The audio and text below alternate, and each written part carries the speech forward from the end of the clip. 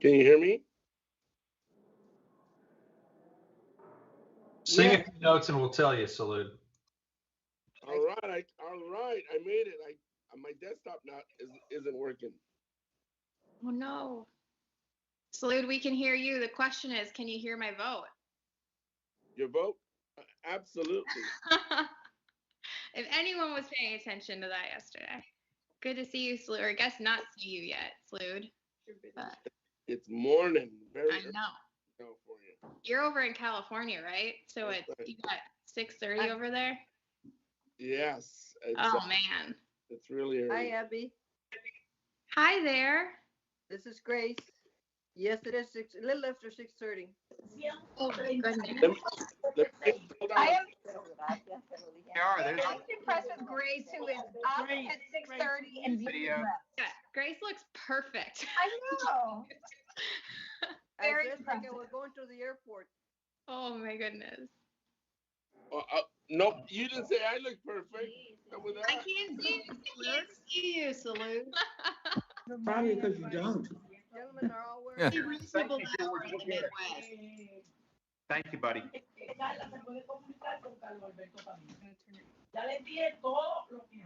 Good morning, everybody. Morning. Morning. Hi, Cherise. Morning. Where's Good my- morning, everyone. It's not even that early here in Can you see my colleagues? Kansas. Hello, Salute. West Coast. Salute, it's Alan. Can you hear me? Salute, you Can do see look me? perfect, just for the record. Thank you. Thank Good morning, my West Coast people. Good morning. Committee on Transportation Infrastructure will come to order. The order of business is to continue amendments to HR 2. I'm pleased to see that we have a number of early risers on the West Coast. Thank you very much for the early hour. You're looking great. And we're ready to proceed as soon as they hand me an amendment. There we go. Okay. First amendment to be considered is an amendment by Mr. Stanton. Will be designated by the clerk. Amendment to the amendment in the nature of a substitute to H.R. 2, offered by Mr. Stanton, number 021. Without objection, the amendment will be considered as read. Mr. Stanton is recognized for 3 minutes to speak on his amendment. Thank you very much, Mr. Chairman. Good morning, everybody. This amendment deals with zero-emission vehicles. Zero-emission vehicles have tremendous potential opportunity. Greg, you came through strong at first, and then you faded out a little. Maybe you moved away from the mic or something. I don't know. Mr. Chairman, can you hear me now? Yeah. Zero-emission vehicles have a tremendous potential opportunity to provide climate, human health, and business benefits through the elimination of harmful tailpipe emissions, as well as an introduction of a more reliable technology. Recognizing that alternative fuel vehicles are heavier than traditional diesel-powered trucks, the FAST Act included a very modest weight exemption for natural gas vehicles to compensate for the additional weight of natural gas fuel systems and tanks. This helped level the playing field for these trucks that were unable to haul the same amount of freight as diesel-powered trucks. In 2019, the provision was expanded to include electric vehicles, battery electric vehicles. My amendment would take it a step further and simply add zero-emission vehicles, including hydrogen and other innovative technologies, to the exemption. Diesel engines have had 100 years to be refined to meet current standards. This exemption would ensure newer vehicle technologies that offer environmental, clean energy, as well as business performance benefits are competitive by bringing these vehicles more in line with other alternative fuel commercial vehicles and providing fleet operators incentives to invest in more sustainable fleets and energy efficient trucking technologies. Encouraging implementation of innovative vehicle technologies and heavy duty fleets across the country strongly aligns with the investments we have made in alternative fuel corridors and in the research and development of alternative fuel vehicle technologies and infrastructure. By simply adding zero-emission vehicles to the current weight exemption, we can support ongoing efforts to reduce pollution, stemming from the transportation sector, creating safer driving environments, and keep America and our commercial fleets on the cutting edge of technology innovation. And I urge my colleagues to support this amendment. Thank the gentleman. Others wish to be heard on the amendment. Then I'll speak to the amendment.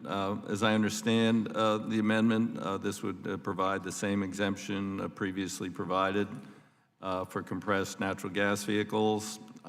It would go to electric vehicles. Some have been critical because at this point of time, there's only one heavy-duty electric truck out there, the Tesla.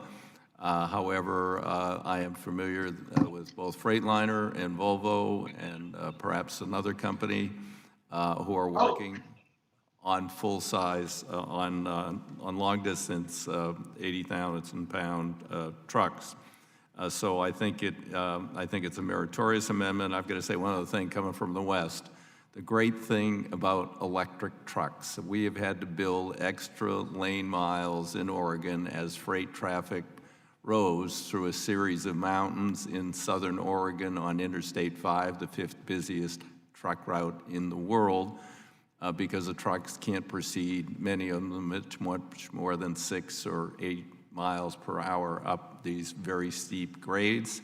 An electric truck will handle those at a speed limit, and then it'll regeneratively brake on the way down the other side. So in addition to providing zero emissions, it will actually reduce the potential for having to build more passing lanes on mountain roads throughout the western United States and any other parts of the country that might have mountains. So with that, I'm prepared to accept the amendment. Are there any amendments to the amendment? Hearing none, I'm going to ask unanimous consent that the amendment be adopted as written. Without objection, so ordered.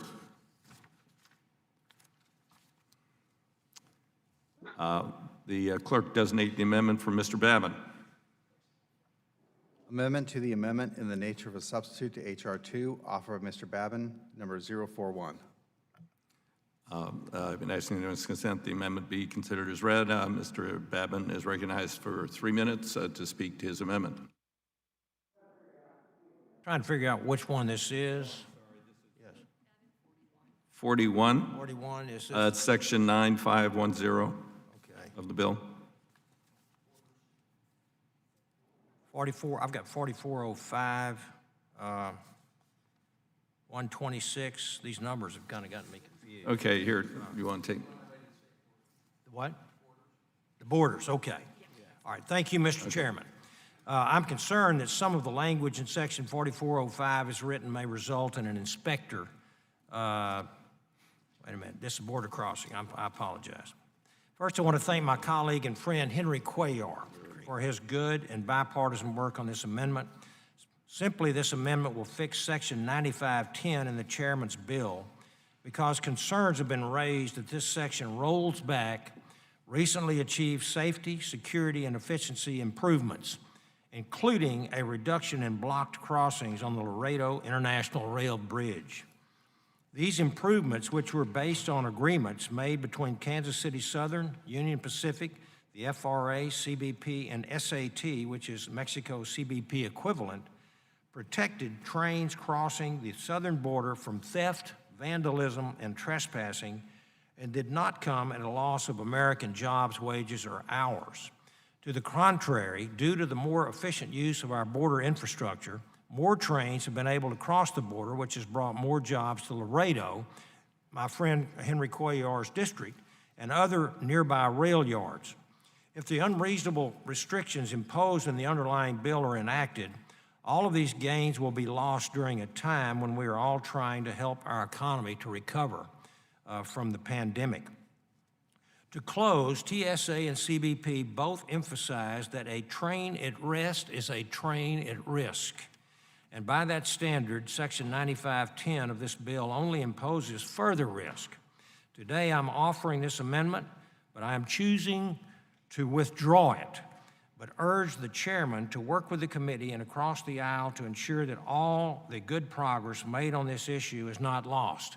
When I say across the aisle, I'm actually helping my friend Henry Coyer on the other side of the aisle to fix a problem in his district. So, Mr. Chairman, is that something that we could work with going forward? Certainly, Mr. Bradman, I'm familiar with this. I've had numerous conversations, Mr. Cuellar. I have visited, I will visit again. We do need to find a solution to this nettlesome problem. It is complicated in terms of, trains being conducted within the U.S. By Mexicans who do not meet U.S. standards. There's got to be a solution somehow. I've talked to labor, we've attempted to talk to Kansas City Southern, who I think could be more forthcoming. And I hope that we can get this resolved to our mutual concern, because I raised the issue of block crossings earlier in the hearing, and it is an ongoing and tremendous concern. So with that, I appreciate the gentleman's offer to withdraw, and we'll continue to work on and hopefully we can work out something before we go to the floor. Absolutely. Okay, thank you. Okay. Yield back. Without objection, the amendment is withdrawn. Next amendment.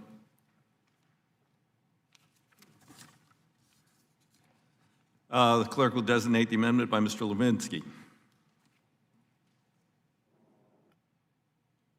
197. I've been handed 197 by Mr. Lipinski.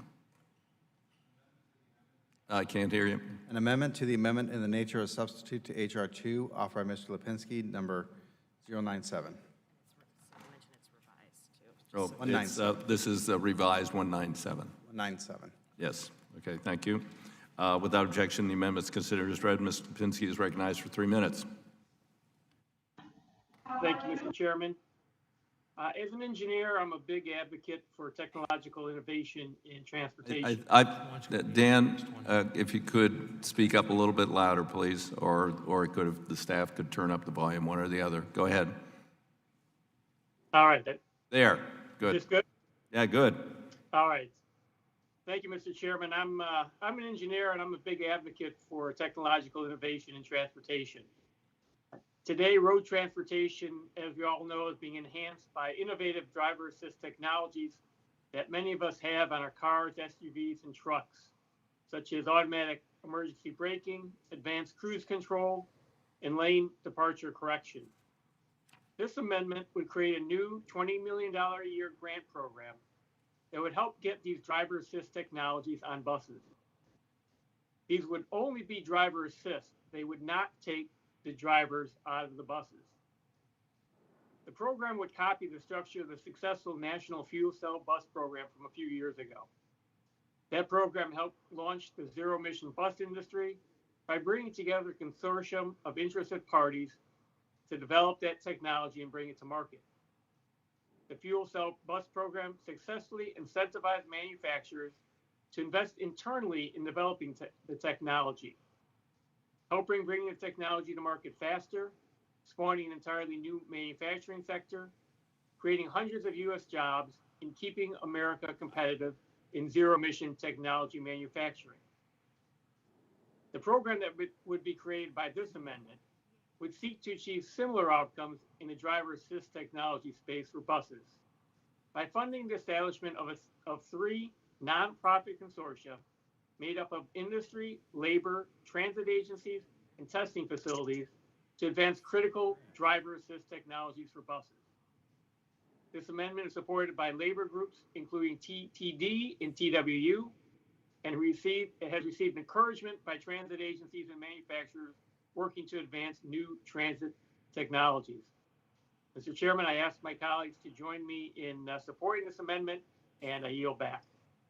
Are there other members who wish to be heard on the amendment? Hearing none, I'll speak to the amendment.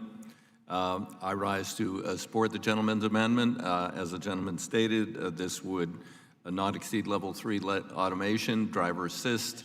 It is supported both by transit unions, by transit companies, and by manufacturers. It could dramatically enhance safety in certain circumstances. and facilitate more throughput. So without objection, I'll ask unanimous consent without objection that the amendment be adopted. Hearing no objection, the amendment is adopted. The clerk will report amendment by Mr. Gibbs. An amendment to the amendment in the nature of a substitute to H.R. 2 offered by Mr. Gibbs, number 024. Without objection, the amendment will be considered as read. Mr. Gibbs is recognized for 3 minutes. Good morning, Chairman. My amendment strikes Section 6006 from this bill. Section 6006 would establish that this committee considers the creation of a new task force to create an excise tax on the movement of freight, and if this is a viable option for raising highway revenues. I believe that creation of this task force is premature. This bill has an extremely high price tag without any serious proposal to how to pay for it, and this proposal seems to me to be equivalent of a value-added tax, which I don't think is the answer. I believe that any consideration of an additional excise tax is premature until Congress considers all funding options and the impact of these options that would have on American companies and American consumers. So if you're going to do a task force, Mr. Chairman, I think you got to open it up to everything and vehicle mileage tax, all different options, and not just have one that look at a specific excise tax that's dangerous. I think that's for a tax on different levels of moving freight, and I think it sure looks like a value-added tax, which I think is very harmful to our economy and our American companies and consumers. So I yield back. I thank the gentleman. Others wish to speak to the amendment. I do. Mr. Lowenthal is recognized for 3 minutes. Thank you, Mr. Chair. I oppose the amendment and urge my colleagues on both sides of the aisle to do the same. As this committee knows all too well, every time we consider the surface transportation bill, we must look for more money to fill in the growing shortfall of the Highway Trust Fund. It's imperative that Congress examine ways to raise sustainable, dedicated revenues for transportation improvements. I've worked on this concept of a freight way bill since I first came to Congress, and I've met many members on this committee on both sides of the aisle about this approach. A freight fee is based upon a simple principle. The users and beneficiaries of our freight system should help fund its improvement. Section 6006 of the Invest in America Act does not impose a new fee or any new tax. It simply convenes a task force to examine this approach. The task force would study how much money it could raise, how we could administer a fee without having a burden on the freight industry. Underlying bill makes key improvements that will enhance our freight infrastructure, but we all know that our states and districts will need additional resources in the years as we go forward. The current infra grant program for freight is oversubscribed 12-1. That means dozens of worthwhile projects to improve the movement of freight across the country are delayed or shelved. This section is supported by a broad coalition of freight stakeholders, including departments of transportation, port authorities, local entities, and freight corridors across the country. I urge all members to vote no on the amendment, and I yield back. I thank the gentleman. Others wish to be heard on the amendment. Hearing none, I'll speak to the amendment.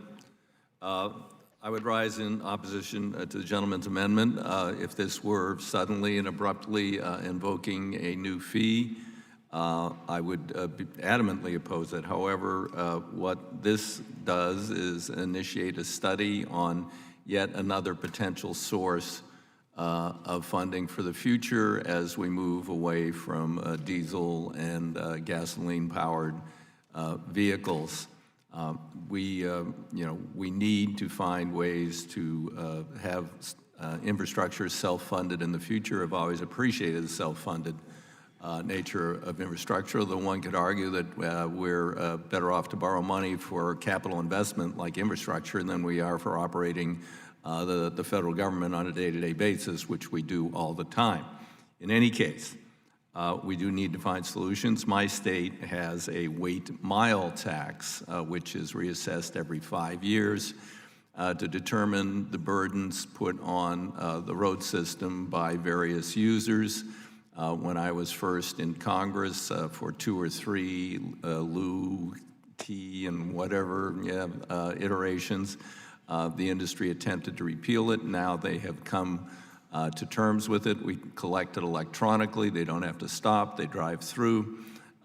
They find that diesel is less expensive in Oregon, and they are fine with it, and it helps us to mitigate properly and compensate for the impact of heavier trucks, and we do allow triples and over 80s with permits on our highway system to make a fair contribution. So this also has potential for the future. The bill also includes provisions for a nationwide pilot program on VMT. I expect in the next surface reauthorization, 5 years from now, that we will be moving to new ways to finance infrastructure. So I would strongly oppose the amendment. Are there amendments to the amendment? Hearing none, the question is on the amendment. Please, those who are going to vote in favor, unmute. If you are in favor of the amendment, signify by saying aye. Aye. Please mute. Those who are opposed, please unmute. Those who are opposed to the amendment, signify by saying no. No. No. In the opinion of the chair, the noes strongly have it. The noes have it, and the amendment is not agreed to. The clerk will report an amendment by Mr. Maloney. An amendment to the amendment in the nature of a substitute to H.R. 2, offered by Mr. Maloney of New York, number 086. I would ask unanimous consent the amendment be considered as read. Mr. Maloney is recognized for 3 minutes. Thank you, Mr. Chairman. Pretty simple amendment. It would restore the National Scenic Byways program, which has gone unfunded for 8 years since 2012. These scenic byways are in every part of our country, and there's probably not a member of this committee that doesn't benefit from the National Scenic Byways program. In my own beautiful Hudson River Valley district in New York, these byways pass by extraordinary sites like Bear Mountain or the United States Military Academy at West Point, and Storm King Mountain, Washington's Revolutionary War headquarters in Newburgh, New York, and the connection to Beacon. But of course, that would be true of every member of this committee.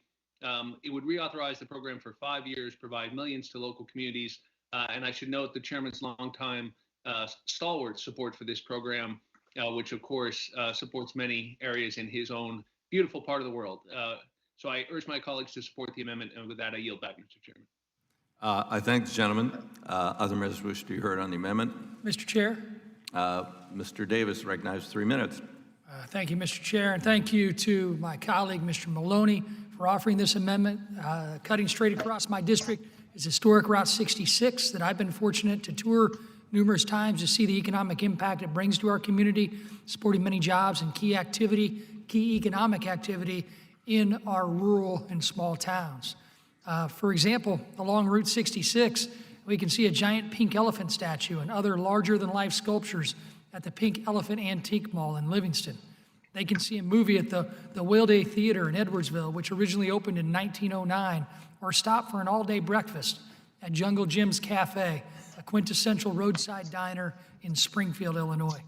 Because of the economic catalyst many of these byways serve, I strongly support reauthorization of funding for the program. And for that reason, I urge my colleagues to support this amendment. Yield back the balance of my time. I thank the gentleman. Others wish to be heard. If not, Mr. Chairman? Yes. Mr. Chairman?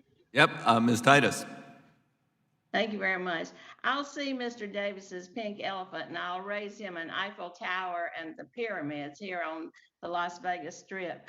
I'm the Democratic co-chair of the Congressional Travel and Tourism Caucus, and I want to thank Mr. Maloney for leading this effort to reauthorize the National Scenic Byways program. I have the first nighttime scenic byway in my district, which is the Las Vegas Strip. There's nowhere else in the country within just a couple of miles you can see a pyramid, the Statue of Liberty, the Doge Palace, a pirate ship, and the Eiffel Tower.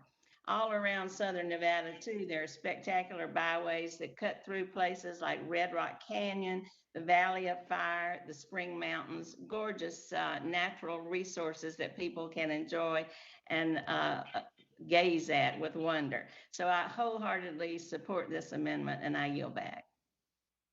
Mr. Chairman? Yes. Ms. Weber. Weber, I see you, Randy. Go right ahead. You're recognized for 3 minutes. I'll see her Eiffel Tower and raise her an Alamo. I'll yield back. Hey. I thank the gentleman. Others wish to be heard with scenic wonders in their district. Mr. Littlegraves. Yeah. Thank you, Mr. Chairman. Mr. Chairman, I just want to quickly thank Mr. Maloney for bringing this bill up. I know that last year I had a chance to work on this bill with Ms. Cicilline, and I think I recall my good friend from Illinois jumping up on the floor and speaking in support as well. So I just want to urge adoption, and I appreciate my friend from New York taking the lead on this. Yield back. I thank Mr. Graves. Oh, hello, Mr. Any more Chairman. scenic touring? Yes, me. Alvia, recognized for Yes, 3 I wanna minutes. thank, Mrs. Series. Congressman Maloney for this. This is great, but I just want to remind everybody that the real thing is in my district, the Statue of Liberty. Okay. So noted. It's not quite on the highway, but okay. With that, having taken a tour of part of America, I got to add my part. You can see, we heard some very notable things, and I have I forgot the name already. What was it, Kathy? Prehistoric gardens, where you can see fabulous, biologically correct dinosaur replicas amidst an old growth forest. So I think we all need to tour around each other's districts a bit. I've been in Rodney's district. I did miss the pink elephant and jungle gyms, but my wife is from your district. If I ever get back there, I'm going to look them up. All right, thank you. Actually, I do strongly support the amendment. I would disagree. I think what Mr. Maloney meant was I think the program was last reauthorized in 12. Actually, this was a program that Senator John Rockefeller and I created way back in the 90s in one of the T iterations. I can't remember what the acronym was or what it stood for, but it has been a long-standing program, and it's meritorious of support. I fully support the amendment. I'm willing to accept the amendment by unanimous consent. I'll ask unanimous consent that the amendment be accepted. Hearing no objection, the amendment is accepted. Thank you, Mr. Chair. The clerk will designate Mr. Gibbs. An amendment to the amendment in the nature of a substitute to H.R. 2, offered by Mr. Gibbs, number 025. Without objection, the amendment is considered as read. Mr. Gibbs will recognize for 3 minutes. Thank you, Mr. Chairman. My amendment would strike section 9511 from the bill. Section 9511 would expand the scope of our service laws to apply to railroad yard master employees. Imposing hours of service restrictions on all employees engaged in all activities is impractical and unnecessary. Current hours of service laws already cover employees directly involved in the movement of trains along the rail line. A yard master is a supervisor of a rail yard. Yard masters monitor activities of workers in and around yards and coordinate freight car movements for loading and unloading. The yard master is merely a conduit working from an office and transferring directions and instructions from management to the employees on the ground. The yard master, as much like the other management employees, is engaged in an activity that could impact the safe operation of a train. They are already subject to hours of service laws already. The vast majority of yard masters work at a set shift with set days off, already reducing fatigue concerns. These work schedules and hours of work are already addressed in current regulations and railroad collective bargaining agreements. In a recent Federal Railway Administration study, 99.8% of all train accidents were attributable to personnel other than yardmasters, and only 0.2% is attributable to yardmasters, and 0 were proven to be related to fatigue. That's a Federal Railway Administration study. Hours of service laws are intended to promote safety while employees are directly involved in the operation or movement of trains. And when a yardmaster takes on these roles, hours of service laws already apply. This provision would not increase the safety of railroads, and the FRA data supports this by finding that 0 accidents are attributable to yardmasters have been related to fatigue. Mr. Chairman, I am prepared to withdraw this amendment and look forward to continuing with the chairman on this issue. We're working with the chairman on this issue. I yield back. I thank the gentleman's willingness to withdraw. We are always interested in the highest levels of safety, and I would be interested in working with the gentleman to examine, whether or not this is necessary and what are the conditions it's a very complicated environment in some very large yards. So with that, I appreciate the gentleman's willingness to withdraw, and without objection, the amendment is withdrawn.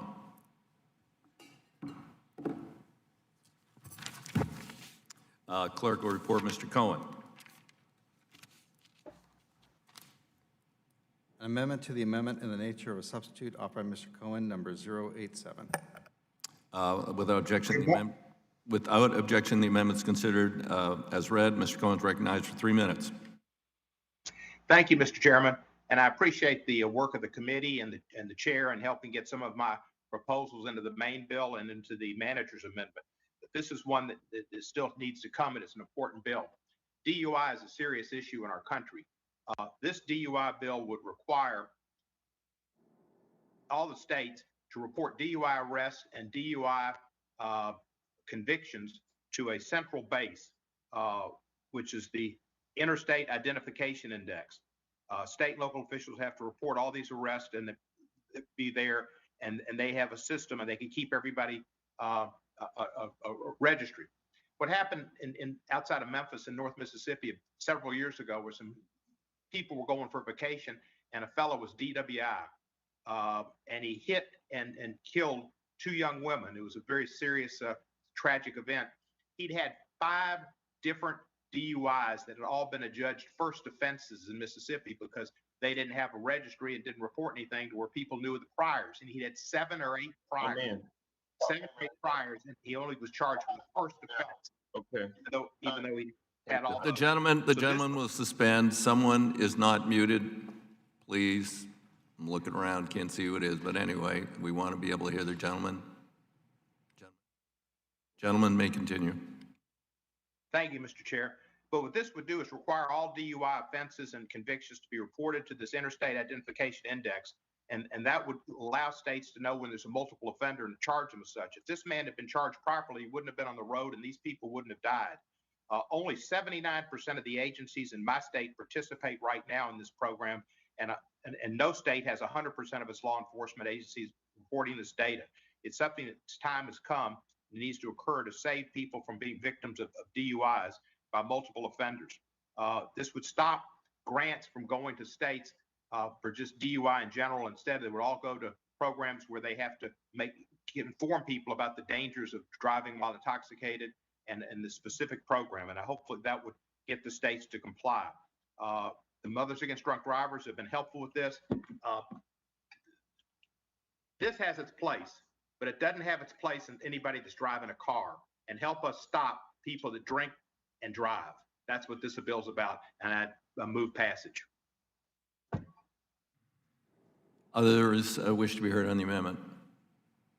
Okay, I will then recognize myself. I have worked very closely with Mothers Against Drunk Driving since my first days in politics as a county commissioner. My wife's sister was killed by a drunk driver, so we've been personally affected by drunk driving, and I don't think there's anyone who takes a stronger stance against it and wants more enforcement. But my particular concern with this amendment is the perverse impact of saying that if a state doesn't properly report DUI arrests that they would lose drunk driving prevention funds, which seems a perverse way to enforce this provision.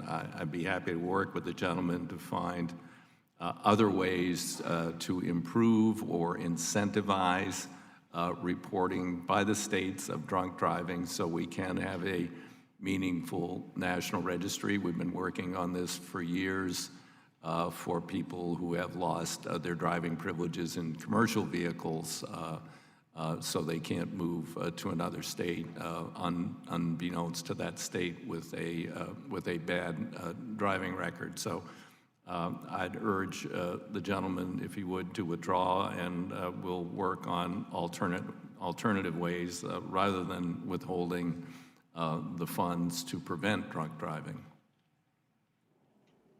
Knowing, I think it was Light Horse Harry Lee said it's better to run away today than to be able to fight another day. And in the spirit of Light Horse Harry Lee, I will withdraw the amendment. I thank the gentleman for his offer to withdraw, and without objection, the amendment will be withdrawn. The clerk will report amendment by Mr. Gibbs. An amendment to the amendment in the nature of a substitute to H.R. 2, offered Mr. Gibbs, number 027. 027? 27. Okay, 27. I thought you said 3. Okay, 027. Without objection, the amendment will be considered as read. Mr. Gibbs recognized for 3 minutes. Thank you. Thank you, Mr. Chairman. My amendment would strike section 4202. Bob, you might just speak up a little bit more. Okay. My amendment would strike section 4202 from the bill. Section 4202 would make FMCSA's Compliance, Safety, and Accountability Program, or more commonly known as the CSA Safety Record, public once again. Allowing section 4202 would reinstate a program which has substantial flaws that negatively affect a trucking business reputation and safety rating. If another vehicle causes an accident with a truck, should the truck be penalized when the other vehicle is determined to be at fault? Well, the answer, of course, is no. Yet under the CSA program, that accident counts negatively towards the carrier score. Under this language, an accident not caused by a truck driver will impact on the carrier score. This can result in lost business and unintended economic damage to the trucking industry. CSA scores should be used internally for resource allocation, and that will ultimately determine if a carrier is safe to use. FMCSA has responsibility to ensure our roads are safe and should not be using flawed methodology to brand companies as unsafe or unfit to use. I urge adoption of this amendment by both sides and all members present, and I yield back. Other members wish to be heard on the amendment? Hearing none, I'll address the amendment. Actually, I've been intimately involved in this issue since I chaired the Transportation Transportation Subcommittee in 2007 to 2010. Held numerous hearings on this, was very critical of FMCSA, their criteria, particularly the no-fault criteria if your truck is parked. They have dithered for now more than a decade.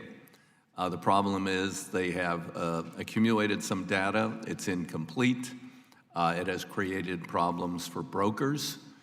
Brokers would like to have a meaningful database that has proper criteria so they can weed out unsuitable drivers so they're not subject to litigation for having brokered a load to someone with a miserable driving record unbeknownst to them. Only, I think, 3% of carriers are currently rated as most are unrated. So it's this big black hole out there, and there's two solutions proposed. We fix this crappy system, get it up and running, and use proper criteria, or we go through what would be probably a very long and contentious battle over waiving any liability for brokers, no matter who they chose to carry a load. So this would, if FMCSA can get it together, get it done properly, this does not and will not implement ultimately their stupid criteria of saying if your truck was properly parked in a legal spot with your triangles out and some idiot still runs into you, that it would go down as a black mark on your record. What we need is a system that makes sense. There are a few bad drivers out there.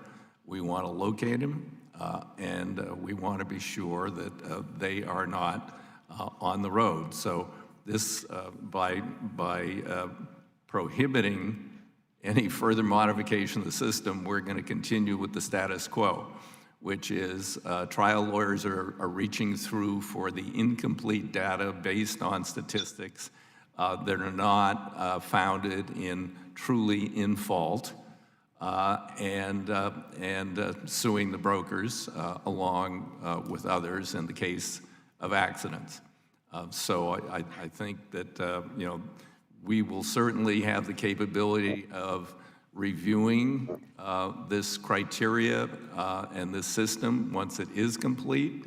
And if it still includes tallying, which I am assured it won't, drivers who were totally not at fault with a properly parked truck, then and other instances, then I would urge the committee to, to vitiate the program and get them to do it right. But they tell me that they are developing it. They are going to use reasonable and sensible criteria. They're trying to improve reporting by the states so that they have more criteria to input into the system. And then when they finally do get the system up and running, the brokers will be able to choose from companies which have a good rating that is meaningful and not be subject to litigation. So I would strongly oppose the amendment. Do others wish to be heard on the amendment? Hearing none, are there amendments to the amendment? Hearing none, we would move then to voting on the amendment. Those who are going to be in favor, get ready and unmute. Those who are in favor signify by saying aye. Aye. Thank you. Mute or be quiet if you're here. And those who are opposed, get ready, unmute. Nay. Wait, I called the vote. I'll call the vote. You wait, we should have worked this out after 2 days. I tell you to unmute, you wait a second. I say those opposed will signify by saying nay. All together now. Nay. Nay. Nay. Thank you. In the opinion of the chair, the nays strongly have it. Mr. Chairman, ask for a recorded vote. The gentleman requests a recorded vote. Recorded vote is ordered. I don't have that script in front of me with all the rigmarole. I rise in opposition to the gentleman. No, that's the wrong one. No, I need the rigmarole. No, it's not. It's not. Oh. I'll get it. Sorry. Can't I just say ditto? Okay. A recorded vote was requested. A sufficient number of members having requested a recorded vote pursuant to Rule 5E, the Rules Committee on Transportation Infrastructure, recorded vote on the amendment is ordered as mentioned at the beginning of the markup pursuant to Committee Rule 5F and the House Rule 11 2H4. The chair will postpone further proceedings on the amendment until a later time. Mr. Chair? Yes. Mitchell here? What's that?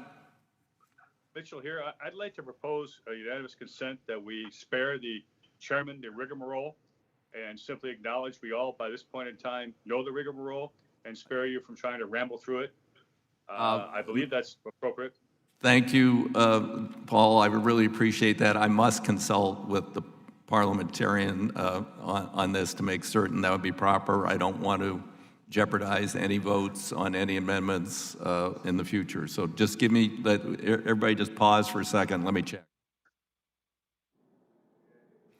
Parliamentarian says it's fine. Now, why they didn't tell me that someone could have asked for that 25 or 30 amendments ago, I don't know. Thank you, Paul. Sorry you're retiring.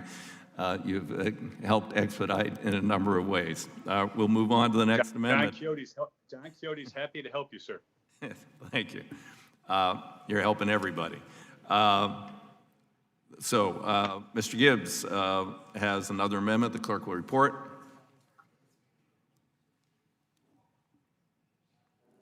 It's number 027, according to what they handed me. Whoops, sorry, they handed me the wrong one. That's what he just handed me. That's the one we just did. Give us Okay. 1 second, we got it. Okay. There's a lot of paper up here. Yeah. We'll figure out what one. I mean, do you know what one we're looking for? I don't. They don't. Too many thousands pieces of paper. No. No.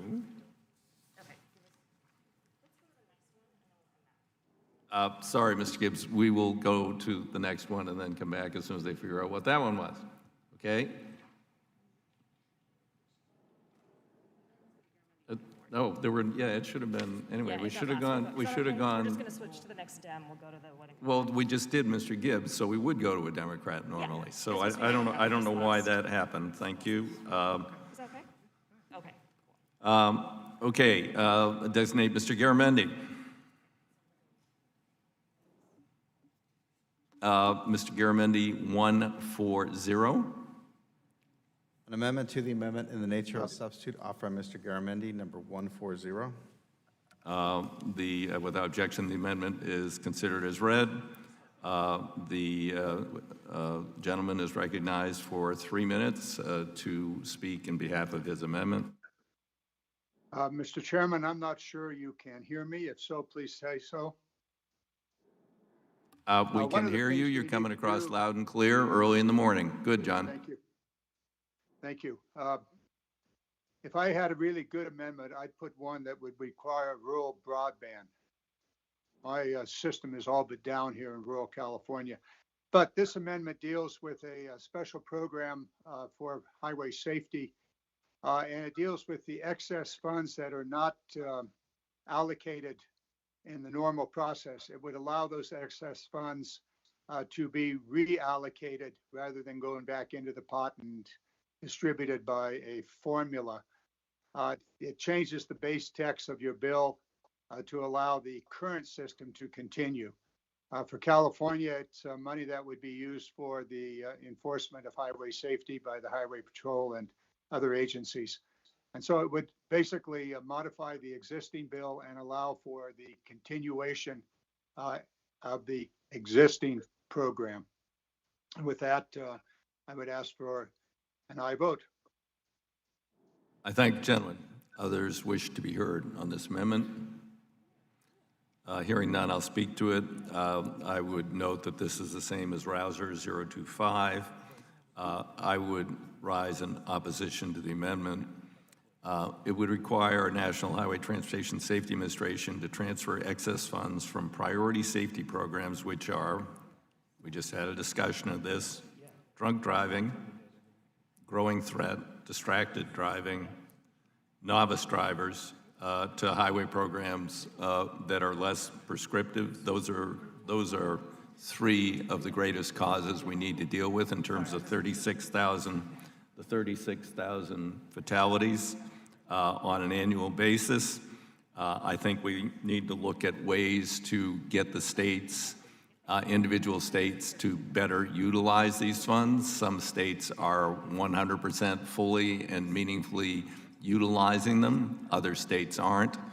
Rather than transferring the funds to less effective programs that are less targeted at the major cause of highway fatalities, I would strongly prefer to look at ways to remove whatever impediments there are or concerns by the states that aren't fully utilizing these funds. It's beyond me why no state would not want to utilize those funds fully in terms of traffic enforcement. So I would have to oppose the amendment. Do others wish to be heard on the amendment? Are there amendments to the amendment? Hearing none, I will proceed to a vote. The usual, those who intend to vote in favor will unmute at this point in time. Those in favor signify by saying aye. Aye. Okay, the gentleman will mute. Those who are opposed to the amendment will unmute and signify by saying no. Nay. No. No. No. In the opinion of the chair, the noes strongly have it. Noes have it. The amendment is not agreed to. The clerk will designate Mr. Stauber. Sorry. Mr. Chair, I have an amendment at the desk. Okay, clerk will read the amendment. Amendment to the amendment in the nature of a substitute to H.R. 2, offered by Mr. Stauber, number MN-31. I don't know what MN is, but okay. Thank you, Chairman DeFazio. Wait, I got to say magic words. Without objection, the amendment is considered as read. Maybe we can suspend. No, we won't suspend those. Go ahead. Thank you, Mr. Chairman DeFazio, Ranking Member Graves. My simple amendment benefits both infrastructure projects that are under review today and in the future. This amendment provides a necessary update to the National Environmental Policy Act by disallowing injunctions filed to halt a project completely. Instead, it allows for the sponsors to remedy the issue and continue to build. According to the Council on Environmental Quality, 60% of highway projects in this country take more than 6 years to complete an environmental review. A major part of this issue is the continued weaponizing of the court system. Whenever we want to build a highway, develop a renewable energy project, or lay a transmission line, these projects face an array of lawsuits solely designed to stop progress. NEPA was designed to function as a checklist used by project sponsors to comply with applicable laws.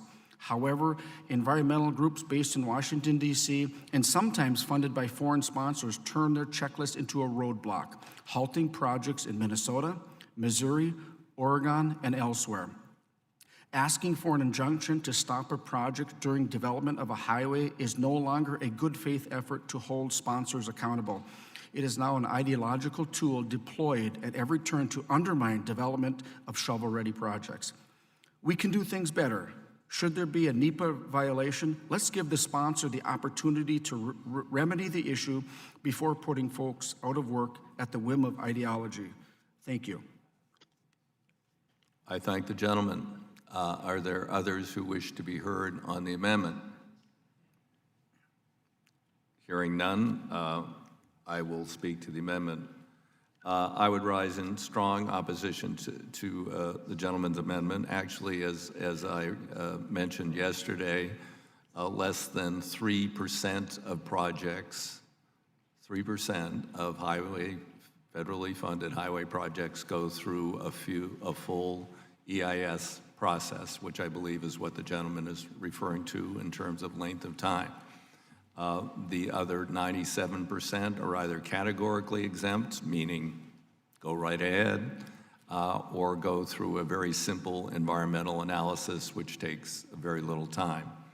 A very small minority of the projects, the 3%, are major projects, and since he mentioned my state, I'll mention a very contentious project in the Portland area, not my district, Mr. Blumenauer's district, in the Portland Rose Quarter, which had not gone through a full process, and there was a massive outpouring of opposition by all of the, or many of the affected citizens and businesses in the area of this very large, very expensive project. And had not the state chosen, and they did finally under pressure, the State Transportation Commission withdrew their approval, the opponents would have had no recourse to prevent, essentially irreconcilable harm, which is the beginning of the project, tearing things down, excavating, and, by getting injunctive relief. It's infrequently used. It is used in some percentage of the 3%. So even if it is 60% of the 3%, that's 1.8% of the federally funded highway projects. And again, many of these are controversial. There's been an issue pending in California for 25 years to build a new highway to the ocean, which has faced massive opposition from both sides of the aisle through actually Orange County and conservative area. And injunctive relief has been sought. Much litigation has gone on. I doubt the thing will ever go forward. And, those are the kinds of things that people point to. Well, they are delayed for a purpose. No one wants them except, the pointy head engineers somewhere in CalDOT or whoever a private entity, if it's a P3, wants to push the project forward. So I would strongly oppose the gentleman's amendment. Do others wish to speak on the amendment? Hearing none, then I would ask if there are amendments to the amendment. Hearing none, we will then proceed to a vote. I'll just remind everybody, if you're going to vote aye, get ready, unmute. Those in favor of the project will the amendment will signify by saying aye. Aye. Aye. Mute, please. Those opposed to the project, please unmute. Please signify by saying no before you answer the phone. No. No. No. No. Opinion of the chair. No. In the opinion of the chair, the noes have it. Mr. Chair, I'll request a recorded vote. Recorded vote is requested. We dispense with the reading, and the recorded vote will be in the queue for a later time.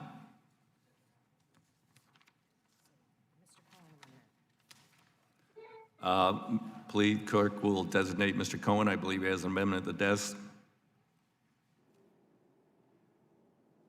Number 089. 089. Cohen. An amendment to the amendment in the here.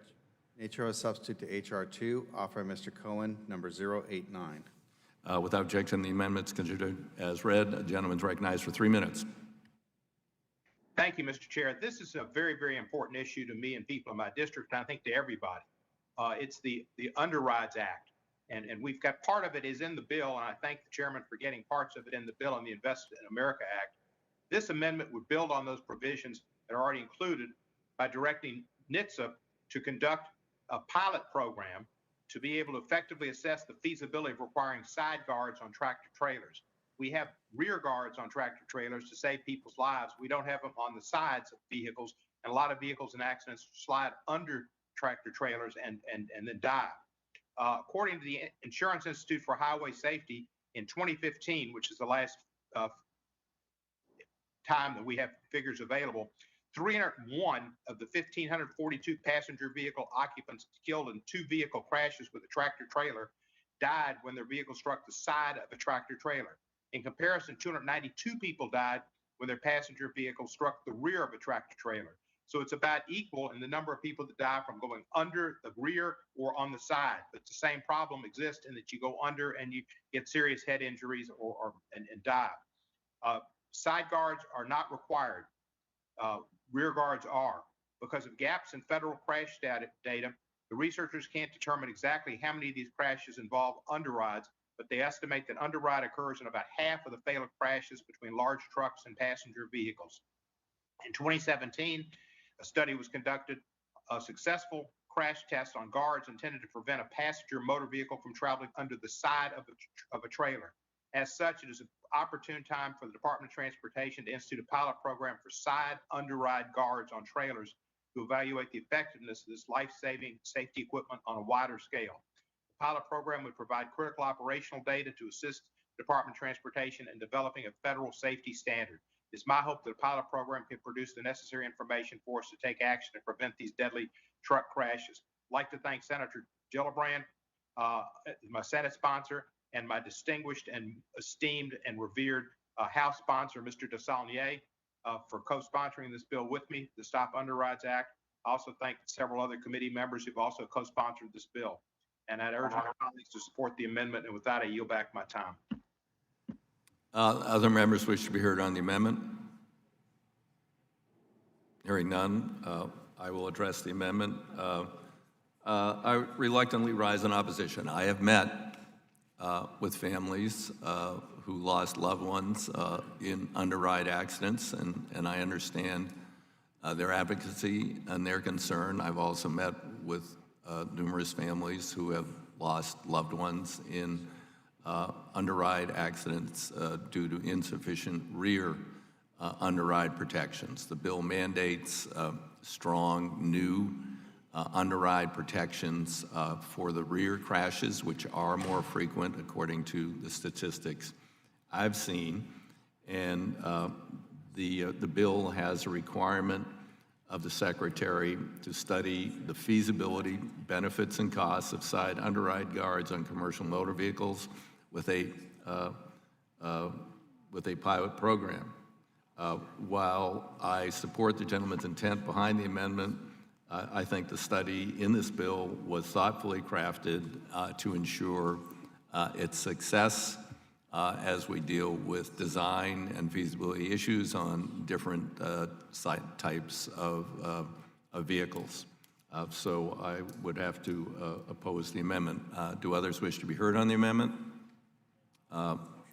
Hearing none, are there amendments to the amendment? Hearing none, we will proceed to a vote on the amendment. Those who intend to vote in favor, please unmute. Those who are in favor of the amendment signify by saying aye. Aye. Thank you. I didn't see an aye. Yeah, I think that was twice, Steve. We heard you. You can't talk twice. Please mute. Those who intend to vote in opposition to the amendment, please unmute. Signify by saying No. nay. Nay. Nay. No, sorry. In the opinion of the chair, the nays strongly have it. You could have parked up and nobody. The nays have it. And the amendment is not agreed to. Okay. The chair is going to engage in discussions, and Mr. Lynch is going to replace him for a few moments.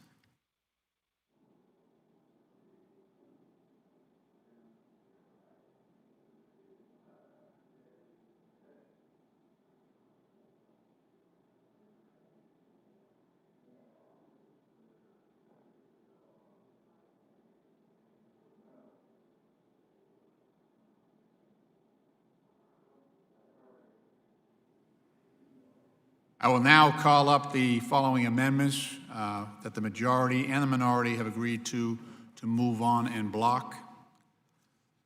Carbajal, 74, Finkenauer, 82, Finkenauer, 83, Finkenauer, 84, Mr. Brown, 218, Mr. Graves of Louisiana, 02, Mr. Gallagher, 115, Gallagher, 116, Alderson, 021, Crawford, 052, Crawford, 056, Crawford, 06, Davis, 112, Gonzalez Colon, 134, Gonzalez Colon, 132, Balderson, 25, Graves of Louisiana, 121, Gibbs, 031, and Gonzalez Colon, 149. The clerk will now designate those amendments within the en bloc. An en bloc amendment offered by Mr. Lynch to the amendment in nature substitute to HR 2, consisting of the following: Carbajal 74, Finkenauer 82, Finkenauer 83, Finkenauer 84, Brown 218, Graves, Louisiana 02, Gallagher 115, Gallagher 116, Balderson 021, Crawford 052, Crawford 056, Crawford 06, Davis 112, Gonzalez Colon of Puerto Rico 134, Gonzalez Colon of Puerto Rico 132, Balderson 25, Graves of Louisiana 121, Gibbs 031, Gonzalez Colon of Puerto Rico 149. Without objection, the amendments will be considered as read, and I recognize, let's see.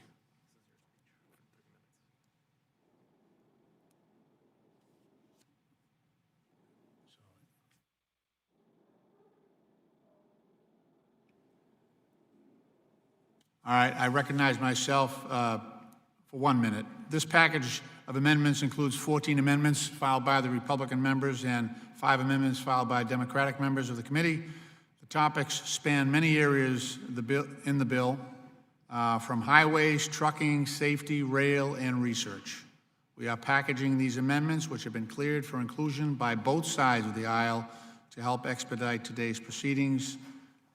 Again, these amendments include Balderson 021, Balderson 025, Brown 218, Carbajal 74, Crawford 06, Crawford 52, Crawford 56, Davis 112, Finkenauer 82, Finkenauer 83, Finkenauer 84, Gallagher 115, Gallagher 116, Gibbs 31, Gonzalez Colon 134, Gonzalez Colon 132, Gonzalez Colon 149, Graves of Louisiana 121, Graves of Louisiana PL 02. And do any other members wish to be recognized to speak on this amendment en bloc? Mr. Chair. Mr. Chairman, Gonzalez Colon for Puerto Rico. Gentlelady is recognized. Thank you, Mr. Chairman. I would like to offer my amendment, Gonzalez Colon 132, 134, 149 in block package. The reason for these, everybody knows about the hurricanes and the earthquakes in Puerto Rico in the last 3 years. So this amendment will do section 1202 to include funding for pre-disaster training programs as well as program development that are necessary to help agencies and regional stakeholders plan and prepare for multimodal recovery efforts. Immediately post-Hurricane Irma and Maria, the island transport and communications infrastructure were in ruins. No commercial trucks could use any of the main roads due to debris and the state of roads themselves. Supplies made it to the island, but were stranded in the port of San Juan, unable to reach those in need until, of course, the access to the roads were restored. This amendment will seek to create a region-wide telework program to provide flexibility for those who are able to continue to work from wherever they are. I'm also happy to see the Amendment 134, which encouraged the Secretary of Transportation to procure additional data as necessary from the University Transportation Centers, or UTCs, such as the University of Puerto Rico Mayagüez campus, private sector providers, necessary to develop the transportation demand data and modeling study. The study will help better understand the shifting patterns of transportation demands while formulating data to construct forecasts, which will help travelers to make informed choices and reduce traffic congestion. The University of Puerto Rico and Mayagüez campus, part of the National Institute for Congestion Reduction, contributes to the Sole Research Policy Center of Reducing Congestion. By allowing this amendment, the Secretary of Transportation can buy research and data from all UTCs and will continue to work on critical issues and solve national problems. Lastly, my amendment included in the block 149 encouraged the Secretary to include projects in multimodal transportation system management and operation elements that better integrate the ability for users to plan, determine, and pay for multimodal trips in the prioritization process for the Community Climate Innovation Grants. This system and operation projects are specifically designed to help agencies manage transportation networks, provide information to commuters, and address incidents quickly. This will help transportation system react and respond to incidents and events faster and more efficiently than ever before. This will be critical for towns and regions planning for major events such as concerts, among many others. So I thank again the chairman for including my amendments in the en bloc package, and I encourage all my colleagues to vote for it. I yield back. The gentlelady yields back. The chair now recognizes Mr. Graves of Missouri for 3 minutes. Thank you, Mr. Chairman. Mr. Chair, I'm glad that we could find some amendments to package together and move forward, and I appreciate very much the majority working with us on this, and I'd urge all members to support and yield back. Gentleman yields back. The chair now recognizes the gentleman from Illinois, Mr. Davis. For 3 Thank you. I don't think I'll be as brief as Ranking Member Graves, but thank you, Ranking Member Graves. I do want to thank the chair and the Ranking Member and our staff on both sides for putting this en bloc together. And in this en bloc, it includes a provision that we put forth that deals with campaign finance. In H.R. 2, the Secretary of Transportation has the authority to issue civil penalties against rail companies that block a crossing for more than 10 minutes. The amendment that's included in this en bloc simply states there may not be an assessment on that civil penalty to require an individual finance a campaign in a congressional election.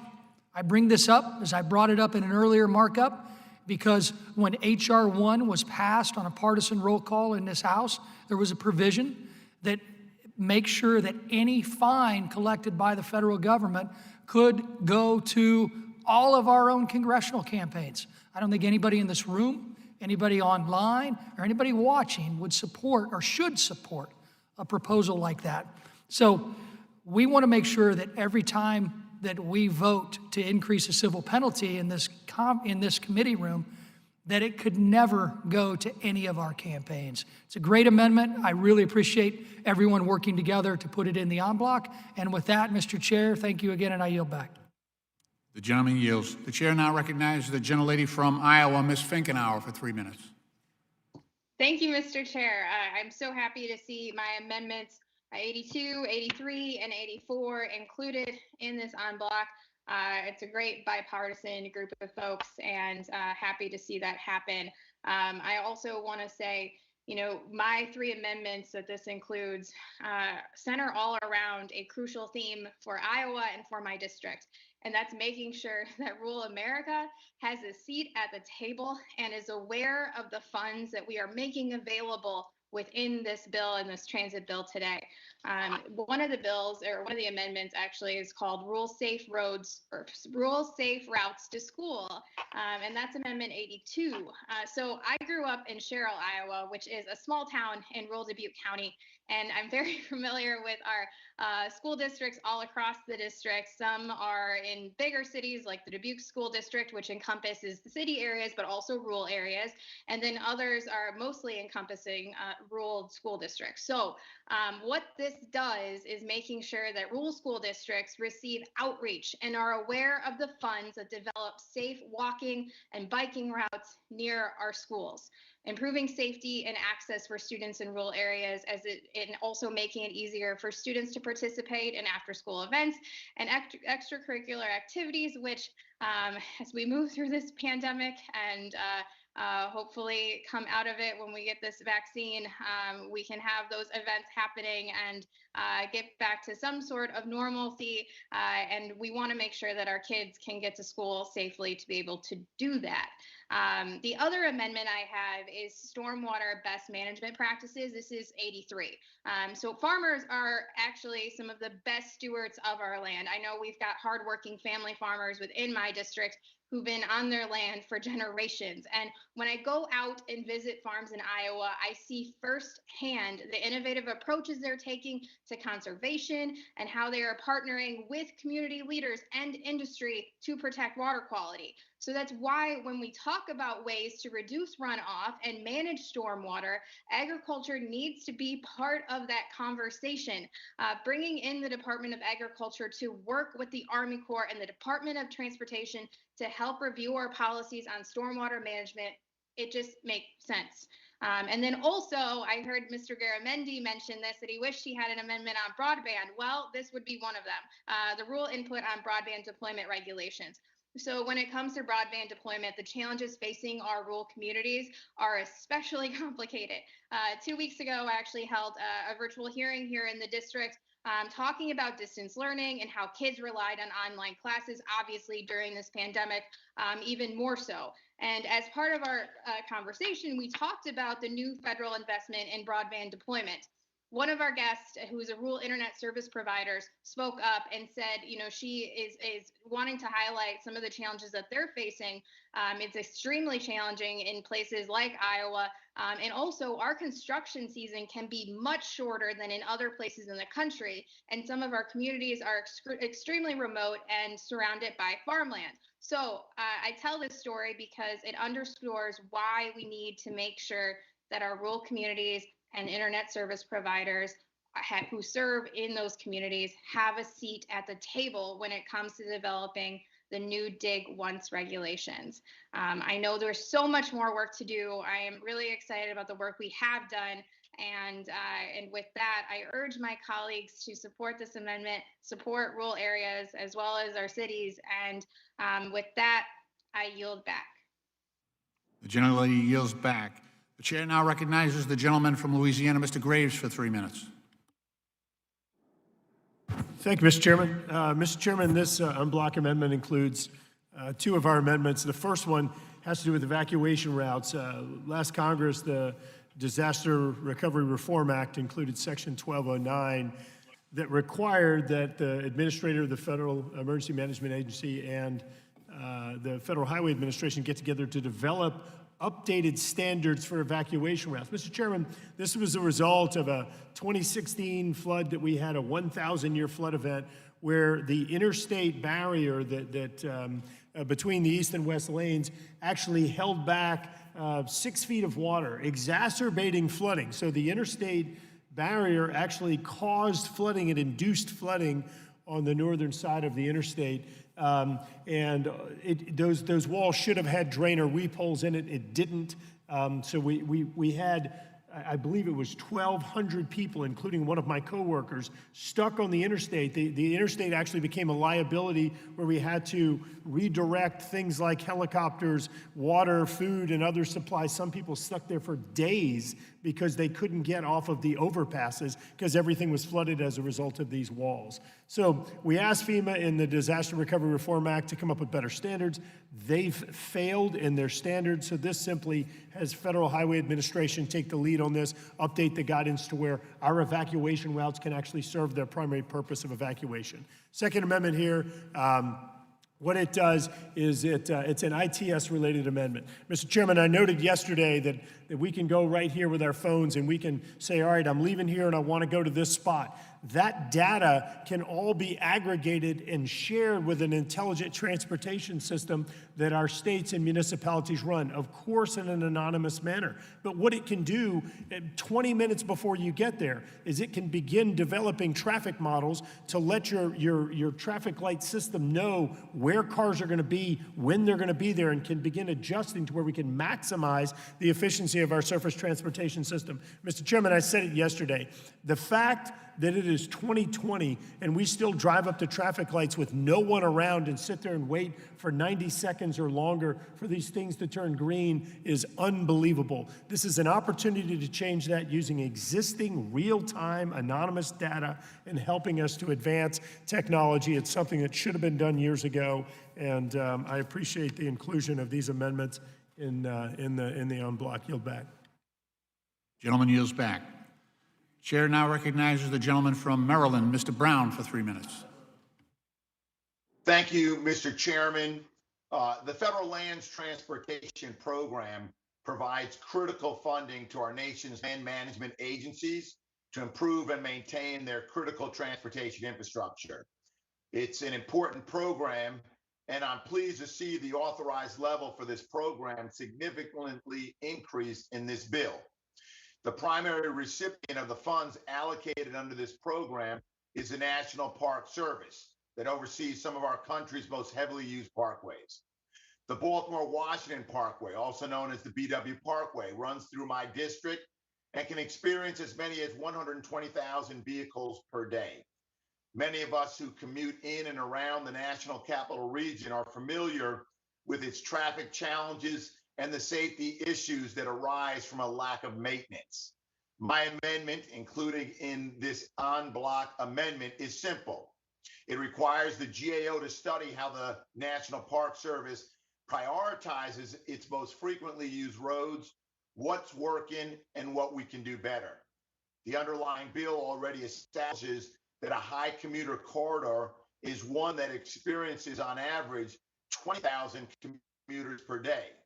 According to the National Park Service, there are several parkways within their jurisdiction that meet this threshold, and we ought to have a better understanding of how we are allocating federal resources to meet the demand. My amendment does not take a position on how these resources should be allocated. It simply directs the GAO to look at how these resources are typically prioritized, as well as the challenges facing the National Park Service. Congress must have more clarity on how the Park Service prioritizes maintenance of federal lands transportation facilities. We must ensure that the Park Service properly addresses the maintenance backlog and prioritizes federal land transportation facilities that are in need of repair. I thank my colleagues for supporting this bipartisan amendment, and I yield back the balance of my time. Thank you, Mr. Chairman. The gentleman yields back. The chair now recognizes the gentleman from Ohio, Mr. Balderson, for 3 minutes. Thank you, Mr. Chair, and I would also like to thank Chairman DeFazio and other members to allow me to speak on this amendment and to include it in the en bloc. So thank you very much for both these amendments. I was happy to see that the INVEST Act in America includes a comprehensive study on safe interactions between automated vehicles and road users. This study will ensure the increasing deployment of automated vehicles does not jeopardize the safety of existing road users. I believe it's crucial that we understand and examine the ability of AVs to interact safely with road users and identify barriers to improve the safety of everyone on the road. While this study includes motorcycles in its definition of general roadway users, the bill specifically recognizes that bicyclists and pedestrians have unique characteristics that need to be accounted for in the study. You don't need to be a rider like myself to understand motorcycles have their own unique challenges and characteristics that aren't always accounted for by cars and trucks, similar to the special circumstances that we need to study for bikes and pedestrians. Concerns regarding the deployment of autonomous vehicles is not new to the motorcycle community. Back in 2018, Michael Sayre, Director of Government Relations for the American Motorcycle Association, told publication Ride Apart, the AMA wants the technology to be developed with us and with motorcyclists in mind, rather than deploying the technology and then trying to work motorcyclists into the picture.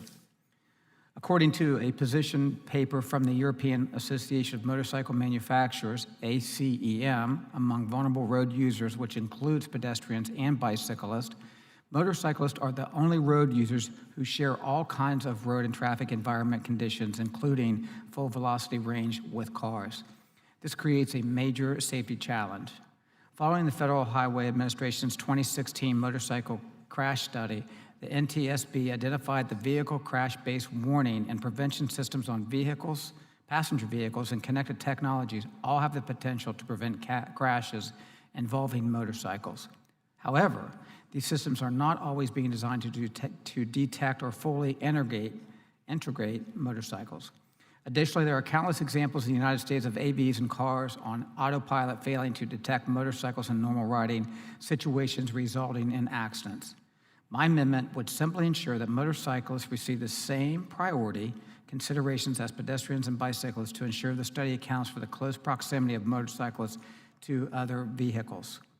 Additionally, the bill creates a working group to assist in the development of the DOT study and recommendations. The working group includes representatives from all 15 organizations and industries, but does not include any motorcyclist or motorcyclist organizations. My amendment would ensure that a motorcyclist rights group is a representative of the working group. With over 8.6 million motorcyclists on the road in the United States, they need a seat at the table to ensure their concerns are voiced regarding the deployment of this new technology. I yield back. Thank you very much, Mr. Chairman. Gentleman yields back. The chair now recognizes the gentleman from Texas, Mr. Allred, for 3 minutes. Thank you, Mr. Chairman. I'm going to yield back my time, but I will jump in later if need be. We appreciate that. Thank you, Mr. Allred. The gentleman yields. The chair right now recognizes the gentleman from Wisconsin, Mr. Gallagher, for 3 minutes. Thank you, Mr. Chairman. I thank my Democratic colleagues for accepting two of my amendments of the en bloc. My amendment number 116 would reauthorize the Motorcyclist Advisory Council at DOT. The council has not finished its work, and my amendment would reauthorize it for 6 more years so that the 9 million registered motorcyclists in this country would continue to have a seat at the table with regulators, which is absolutely essential. The en bloc also includes my amendment number 115, which establishes an advisory board at the Federal Motor Carrier Safety Administration focused on issues of discrimination and harassment of women in trucking. A constituent group in my district brought to my attention that women can sometimes face unique challenges in trucking, like needing to pass an overnight training evaluation with a male instructor. And my amendment would give these women a voice at the highest levels. And I think we all have an interest in ensuring we can get more more women in the trucking industry. And so I urge my colleagues to support the en bloc, and I yield back, Mr. Chairman. Thank you. The gentleman yields back. At this time, do any other members wish to be recognized to speak on the en bloc amendment? Hearing none, the chair determines that the question is now on the amendment.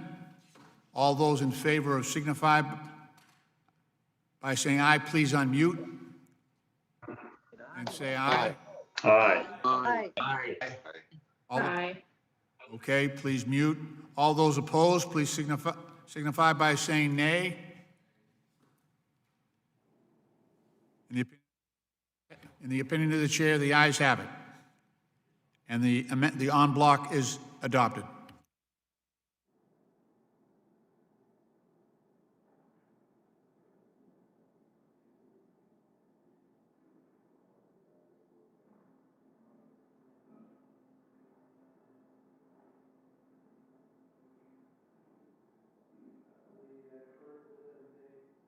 Clerk will designate Mr. Stauber. Amendment at the desk. Amendment to the amendment in the nature of a substitute to H.R. 2, offered by Mr. Stauber, number 043. I ask in extent the amendment be considered as read. Mr. Stauber is recognized for 3 minutes. Thank you, Chairman DeFazio and Ranking Member Graves. For the provision in this bill to become a reality, we need a cobalt supply chain. According to the nonpartisan International Energy Agency, electric cars and electric vehicle charging stations require precious metals. Cobalt, for example, amplifies charging batteries in electric vehicles, while copper is a powerful conductor of electricity. The world's leading exporter of cobalt is the Democratic Republic of Congo. Let me read the findings in my amendment that I ask you to listen to while looking at these 2 young children in the picture I have on the easel. UNICEF and Amnesty International estimates that 40,000 boys and girls work in mines across the Congo for up to 12 hours a day and earn no more than $2 a day. The boys and girls working in mines in the Congo do not attend school. They are beaten by security guards, and they are exposed to high levels of cobalt, but are not issued protective equipment.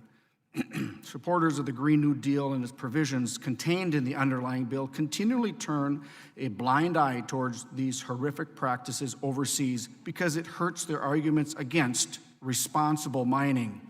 Instead, we can mine cobalt and other minerals here like we have mined iron ore for a century and a half. There are massive, untapped cobalt reserves in my district in northern Minnesota. The choice here is clear in my mind. Instead of sourcing minerals from foreign child mines, We should have a union-protected workforce, negotiate a collective bargaining agreement so we can ethically fulfill our need for cobalt and other metals. My amendment, H.R. 2, would require copper, nickel, cobalt, platinum group elements, rare earth elements, and other minerals needed for renewable energy technology, national security, and everyday life be sourced from within the United States. If this committee is serious about putting electric vehicles on the road, I suggest we do so by supporting ethical labor practices. I ask you to vote in favor of my amendment, and I yield back. Do others wish to speak to the amendment? Hearing none, I'll speak to the amendment.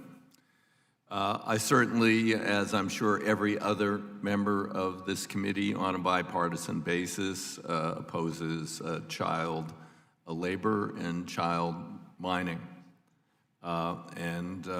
We should do everything and anything we can to prevent that.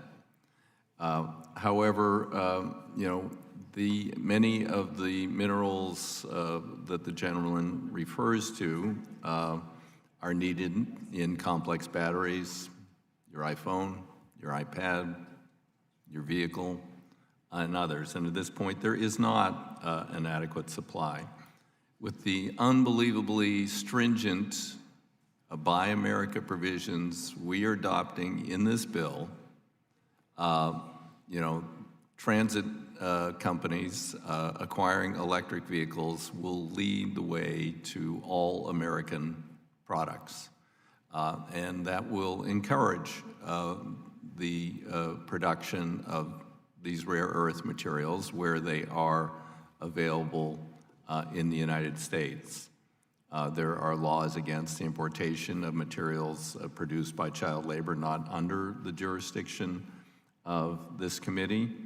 If the production of these materials can take place on private, state, or other lands, that's one thing. If the gentleman is attempting to encourage them on public lands, that would be the jurisdiction of the Natural Resources Committee. I served on that committee for many years, and at that point in time, we found very few available resources. We discussed this, the nature of the availability of these rare earth minerals on public lands. And of course, we do have the problem of the 1872 Mining Act, which does not, provide any return to the federal taxpayer for minerals extracted from federal land. Zero, nada, zilch, unlike states, tribes, and private entities who extract a royalty. We've been, I believe, that Resources has moved or will move a bill this year on royalties. I moved a bill twice that passed in the House, never got past the Senate because of Harry Reid blocking it, because of foreign companies mining gold in Nevada. Who knows? Perhaps someday we will close that loophole and get a fair rate of return, and we'll revise other aspects of the 1872 Mining Act. So I'm certainly happy to work with the gentleman, but in this case, at this point in time, it would prohibit the further production of electric vehicles in the United States of America, so I would oppose the amendment. Are there others who wish to speak to the amendment? Hearing none, are there amendments to the amendment? Hearing none, we will move to vote. Those who intend to vote aye, please unmute now. All those in favor signify by saying aye. Aye. Aye. Thank you. Please mute. Those who intend to vote nay, please unmute. Those who are not in favor signify by saying nay. Nay. Nay. In the opinion of the chair, the nays have it. Mr. Chair, I ask for a recorded vote. Recorded votes requested. It will be postponed.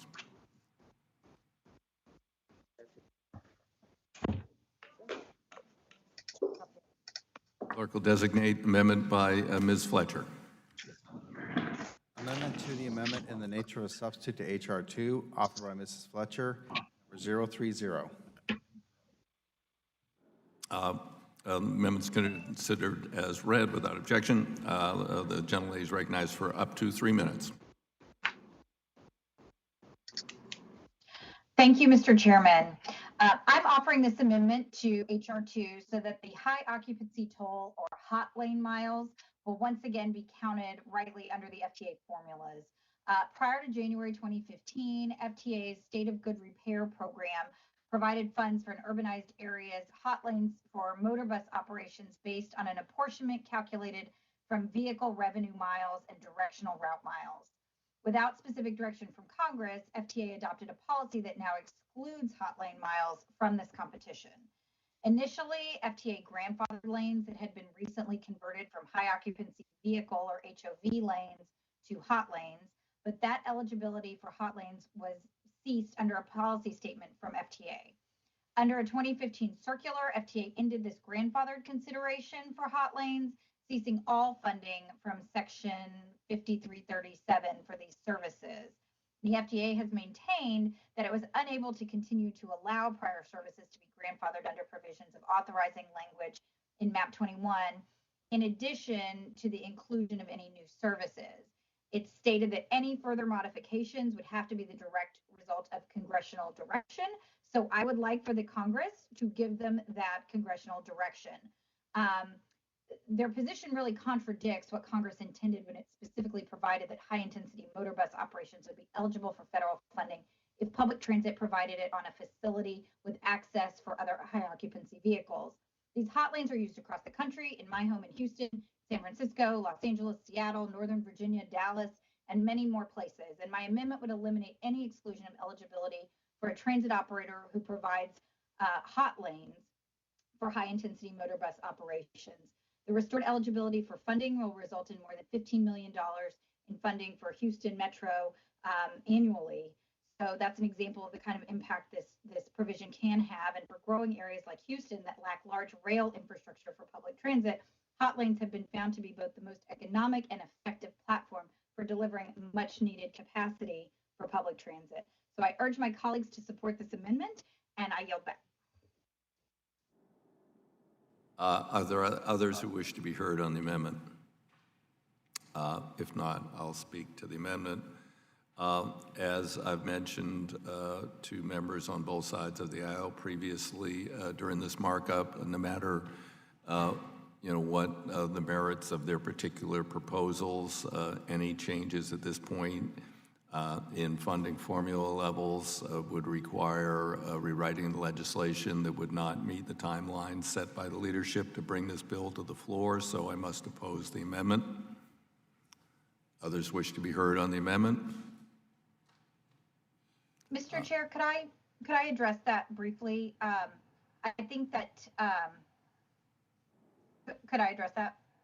The gentlelady, I will recognize her to address that, yes, on my time. Thank you. I would just point out briefly that the FDA has dragged their feet when it comes to providing the information that we have asked for about how this amendment would affect regional funding and how it would affect formulas. It's not only my office, but several others have requested this information early on, and I believe that every member should have a clear picture of what these changes would look like for their local MTAs. So I will not ask for a vote or a recorded vote at this time. If we can try to continue working with the committee and with our offices to get the data from the FTA so that Congress can consider this question at a later date on the floor as HR 2 advances.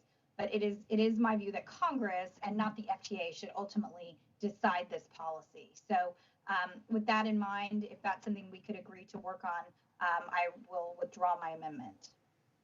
I thank gentlelady for withdrawing. I'm sure we will work with her if FTA can possibly produce that within the very short time period that we would have. However, generally all of our runs from FTA take a couple of weeks, and we don't have a couple of weeks, but we'll see if perhaps they can speed up their process, and I do agree that the authority ultimately should reside with Congress and not the bureaucrats. I thank the gentlelady. Without objection, the amendment is withdrawn. Thank you, Mr. Chairman. The clerk will designate Mr. Stauber. An amendment to the amendment in the nature of a substitute to H.R. 2, offered by Mr. Stauber, number 045. The amendment without objection considers as read. Mr. Stauber is recognized for 3 minutes. Thank you, Chairman DeFazio, Ranking Member Graves. I don't think I'm the only one who considers 5 to 10 years to permit and build a road a mind-boggling failure of this country's transportation approval and construction process. We have 20 to 30 million Americans unemployed right now, and many in Minnesota. People have lost their jobs, their ability to put food on the table, and yet there are projects that sit idle while years of permitting process are still going on. Enbridge Line 3 in my district has been going through the approval process since 2014. This means that thousands of jobs that could be filled by hardworking Americans who are unemployed are not available. It is time to take a serious look at how we do business in this country and reform our permitting process so that we can rebuild our infrastructure while getting people back to work. The 404 permitting process that my amendment addresses is just one example. My amendment will preserve high environmental standards while removing duplicative requirements. My amendment simply would allow a permit seeker to only seek the state 404 permit and not the Army Corps 404 permit only, and I repeat, only if the state's standards are equal or higher than the Army Corps environmental standards. This amendment is a win-win for industry, our environment, and getting people back to work. I urge support of my amendment, and I yield back. Thank you, gentlemen. Others wish to be heard on the amendment? Mr. Chairman.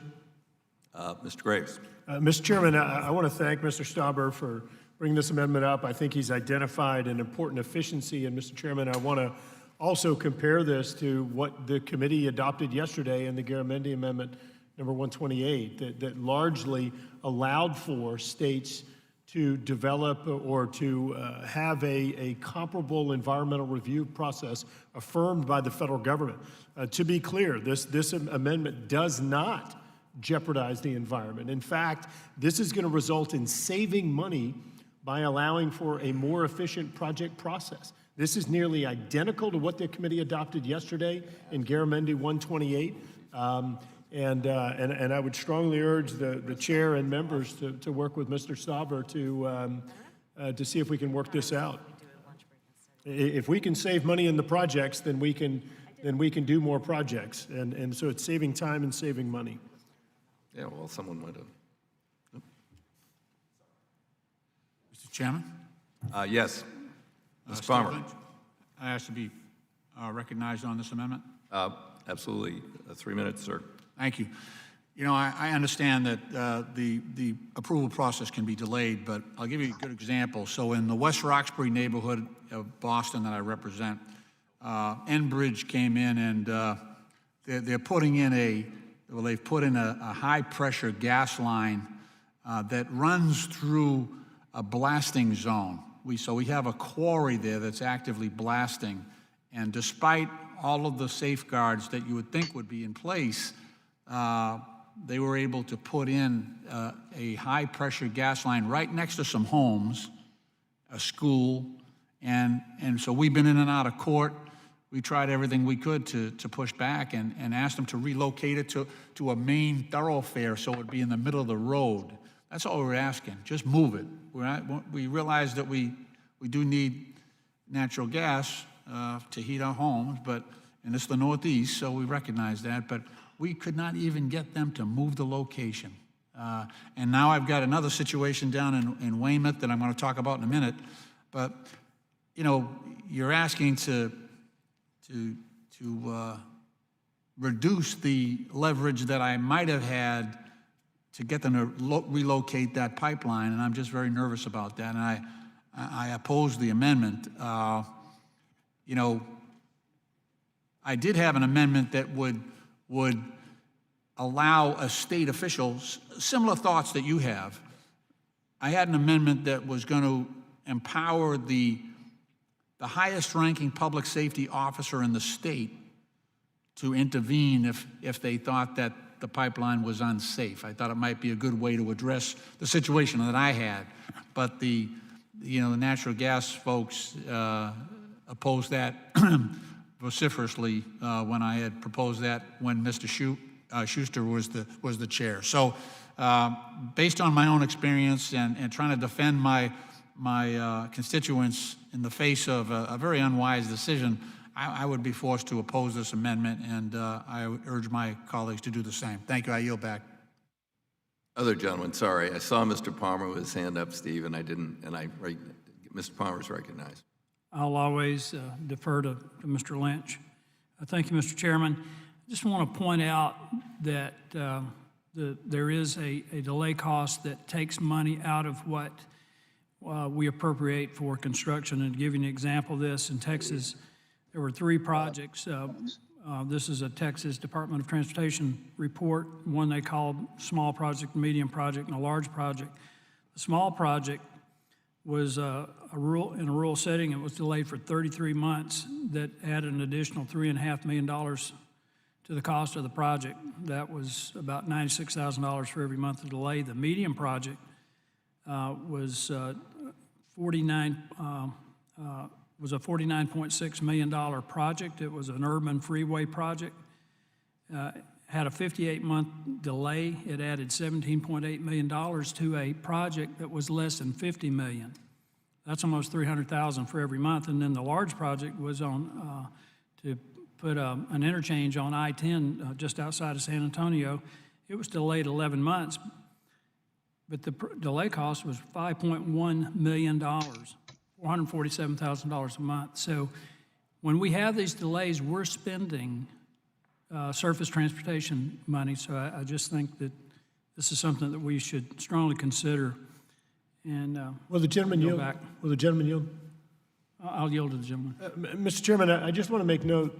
Look, I don't want to drag this out any longer, but my friend, Mr. Lynch, brought up the issue of ensuring that you have a federal agency there. Number one, look, this would actually presumably give more control to your state government, which I'd like to think that you have a closer working relationship with. Number two, let's put something in that says that this doesn't eliminate the federal government's ultimate control over the process. We're doing the same thing twice. I've heard the chairman say yesterday, and I think maybe even again today, that 97% of projects don't even go through these NEPA type reviews. This is specifically a 404 Clean Water Act wetlands permit.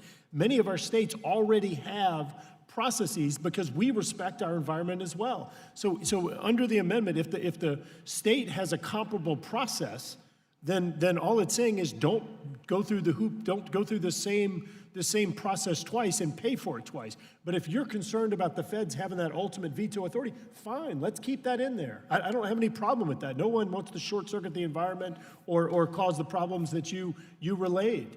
And so let's try and find a solution here. I think this is a waste of money and time, and I think Mr. Stauber's amendment makes a lot of sense. Thank the gentleman. Others wish to be recognized. If not, I recognize myself. There is a process by which a state can take control of the 404 process. However, at this point in time, only 2 states in the United States of America have chosen to exercise that authority and go through the process. And those are the states of New Jersey and Michigan. So in those states, this is done at the state level with a process that has been reviewed and approved by EPA. There'll just be general oversight exerted. For the other 48 states, they have chosen not to go through this process. And the law, what the gentleman proposed says that if the state has an equivalent or higher standard, well, guess what? Trump just gutted the Clean Water Act. You might all miss that. We did have testimony in the Water Resources Committee by the Assistant Secretary on this issue about 14 months ago. They're proposing a new rule to gut the Clean Water Act. And when I asked him how many stream miles will be impacted by this rule, He said, I don't have that data. I said, how many acres of wetland will be impacted by this new rule? He said, well, I don't have that data. Well, actually, there was data that was accumulated through research by the previous administration, which he chose not to refer to or look at.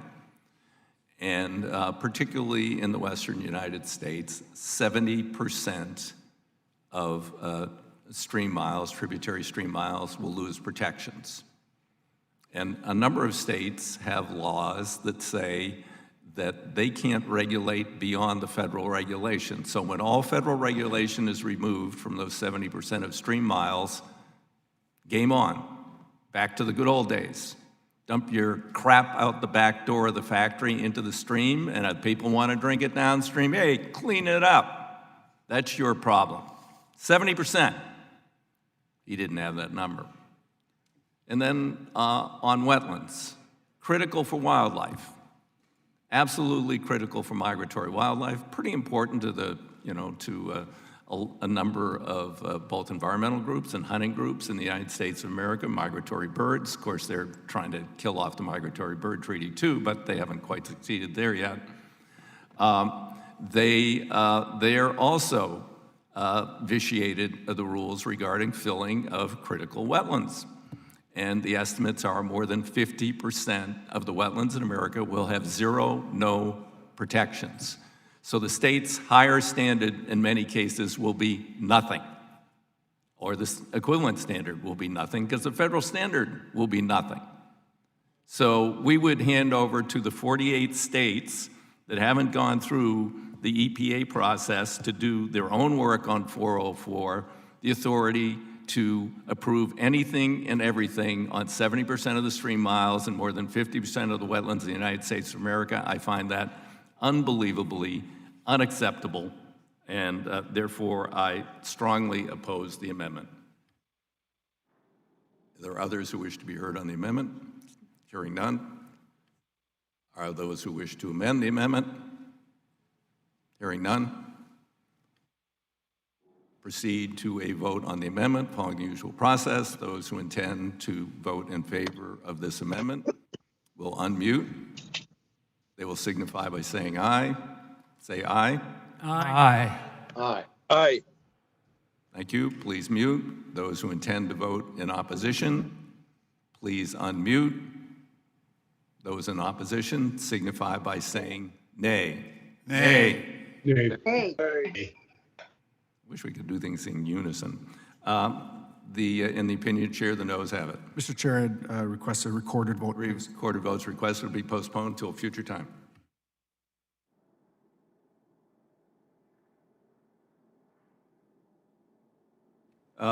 The clerk will report, Mr. Cohen. An amendment to the amendment in the nature of a substitute to H.R. 2, offered by Mr. Cohen, number 093. Thank you, Mr. Chair.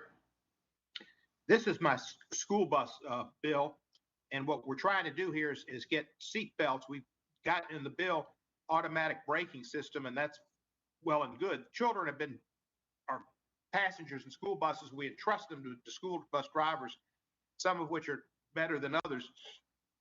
But seat belts, I think, would save a lot of lives. And we've been trying to get this passed for quite a few years. We've had accidents in Tennessee and other places around the country where we've seen the lack of seat belts be partly responsible for the death of children. We've got a study in the bill, but we need to move it a step further to make sure this finally happens. This has been years and years and years. 2016, we had a horrific crash in Tennessee that killed 6 children. That's when I introduced the School Bus Safety Act to implement safety recommendations from the National Transportation Safety Board. They're in favor of this to make school buses safer and to prevent such crashes from occurring in the future. That was in 2016. According to the National Highway Safety Traffic Administration, between 2007 and 16, 1,282 people were killed in school transportation-related crashes, an average of 128 fatalities per year. We as Congress must do more to protect our children. The National Transportation Safety Board has recommended school buses be equipped with seat belts. and automatic emergency braking and electronic stability control, because they can help prevent or mitigate the severity of these tragedies and merit swift congressional action.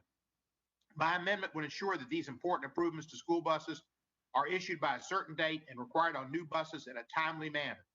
Without congressional direction to issue a federal safety standard by a certain date, critical safety regulations can languish for years at the Department of Transportation or be abandoned entirely. The Department of Transportation under either administration has not been as involved as they should be in helping our children on school buses.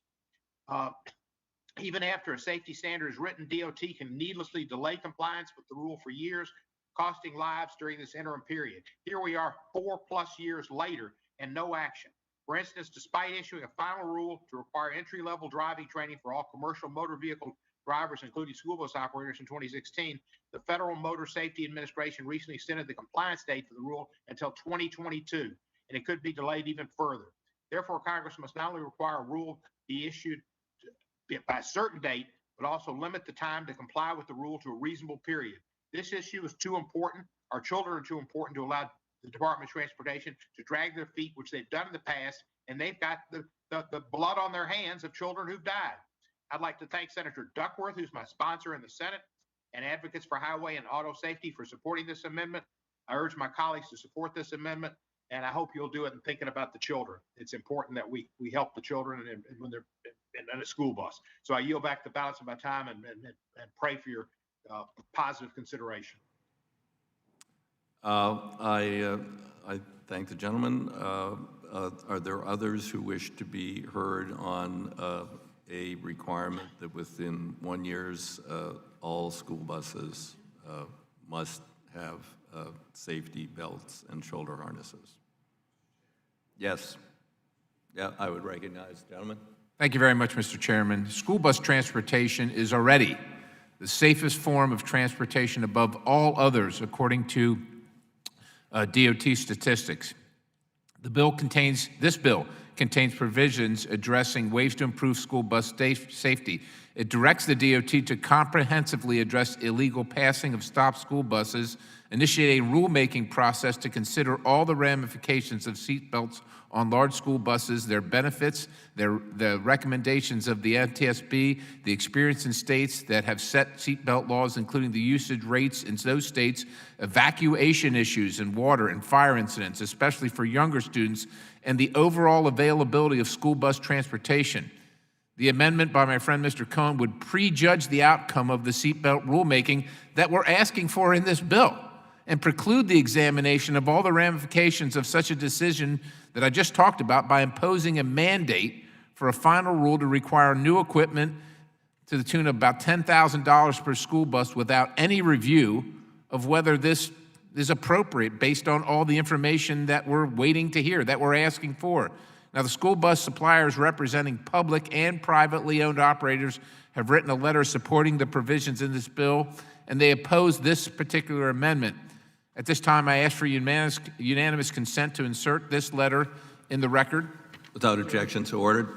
I believe that we ought to listen to the dedicated folks that actually operate the nearly 5,000 school buses on the road out there every day to transport our very precious cargo, our children. I know many of these good folks in Pennsylvania who are dedicated to the continuation of this remarkable safety record.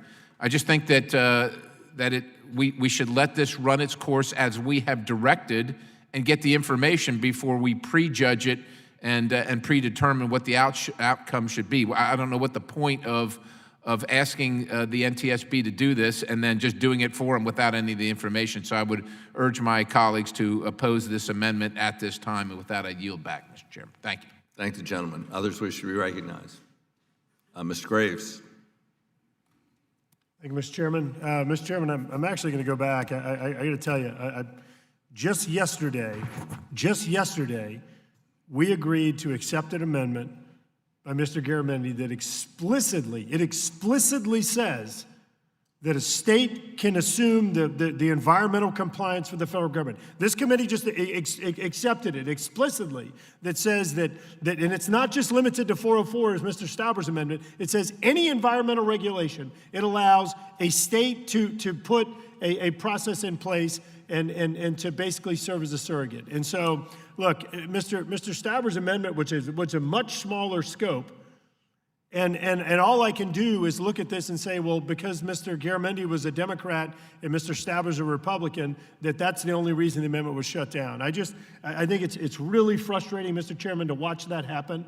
And I just want to ask if you would please ask your staff to see if you could work with Mr. Staber and come up with something on that amendment that would be acceptable to the committee, because I think that there is a way for us to work this out, just as we did yesterday for my friend from California, Mr. Garamendi. And I yield back. Well, I thank the gentleman, although he wasn't speaking to the amendment in question, and I'll address that in a moment. Others who wish to address this particular amendment? Hearing none, I'll respond on the amendment and briefly on the gentleman's remarks. I rise in opposition to the amendment. The gentleman points out that this has been controversial for quite some time. I remember consideration in one of the T's back whenever. And we do have, unfortunately, some contradictory analysis. The National Highway Traffic Safety Administration say that it could increase student fatalities on an annual basis by 10 to 12, and any one child lost is too much. We are mandating a process with a date certain. The gentleman wishes to mandate by a date certain. I would like to go through a full analysis with public input, testimony to the regulatory agency in the analysis and rulemaking process, that hears from survivors, victims, and also hears from safety experts, those who agree and disagree with the mandate, the utilization, the conditions, and ways in which these buses should be, these should be, excuse me, someone is not muted, should be mandated. So I would rise in opposition to the amendment and wish to go forward with the study with a mandated end time. In response to the previous gentleman, the issue here is in the context of the repeal of the Clean Water Act by the Trump administration. So allowing this authority to go to the states, as I mentioned, and this is fairly unique, and I don't know how many states have it, but I know there are a number in the West who have state laws that say they cannot exceed the federal standard. When the federal standard goes to,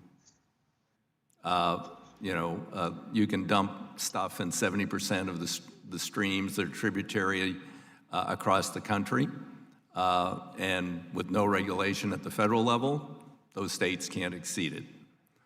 When the federal regulation goes to, you can fill in half the wetlands in the country with no regulation, states can't exceed it. That's the context in which it's being considered. If there is some way to facilitate things that are unnecessarily bureaucratic but not actually protecting critical tributaries and wetlands, I would be happy to consider a way to move forward. I'm sorry. Mr. Chairman, if I might, we've moved beyond that amendment, and we have many, many, many, many more amendments, and I would hope not to go past midnight tonight. So with that, anyone else wish to be recognized on this amendment? Okay, are there amendments to the amendment? Hearing none. The question, did someone want to amend the amendment? This is Congressman Cohen. Can I close? No, you don't get to close, Steve. We will now proceed to a vote on the amendment. Those who are in favor of the amendment will unmute and signify by saying aye. Aye.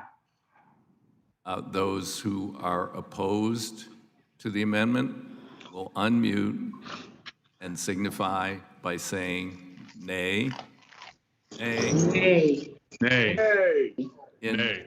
In the opinion of the chair, there is near unanimity among nays. The amendment is, I'll pause. The amendment is not agreed to. Mr. Chairman, I'm not going to ask for a vote. Well, it's But too I'm late sorry now, for the Steve, and children. you're not recognized. Adios. The clerk will designate Mr. Stauber. An amendment to the amendment in the nature of substitute to H.R. 2, offer Mr. Stauber, number 046. The amendment is considered as read. The gentleman may proceed for 3 minutes. Thank you, Mr. Chair, Ranking Member Grave. I'd like to again refer to the disturbing findings in my amendment. Electric vehicles require precious metals, and the Congo is the top producer of cobalt in the world. UNICEF and Amnesty International estimate that 40,000 boys and girls work in these mines for up to 12 hours a day and earn no more than $2 a day, if any money at all. They do not attend school. They are beaten by security guards and are issued no protective equipment. They crawl into small holes and dig by hand for metals that power our electric buses and electric vehicle charging stations. My amendment to H.R. 2 would require the Secretary of Commerce to certify that no electric vehicle charging stations, electric buses, or other emissions reductions technology are built with minerals sourced from child labor as defined by Article 3 of the United Nations International Labor Organization Convention. Adoption of my amendment is common sense, and I expect a unanimous vote in favor. Green technology is reliant on supply chains originating with children working in horrid conditions. We don't have to be reliant on these supply chains. We can fulfill the need for our minerals right here in America. I urge adoption of my amendment so the Commerce Secretary can ensure our supply chains are ethical. But before we vote, I ask that you look into these children's eyes and recognize that the precious metals that power this country are currently derived from their labor, and it must stop. Thank you, and I yield back. Are there others who wish to address the amendment question? Mr. Palmer had his light on first. Thank you, Mr. Chairman. I would just like to point out that in addition to the points raised by Mr. Stauber, and I very much appreciate that, there's also a national security issue here about many of these materials. There are rare earth materials that exist here in the United States, but we import 100% of those materials, and the refinery process for that is largely in China for many of these materials. So I want to speak in support of Mr. Stauber's amendment, and I yield back. Others wish to address the amendment. Mr. Perry. Thank you very much, Mr. Chairman. I, too, want to speak on behalf of Mr. Stauber's amendment and echo the concerns that he has raised, as well as the concerns of the national security concerns that my good friend Mr. Palmer has raised, and remind everybody that while we call these rare earth minerals, that's what they're called, they're not rare. They're here in the United States. We could get them. We don't have to rely on child labor from Africa, often owned by China. Not a strategic competitor, a strategic adversary. In many cases, the Communist Party is the enemy. We're relying on our enemy to provide the minerals to power these electric vehicles that this committee is trying to force most Americans to buy because they're so opposed to fossil fuels. That's a whole other issue. But the issue is they're not rare. The problem is that committees like this one, policies coming out of this committee and other committees, make them untenable to get in the United States, unaffordable, unavailable for us to get them. We don't need to quit using electric vehicles and promoting them. If we want to embrace them, that's great. But let's start using the minerals that we have here and not promoting child labor in Africa and act like it doesn't happen, and not promote the Communist Chinese Party and the national security compromises that come with that because we want to drive electric vehicles and act like it's not happening. It's happening. We have a chance to do something about it right here with this amendment, and that's why we should all vote aye. I thank you, Mr. Chairman. I yield back. I thank the gentleman. Do others wish to be heard on the amendment? Seeing none, hearing none. We had a discussion of this on a previous amendment. As I said, we have adopted very, very stringent actions against SOUs, state-owned enterprises, and increased Buy America requirements substantially in this bill outside the jurisdiction of this committee. There are laws and prohibitions on the importation of goods made by child labor, both in administrative rules, in trade agreements, and under the jurisdiction of both the Commerce Committee and I believe the Education and Labor Committee, but not within this committee. And therefore, I certainly agree with the intent. However, I will oppose the amendment. Are there others who wish to be heard on the amendment? Hearing none, are there amendments to the amendment? Hearing none, we will proceed to a vote. Those who intend to vote in favor will unmute. Those who wish to vote in favor will at this point signify by saying aye. Aye. Please, thank you.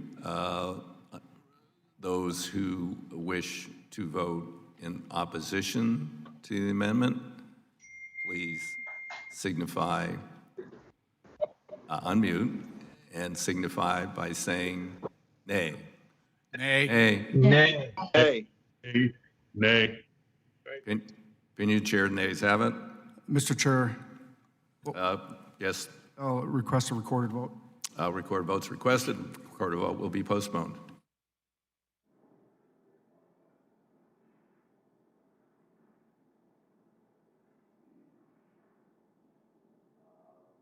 The next clerk will designate the next amendment. Mr. Lynch. Amendment to the amendment in the nature of substitute to H.R. 2, offered by Mr. Lynch, number 085. They handed me 081. Hold on. Let's check. How about the ferries? Good. 84. What do you got, Steve?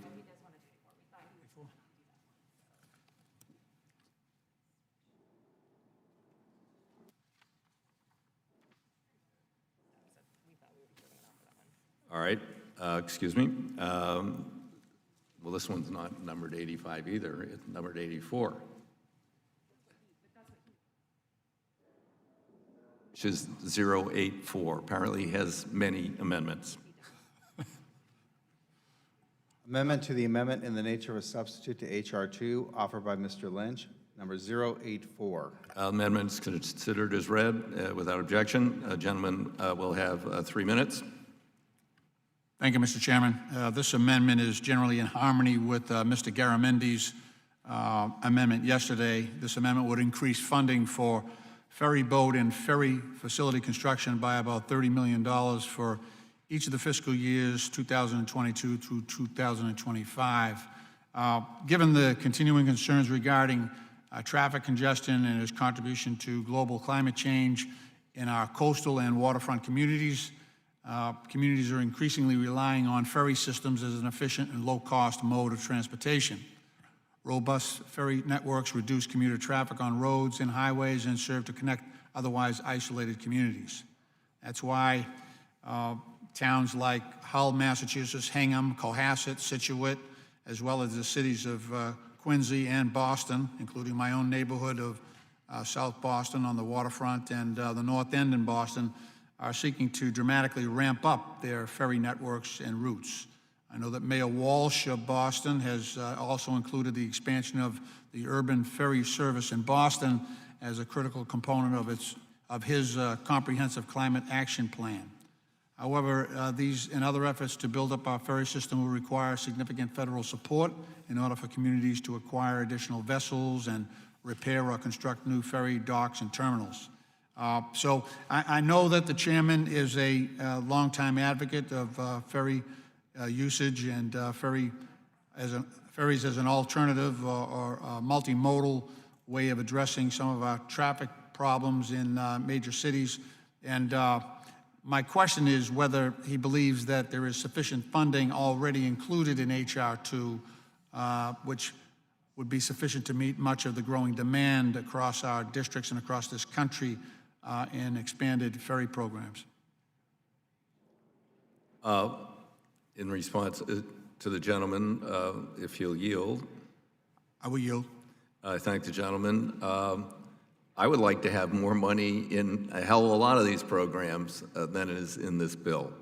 The transportation needs of America are vast, and this is money that is productively spent, and virtually every penny of it recirculates in the United States of America with our strong Buy America requirements. We did increase the ferry program by 50% in this bill, and hopefully that's an adequate number. If not, we can revisit it at a later date. Were we to revisit it now, we're going to run into the same issue, which I referenced to one of our colleagues on the other side of the aisle earlier in recalculating the splits in the programs and the amount of time it takes FTA to do this. So I would, reluctantly oppose the amendment. I yield back. Well, I thank the chairman. I do appreciate the 50% increase. That is significant. And I appreciate the willingness to have a further discussion with Mr. Garamendi and others to really amplify what we're doing in terms of ferries. And because of the 50% increase, it's probably wise and prudent, I think, to see what that does, that 50% increase does to increase capacity, and then we'll go from there. So at this point, I'd withdraw my amendment. I thank the gentleman. Without objection, the amendment is withdrawn. Clerk will designate Mr. Stauber. Amendment to the amendment in the nature of a substitute to H.R. 2 offered by Mr. Stauber, number 048. Without objection, the amendment is considered as read. Mr. Stauber is recognized for 3 minutes. Thank you, Chair DeFazio and Ranking Member Graves. The sense of Congress simply states that states should be utilizing the life cycle cost analysis, or LCCA, to evaluate the total economic cost of a transportation project over its expected lifetime. LCCA helps states identify cost-effective options for construction and saves money over time. By encouraging competition and ensuring resiliency in construction practices and material, we can do more with less and ensure that our roads and bridges in which we are investing are able to last longer and cost less. I also appreciate the chairman's comments in support of LCCA in the past during several hearings and roundtables. I am, however, disappointed that despite the chairman's support, it was not included in the underlying legislation. My amendment does not require states to perform LCCA, nor does it carry any unfunded mandates. Rather, it simply recognizes LCCA as an effective practice in responsibly spending tax dollars. I urge the adoption of my amendment, and I yield back. Others wish to be heard on the amendment? If not, I recognize myself. I rise in strong support of the gentleman's amendment. I believe that states should use a life cycle cost analysis to look at the total longer-term impact, some of which will be intergenerational of these projects, which is why the bill encourages using more durable materials. We shouldn't be building any more 60-year bridges. They should be at least 100-year bridges, so we're not saddling 2 generations out with massive new costs, et cetera. So this amendment has great merit, and without objection, I'm willing to accept the amendment by unanimous consent. Hearing none, the amendment is agreed to.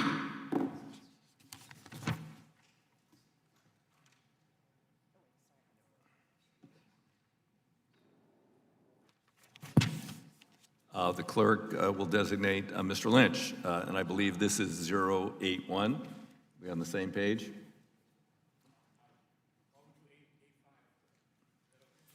I don't, whatever they hand me. Go for 85. Thank you, Mr. Chairman. I appreciate that. Clerk will designate. Amendment to the amendment in the nature of a substitute to HR 2, offered by Mr. Lynch, number 085. There's, before we proceed, there is some bizarre interference somewhere out there. Thank you. Without objection, the amendment is considered as read. The gentleman is recognized for 3 minutes. Thank you, Mr. Chairman. So this amendment would increase our funding for community safety grants in the section of the bill that addresses the transportation of hazardous materials. So this goes to the pipeline issue. Funding for these critical public safety grants would be increased under my amendment from $4 million to $15 million annually through fiscal year 2025. As most members know, the Community Safety Grant Program is administered by PHMSA, the Federal Pipeline and Hazardous Materials Safety Administration, and that is the agency responsible for protecting people and the environment against pipeline leaks and the discharge of hazardous substances. This grant program provides vital funding to community organizations to maximize the ability of our constituents in cities and towns to respond to hazardous material incidents. It also supports roadside inspections and other hazmat training programs for the state and local law enforcement personnel. This funding has proven to be vital for communities, including areas in my own district that are situated along hazardous material transportation routes due to their proximity to natural gas pipelines and other high-risk energy projects. So this goes to the situation that I have, as I mentioned before, in West Roxbury, where they put a high-pressure gas line right through a active blasting zone and in proximity to a lot of residential homes, and also to the great detriment of the residents of the town of Weymouth, Massachusetts, which is a beautiful coastal community in my district that is facing a plan to install a natural gas compressor station. It also affects the communities of Braintree, Abington, and the city of Quincy. So the Federal Energy Regulatory Commission approved the construction of that natural gas compressor station, but recently the First Circuit Court of Appeals reversed the air quality permit, so we're back in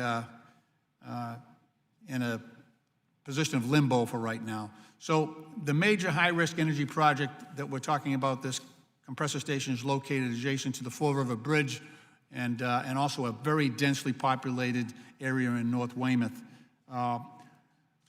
This amendment would give greater opportunity, greater resources for the community of Weymouth and others to test the wisdom and prudence of some of these projects and to push back. But given my great respect for our chairman, I'd like to ask Mr. DeFazio if he's confident that the funding level, I know we're doing a couple of things in this bill, is the level for community safety grants already included in HR 2? Do you think it will be sufficient, given all the need we have out there, to assist our communities in mitigating the risk of hazardous material transportation? And I will yield to the chairman for his remarks. I thank gentlemen for yielding. Similar to the amendment regarding ferries, we're looking at a 400% increase in community grants in this bill. We will see if that becomes fully utilized in the future, and should it become fully utilized and communities indicate that they would like to have more resources, it is a meritorious program, then I would certainly consider either in the future or technical amendments in the future to attempt to increase funding. I yield back. I thank the gentleman, and I accept the explanation there, and I think that's a reasonable approach. And with that, I will withdraw my amendment. Thank the gentleman. The clerk will designate Mr. Bost. Amendment to the amendment in the nature of a substitute to HR 2, offered by Mr. Bost, number 049. The amendment without objection is considered as read. The gentleman is recognized for 3 minutes to speak in favor of his amendment. Thank you, Mr. Chairman. Private property rights are a fundamental part of the human liberties and our freedom.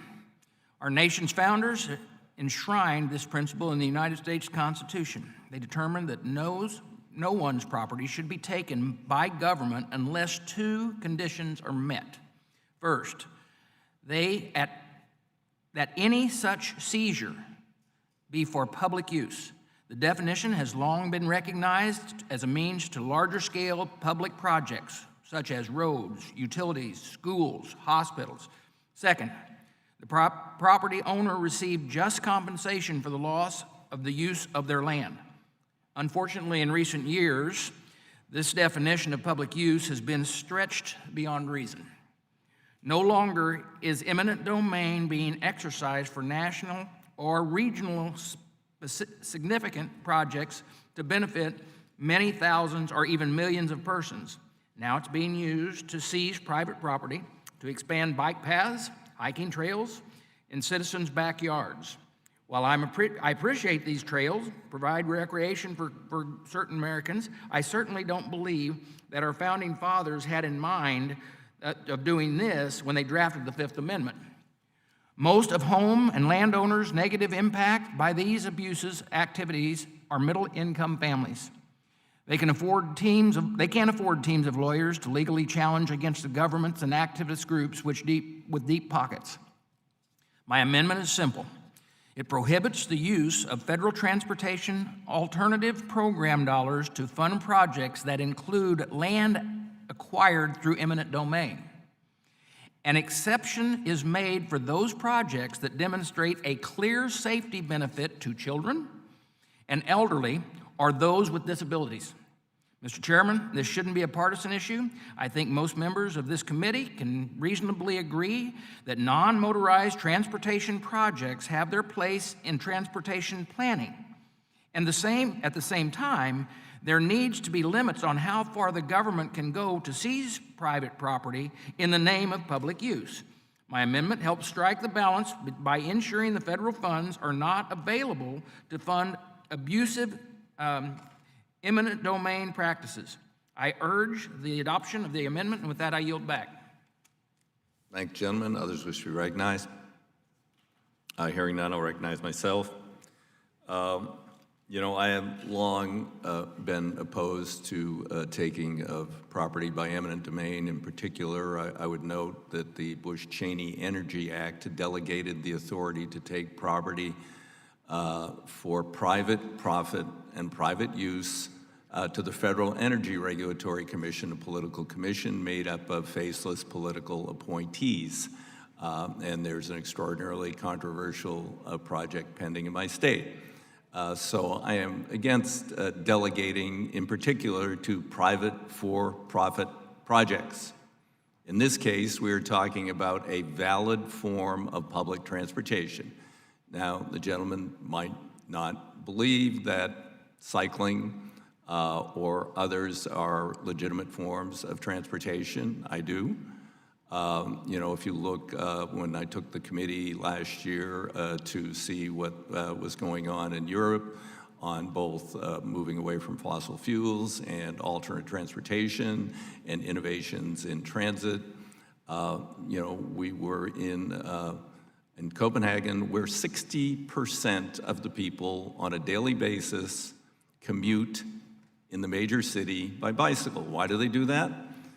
Because they are in lanes that are protected from and separate from the automobile traffic. So they can take their kids in the tow-along trailers and anything else, and they are confident they're going to get there alive, instead of sharing the roadway with vehicles that weigh 20, or 50 times as much, as they do, or 100 times, whatever. This is only targeting the Transportation Alternatives Program. It doesn't target the Federal Transit Administration. It doesn't target the highway projects, where I think are some of the most controversial takings going on. But those are all for public purpose. Unfortunately, the standard was changed by the Supreme Court, and I believe it was the Kelo decision, which was in Connecticut, where the Supreme Court deemed that, in fact, governments could use eminent domain to take private property for private development and utilization, a departure from a couple of hundred years of precedent. I attempted with then Chairman Oberstar to legislate against the Kelo decision. We were never successful in overturning it. So private, use is now delegated to at least one federal agency. Probably can be used by others given that decision. So in this case, for some reason, we're going to signal out transportation alternatives, cycling, pedestrian, scooters, whatever might use these lanes. So I would strongly oppose the amendment. Do others wish to speak to the amendment? Hearing none, are there amendments to the amendment? Hearing none, we'll proceed to a vote. Those who intend to vote in favor will please now unmute. Those who are in favor will signify by saying aye. Aye. Aye. Thank you. Those who intend to vote in opposition will now unmute. And will signify by saying nay. Nay. Nay. Nay. Opinion, Chair, the nays have it. Mr. Chairman, I ask for a roll call vote. Roll call vote is requested. It will be added to the queue.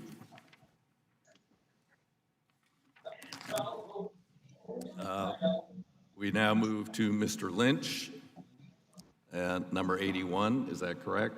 It is, sir. Yeah, thank you. Okay. The clerk will please designate. Amendment to the amendment in the nature of a substitute to H.R. 2 offered by Mr. Lynch, number 081. The amendment is considered as read without objection. The gentleman is recognized for up to 3 minutes. This will be very quick, Mr. Chairman. So this was a situation where it looked like the local municipal authority was going to restrict access a bridge project to a federal courthouse. And I thought it was going to be necessary for us to prohibit egress and emergency access and egress to that federal courthouse, the Joe Moakley Courthouse, named after my predecessor and a dear friend to a lot of people here in South Boston. Recently, the city's design just came out, and it does not restrict access or emergency access or egress from the courthouse. So because of the prudence of that design, I'm able to withdraw this amendment. I thank the gentleman. Without objection, unanimous consent to withdraw. So ordered. We'll move to the next amendment. Clerk will designate Mr. Bost. Amendment to the amendment in the nature of a substitute to H.R. 2 offered by Mr. Bost, number 055. Without objection, the amendment is considered as read. Mr. Bost recognized for 3 minutes. Thank you, Mr. Chairman. My amendment strikes section 4306F of the bill. As I have said before, I was involved and was raised in a small trucking business that my parents and grandparents owned. There are times when drivers use their trucks as personal vehicles and when they're not on duty hauling loads. And for many drivers, the truck becomes more than just a tool of their job. It also becomes their hotel room at times. It also becomes when they are out, when they're done delivering goods, they use it for travel. It also can be used as an RV, and after they finish a delivery. Quite often, I can remember one particular company that the more senior owner of the company invested very well in a truck that had a tremendous amount of ability to sleep in it, and then when he got done hauling, he and his wife would take trips around the area in which he delivered to. The FMCSA has last examined this issue, and it found no reason to update the guidance in relation pertaining to the use of trucks as a personal vehicle. And I urge the adoption of this amendment because we need to go ahead and leave it as it is and allow people to use their personal property as their personal property and not to have to meet all the guidelines of hours of service requirements. And with that, I urge the adoption amendment, and I yield back. I thank the gentleman. Others wish to be recognized on the amendment.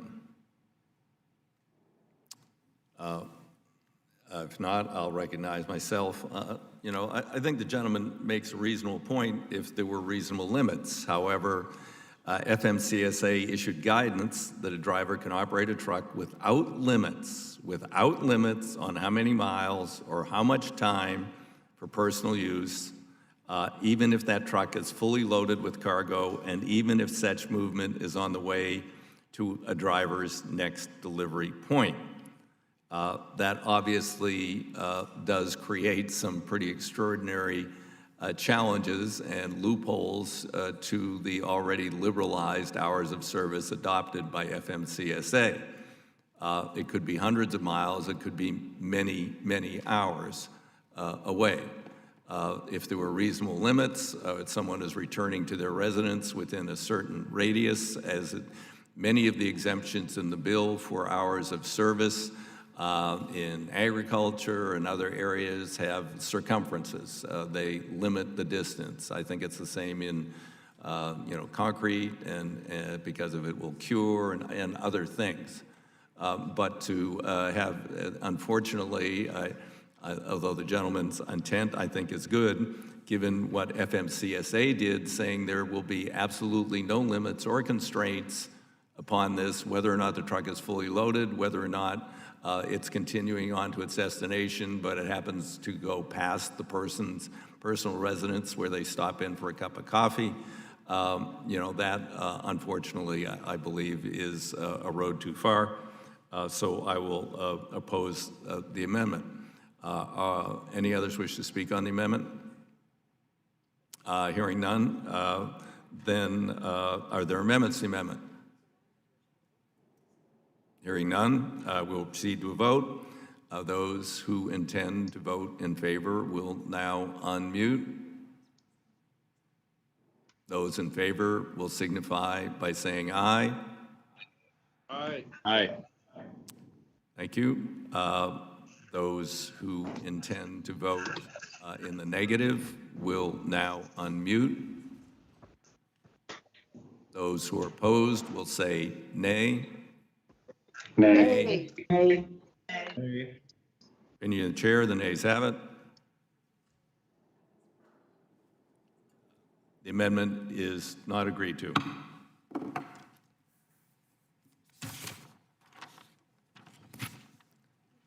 We have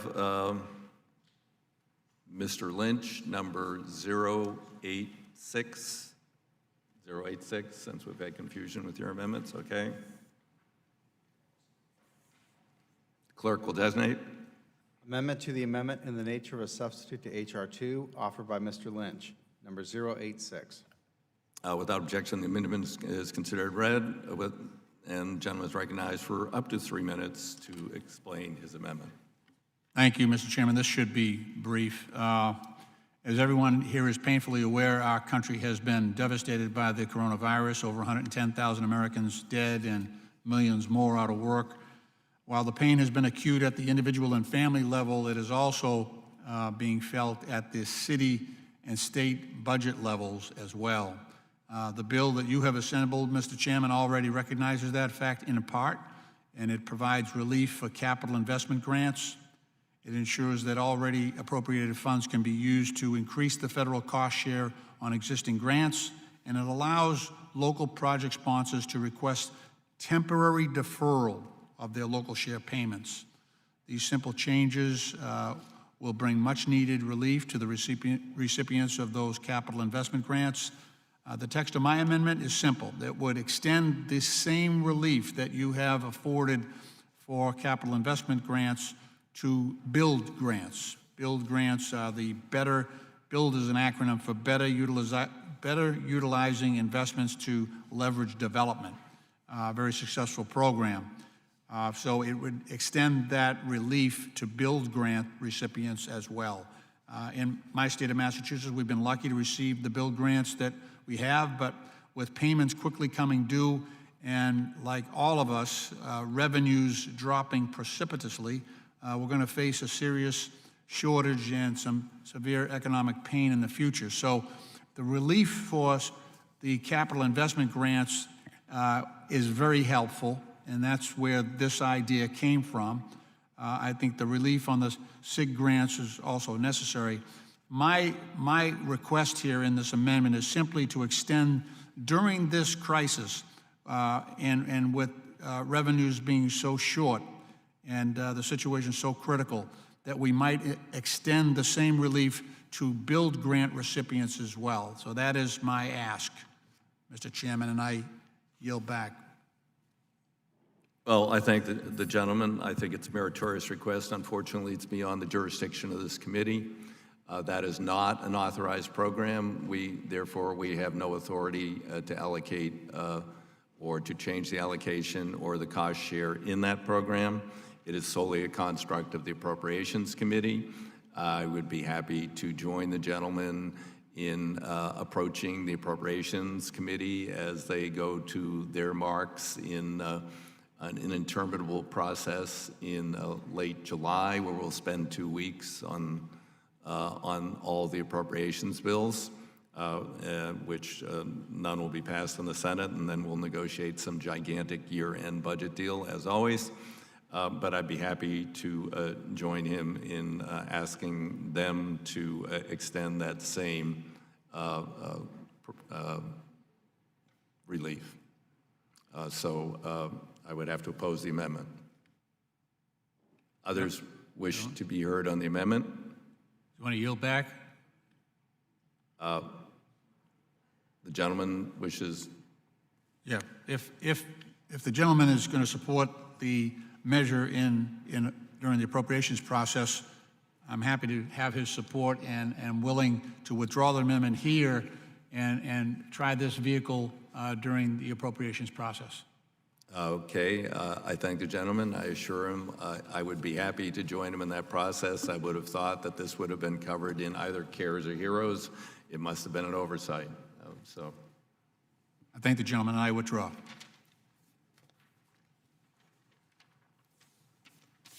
The clerk will designate Mr. Gallagher.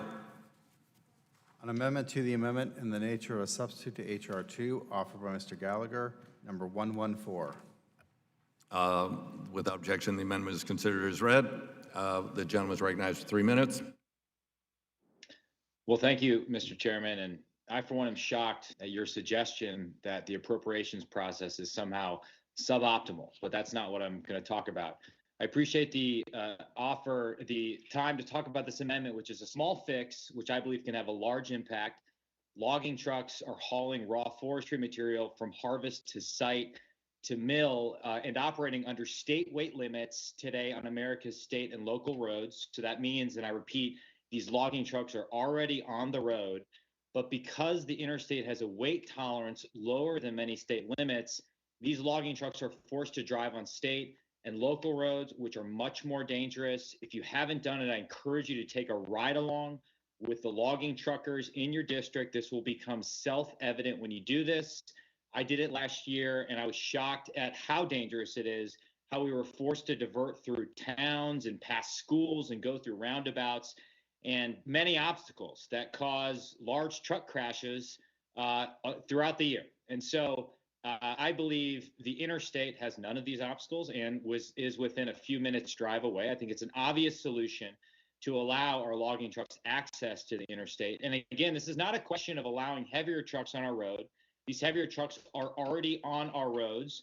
We get to choose whether or not they're on the safer interstate or whether they're on the more dangerous rural and city roads. And there was a 2018 University of Georgia study that found that only 5% of accidents involving large trucks occurred on interstate and 95% occurred on state and local roads. And worse, 41% of those accidents occurred within 5 miles of an interstate. My amendment would get them onto the interstate where we could avoid unnecessary crashes, saving lives in rural America. And as a bonus, this would also reduce carbon emissions, an average of 10 fewer gallons of diesel fuel per trip. So it's safer and it's better for the environment. And again, finally, for those who say we shouldn't allow bigger trucks on the road, I would like to remind you that these trucks are already on the road.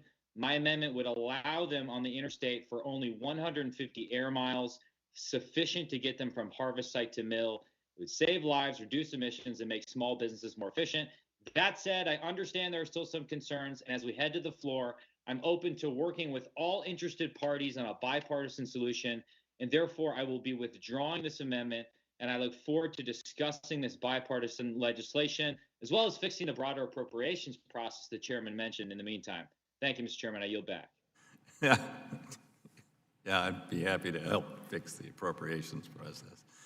I thank the gentleman for his offer to withdraw. Let me tell you, I'm sensitive to the issue. Obviously, I represent a very large district, and the timber industry is a very important part of my district. In my state, I guess perhaps not in Wisconsin, companies can apply for and get overweight permits as long as they can show that they do not exceed the bridge formula, since we don't want to cause excessive bridge impacts with trucks that don't have proper axle configurations. And it is, it's used, but, I can't even say what the frequency is. So I don't know why the state of Wisconsin hasn't adopted similar regulations, and I'd be happy to work with the gentleman and see if there's some federal barrier or rigmarole that prevents states from making reasonable accommodations for this sort of transport. And I would be happy to work with the gentleman and try and figure that out. So without objection, the amendment is withdrawn. Hearing none.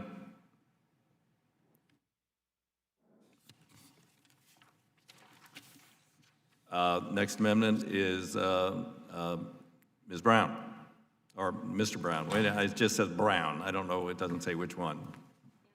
Anthony Brown, okay, Mr. Brown. Amendment to the amendment in the nature of a substitute to H.R. 2, offered by Mr. Brown of Maryland, number 222. Without objection, the amendment is considered as read. The gentleman is recognized for 3 minutes.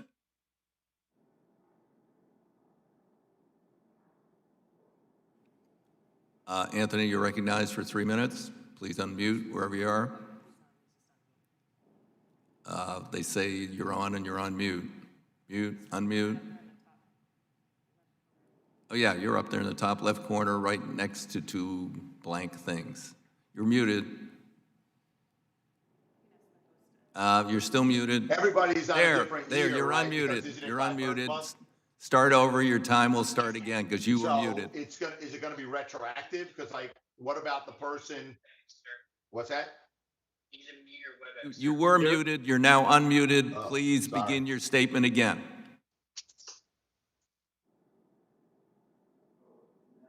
Okay. Whoops.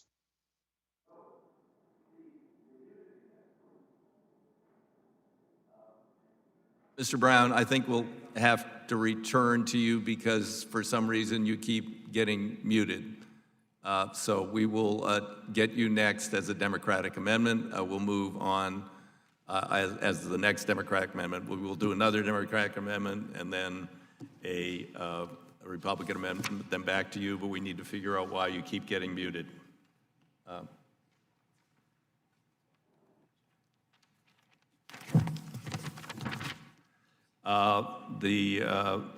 Representative Carson will be designated.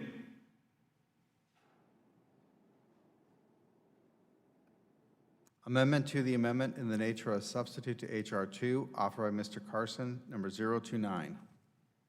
The amendment is considered as read, and without objection, the gentleman is recognized for 3 minutes. Thank you, Chairman. Sorry about that. Hello, can you hear me? I can hear you. You're fine. All right. Thank you, Chairman. I appreciate it. I move to strike the last word. You don't need to strike the last word. You're recognized for 3 minutes.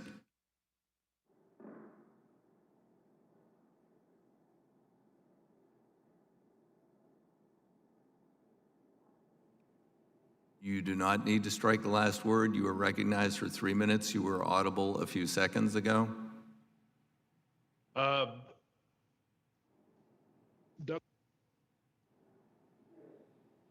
Hello? Now you're muted. It looks like we may, no, you're muted.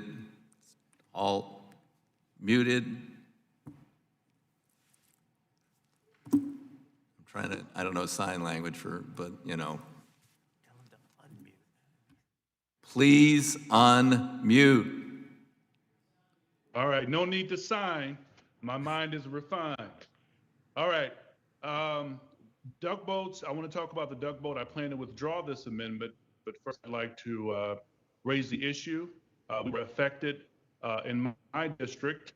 Duck boats start and end their trips on the roads, and only part of their tours are on the water.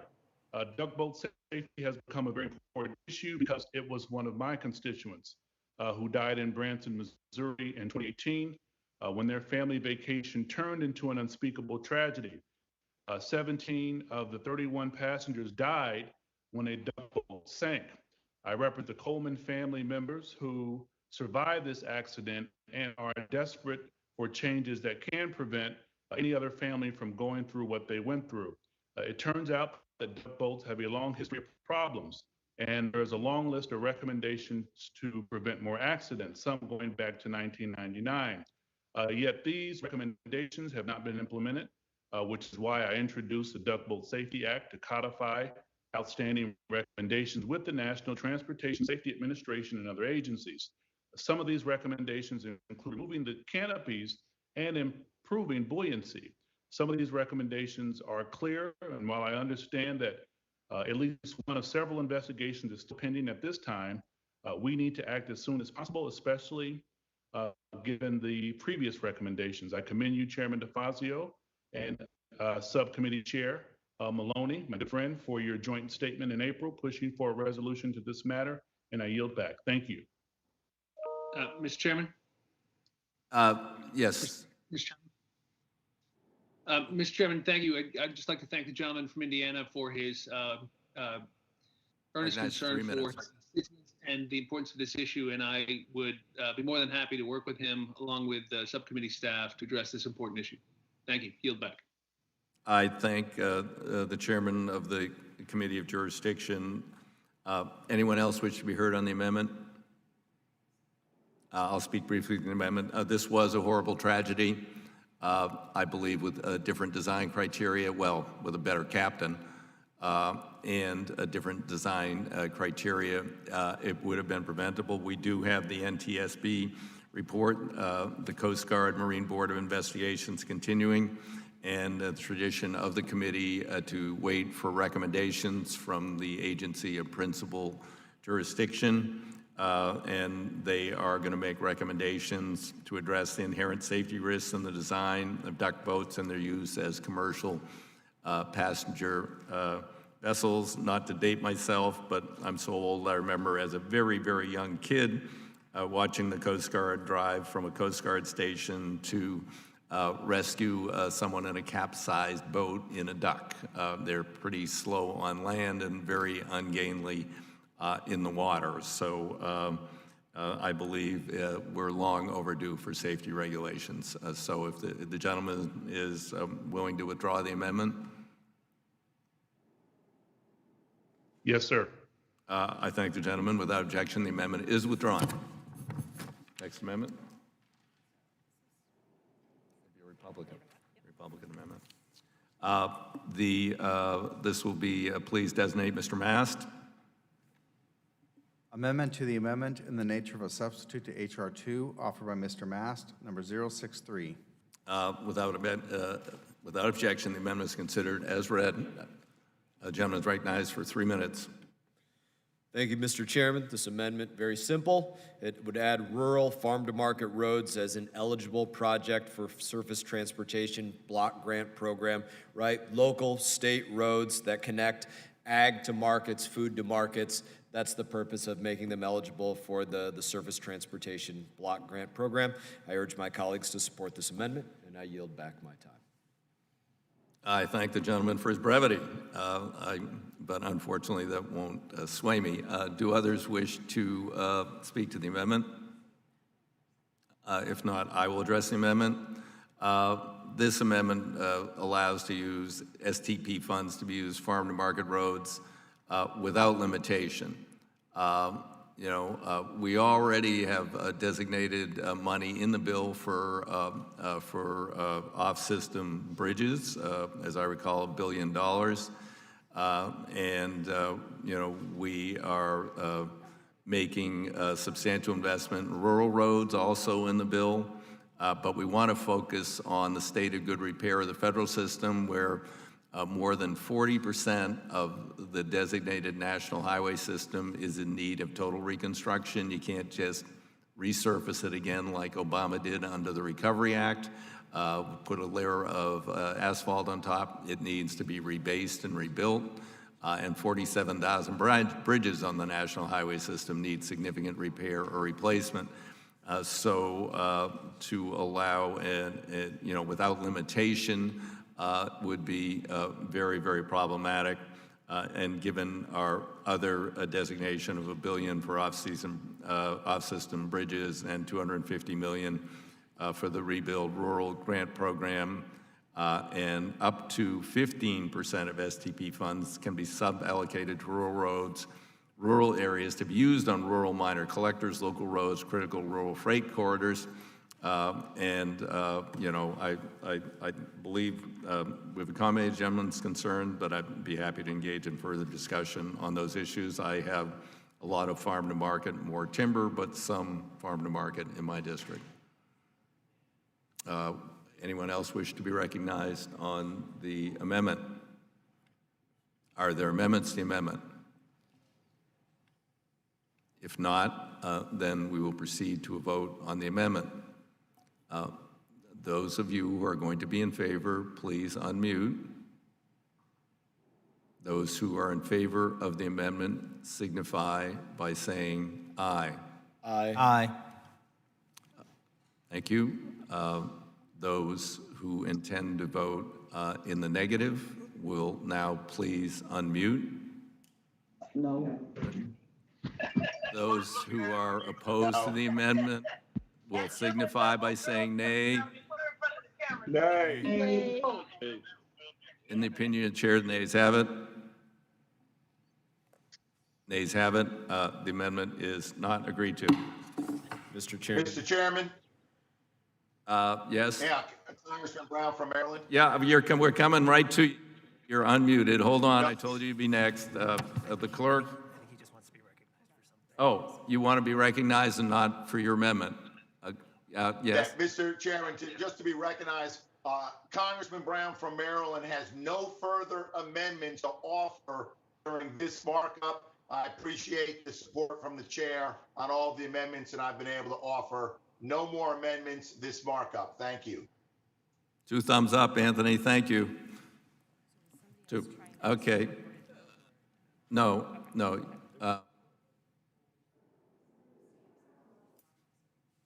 Yeah, just simply that I'm not asking for a recorded vote. Why? Well, no, but 2 people were talking at the same time. Oh, But- okay. So does the gentleman, I'm sorry, I thought that I waited because you're here, I waited for the internet people. Does the gentleman wish to ask for a vote? No, Mr. Chairman. Okay, I thank the gentleman. All right, we have time for a few more before the agreed upon lunch break. We have, clerk will designate Mr. Maloney. An amendment to the amendment in the nature of a substitute offered by Mr. Maloney of New York, number 087. Without objection, the amendment is considered as read. The gentleman will proceed for up to 3 minutes. Thank the chairman.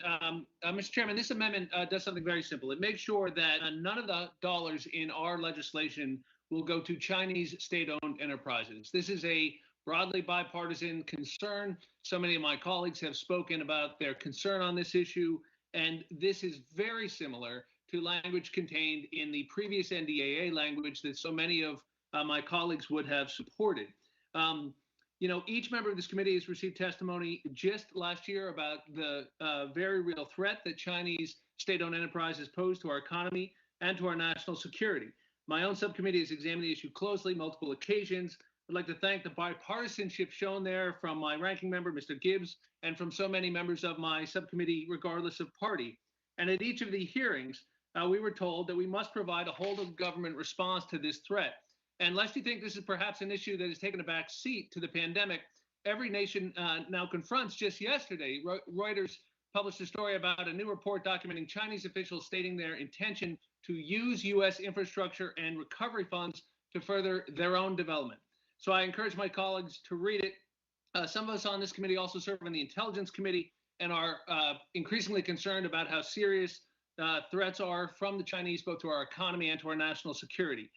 So we must not blame just the Chinese if we leave our own back door open for them to take advantage of U.S. tax dollars. And we know this is like a hydra. It has so many heads. And what this will do is we will close down Chinese SOEs from finding loopholes to exploit and continue to use U.S. taxpayer dollars to burrow into our supply chains. So the amendment provides a broad and sweeping answer to this problem. As a country, we have no choice, but to be more careful if we're going to confront the Chinese rise on the global scene and the threat to our own system of government and way of life. So I know these are difficult times and challenging times, but I'd like to encourage all of my colleagues on either side of the aisle to join me in restricting the access of Chinese state-owned enterprises using loopholes to get at U.S. infrastructure funds. And so people know there are also protections built into my amendment so that the law is consistent with our international obligations and with other types of situations, but also will not affect minority interests that might be held by certain entities. And so it is narrowly tailored, but very important to safeguard U.S. tax dollars against Chinese state-owned enterprises. And I ask my colleagues in both parties to support it. And with that, Mr. Chairman, I yield back. Thanks, gentlemen. Others wish to be heard? Hearing none, I'll speak to the amendment. I strongly support the amendment. Way back when, I opposed Bill Clinton's move to give China most MFN, permanent MFN status. That gave Congress an annual opportunity to call out their unfair trade practices.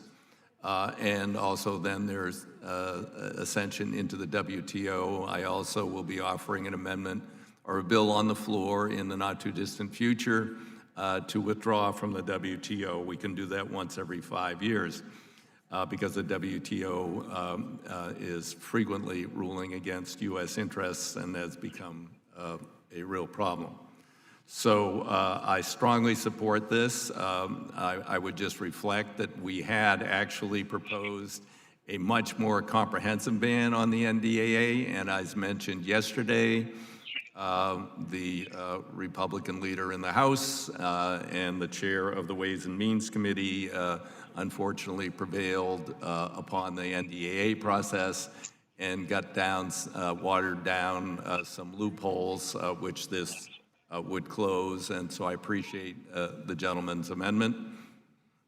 Are there others who wish to be heard on the amendment?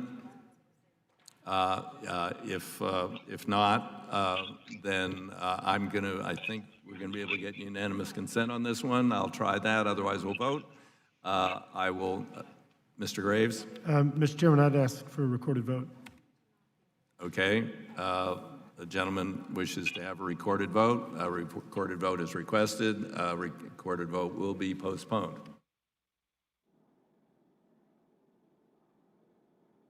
Thank you, Mr.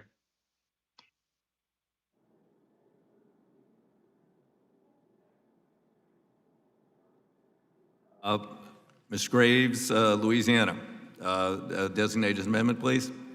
Amendment to the amendment in the nature of a substitute to H.R. 2, offered by Mr. Graves of Louisiana, number 123. The gentleman is recognized for 3 minutes. Thank you, Mr. Chairman. Mr. Chairman, right now the states of Louisiana, Colorado, Idaho, Maryland, Wyoming, Oklahoma, Arkansas, Florida, New Jersey, Texas, Washington, D.C., the District of Columbia, and others all have, Chairwoman Norton, I see you looking at me. They all are currently implementing, testing, or preparing to test electronic driver's license. Right now, under current law, the law only states a physical license as opposed to an electronic license. And I just want to make a small change to the law that indicates that that this could be a physical license or it could be an electronic credential. Therefore, when you're going to the airport, you could just pull out your phone and you can have an electronic ID, of course, with all of the protections that would need to be established. It doesn't change or any of the real ID requirements. It simply says that you could either have a physical or an electronic driver's license. So again, that's for identification purposes. It's trying to keep up with technology, and it's a simple amendment that simply adds electronic driver's license. It is my understanding from our staff conversations with the Department of Homeland Security that they do not have concerns with the amendment, and just ask for adoption. Yield back. I thank the gentleman. You know, I would certainly want to help facilitate Real ID. My state, in its total incompetence, decided more than a year and a half ago to issue new driver's licenses to everybody in the state that were not compliant with Real ID. So I had to get a new driver's license. It's not compliant. And now they say, well, now they're not going to be able to meet the deadline for compliant licenses, so maybe this would help them. But in any case, there are questions regarding jurisdiction, but I'm inclined to accept the amendment, and I can engage in a conversation with Mr. Thompson and see if he will not object to it being included in the bill, and he won't object in the Rules Committee. That'd be great, Mr. Chairman. I just want to make note that after a little bit of research last night, we think we found a way to keep it solidly within our jurisdiction as well. So if y'all want to entertain this one, however you want to handle it, but I appreciate it. Okay, well, so is that a different amendment? Or no? Okay, all right. Well, let's just move ahead. I'm going to ask unanimous consent to adopt this amendment. Hearing no objection, the amendment is agreed to.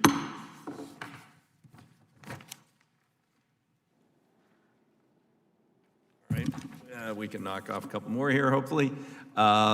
This will be the clerk. This will, I'm hearing. Am I okay? All right. The clerk will designate Mr. Lynch.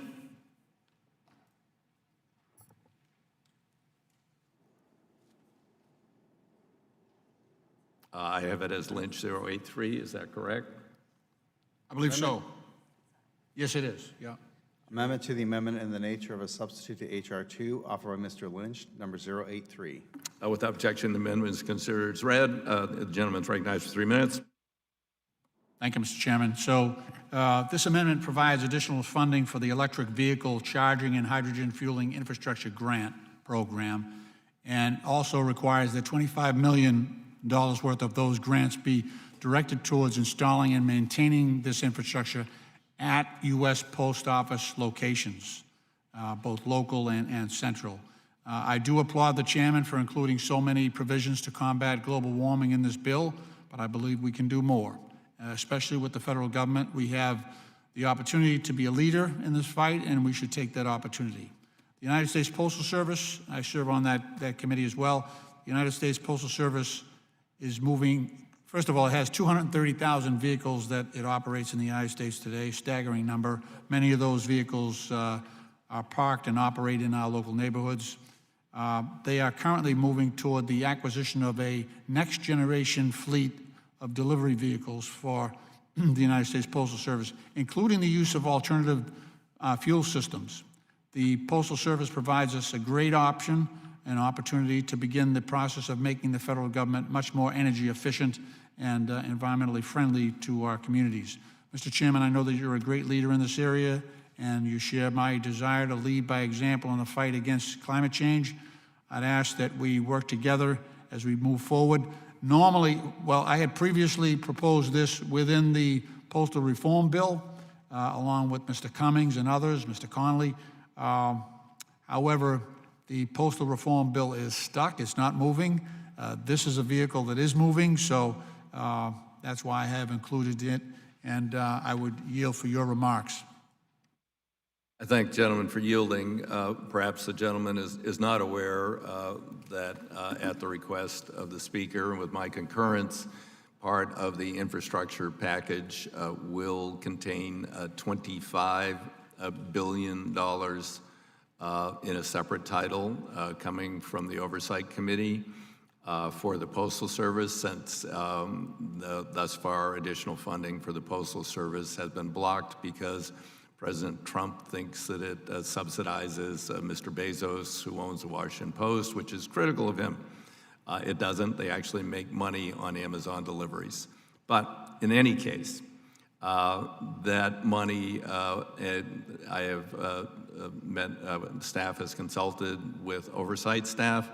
Oversight staff says that the title is broad enough to allow money to be used to convert to the EV fleet. The post office is in the process of moving forward with fleet acquisition. And obviously, if they move to an EV fleet, they're going to have to install charging stations, and there will be many billions of dollars available for that. It will help drive the light truck and delivery vehicle market. The postal vehicles they're using now are way past their life expectancy. They're dirty, they're clunky, they break down, they're unbelievably expensive to maintain.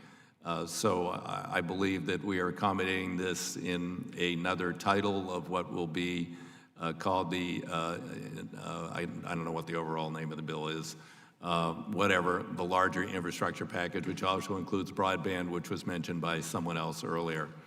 So I'd urge the gentleman at this point to withdraw the amendment.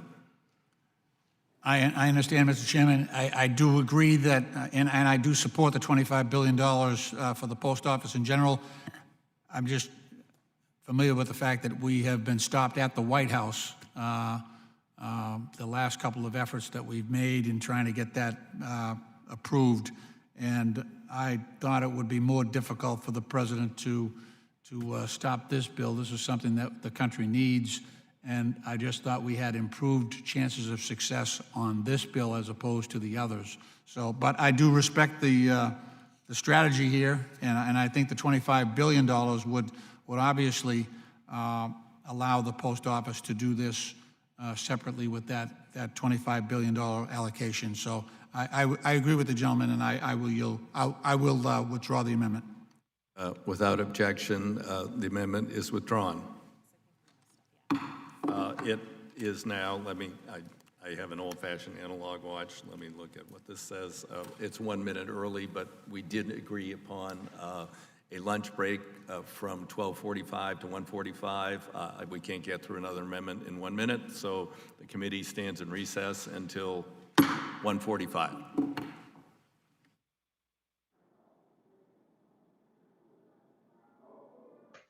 Hold on, everybody. Quick, don't tune out. At that point, we will go to recorded votes, however many are called for. At 1:45.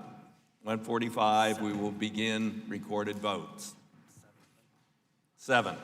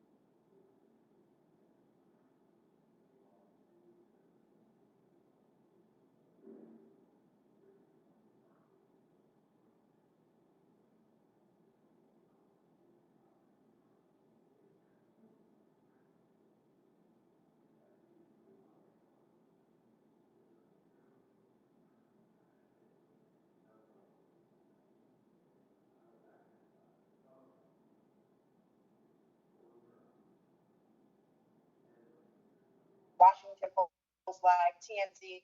So this is just a snapshot of just some.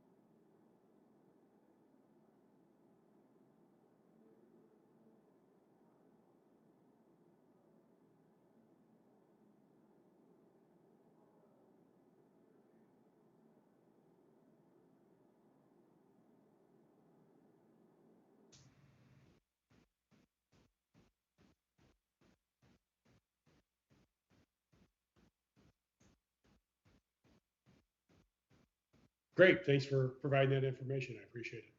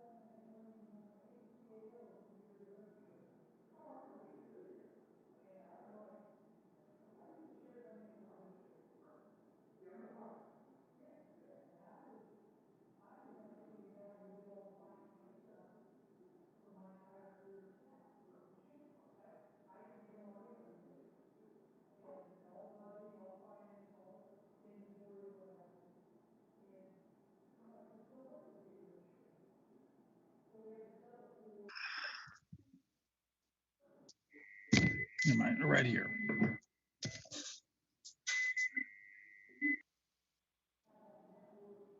Some of you are on a hot mic, just letting you know.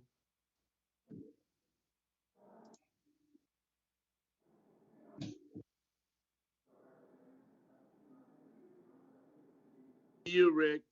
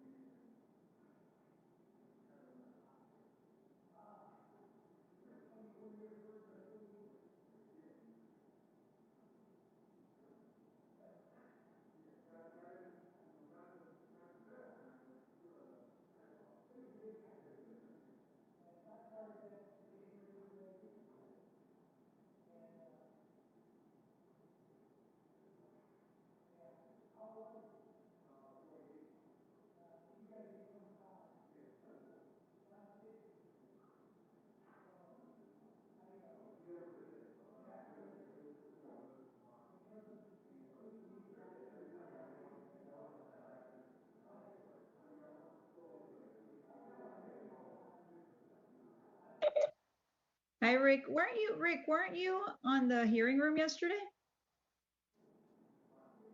I can't hear you. I think you're muted. Who are you talking to? Yeah, I was. Okay. Yeah, that's what I thought. I'm like, oh, there's Rick in front of the screen now.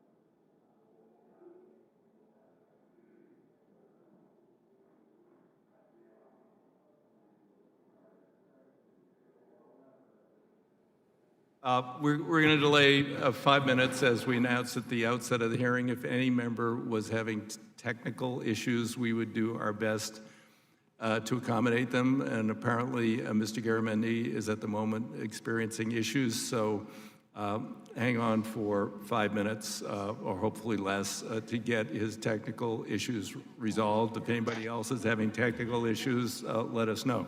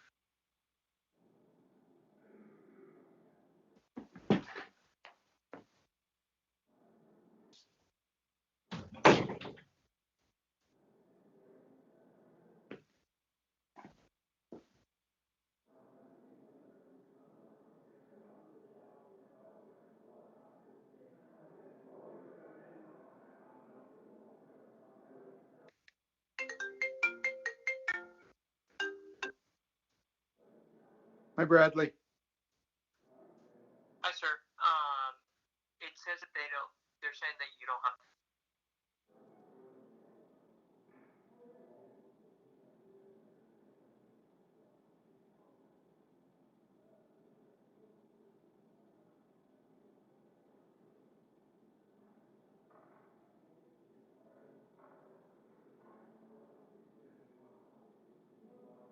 John's on mute.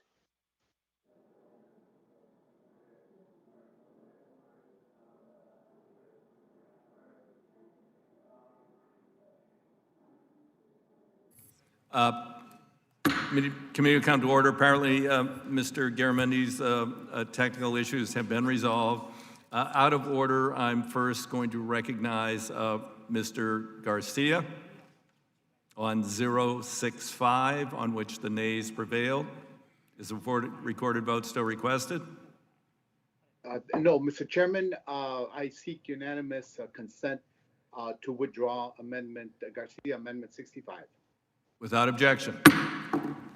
Okay, then we would move along to Mitchell, number 053. Is a recorded vote still requested?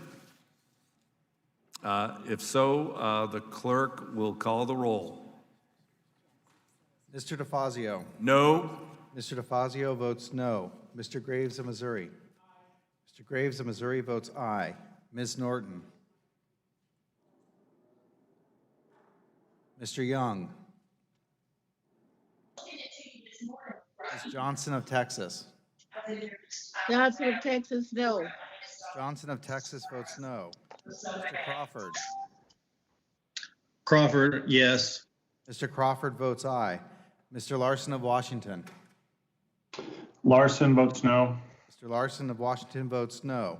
Mr. Gibbs. Gibbs votes yes. Mr. Gibbs votes aye.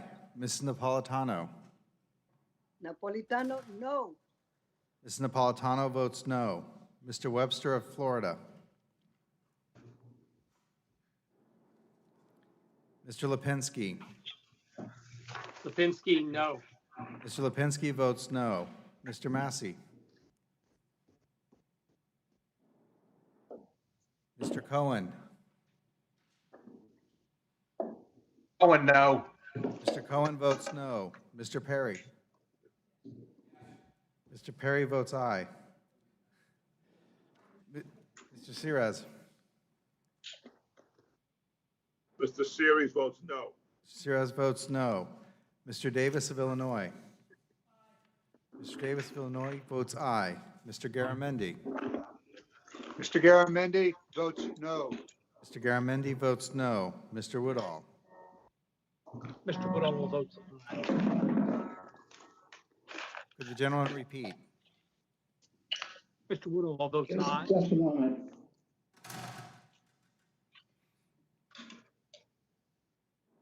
the gentleman repeat that again, please? Mr. Woodall votes aye. Mr. Woodall votes aye. Mr. Johnson of Georgia. Gentleman from Georgia votes no. Mr. Johnson of Georgia votes no. Mr. Katko.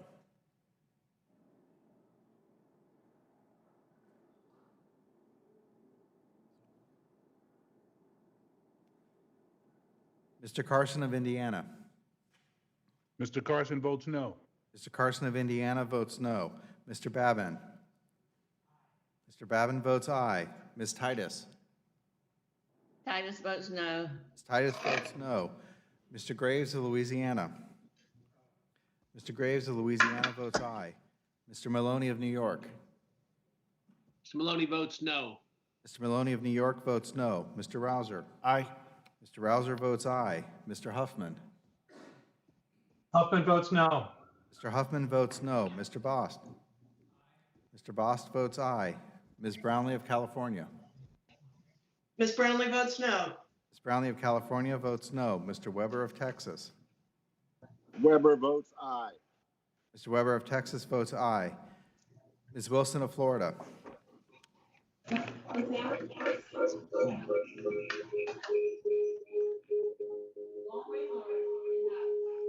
Someone might be unmuted there. If you could just wait until you turn to vote, thank you. Wilson of Florida votes no. Ms. Wilson of Florida votes no. Mr. Lamalfa. Lamalfa, aye. Ms. Lamalfa votes aye. Mr. Payne. Mr. Payne votes no. Mr. Payne votes no. Mr. Westerman. Mr. Westerman votes aye.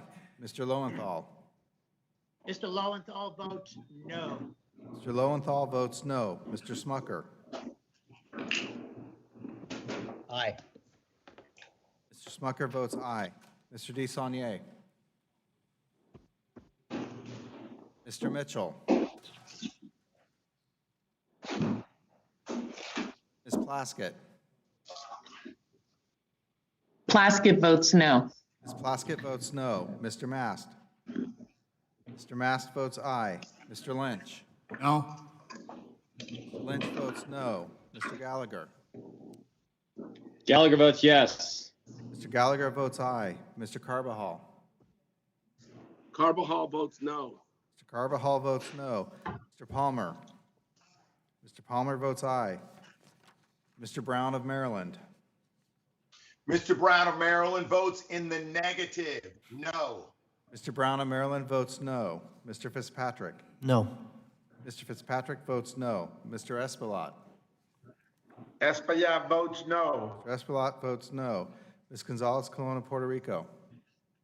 Ms. Gonzalez Colon votes aye. Ms. Gonzalez Colon of Puerto Rico votes aye. Mr. Malinowski. Malinowski votes no. Mr. Malinowski votes no. Mr. Balderson. Alderson, yay. Will the gentleman repeat? Alderson, yes. Mr. Balderson votes aye. Mr. Stanton. Stanton votes no. Mr. Stanton votes no. Mr. Spano. Mr. Spano votes aye. Ms. Mucarsel Powell. Mucarsel Powell votes no. Ms. Mucarsel Powell votes no. Mr. Stauber. Mr. Stauber votes aye. Mr. Stauber votes aye. Mrs. Fletcher. Fletcher votes no. Mrs. Fletcher votes no. Mrs. Miller. Aye. Mrs. Miller votes aye. Mr. Allred. Mr. Allred votes no. Mr. Allred votes no. Mr. Pence. Aye. Mr. Pence votes aye. Ms. Davids of Kansas. Davids votes no. Ms. Davids of Kansas votes no. Ms. Finkenauer. Finkenauer votes no. Ms. Finkenauer votes no. Mr. Garcia of Illinois. Garcia votes no. Mr. Garcia of Illinois votes no. Mr. Delgado.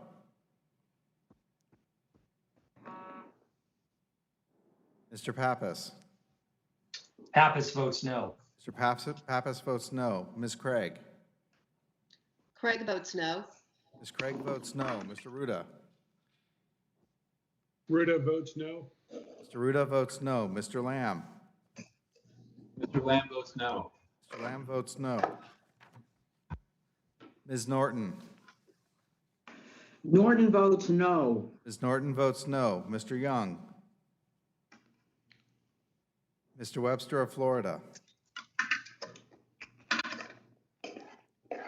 Mr. Massey. Massey votes yes. Mr. Massey votes aye. Mr. Katko. Mr. Desaulnier.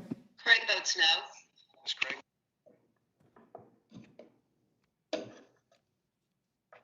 Mr. Mitchell.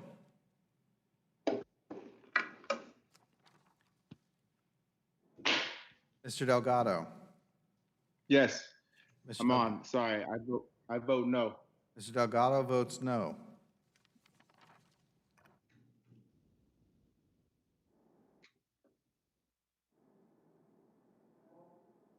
Have all members voted who wish to vote? We miss anyone?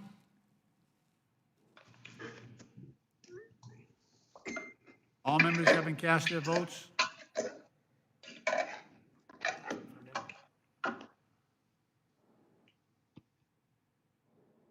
Mitchell? Yeah, he's saying that Mr. Mitchell wishes to be recorded. Does Mr. Mitchell wish to be recorded?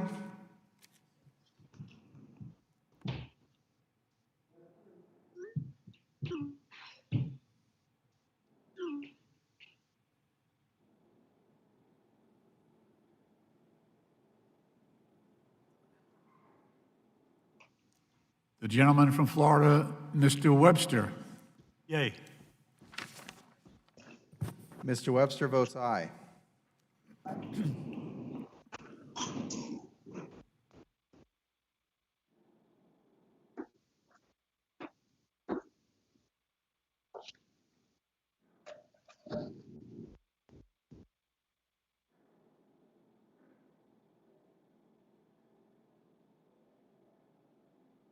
The clerk will report the vote. Could Catco report his vote? Catco? Yes, Mr. Chairman, Yes. Catco votes no. Mr. Katko votes no. Any other members that have not been able to record their vote? All right, the clerk will now report the vote. Mr. Chairman, on that vote, there are 25 yeas and 38 noes. The amendment is not adopted.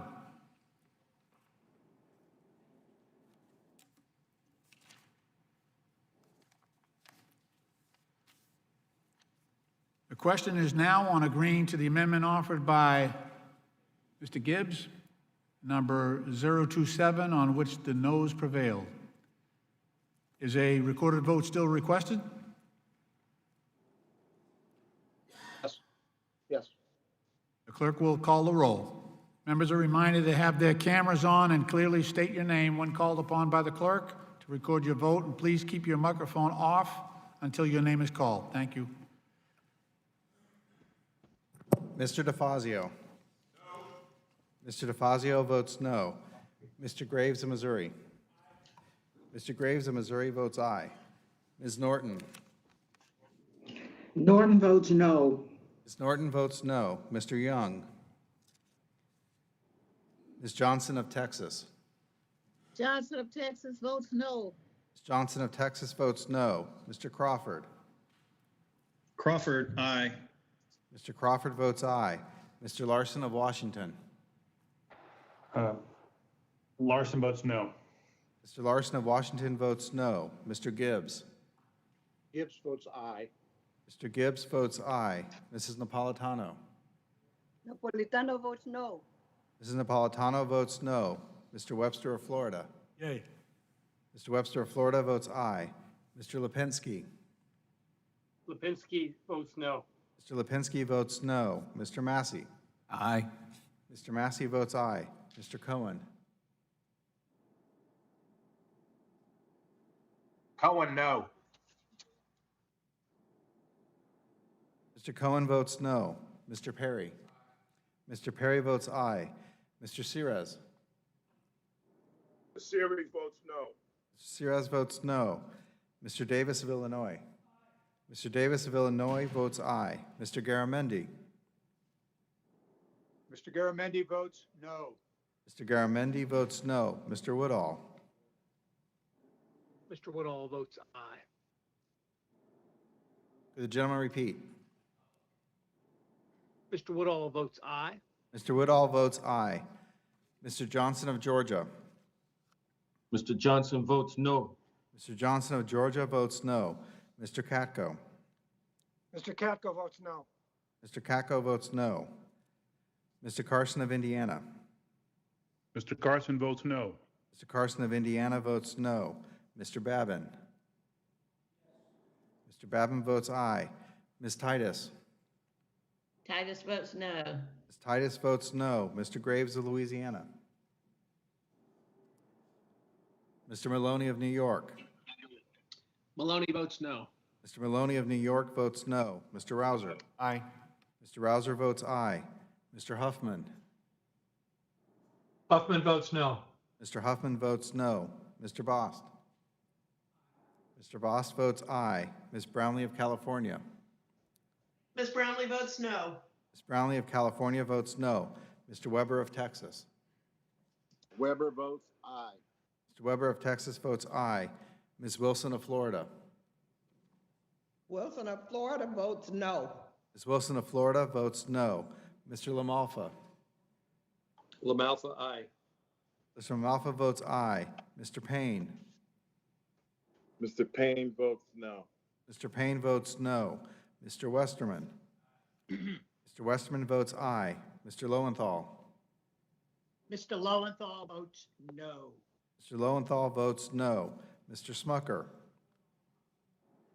Smucker votes aye. Mr. Smucker votes aye. Mr. DeSaulnier. Mr. Mitchell. Ms. Plaskett. Plaskett votes no. Ms. Plaskett votes no. Mr. Mast. Mr. Mast votes aye. Mr. Lynch. Mr. Lynch votes no. Mr. Gallagher. Gallagher votes yes. Mr. Gallagher votes aye. Mr. Carbajal. Carbajal votes no. Mr. Carbajal votes no. Mr. Palmer. Mr. Palmer votes aye. Mr. Brown of Maryland. Mr. Brown votes no. Mr. Brown of Maryland votes no. Mr. Fitzpatrick. No. Mr. Fitzpatrick votes no. Mr. Espillat. Espaillat votes no. Mr. Espillat votes no. Ms. Gonzalez Colon of Puerto Rico. Gonzalez Colon votes no. Ms. Gonzalez Colon of Puerto Rico votes no. Mr. Malinowski.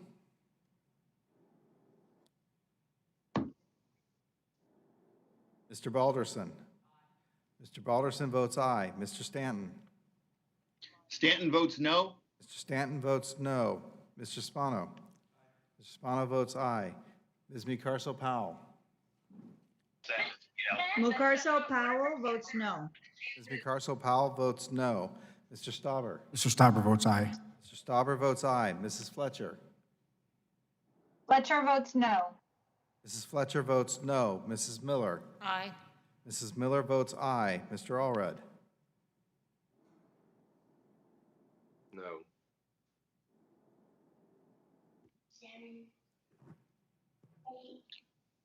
Mr. Allred votes no. Mr. Pence. Mr. Pence votes aye. Ms. Davids of Kansas. Davids votes no. Ms. Davids of Kansas votes no. Ms. Finkenauer. Finkenauer votes no. Ms. Finkenauer votes no. Mr. Garcia of Illinois. Garcia votes no. Mr. Garcia of Illinois votes no. Mr. Delgado. Delgado votes no. Mr. Delgado votes no. Mr. Pappas. Pappas votes no. Mr. Pappas votes no. Ms. Craig. Craig votes no. Ms. Craig votes no. Mr. Ruda. Ruda votes no. Mr. Ruda votes no. Mr. Lamb. Mr. Lamb votes no. Mr. Lamb votes no. Mr. Young. Mr. DeSaulnier. Mr. Graves, Louisiana. Mr. Graves, Louisiana votes aye. Mr. Mitchell.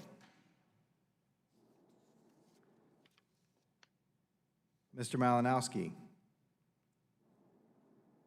Malinowski votes no. Mr. Malinowski votes no.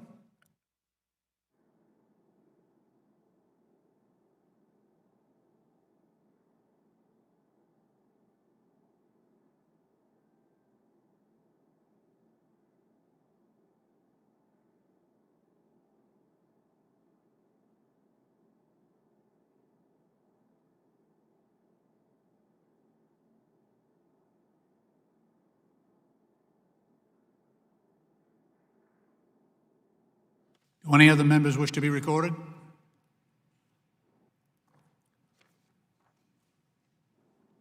All members having cast their votes, the clerk will report the vote. Mr. Chairman, on that vote, there were 24 yeas and 39 noes. In the opinion of the chair, the amendment is not agreed to.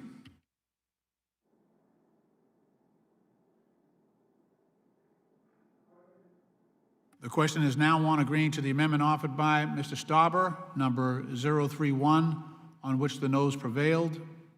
Is a recorded vote still requested? Yes.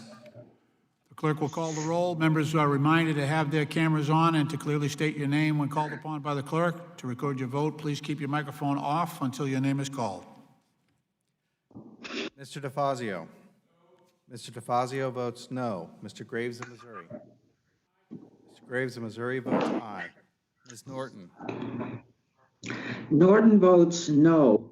Ms. Norton votes no. Mr. Young.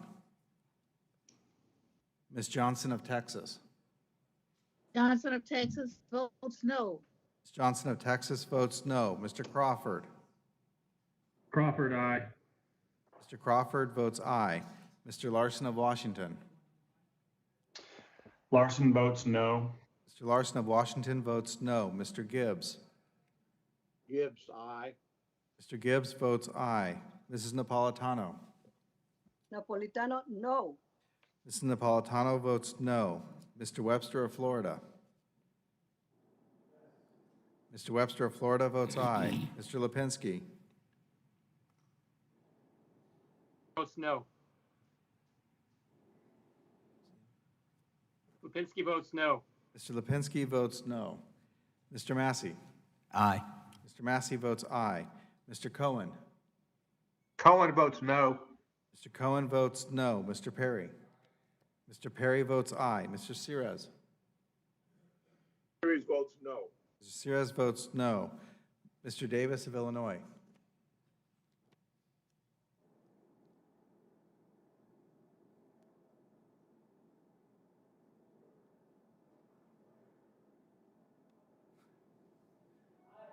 Mr. Davis of Illinois votes aye. Mr. Garamendi. Mr. Garamendi votes no. Mr. Garamendi votes no. Mr. Woodall.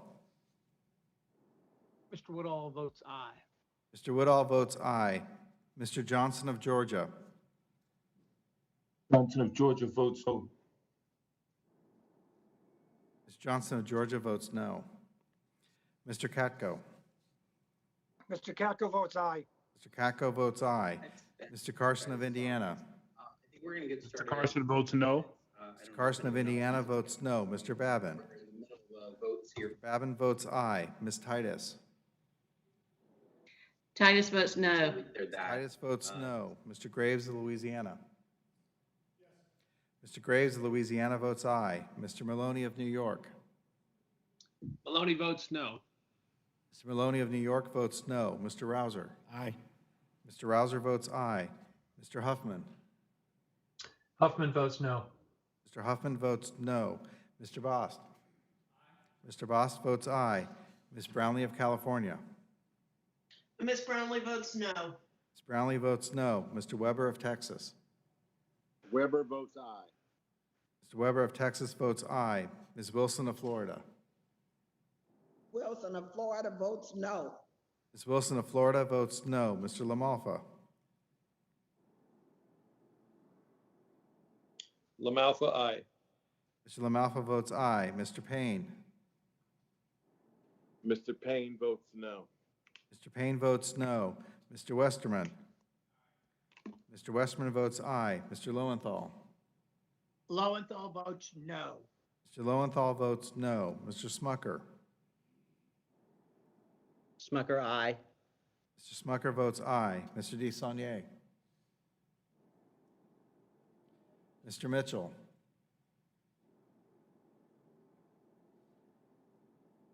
Ms. Plaskett. Mr. Mast. Plaskett votes no. Ms. Plaskett votes no. Mr. Mast. Mr. Mast votes aye. Mr. Lynch. Mr. Lynch votes no. Mr. Gallagher. Gallagher votes yes. Mr. Gallagher votes aye. Mr. Carbajal. Hall votes no. Mr. Carbajal votes no. Mr. Palmer. Mr. Palmer votes aye. Mr. Brown of Maryland. Mr. Brown votes no. Mr. Brown of Maryland votes no. Mr. Fitzpatrick. No. Mr. Fitzpatrick votes no. Mr. Espaillat. Espaillat votes no. Mr. Espaillat votes no. Ms. Gonzalez Colon of Puerto Rico. Gonzalez votes yes. Ms. Gonzalez Colon of Puerto Rico votes aye. Mr. Malinowski. Malinowski votes no. Mr. Malinowski votes no. Mr. Balderson. Mr. Balderson votes aye. Mr. Stanton. Stanton votes no. Mr. Stanton votes no. Mr. Spano. Mr. Spano votes aye. Ms. McCarcel Powell. McCarcel Powell votes no. Ms. McCarcel Powell votes no. Mr. Stauber. Mr. Stauber votes aye. Mr. Stauber votes aye. Mrs. Fletcher. Fletcher votes no. Ms. Fletcher votes no. Mrs. Miller. Aye. Mrs. Miller votes aye. Mr. Allred. Mr. Allred votes no. Mr. Allred votes no. Mr. Pence. Aye. Mr. Pence votes aye. Ms. Davids of Kansas. Davis votes no. Ms. Davids of Kansas votes no. Ms. Finkenauer. Finkenauer votes no. Ms. Finkenauer votes no. Mr. Garcia of Illinois. Garcia votes no. Mr. Garcia of Illinois votes no. Mr. Delgado. Delgado votes no. Mr. Delgado votes no. Mr. Pappas. Pappas votes no. Mr. Pappas votes no. Ms. Craig. Craig votes no. Ms. Craig votes no. Mr. Ruda. Ruda votes no. Mr. Ruda votes no. Mr. Lamb. Mr. Lamb votes no. Mr. Lamb votes no. Mr. Young. Mr. DeSaulnier. Mr. Mitchell.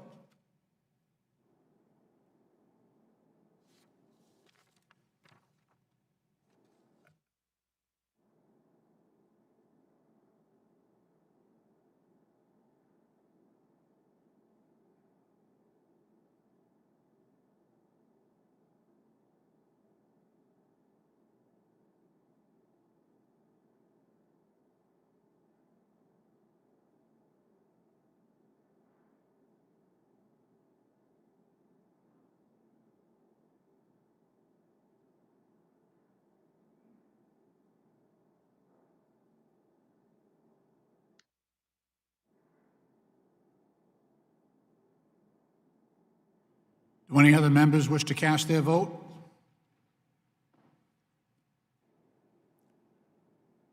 All members having cast their vote, the clerk will now report the vote.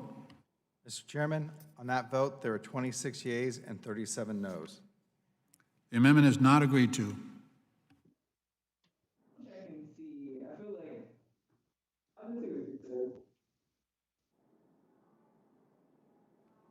The question is now on agreeing to the amendment offered by Mr. Stauber, number 043, on which the noes prevailed. Is a recorded vote still requested? It is, Mr. Chair. The clerk will now call the roll. Mr. DeFazio. Mr. DeFazio votes no. Mr. Graves of Missouri. Mr. Graves of Missouri votes aye. Ms. Norton. Norton votes no. Ms. Norton votes no. Mr. Young. Ms. Johnson of Texas.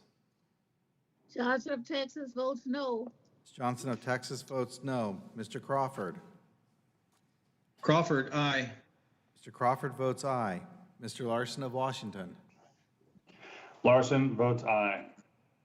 Mr. Larson of Washington votes aye. Mr. Gibbs. Gibbs votes aye. Mr. Gibbs votes aye. Mrs. Napolitano. Napolitano, no. Mrs. Napolitano votes no. Mr. Webster of Florida. Yay. Mr. Webster of Florida votes aye. Mr. Lipinski. Lipinski votes present. Mr. Lipinski votes present. Mr. Massey. No. Mr. Massey votes no. Mr. Cohen. Pass. Mr. Perry. Mr. Perry votes aye. Mr. Sirez. Barbara, let me phone you right back. I got to pay attention. Okay. Mr. Davis of Illinois. Mr. Davis of Illinois votes aye. Mr. Garamendi. Garamendi votes no. Mr. Garamendi votes no. Mr. Woodall. Mr. Woodall votes aye. Mr. Woodall votes aye. Mr. Johnson of Georgia. Johnson votes no. Mr. Johnson of Georgia votes no. Mr. Katko. Mr. Katko votes aye. Mr. Katko votes aye. Mr. Carson of Indiana. Mr. Carson votes no. Mr. Carson of Indiana votes no. Mr. Babin. Mr. Babin votes aye. Ms. Titus.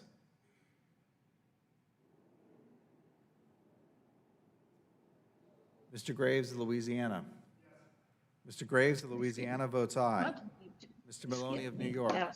Say something, and then you beat. Maloney votes no. Mr. Maloney of New York votes no. Mr. Rouser. Aye. Mr. Rouser votes aye. Mr. Huffman. Huffman votes no and then mutes. Hint, hint. Mr. Huffman votes no. Mr. Bost. Mr. Bost votes aye. Ms. Brownlee of California. Mr. Weber of Texas. Weber votes aye and says he's glad Huffman muted. Mr. Weber of Texas votes aye. Ms. Wilson of Florida. Wilson of Florida votes no. Ms. Wilson of Florida votes no. Mr. LaMalfa. Aye. Mr. LaMalfa votes aye. Mr. Payne. Mr. Payne of New Jersey votes no, then mutes.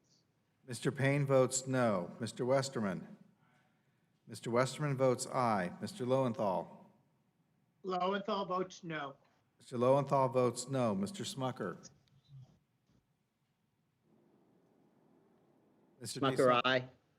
Mr. Smucker votes aye. Mr. DeSaulnier. Mr. Mitchell.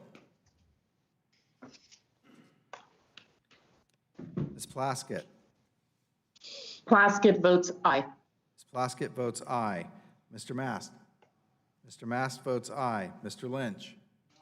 Mr. Lynch votes no. Mr. Gallagher. Gallagher votes aye. Mr. Gallagher votes aye. Mr. Carbajal. Carbajal votes no. Mr. Carbajal votes no. Mr. Palmer. Mr. Palmer votes aye. Mr. Brown of Maryland. Mr. Brown votes no. Mr. Brown of Maryland votes no. Mr. Fitzpatrick. Aye. Mr. Fitzpatrick votes aye. Ms. Mr. Espilot. Espaillat votes no. Mr. Espilot votes no. Ms. Gonzalez Colon of Puerto Rico. Gonzalez Colon votes aye. Ms. Gonzalez Colon of Puerto Rico votes aye. Mr. Malinowski. He votes no. Mr. Malinowski votes no. Mr. Balderson. Mr. Balderson votes aye. Mr. Stanton. Stanton votes no. Mr. Stanton votes no. Mr. Spano. Mr. Spano votes aye. Ms. Mucarsel Powell. Mucarsel Powell, no. Ms. Mucarsel Powell votes no. Mr. Stauber. Mr. Stauber votes aye. Mr. Stauber votes aye. Mrs. Fletcher. Fletcher votes no. Mrs. Fletcher votes no. Mrs. Miller. Aye. Mrs. Miller votes aye. Mr. Allred. Allred votes no. Mr. Allred votes no. Mr. Pence. Aye. Mr. Pence votes aye. Ms. Davids of Kansas. Davids votes no. Ms. Davids of Kansas votes no. Ms. Finkenauer. Finkenauer votes aye. Ms. Finkenauer votes aye. Mr. Garcia of Illinois. Garcia votes no. Mr. Garcia of Illinois votes no. Mr. Delgado. Delgado votes no. Mr. Delgado votes no. Mr. Pappas. Pappas votes no. Mr. Pappas votes no. Ms. Craig. Craig votes no. Ms. Craig votes no. Mr. Ruda. Ruda votes no. Mr. Ruda votes no. Mr. Lamb. Mr. Lamb votes yes. The gentleman repeat. Mr. Lamb votes yes. Mr. Lamb votes aye. Mr. Young. Mr. Cohen. You're not on mute. Cohen vote aye. Mr. Cohen votes aye. Mr. Sirez.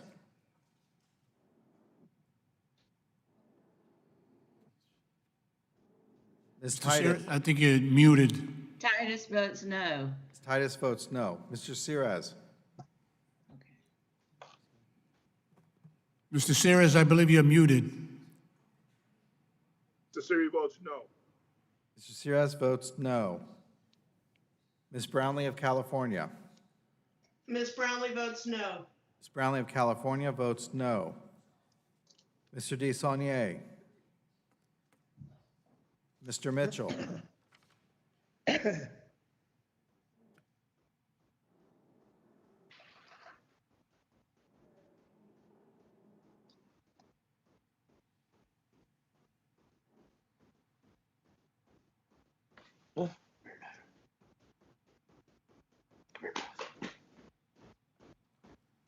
Do any other members wish to cast their vote?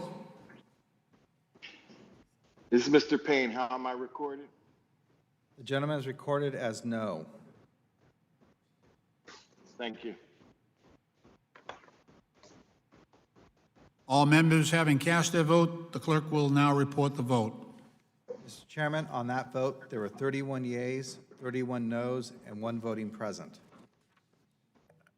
Can you repeat that again? 31 yeas, 31 noes, and 1 voting present. The motion is not adopted.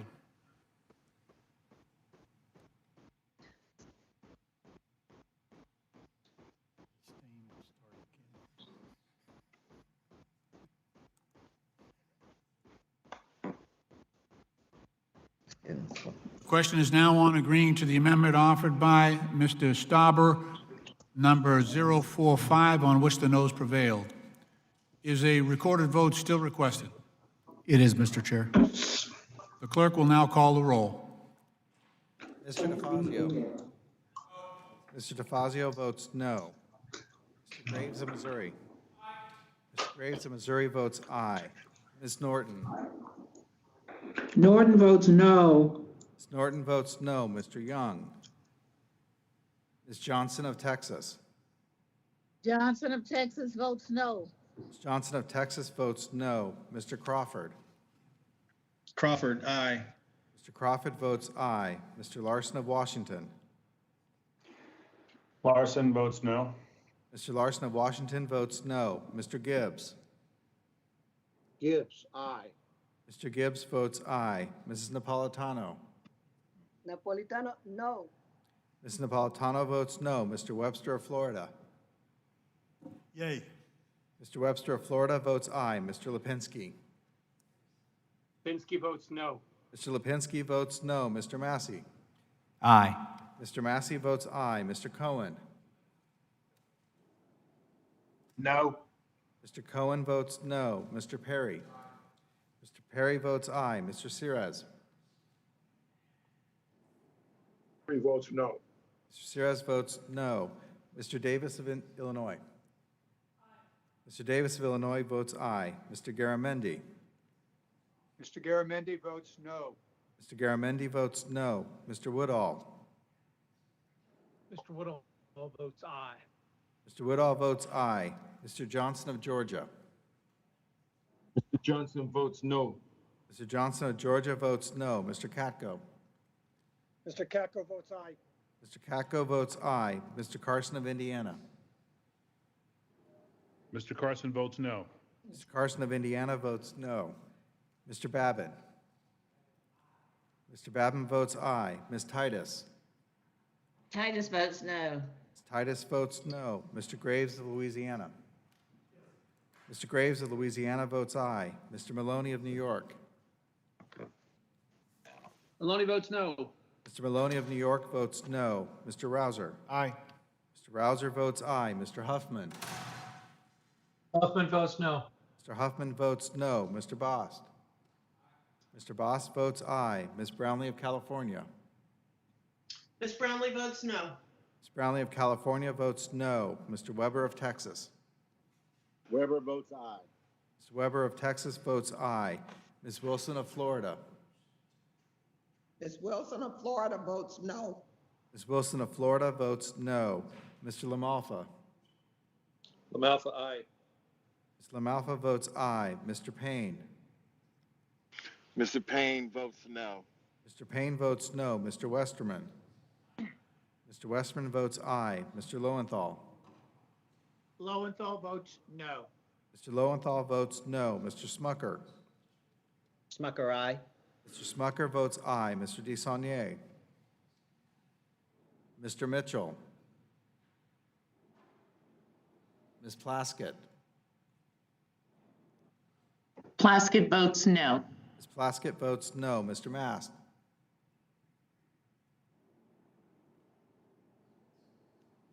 Mr. Lynch. No. Mr. Lynch votes no. Mr. Gallagher. Gallagher votes yes.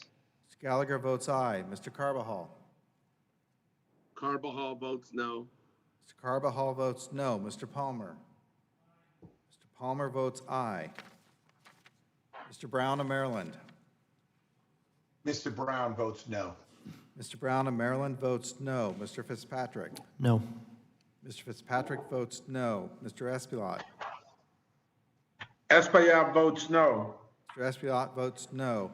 Ms. Gonzalez Colon of Puerto Rico. Gonzalez Colon votes aye. Ms. Gonzalez Colon of Puerto Rico votes aye. Mr. Malinowski.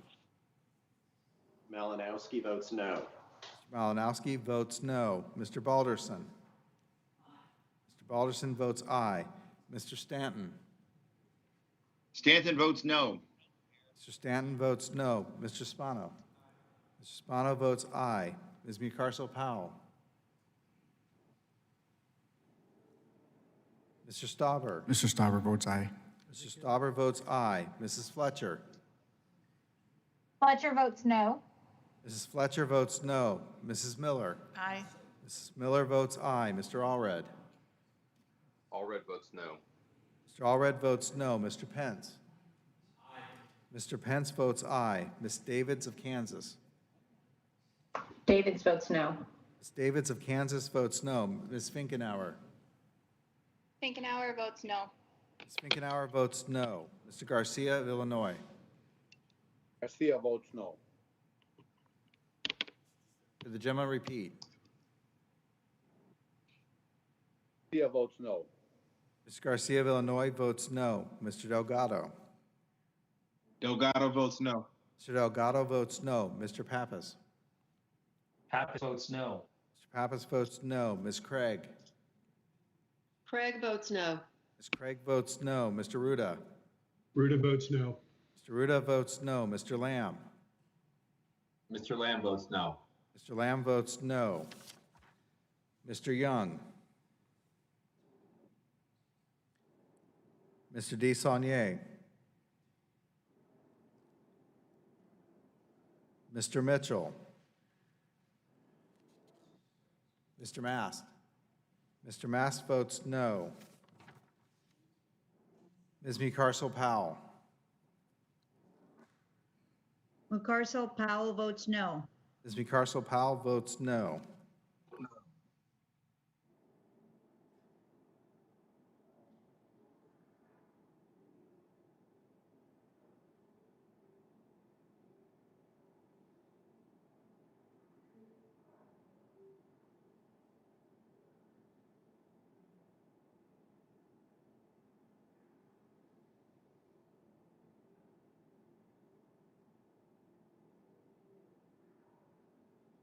Do any other members wish to be recorded?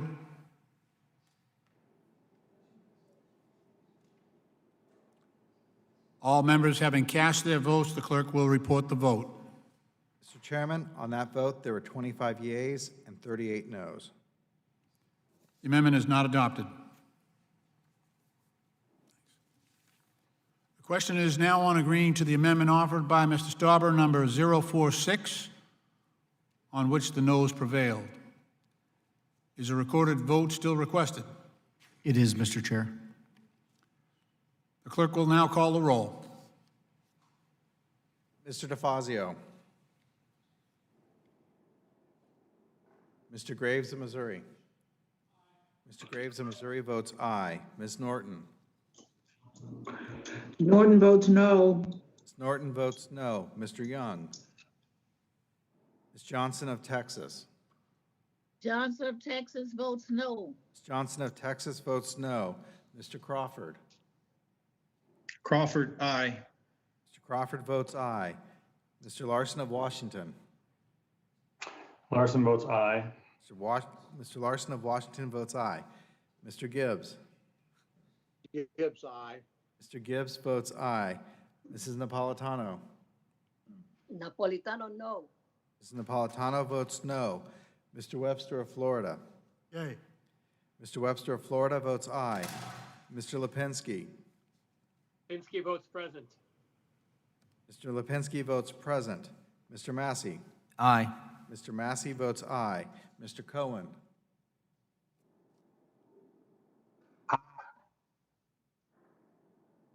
The gentleman Cohen, repeat. aye. The gentleman repeat. Yes. Mr. Cohen votes aye. Mr. Perry. That too. Mr. Perry votes aye. Mr. Sirez. Perry votes no. Mr. Sirez votes no. Mr. Davis of Illinois. Mr. Davis of Illinois votes aye. Mr. Garamendi. Garamendi votes aye. Mr. Garamendi votes aye. Mr. Woodall. Mr. Woodall votes aye. Mr. Woodall votes aye. Mr. Johnson of Georgia. Mr. Katko. Johnson passes. Mr. Katko. Mr. Kako votes aye. Mr. Katko votes aye. Mr. Carson of Indiana. Mr. Carson votes no. Mr. Carson of Indiana votes no. Mr. Babin. Mr. Babin votes aye. Ms. Titus. Titus votes no. Ms. Titus votes no. Mr. Graves of Louisiana. Mr. Graves of Louisiana votes aye. Mr. Maloney of New York. Maloney votes aye. Mr. Maloney of New York votes aye. Mr. Rouser. Aye. Mr. Rouser votes aye. Mr. Huffman. Huffman votes aye. Mr. Huffman votes aye. Mr. Bost. Mr. Bost votes aye. Ms. Brownlee of California. Ms. Brownlee votes aye. Ms. Brownlee of California votes aye. Mr. Weber of Texas. Weber votes aye. Mr. Weber of Texas votes aye. Ms. Wilson of Florida. Ms. Wilson of Florida votes aye. Ms. Wilson of Florida votes aye. Mr. LaMalfa. LaMalfa, aye. Mr. LaMalfa votes aye. Mr. Payne. Mr. Payne votes no. Mr. Payne votes no. Mr. Westerman. Mr. Chairman, is this Stauber 46 that prevents mineral sourced by child labor? Yes, that's correct. Yep. I vote aye. Mr. Westerman votes aye. Mr. Lowenthal.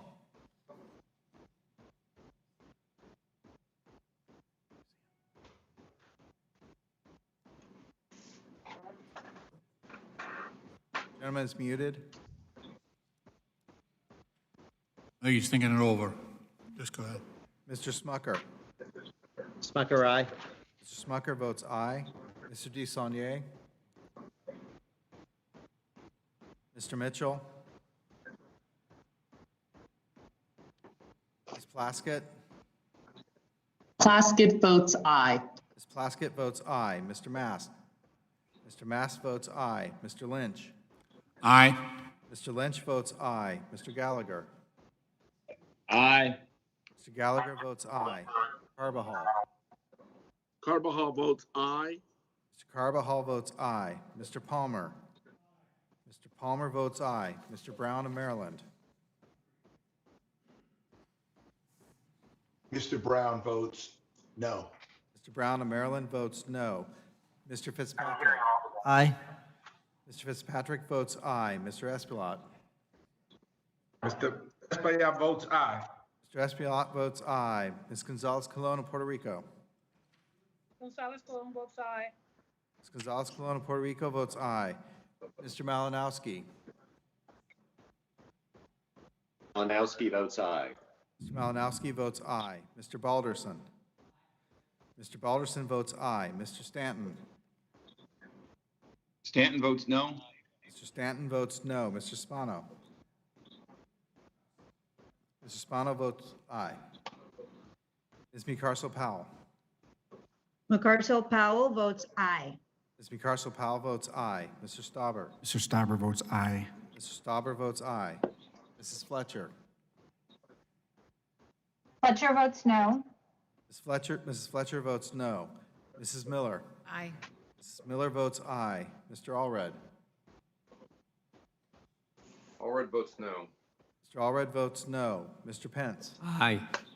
Pence votes aye. Ms. Davids of Kansas. Davids votes no. Ms. Davids of Kansas votes no. Ms. Finkenauer. Finkenauer votes yes. Ms. Finkenauer votes aye. Mr. Garcia of Illinois. Garcia votes no. Mr. Garcia of Illinois votes no. Mr. Delgado. Delgado votes aye. Mr. Delgado votes aye. Mr. Pappas. Pappas votes aye. Mr. Pappas votes aye. Ms. Craig. Craig votes aye. Ms. Craig votes aye. Mr. Ruda. Ruda votes yes. Mr. Ruda votes aye. Mr. Lamb.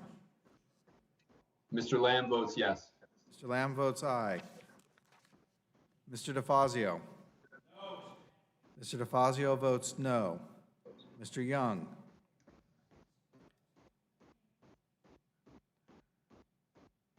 Mr. Johnson of Georgia. Johnson of Georgia votes no. Mr. Johnson of Georgia votes no. Mr. Lowenthal. Lowenthal votes no. Mr. Lowenthal votes no. Mr. DeSaulnier. Mr. Mitchell.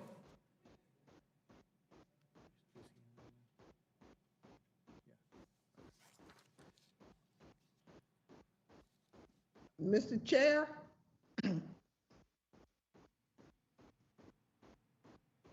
Not sure who's asking for, the gentlelady's recognized? Congressman Wilson of Florida, is this number 49?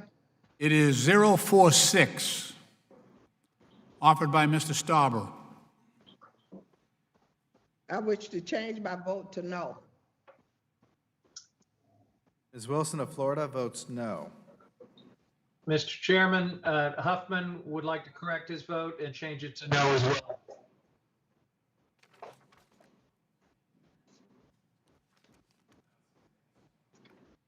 Mr. Huffman votes no.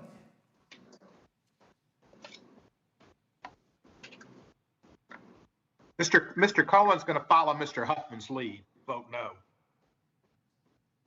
Mr. Cohen is now recorded as no.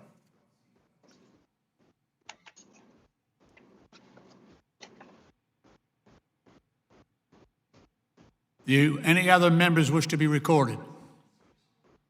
Do any other members wish to change their vote?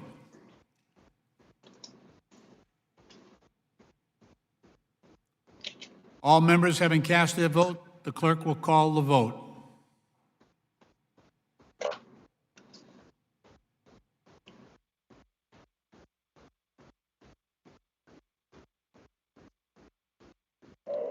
Mr. Chairman, on that vote, there were 43 yeas, 19 noes, and 1 voting present. The amendment is adopted.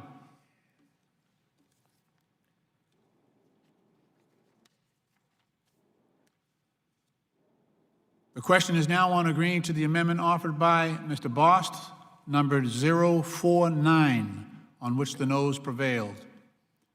Is a recorded vote still requested? For the property rights of people, yes, Chairman. The clerk will now call the roll. Mr. DeFazio. Mr. Graves of Missouri.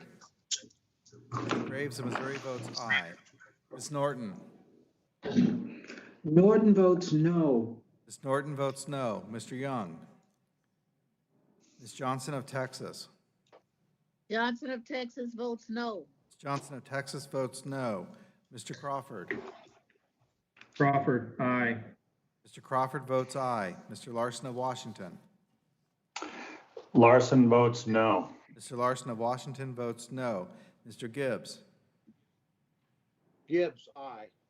Mr. Gibbs votes aye. Mrs. Napolitano. Napolitano, no. Mrs. Napolitano votes no. Mr. Webster of Florida. Yay. Mr. Webster of Florida votes aye. Mr. Lipinski. Lipinski votes no. Mr. Lipinski votes no. Mr. Massey. Aye. Mr. Massey votes aye. Mr. Cohen. Cohen, no. Mr. Cohen votes no. Mr. Perry. Mr. Perry votes aye. Mr. Sires.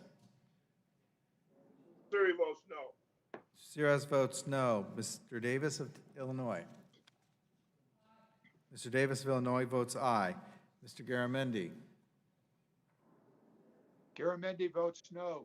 Mr. Garamendi votes no. Mr. Woodall. Mr. Woodall votes aye. Mr. Woodall votes aye. Mr. Johnson of Georgia. Johnson votes no. Mr. Johnson of Georgia votes no. Mr. Katko. Go votes yes. Mr. Katko votes aye. Mr. Carson of Indiana.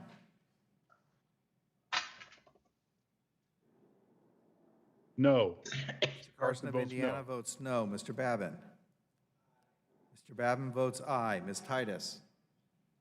Titus votes no. Ms. Titus votes no. Mr. Graves of Louisiana. Mr. Graves of Louisiana votes aye. Mr. Maloney of New York. Maloney votes no. Mr. Maloney of New York votes no. Mr. Rouser. Aye. Mr. Rouser votes aye. Mr. Huffman. Huffman votes no. Mr. Huffman votes no. Mr. Bost. Mr. Bost votes aye. Ms. Brownlee of California. Ms. Brownlee votes no. Ms. Brownlee of California votes no. Mr. Weber of Texas. Weber votes aye. Mr. Weber of Texas votes aye. Ms. Wilson of Florida. Ms. Wilson of Florida votes no. Ms. Wilson of Florida votes no. Mr. LaMalfa. Malfa, aye. Mr. LaMalfa votes aye. Mr. Payne. Mr. Payne votes no. Mr. Payne votes no. Mr. Westerman. Mr. Westerman votes aye. Mr. Lowenthal. Mr. Smucker. Smucker, aye. Mr. Smucker votes aye. Mr. DeSaulnier. Mr. Mitchell. Ms. Plaskett. Plaskett votes no. Ms. Plaskett votes no. Mr. Mast. Mr. Mast votes aye. Mr. Lynch. Mr. Lynch votes no. Mr. Gallagher. Aye. Mr. Gallagher votes aye. Mr. Carbajal. Carbajal votes no. Mr. Carbajal votes no. Mr. Palmer. Mr. Palmer votes aye. Mr. Brown of Maryland. Mr. Brown votes no. Mr. Brown of Maryland votes no. Mr. Fitzpatrick. Aye. Mr. Fitzpatrick Chris, votes you're aye. Yeah. Mr. Espilot. Espaillat votes no. Mr. Espilot votes no. Ms. Gonzalez Colon of Puerto Rico. Right. Gonzalez Colon votes aye. Okay. Ms. Gonzalez Colon of Puerto Rico votes aye. Mr. Malinowski. Malinowski votes no. Mr. Malinowski votes no. Mr. Balderson. Mr. Balderson votes aye. Mr. Stanton. Stanton votes no. Mr. Stanton votes no. Mr. Spano. Mr. Spano votes aye. Ms. Micarso Powell. Powell votes no. Ms. Micarso Powell votes no. Mr. Stauber. Aye. Mr. Stauber votes aye. Mrs. Fletcher. Fletcher votes no. Mrs. Fletcher votes no. Mrs. Miller. Mrs. Miller votes aye. Mr. Allred. Allred votes no. Mr. Allred votes no. Mr. Pence. Aye. Mr. Pence votes aye. Ms. Davids of Kansas. Davids votes no. Ms. Davids of Kansas votes no. Ms. Finkenauer. Finkenauer votes no. Ms. Finkenauer votes no. Mr. Garcia of Illinois. Garcia votes no. Mr. Garcia of Illinois votes no. Mr. Delgado. Delgado votes no. Mr. Delgado votes no. Mr. Pappas. Pappas votes no. Mr. Pappas votes no. Ms. Craig. Craig votes no. Ms. Craig votes no. Mr. Ruda. Ruda votes no. Mr. Ruda votes no. Mr. Lamb. Mr. Lamb votes no. Mr. Lamb votes no. Mr. DeFazio. Mr. DeFazio votes no. Mr. Young. Mr. Lowenthal. Lowenthal votes no. Mr. Lowenthal votes no. Mr. DeSaulnier. Mr. Mitchell.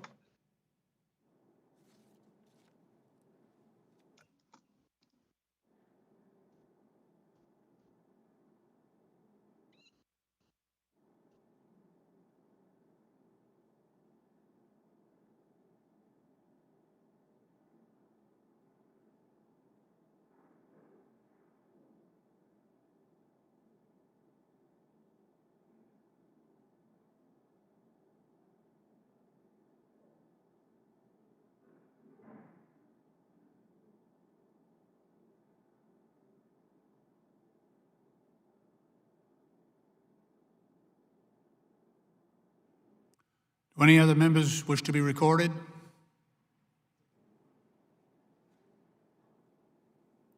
All members having cast their vote, the clerk will report the vote. Mr. Chairman, on that vote, there were 27 yeas and 36 noes. The amendment is not adopted.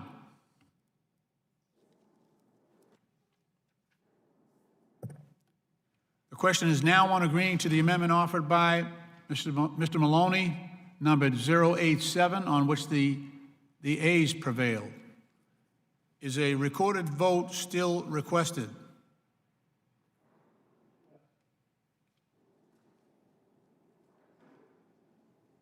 It is. The clerk will call the roll. Mr. DeFazio. Aye. Mr. DeFazio votes aye. Mr. Graves of Missouri. Mr. Graves of Missouri votes aye. Ms. Norton.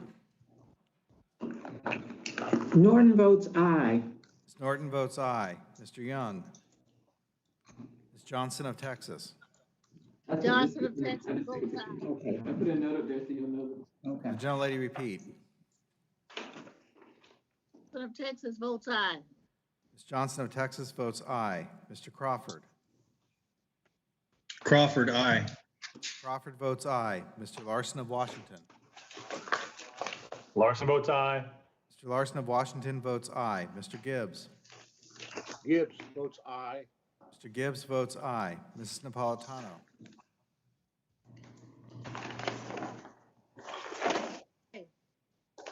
Make sure, Grace, I think you were muted there. You want to repeat that? Dano, aye. Ms. Napolitano votes aye. Mr. Webster of Florida. Mr. Webster of Florida votes aye. Mr. Lipinski. Lipinski votes aye. Mr. Lipinski votes aye. Mr. Massey. Aye. Mr. Massey votes aye. Mr. Cohen.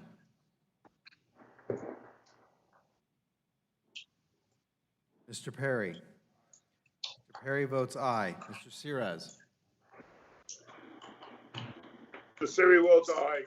Mr. Sirez votes aye. Mr. Davis of Illinois. Mr. Davis of Illinois votes aye. Mr. Garamendi. Garamendi votes aye. Mr. Garamendi votes aye. Mr. Woodall. Mr. Woodall votes aye. Mr. Woodall votes aye. Mr. Johnson of Georgia. Aye. Mr. Johnson of Georgia votes aye. Mr. Katko. Mr. Katko votes aye. Mr. Katko votes aye. Mr. Carson of Indiana. Mr. Carson, no. Mr. Carson of Indiana votes no. Mr. Babin. Mr. Babin votes aye.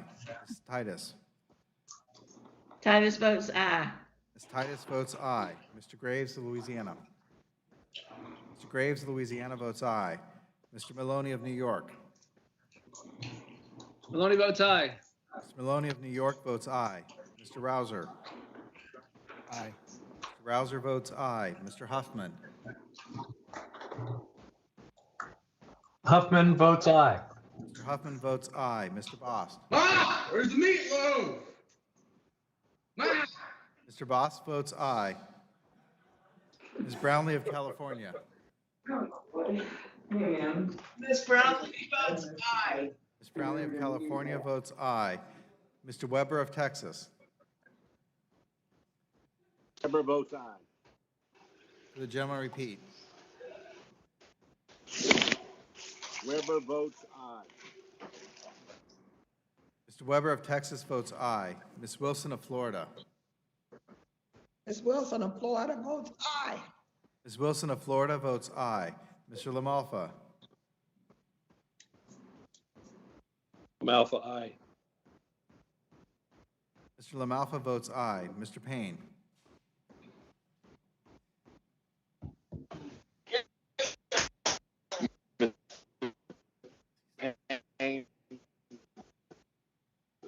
For the general repeat.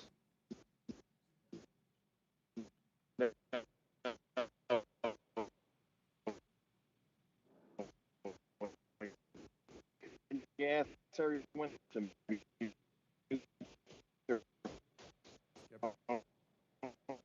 He's buffering for some reason.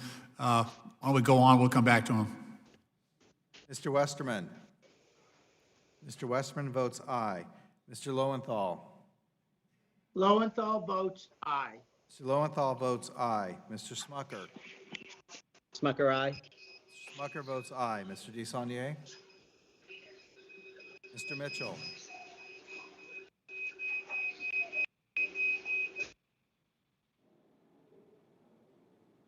Ms. Plaskett.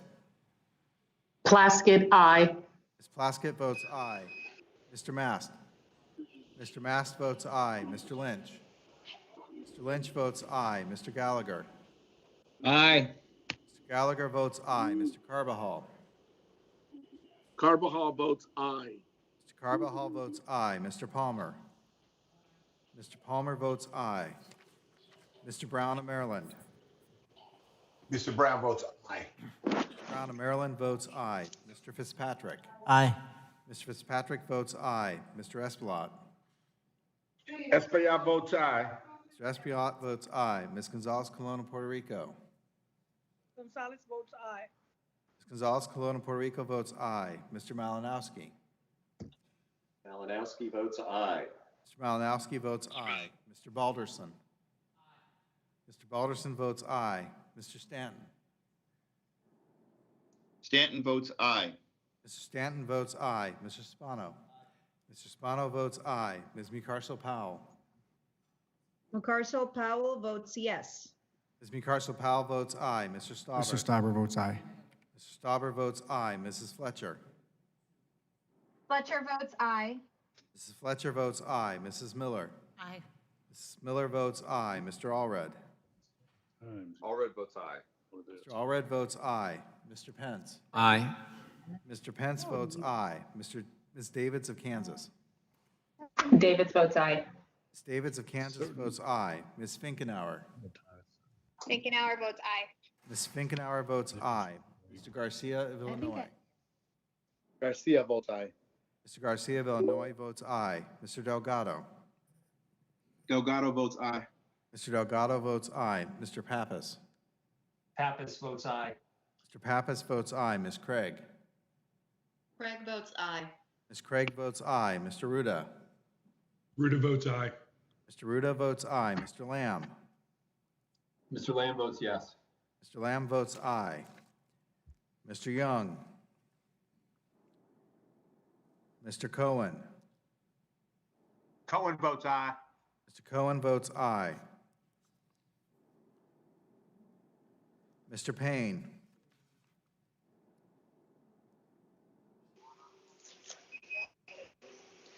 Mr. Payne, you may be muted, I'm not sure. Mr. Payne votes no. There you go. Mr. Payne votes no. Mr. DeSaulnier? Mr. Mitchell?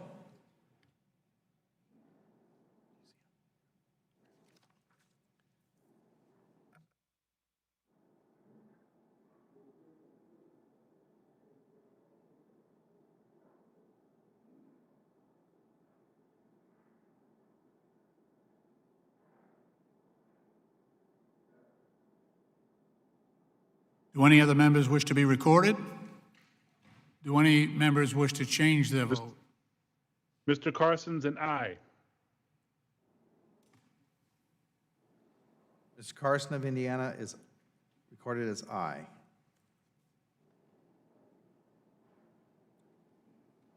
All members having cast their vote, the clerk will now report the vote. Mr. Chairman, on that vote, there are 62 yeas and 1 no. The amendment is adopted. Thank you so much. Oh, thank you.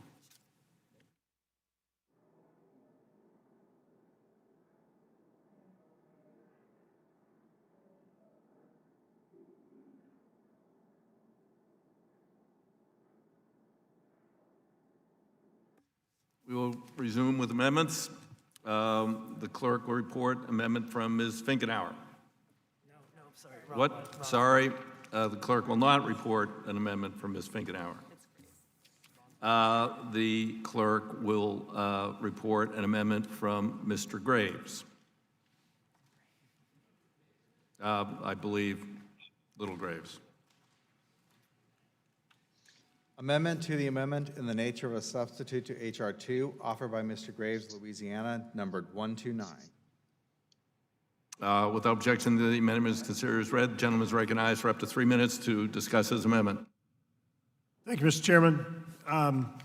Mr. Chairman, Baton Rouge, Louisiana, the capital city of our state, has been rated repeatedly as having one of the greatest bottlenecks in the nation. The Interstate 10 that goes from California to Florida crosses over the Mississippi River. We didn't put the river there, but we're responsible for crossing it. And that crossing is it's an extraordinary cost. It's estimated to be in excess of $1 billion to cross the river. We have been working, trying to pull together revenue streams from all sorts of different sources to improve that crossing, because it is, again, an extraordinary bottleneck for that east-west corridor from Florida to California. And I'll say it again, one of the top bottlenecks in the nation. In fact, different traffic analyses have been done, have determined that the traffic in Baton Rouge, Louisiana is worse than that of Houston, worse than that of Denver, worse than that of Chicago, worse than that of Dallas, Texas, cities that have much, much greater population than we do. So what this amendment would do is it would put the major roadways through this area. It would include it on the list of high priority corridors on the National Highway System. This is supported by our state Department of Transportation, Secretary Sean Wilson, and this is supported by Congressman Cedric Richmond, who also represents this region. So with that, I yield back and ask for your adoption, your support. I would suggest that we suspend consideration of the amendment until later in the markup and see if the staff claims they do not have any indication of concurrence from the state, and if you can obtain something by the end of the markup, I would be happy to approve the amendment. Thank you, Mr. Chairman, absolutely. Yeah. Okay. What am I doing? Suspending, withdraw for now. All right, I will withdraw for now based on your commitment, and we'll get something to you very shortly. Thank you. I appreciate the gentleman. Next amendment. Now the clerk will designate Ms. Finkenauer. An amendment to the amendment in the nature of a substitute to H.R. 2 offered by Ms. Finkenauer, number 077. Thank you, Objection, Mr. the Chair. amendment is considered as read. The gentlelady is recognized for 3 minutes. Thank you, Mr. Chair. I rise right now to speak on an issue of great importance to me and to my district. This amendment would authorize $400 million for fuel pump infrastructure that supports higher blends of biofuels. Biofuels offer a proven path to reducing greenhouse gas emissions, decarbonizing the transportation sector, driving economic growth, and creating good-paying jobs.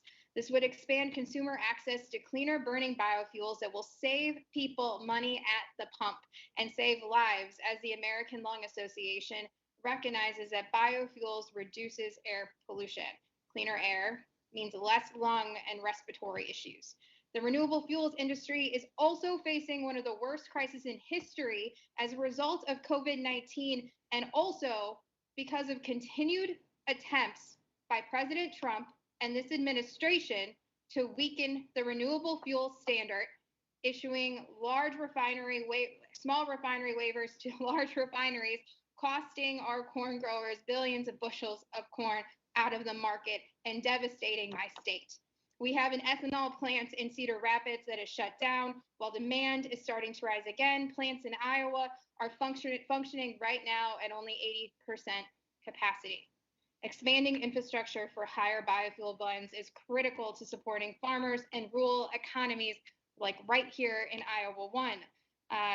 It's not just about the Midwest anymore, however. We see states across the country incentivizing the use of biofuels, using it for buses and fleets because they know it's cleaner and it reduces pollution. Even California has been looking at biofuels to meet their new clean air standards. I also want to take a moment to say that it's important that we continue to work with our truck stops and our gas stations. They're helping us move towards a more clean fuel economy and already making very real investments in fueling infrastructure, not only for biofuels, but also for electric vehicles.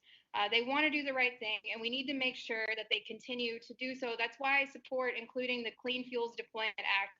I also think that we need to take a closer look at policies that could undercut their investments, like setting up fueling infrastructures at rest areas, which have traditionally not had commercial activities to compete with our rural businesses.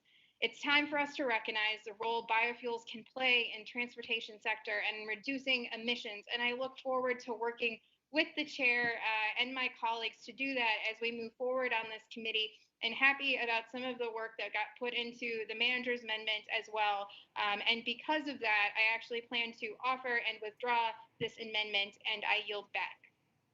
I thank the gentlelady. She is an extraordinary advocate. I object. Withdrawal. Just hold on. I was speaking. I was speaking. She is a tremendous advocate for her district, and the lady fully has the right to withdraw. The amendment is withdrawn.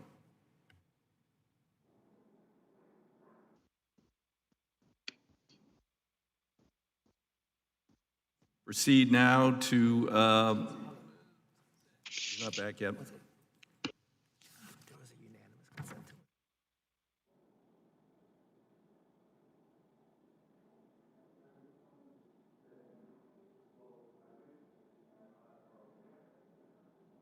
Mr. Chair?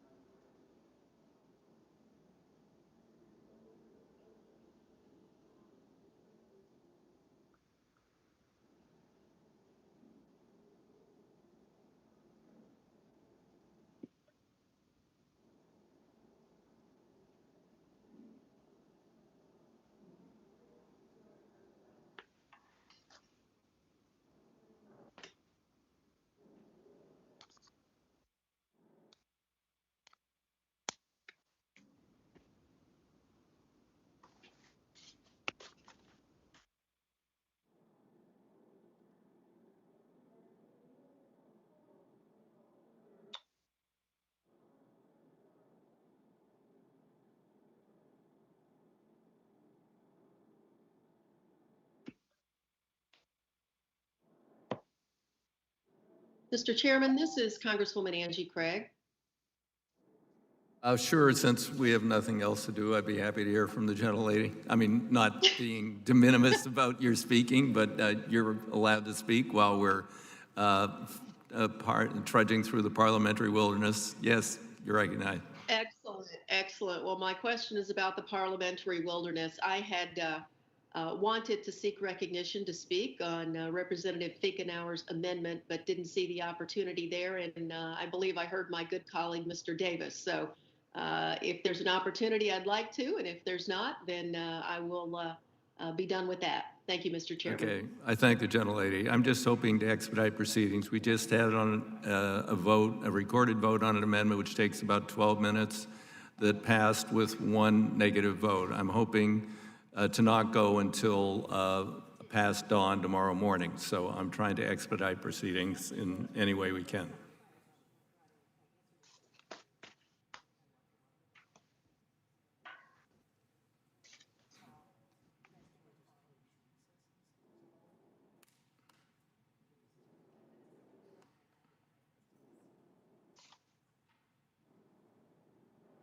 Can you recess for 5 minutes? We are going to recess into the parliamentary black hole for 5 minutes.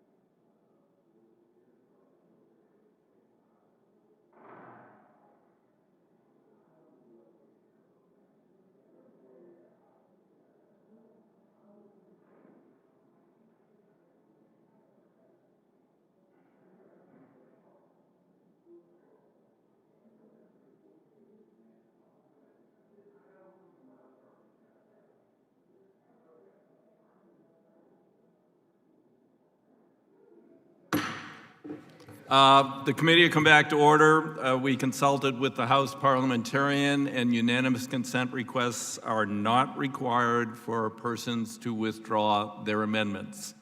That is the definitive authority. Thank you. We are now all educated on that. With that, we will now move on to Mr. Graves, Louisiana. Clerk will designate the amendment.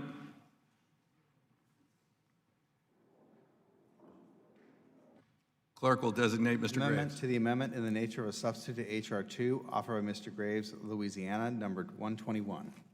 Yeah, I've got 130. 130. Garrett, what do you? No, it's 130. 121 was on block. Okay. They're just getting. It's what should be 130. Yeah, the other one was on block. Amendment number 130. Without objection, the amendment is considered as read.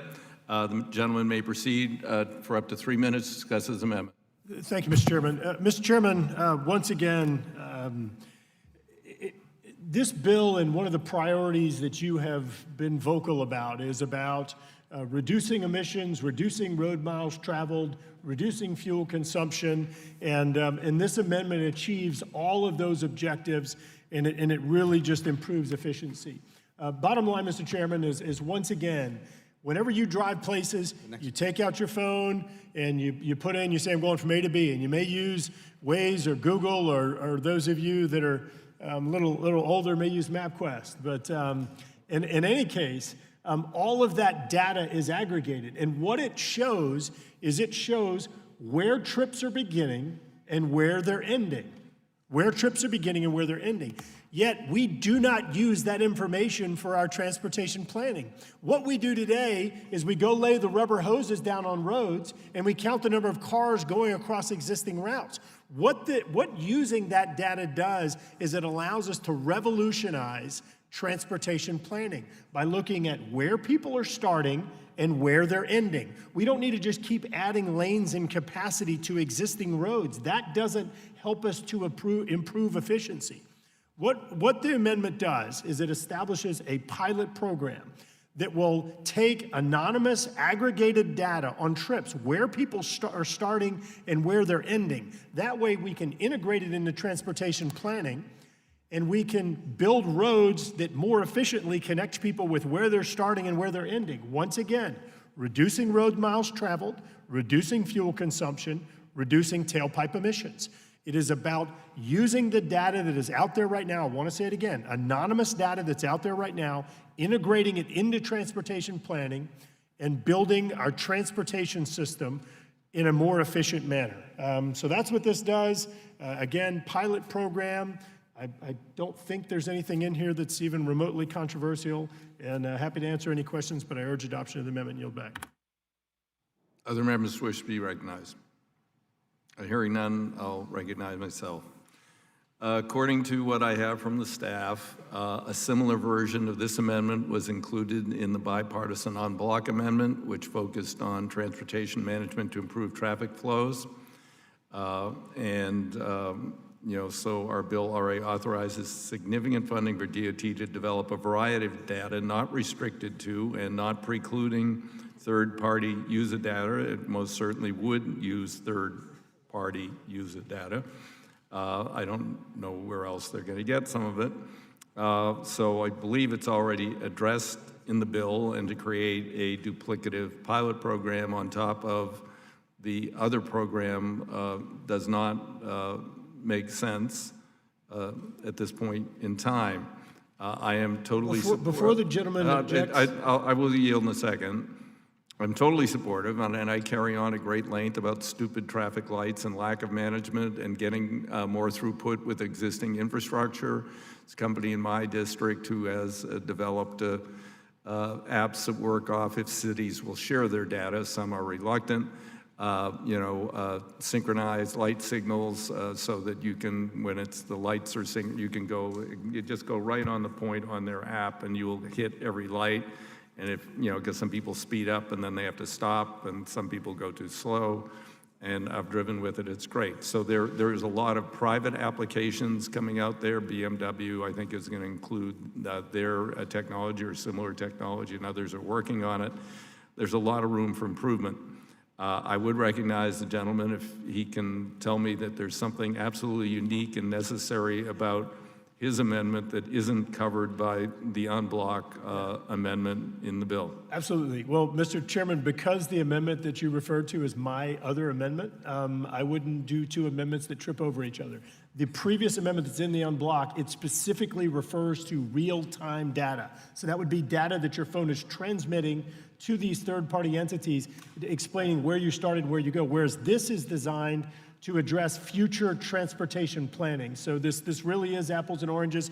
I promise you I wouldn't file two duplicative amendments, and I would urge adoption and at this point, I'm willing to accept the amendment. Do you want the gentleman wish to speak? I'll take yes for an answer. Mr. Chairman. No, Mr. Perry wants to speak. I can't accept it until he speaks. Thank you, Mr. I might change my mind. Thank you, Mr. Chairman. I have a concern with this real-time data that's allegedly anonymous, but somehow it knows where I left from ostensibly, possibly my home, and where I'm going all the time. And with all due respect, you know, I guess if that's my data and I give it to a third party, whether it's BMW or Google or anybody, that's my decision. But for the federal government to have it without my permission and then use it and act like it's anonymous and that they don't know it's me and they don't know where I'm going, or I'm concerned about the privacy implications of this technology. And I want it to be as efficient as possible, but I have a hard time understanding how it's anonymous, and that would be my comment. Would the gentleman yield? He still has time, yes. You can yield if he will yield to you. Mr. Perry, would the gentleman yield? Just to clarify, Mr. Perry, I what happened to the clock? Fully understand and appreciate your concerns and actually share it. You can look at my voting record. I have repeatedly voted on every single bill to protect privacy, regardless of what our party does. The amendment that we're talking about does not transmit real-time data. That was actually already accepted in the en bloc. So your comments are absolutely applicable to the en bloc that was accepted. This does not do that. This takes the aggregate data and it's for future transportation planning. It's not real time. Reclaiming my time, I understand. I have a problem with both the real time and the aggregated data, because even the aggregated data still has a record of who I am and where I came from and where I'm going to. And that information in the hands of a federal government, quite honestly, especially a federal government that seems to be heading the way this one does, I'm not very comfortable with that. So my comments still stand. I think that... Would the gentleman yield? Certainly. So if I understand correctly, your concern is that even if you just know the start point, the end point, if the start point is your house, you know who you are. The government knows who you are. You can anonymize that as much as you want, but you still are going to know who it is if you know where you started, or you're going to have a pretty good idea. Or who my visitors might have been. I just think that's concerning stuff, and I'm not saying that there's not a way to deal with it. I'm just not sure that we're dealing with that in this amendment, and I think it needs to be a strong consideration. Okay, does the gentleman yield back? Mr. Palmer. Thank you, Mr. Chairman. I'd just like to point out that there are legitimate uses for this data. The University of Alabama is doing something in collaboration with the State Department of Transportation that I think may be the only collaborative effort of its type in the country. And one of the things, to your point about the synchronization of traffic lights, is that this technology will allow the flow of traffic to be monitored so that you could have a single stream of traffic lights that are all green at one time. Having this type technology available will, I think, help us to make better decisions about where we need to actually have road construction versus where we can manage the traffic flow using the technology. So I do think there's a legitimate use for it. I yield back. Gentleman yield. Be happy to yield. Mr. Chairman, Mr. Perry, Mr. Massey, all my friends here, the bill specifically says anonymous crowdsourced data, number one. But therefore, if you use your address, that would violate the clear law that's written here. Secondly, there is a specific section on data privacy and security. The Secretary shall ensure that the protection of privacy from all sources of data utilized in the program. I am a privacy freak. I'm more than happy to add anything that addresses concerns that y'all have, but we've tried to do it in this text already. Yield back to my friend from Alabama. Okay. Reclaiming my time, I want to point out that I was supportive, if I may, I am supportive of the technology. All right. I yield back. Other members? Okay, then at this point I'd speak. You know, I am very much an advocate. I voted against the so-called USA Patriot Act in the shadow of 9/11. I think there were 54 of us because people were afraid to vote against something that said USA Patriot after we'd been attacked by terrorists. You know, since then, I've been trying to undo the damage of the USA Patriot Act. You know, we had an opportunity earlier this year, and it has not yet been successful under FISA reform. So I've long been on record on this. Secondly, I don't know how many of you read it, but there was an incredible article in the New York Times which showed where they went to vendors who were selling individual data similar to what Mr. Perry's talking about. And in the private sector, right now, they are making available exactly what Mr. Perry feels. And they said, oh, don't worry, we're not going to sell it to divorce lawyers, or we're not going to do this, we're not going to do that. Yeah, you trust the private sector. At least we have some protections of the federal government. We have some protections built into this bill. And if we delete some of the sections of FISA, we'll even have better protections. Or if we go and develop enforceable privacy protections like they have in Europe for this kind of data, where you actually have to look at it and they say, we're going to sell your data to someone, and you say, no. You don't get a chance to do that. You have no idea how many apps you're signed up to that are running in background right now. They're tracking exactly where you are right now, where you've been today, and where you will be later today. And they're out there for commercial use. In this case, I think we've built in the protections. We want to avoid unnecessary construction and costs. We want to get better throughput with the existing system we have. And I mean, how many times have any of you sat at a stupid traffic light, particularly now in this town? I'm just back a couple of days, but there's no one driving around. And there you are sitting there like, oh, I better not run the light because there might be a police officer somewhere who's bored, and you know, you sit there, and there's no traffic coming. So we can do so much better. And I think the kind of protections we're built in this bill are way superior to what you've signed up with when you accept and you've signed up for an app. So I do support the gentleman's amendment. You know, at that point, do others wish to address the amendment? All right. Are there amendments to the amendment? Hearing none. Those in favor of the amendment, please unmute and prepare to vote. Those in favor of the amendment will say aye.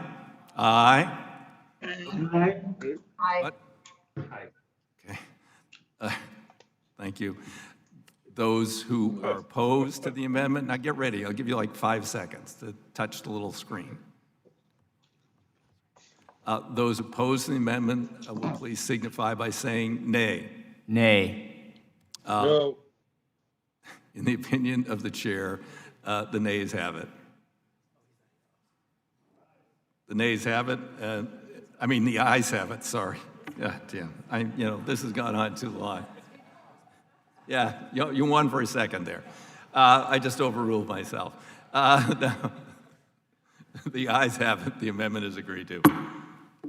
Let's move on to the next amendment. Okay.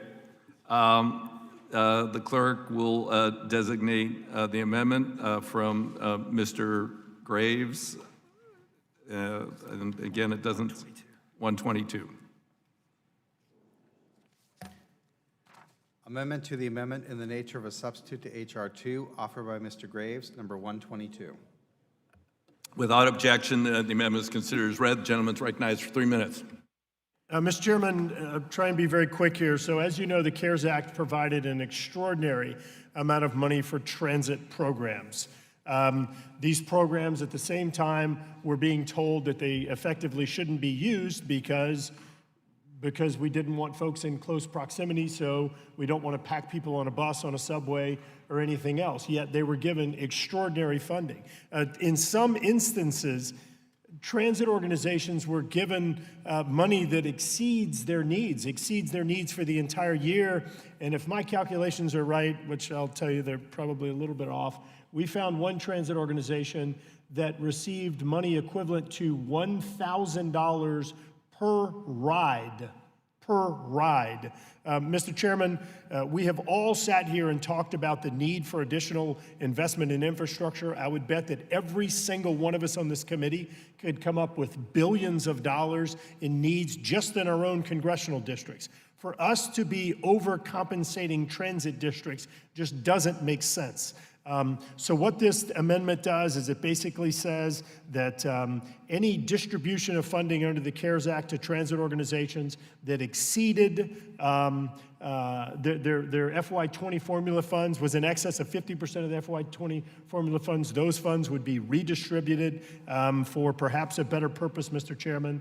I'll say it again, every single one of us have transportation priorities in our districts, in our states, and it does not make sense for us to overcompensate certain districts. I know that, or I believe that folks in this room perhaps were not involved in writing the formula, but we know what the formula outcome is, and I believe that needs to be fixed. So I urge adoption of the amendment and yield back. Other members wish to be recognized? Hearing none, I'll address it. I must oppose the gentleman's amendment. This would be a particularly hard hit on smaller transit agencies, those which serve smaller towns, cities, and suburban areas.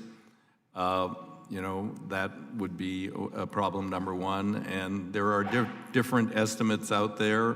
I had the MTA of New York opposed to the bill because they say we're coming nowhere near meeting their needs, and others who have complained about what's in both our service bill, what was in HEROES, and what was in CARES, and saying their losses far exceed that. In many cases, transit has taken as big of a hit as aviation did early on. Aviation, in some cases, has actually recovered a bit more because they're not under local mandates for business closures. The American Public Transit Association says that they would have needed $24 billion more for all of the agencies to be made whole, in addition to the ones I've heard raising opposition to the bill, like, well, I guess the MTA, in the end, after I had a conversation with the president, didn't oppose the bill, although they leaked a letter opposing the bill, but then said, well, they weren't totally opposed to the bill. In any case, you know, I believe that the amendment is not fine tooth comb to get at those who may have received excessive allocations. For instance, in the airport allocations in CARES, the formula was written by the Senate. They're not very good at writing legislation, and a whole bunch of airports got FAA finally had to say, wait a minute, we're going to revisit some of this and not distribute some of these funds. This formula, I believe, was better constructed than the airport formula. With that, I would oppose the amendment. Do others wish to be recognized? If not, are there amendments to the amendment? If not, we will proceed to a vote on the amendment. Those who intend to vote in favor will now take this moment to unmute. All those in favor of the amendment will signify by saying aye. Aye. Aye. Thank you. Those who are opposed to the amendment will take this moment to unmute. Those who are opposed to the amendment, please signify by saying nay. Nay. Nay. Nay. In the opinion of the chair, the nays have it. The nays have it. The amendment is not agreed to. We now move to Amendment 39 from Mr. Lamb. Clerk will designate the amendment. Amendment to the amendment in the nature of a substitute to H.R. 2, offered by Mr. Lamb, number 039. Without objection, the amendment is considered as read. The gentleman may proceed for 3 minutes, up to 3 minutes, to support his amendment. Mr. Lamb, you need to unmute if you wish to speak in favor of your amendment.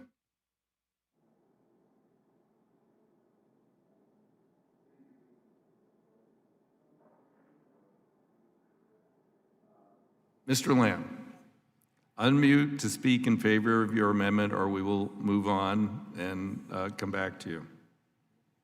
I'm here. Thank you, Mr. Chairman. I appreciate the chance to make this amendment. I believe that the main reason many of us are so supportive of an infrastructure bill at this time is the chance to create not just American jobs, but good paying American jobs. And the purpose of my amendment is to make sure that when we allow companies to qualify for the Buy America provisions in this bill, that they do so by paying their workers what they deserve and protecting them and their families from the economic deprivations that we've all seen in the last few months. We don't want companies cheating on the Buy America provisions by using temporary or contract labor, and definitely not by using foreign labor at U.S. manufacturing facilities. And so this amendment would tighten the definition of highly skilled labor for the purpose of qualifying for the Buy America provisions, and in doing so, allow us to deliver on the promise that comes with this bill. Thank you, Mr. Chairman, and I yield back. Do other members wish to be heard on the amendment? Mr. Chair, I have an amendment to the amendment. The gentleman is recognized for his amendment to the amendment. Is the amendment to the amendment at the desk? The amendment to the amendment is here handwritten. It is at my desk, and it will be handed to whomever would like it. If the clerk would like to have it, if it's handwritten, perhaps it's not too long, and you could read it to us rather than explain it. Not that I wouldn't trust your explanation, but words. Thank you, Mr. Chairman. I appreciate the faith you have in me. This is what I was trying to offer earlier. I will tell you, Mr. Chair, what I'm concerned about is that we have a substantial amount of Republican amendments left, and I'm afraid many of our colleagues might not get a chance to offer them, and this is one. As earlier with Ms. Finkenauer, as the chair of the Biofuels Caucus, I supported her amendment. I wish she wouldn't have withdrawn it. I thought it was a good amendment, and the biggest problem that I have is that my amendment will strike the language in Mr. Lamb's amendment because I'm afraid I won't get a chance to offer this at a later time. And that's the question I have of you, Mr. Chair. Do you think we'll be able to work to get some of our Republican amendments in a better process? In responding, if the gentleman's yielding. I am yielding. We have approached the Republicans. We're almost finished with Democratic amendments. I believe there's 80 plus Republican amendments pending. Were each of those to be shortly debated and go to a vote, that would probably keep us here until I don't know, 10 to 11 o'clock tonight. I'm determined to finish the bill today or tomorrow morning without recessing the committee for other than a brief dinner break. We have asked the Republican side, and we've already been approached by one member who wants to withdraw 2 amendments from consideration and speak to one. If others would do so or look at en bloc opportunities, it will be up to your side to prioritize the order of the amendments. That's with the amendments now noticed and pending. I will move through all of them. Mr. Chair, as long as we get a commitment to consider all our amendments, we're in a very good spot, sir. And since I've offered the amendment to Mr. Lamb's amendment, let me talk about what it is. This is a very important issue. It's one that has to really affect states like Illinois that. Ron, and I'm parliamentarily challenged. Your amendment to the amendment, which now apparently the clerk has a beautiful collectible handwritten copy of, needs to be designated. Amendment to the amendment in the nature of a substitute. Wait, let me clarify. An amendment to the amendment in the nature of substitute to H.R. 2 offered by Mr. Davis of Illinois. Gentleman is recognized for 3 minutes. Thank you, Mr. Chair. I appreciate the faith you have in me to get that handwritten amendment crafted perfectly. I really want to thank the folks behind me because they did a great job. But this is a very important issue, and I wanted to make sure that we got a chance to address it at this committee. States like Illinois, other states in this nation have either chosen through voter referendum or through the legislative process to legalize recreational cannabis in those states. And I appreciate the states' rights and their ability to do so. But at the same time, we clearly have to have a test available to determine if somebody is driving while impaired from using recreational cannabis. What this amendment would do, and I'm glad I get a chance to talk about it because I wasn't sure I would be able to, and I think it's one that should garner bipartisan support. This would allow our university training centers, universities across this nation, including the university in my district, the University of Illinois, they are excited to be able to try and develop this testing modality that we need in this country to understand if somebody is driving in an unsafe manner while being impaired. This amendment would allow the university training centers and that consortium to be able to work together on a test that could be utilized to ensure that we have no impaired drivers that are driving dangerously on our roadways. So I offer this amendment to the amendment in the nature of a substitute to my friend Mr. Lamb, and I appreciate the consideration. This is a great issue for Republicans, Democrats. Let's make this happen, and I yield back, Mr. Chair. At this point, I've just been handed the amendment, and I wish to read it. If other members wish to address the amendment, I guess they haven't seen it. So, Mr. Chair, I just explained it very well. I thank the gentleman. Let me read it. How long is it? 3 pages? Well, go ahead and read it so everybody knows what it is. Amendment offered by Mr. Davis of Illinois to the amendment offered by Mr. Lamb. Strike the amendment and insert the following. Page 696, line 18, insert. Including an evaluation of whether and how the use of marijuana affects an operator of a motor vehicle and the development of an objective standard for measuring marijuana impairment on an operator of a motor vehicle before the period. Page 703, after line 2, insert the following. E, by inserting after paragraph 4 the following. 5, collaboration. In awarding grants under this section for purposes of the research conducted in the effects of marijuana described under subsection B4A, the Secretary shall consider grant recipients with a demonstrated ability of collaboration with the National Institute on Drug Abuse and other relevant agencies. Page 703, after line 18, insert the following. 6, in subsection D, A, in paragraph 2. I, in paragraph A, by striking at the end. 2, in subparagraph B, by striking the period and inserting semicolon and 3, by adding at the end the following. C, submit to the Committees on Transportation, Infrastructure, and Science, Space, and Technology of the House of Representatives and the Committees on Environment and Public Works and Commerce, Science, and Transportation of the Senate a report on the status of the research conducted on the effects of marijuana described under subsection B4A of such report, shall identify any procedural, regulatory, or legal barriers to conducting meaningful marijuana impairment driving research, including the quality of marijuana and marijuana products available to researchers, and B, by adding at the end the following. 4, definition of marijuana. In this subsection, the term marijuana has the meaning given the term marijuana in section 102.16 of the Controlled Substances Act. Mr. Chairman, Scaramindi. Ms. Garamendi, recognized for 3 minutes. Thank you. I have a point of order. I What's have that? not seen this document, and until I see this document, I do not believe we can proceed. Reading it is insufficient. All right. I would suggest that the author of the substitute amendment take the time to get it through the Legislative Council and not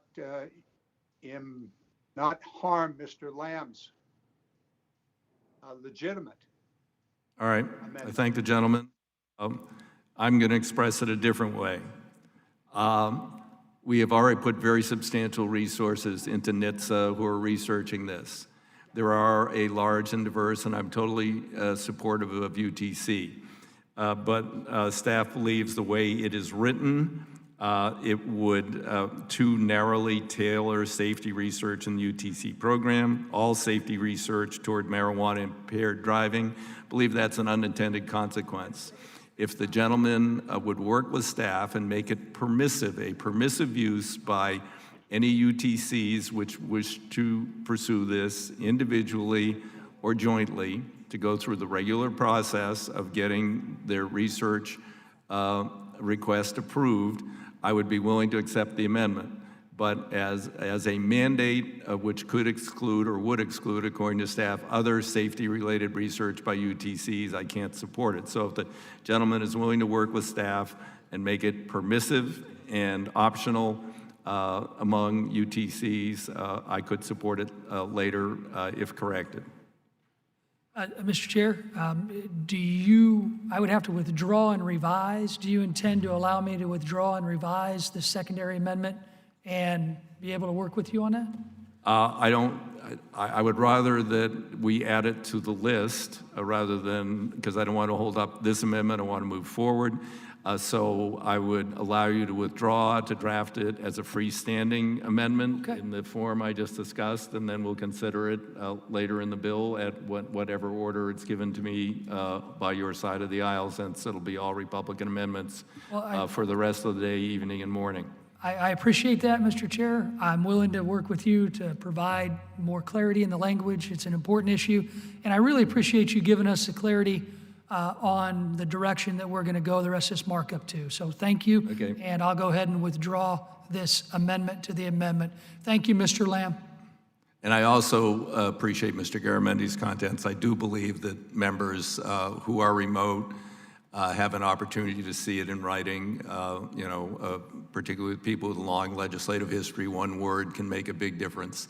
You are correct, Mr. Chair, but unfortunately, due to the rules that were written with remote hearings, this is a problem with the remote hearing process. Rodney, we can't figure it out. I get that. Well, all right, if we get this done in short order, we can get it distributed to people electronically. We have email, we have text, we'll get it out to them. Was someone else seeking recognition? All right, okay. I'll pass, Mr. Chairman. Thank you, Mr. Garamendi. With that, the question is now back to the amendment by Mr. Lamb, which I fully support. Anything that perfects the Buy American incentives in this bill is an improvement on the bill, and therefore I am willing to accept it, and I'm going to ask at jeopardy, unanimous consent that his amendment be accepted. Hearing no objection, the amendment is accepted. Next.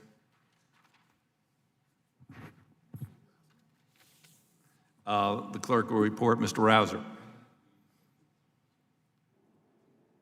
Amendment to the amendment in the nature of a substitute to H.R. 2, offer of Mr. Rouser, number 026. The amendment is considered as read without objection. The gentleman is recognized for 3 minutes. Thank you, Mr. Chairman. To be eligible for the National Highway Transportation Safety Administration's Section 405C Traffic Records Incentive Grant, states are currently required to perform a mandatory traffic records assessment every 5 years. This assessment consists of an audit of each state's entire traffic records program, which takes a visiting team from the administration up to a week to complete. This process has been described to me as onerous and even obsolete, not to mention costly. This amendment is supported by the Governor's Highway Safety Association and would require this assessment rather than once every 5 years, would require it once every 10 years. This change would lessen the burden on states while still requiring state accountability. I yield back, Mr. Chairman. I thank the gentleman. I'm willing to accept the amendment. I'll speak to it very briefly. We have put a major emphasis on safety in this bill. I don't believe that moving to a longer period, given other provisions of the bill for this reporting requirement, will in any way jeopardize safety or create holes in the system where people are neglecting dangerous intersections or whatever places are causing these accidents.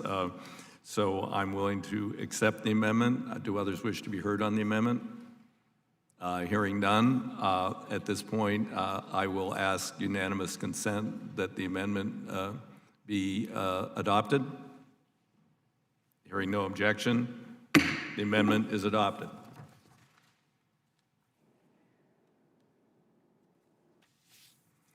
The clerk will report. Mr. Lynch. Amendment to the amendment in the nature of substitute to H.R. 2, offered by Mr. Lynch, number 089. The amendment without objection be considered as read. The gentleman is recognized for 3 minutes. Thank you very much, Mr. Chairman. Among the best parts of this bill, and there are a lot to like in this bill, you've taken measures that encourage robust investment in climate resiliency and climate change responses. One of those items is the zero emission bus grant. And in the past, this has been a precious opportunity for some of our more congested and less healthful cities to reduce some of the pollution within those cities in bus transit. The Invest in America Act provides $1.7 billion over fiscal years 2022 through 2025 to ensure our our transit authorities are moving toward a climate-friendly technologies. This is a 500% increase, and that is outstanding because these were very hard to get. Most of the ones that I've got over the years, I've sent down to Brockton, Massachusetts, an old textile town and shoemaking town, but it's had its challenges in terms of public health and right now suffering from one of the two top cities in Massachusetts with respect to coronavirus infections and fatalities. But even though we've taken steps in the past, air pollution remains a significant problem, particularly in areas like Brockton, which is an African-American majority city that I represent, where low-income and minority Americans live. Air pollution is a significant contributing factor to a variety of health disparities, including asthma, infant mortality, and heart and lung disease. And this is true across the United States. So my amendment, the bottom line here is, my amendment would require that of that 500% increase that we're putting into the zero emission bus program, 10% would be dedicated to initiatives that will serve predominantly low-income minority communities and have transit agencies in these areas which are already working hard to make zero-emission buses available for their cities, make great use of this additional help. So that's the idea here, is that the health disparities in some of these minority and low-income areas could gain the greatest benefit from just earmarking, so to speak, or setting aside 10% of what we're doing here for low-income communities that have these health disparities. So that's the essence of my amendment. Believe me, and I am very, very happy that we've got a 500% increase in this zero emission bus program. So I don't want to be like I'm not grateful, but I do think we could do a little bit more if we steered more of the benefit. The to some of gentleman's these, time has expired. I thank the gentleman. I'm willing to accept the gentleman's amendment. I just actually today, or sometime this morning, when I was drinking a cup of coffee, read a new study on the impacts of pollution on low-income communities, particularly inner city, but others, and the health effects on those persons. And I think it's well justified out of the major increase in this program to set aside 10% for those predominantly low-income communities. Do others wish to be heard on the amendment? If not, dare I ask you C on this? Okay, I didn't see anybody look negative. I would ask unanimous consent that the amendment be adopted. Hearing no objection, the amendment is adopted. Thank you. I yield back. Now for the clerk will designate Mr. Babin. I believe it's 43. Amendment to the amendment in the nature of a substitute to H.R. 2, offered by Mr. Babin, number 043. Without objection, the amendment is considered as read, and the gentleman is recognized for 3 minutes to explain his amendment. Yes, sir. And I think this is this, I've got number 70. Is that correct? I've got, well, it's written in red on mine. It's the one that goes to a high priority corridor. It says Babin 43. Right. Yes, sir. Okay, thank you very much. Thank you, Mr. Chairman. First, I want to thank my colleague and friend Jody Arrington, my fellow Texan, for his work on this amendment. This amendment will designate the Porch to Plains corridor in Texas, New Mexico, Oklahoma, and Colorado, and a portion of the Heartland Expressway between Interstate 70 and Interstate 76 in Colorado as a future interstate. Both the Porch to Plains corridor and the portion of the Heartland Expressway are congressionally designated high-priority corridors on the National Highway System and are extremely vital to North America's agriculture and energy infrastructure. These corridors not only facilitate domestic and international trade among these 4 states, but it also allows product to be transported in and out of top agriculture and energy-producing regions. The only portion of the proposed corridor currently on the interstate highway system is Interstate 27, a short segment located in Texas between Lubbock and Amarillo. This future designation would represent significant economic development for communities in Texas, New Mexico, Oklahoma, and Colorado, creating very much needed jobs and expanding the tax base in our rural communities. I would ask that the committee and my colleagues support this amendment. However, I would offer and withdraw this amendment if, Mr. Chairman, you would could assure us that you would work with the minority as we move forward in our surface bill. It's similar to, but it affects, recognize myself. I thank the gentleman. Sure. It's similar to, but involves different states than I believe an amendment the gentleman offered, I think it was you offered yesterday. Right. And in that one, I said if you could get an indication of support from the states. The only difference with this one that would raise an issue, and again, the states would have to confirm, would be that it would, that that their concurrence with this, because it also has a grandfathering of the weight limits for the corridor if it was converted to interstate. And so, we would need to have the states confirm they intend to bring the route up to interstate standards. Because, as you know, often exits, entrances have to be reconfigured, sometimes bridges and that. Could I ask one question, Mr. Chairman? Certainly, Mr. Chairman. If we amended the amendment to address this specific concern on the weights, would you be able to offer your support for this designation? If so, my colleagues and I are prepared to work with you and your staff to amend this amendment to achieve the inclusion of this important designation. Well, does the gentleman at this point in time have concurrence from the this affects three state DOTs? Is it? No, sir, but we will definitely work on that. All right, if you can get that, same as there've been a number of other issues like this, I'd be willing at that point to get it, advocate for it in the manager's amendment for the floor of the House. So I thank the gentleman.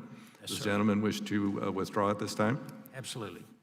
The gentleman's amendment is withdrawn. Next amendment.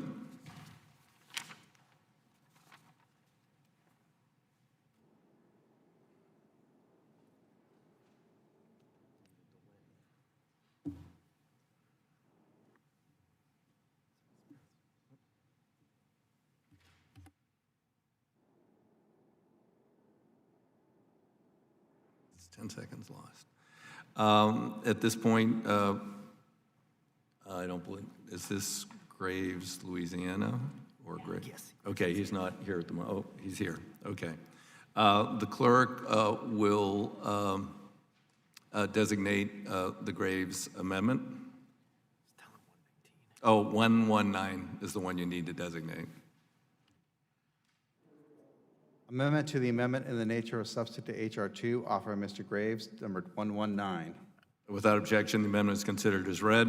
The gentleman is recognized for up to 3 minutes to speak to his amendment. Mr. Chairman, just one clarification. On my list, I've got 120 first. I just want to make sure 120 is still on your list. Okay, thank you. Okay, 119. Okay, so Mr. Chairman, what this one does is this one establishes a pre-disaster mitigation program for transportation. Mr. Chairman, you may recall in DARA legislation that this committee unanimously adopted the last Congress, we included a pre-disaster mitigation program that was funded, known as the BRIC program. And so what this does is it effectively does the same thing for transportation. I know that the chairman has made resilience a priority in the base bill, and this effectively establishes a 5-year pre-disaster mitigation pilot program for highways. Mr. Chairman, particularly in coastal areas like the area that you represent, as we've experienced challenges with coastal storms, as we've experienced challenges with water management, I know that in my home state we have seen, as I recall, I think 2 500-year and one 1,000-year storm just in recent years.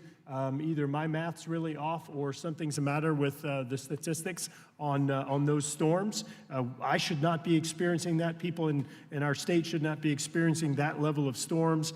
Bottom line is that our roads and the billions and billions of dollars in infrastructure are at risk if we don't make investments in improving the resiliency of those roads and bridges and other infrastructure as things change. And so every eligible entity under the Federal Highway Administration Emergency Relief Program will receive an additional 5% every 6 months for mitigation activities. Once again, protecting the very assets, the billions and billions of dollars in assets that the federal taxpayers we represent have invested in. This program sunsets or expires after 5 years. It does require a report to Congress to demonstrate or not the efficacy of these investments. We have all sat in this committee as we've discussed FEMA and disasters and talked about how the CBO study showing for every $1 you invest, you get $3 in cost savings, to other studies exceeding $10 in cost savings for every $1 you invest. By providing the grant recipients with the extra funds proactively to elevate road systems, to improve drainage and other activities, we're helping to build capacity for the next extreme weather event and reducing ultimately disaster costs. So with that, Mr. Chairman, I urge adoption of the amendment and yield back.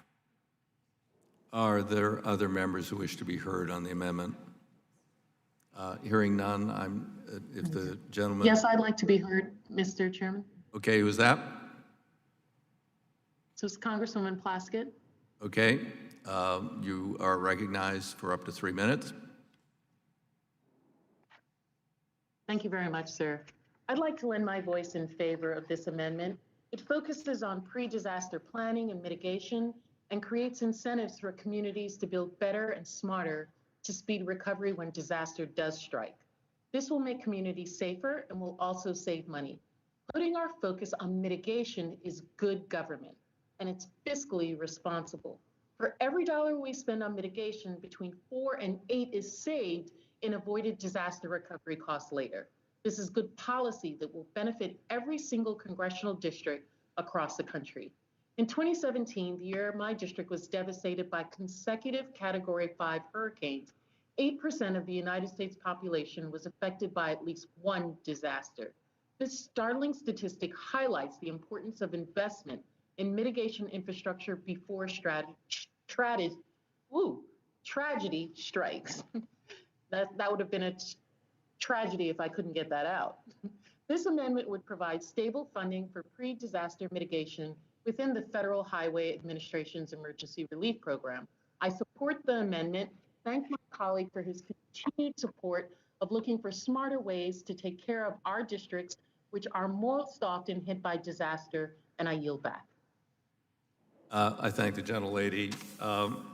If there are no further requests, I'll yield time to myself. As the gentleman noted, we do, in the Invest in America Act, distribute $6.25 billion over the life of the bill equitably among the states for pre-disaster mitigation, resilience issues, and it would also require states to prepare an infrastructure vulnerability assessment, et cetera. The staff has expressed some concern that there might be unintended consequences regarding the emergency relief outlays. So at this point, I am going to indicate I'm willing to accept the amendment if we find that there are potential unintended consequences and it requires some refinement as we move to the floor. I'd ask if the gentleman would be willing to work with us on that. Absolutely, Mr. Chairman, and I appreciate your willingness to accept. All right. With that, if there are no further requests for time, I'm going to ask unanimous consent that the amendment be adopted. Hearing no objection, the amendment is adopted.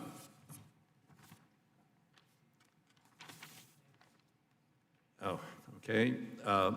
The clerk will designate Mr. Graves 120. Amendment to the amendment in the nature of a substitute to H.R. 2, offered by Mr. Graves, numbered 120. Without objection, the amendment is considered as read. The gentleman is recognized for 3 minutes, up to 3 minutes. Thank you, Mr. Chairman. Mr. Chairman, right now in the defense space, we have an entity called DARPA that looks at advanced research projects to help benefit our defense organization, our Department of Defense, our military men and women, to ensure we have an upper hand. Department of Energy has advanced research, RPE type work that they do. The intelligence community has InQtel, a quasi government organization that does research and venture capital investments to advance the mission of our intelligence community, once again ensuring we have the upper hand. One of the areas where we don't have focused research in the United States is on resiliency. Mr. Chairman, I've sat in this committee over and over again, and I have complained about the fact that we've spent $1.7 trillion, with a T, trillion dollars, picking up the pieces and rebuilding places over and over and over again. I've got my friend here from Puerto Rico, my friend from Virgin Islands. We have people in here from Florida, Texas, North Carolina. All of these folks have been through this over and over again. California, some of the water management and fire issues that have occurred there. We don't have a government entity that is focused on resilience. And so what this would do is it would establish a FEMA-related not-for-profit that would be a research foundation that would be focused on research and development for resilience. Mr. Chairman, looking at things like how do you improve building standards, how do you improve zoning, how do you improve resilient building techniques, protecting not just federal infrastructure, but also private homes and businesses and our families. Mr. Chairman, we have not learned from our mistakes. We've sat in this committee and elsewhere and heard these stories about, in fact, in my district, that one home has been paid for, I think, 40 times under the National Flood Insurance Program. I think that's ridiculous. We've got to get in front of this and be proactive and stop this unaffordable, reactive thing that we do every time where all of it ends up being deficit spending.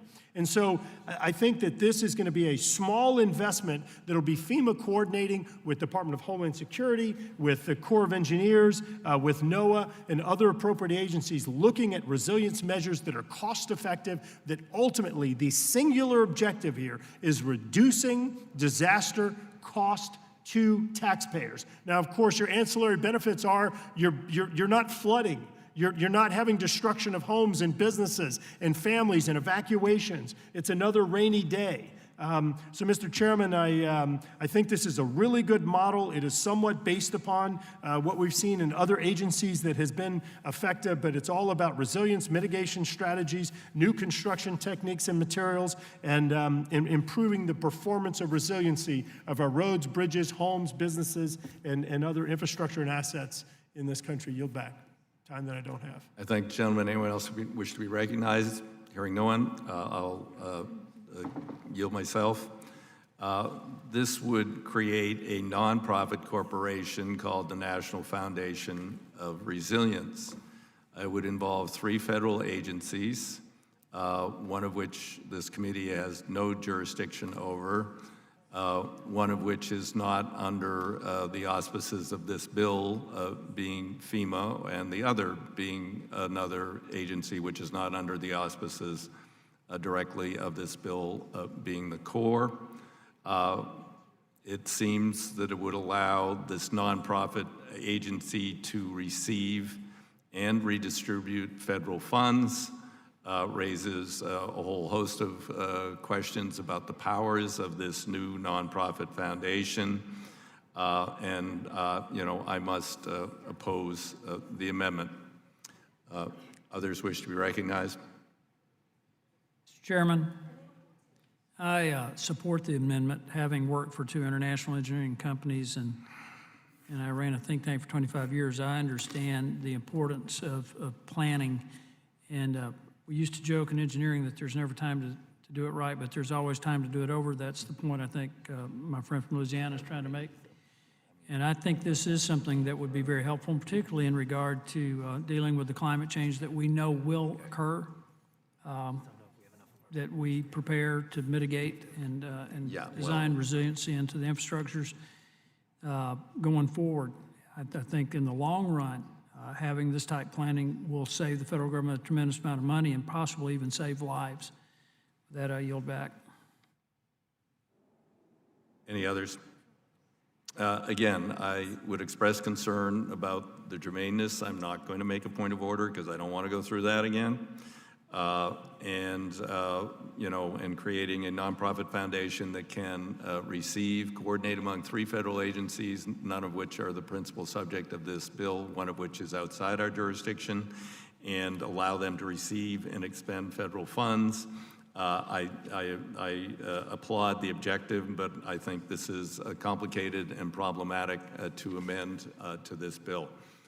So I will have to oppose the amendment. If the gentleman will yield, I may be willing to withdraw. Yes. Mr. Chairman, I understand your concerns. I want to say if John Dingell were here, I'm certain he could have found this squarely within the committee's jurisdiction. But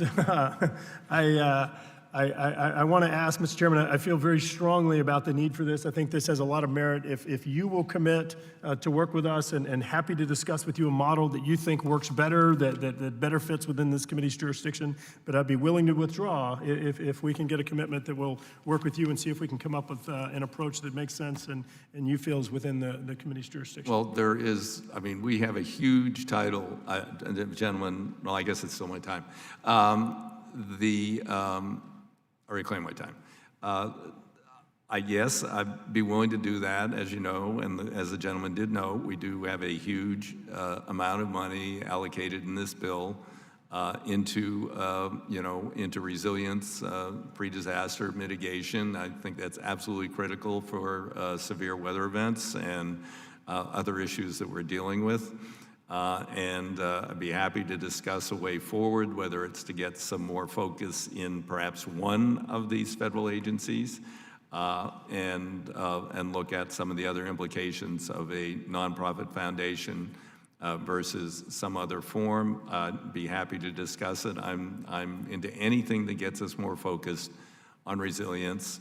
I think there are even states that don't yet have building codes that are in the statewide building codes in the hurricane zones of this country. So that, of course, is beyond the jurisdiction of this also. So if the gentleman is willing to withdraw. Yes, unanimous consent to withdraw. Well, don't you have to ask unanimous consent? We got past that part. Well, I can, though. Oh, yeah, you can, sure. I just like to work with everybody, Mr. Chairman. All right, okay. The amendment is withdrawn.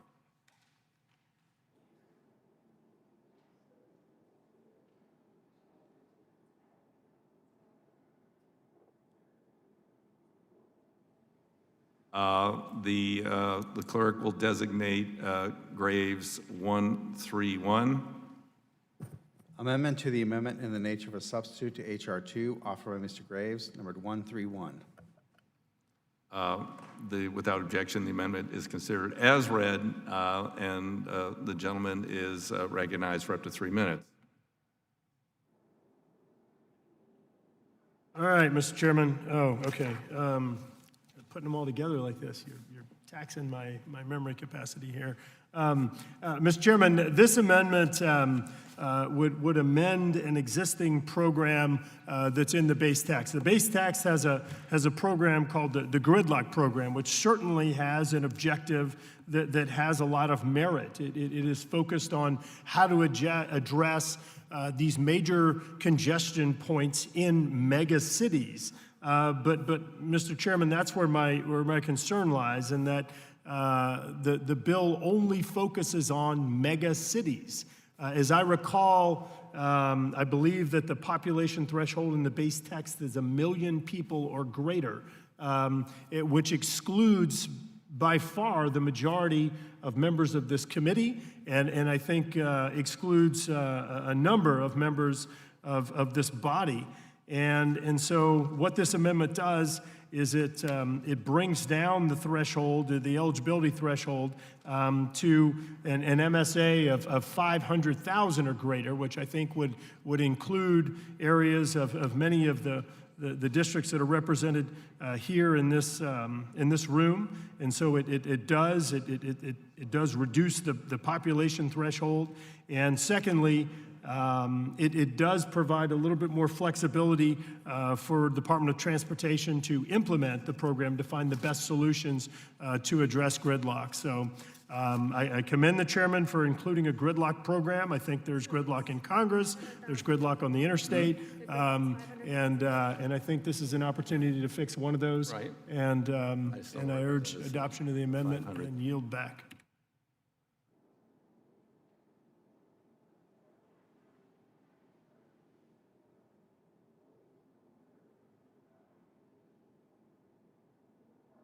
Ask unanimous consent the amendment be adopted. 5, 4, 3, 2, 1. There we go. I don't represent a city of that magnitude, nor do others at 500,000. It's not 1 million anymore. There is concern about the other provisions of this part of the bill, which have grants that go from 10 to 50 million, and that would perhaps need to be somewhat dramatically adjusted to accommodate unique needs in some smaller jurisdictions. So at this point in time, I cannot accept the amendment. So with that, are there others who wish to speak to the amendment? Hearing none. Are there amendments to the amendment? Hearing none. We will proceed to a vote, the usual process. Those who intend to vote in favor will unmute now and signify by saying aye. Aye. Aye. Those who are opposed at this point will unmute and signify by saying no. No. No. No. No. Opinion of the chair, the noes have it. Mr. Chairman, I'd like a recorded vote. Reported vote is requested. The reported vote will be considered later in the queue. Mr. Lynch is going to assume the chair.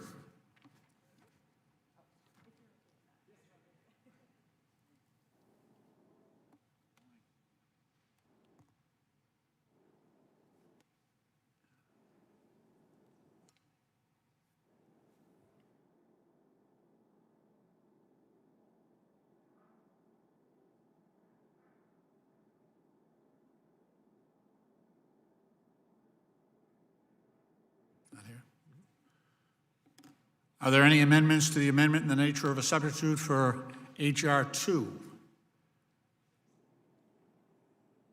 Mr. Crawford, 048. Amendment number 048.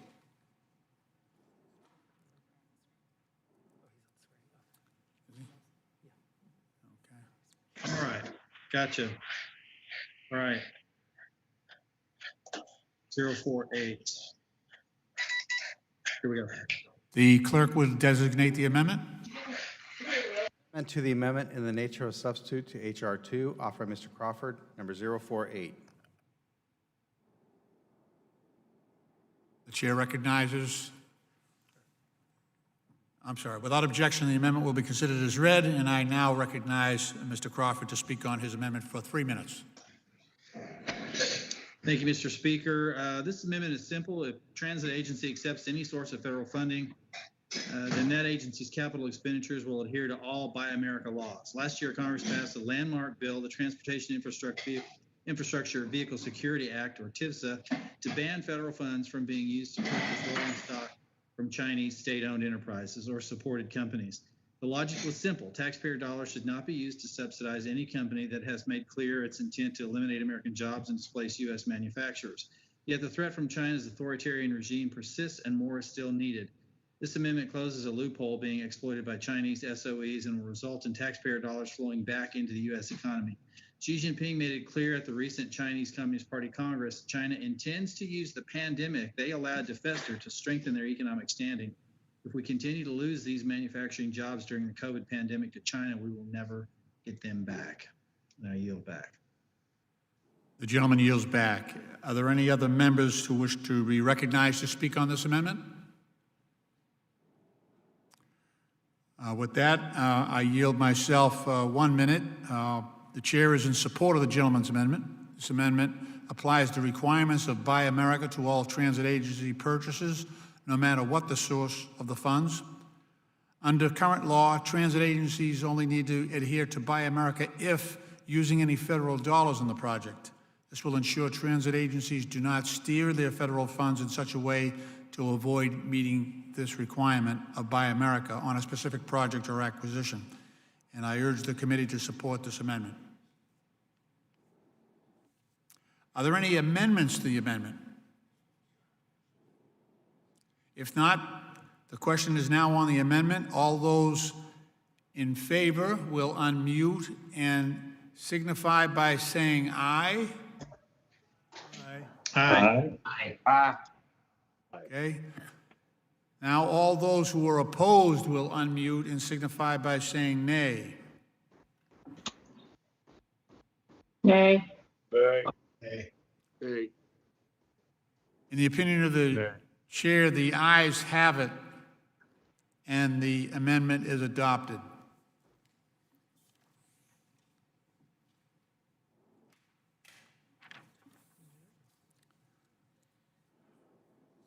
Are there any additional amendments to the amendment in the nature of a substitute for H.R. 2? And this would be Mr. Crawford 054. The clerk will designate the amendment. Amendment to the amendment in the nature of a substitute to H.R. 2, offered by Mr. Crawford, number 054. Without objection, the amendment will be considered as read, and I now recognize Mr. Crawford to speak on his amendment 054 for 3 minutes. Thank you, Mr. Chairman. This amendment clarifies congressional intent following subpar guidance from the FTA on TIVSA that allows CRRC to continue selling to transit agencies if an existing contract is already in place.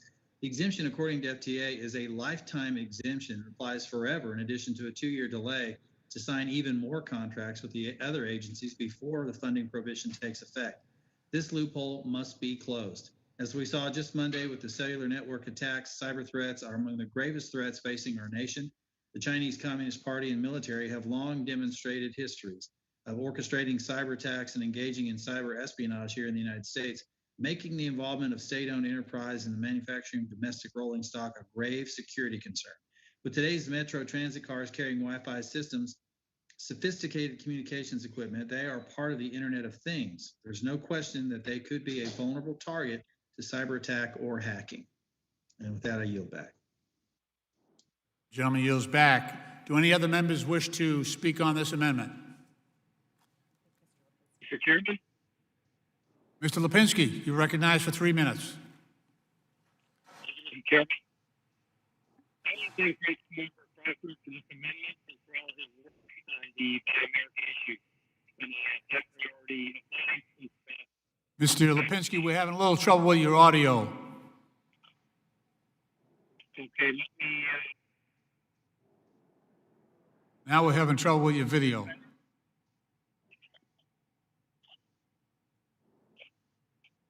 Why don't you have another crack at it? all right, is this better? That's better, yeah, thanks. All right, very good.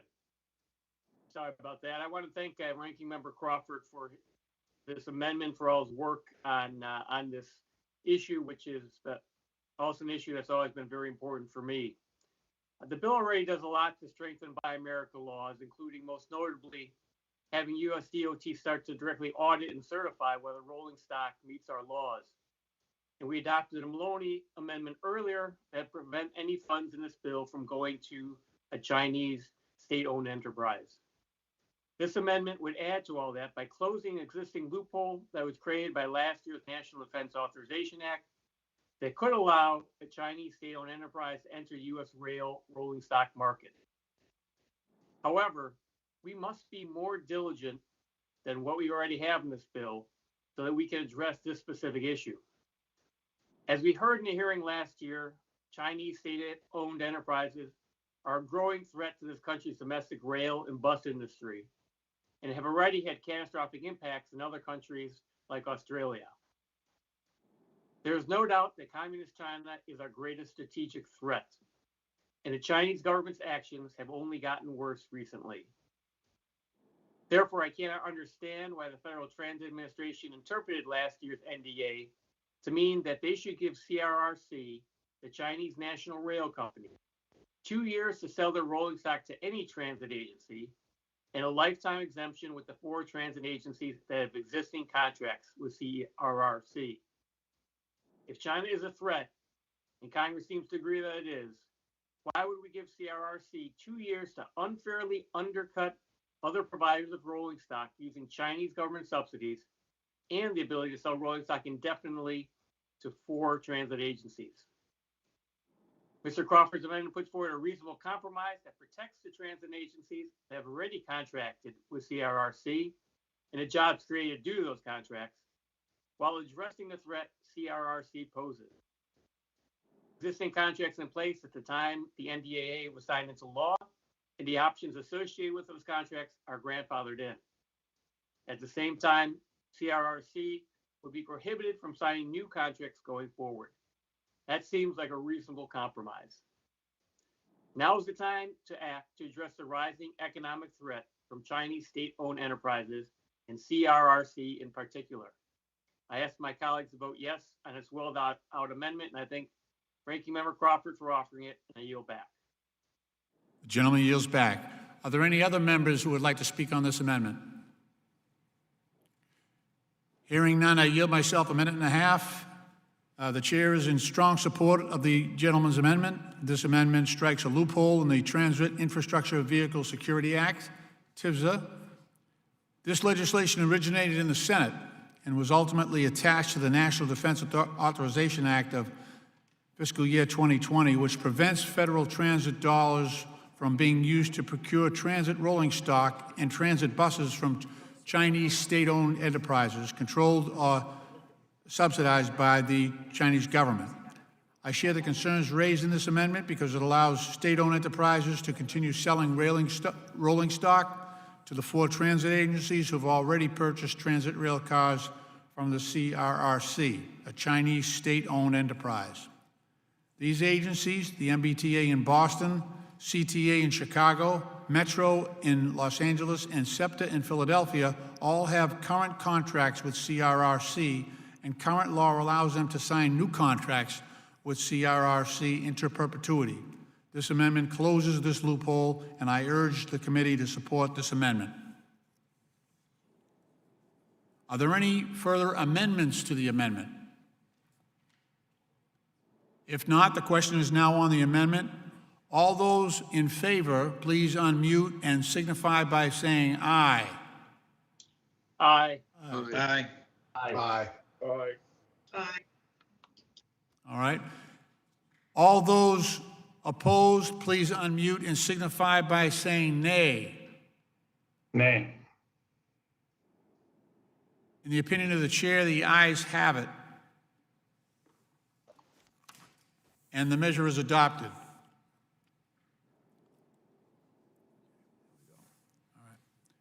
Are there any further amendments to the amendment in the nature of a substitute for H.R. 2?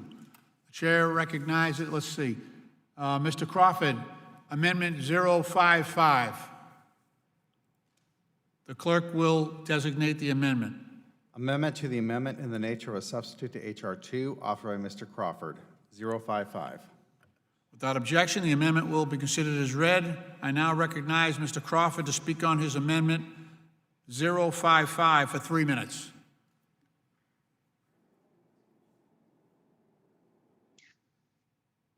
Thank you, Mr. Chairman. I'm having a little bit of technical difficulty.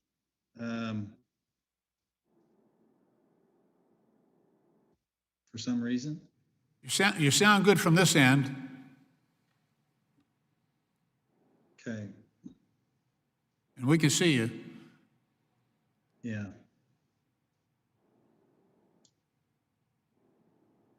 All right, we just lost you. Are you muted? I think you might have muted yourself. Yeah, I've my copy is not downloaded for some reason. It was, and now it's not. So I can't read my. Well, you can make it up if you want. We won't know the difference. Well, obviously, I know that the chairman supports this, and if you have the text, you can read it. I do have an attachment, a summary of your report. Would you like me to offer it? Well, that would be helpful. Okay. And I apologize for the technical difficulty. That's what I'm talking about. Yeah. Well, the chairman supports the gentleman's amendment, and the basic description is the amendment tightens the definition of Buy America for components of bus and rail rolling stock if those components contain materials supplied by entities that have violated fair trade laws of the United States, are owned or controlled by entities subject to United States sanctions, or are owned by a foreign government. This amendment is straightforward and seeks to provide a fair and level playing field for all manufacturers. And for those reasons, the chair has indicated support for the gentleman's amendment. I appreciate that, Chairman. I was able to open up the copy, and it's. You still have 3 minutes if you want to go at it. Well, thank you. Buy America laws ensure that the iron, steel, and other construction materials used to build our infrastructure are produced in the United States by American workers to the fullest extent possible. But without these policies in place, or when loopholes undermine their coverage, predatory foreign governments are free to undercut American workers' products that conflict with some of the most sacred public policy priorities. Goods that have stolen intellectual property should not be rewarded with credit under Buy America. Goods that violate our trade laws have been found to be dumped into our market at below cost or subsidized by a foreign government should not be rewarded with credit under Buy America. Goods that come from a supplier that is sanctioned by the United States government should not be rewarded with credit under Buy America. Goods that come from a state-owned entity linked to a foreign military should not be rewarded with credit under Buy America. Any goods that have prohibited telecommunications equipment or services from Huawei or other risky entities should not be rewarded with credit under Buy America. But as we sit here today, there's nothing stopping any of these goods from being purchased with taxpayer money to build our infrastructure. This amendment would simply require bidders to certify that they will not use any goods that meet these criteria. I urge the support of the committee for this common sense amendment that supports our economic and national security. And I yield back, and I thank the chair for his latitude. The gentleman yields back. Do any other members wish to speak on this amendment? Are there any further amendments to the gentleman's amendment?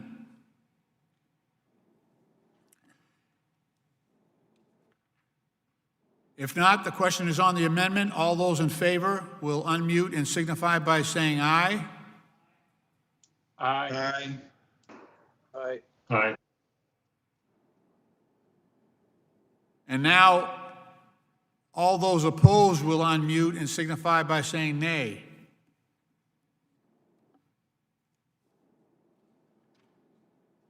In the opinion of the chair, the ayes have it and the amendment is adopted.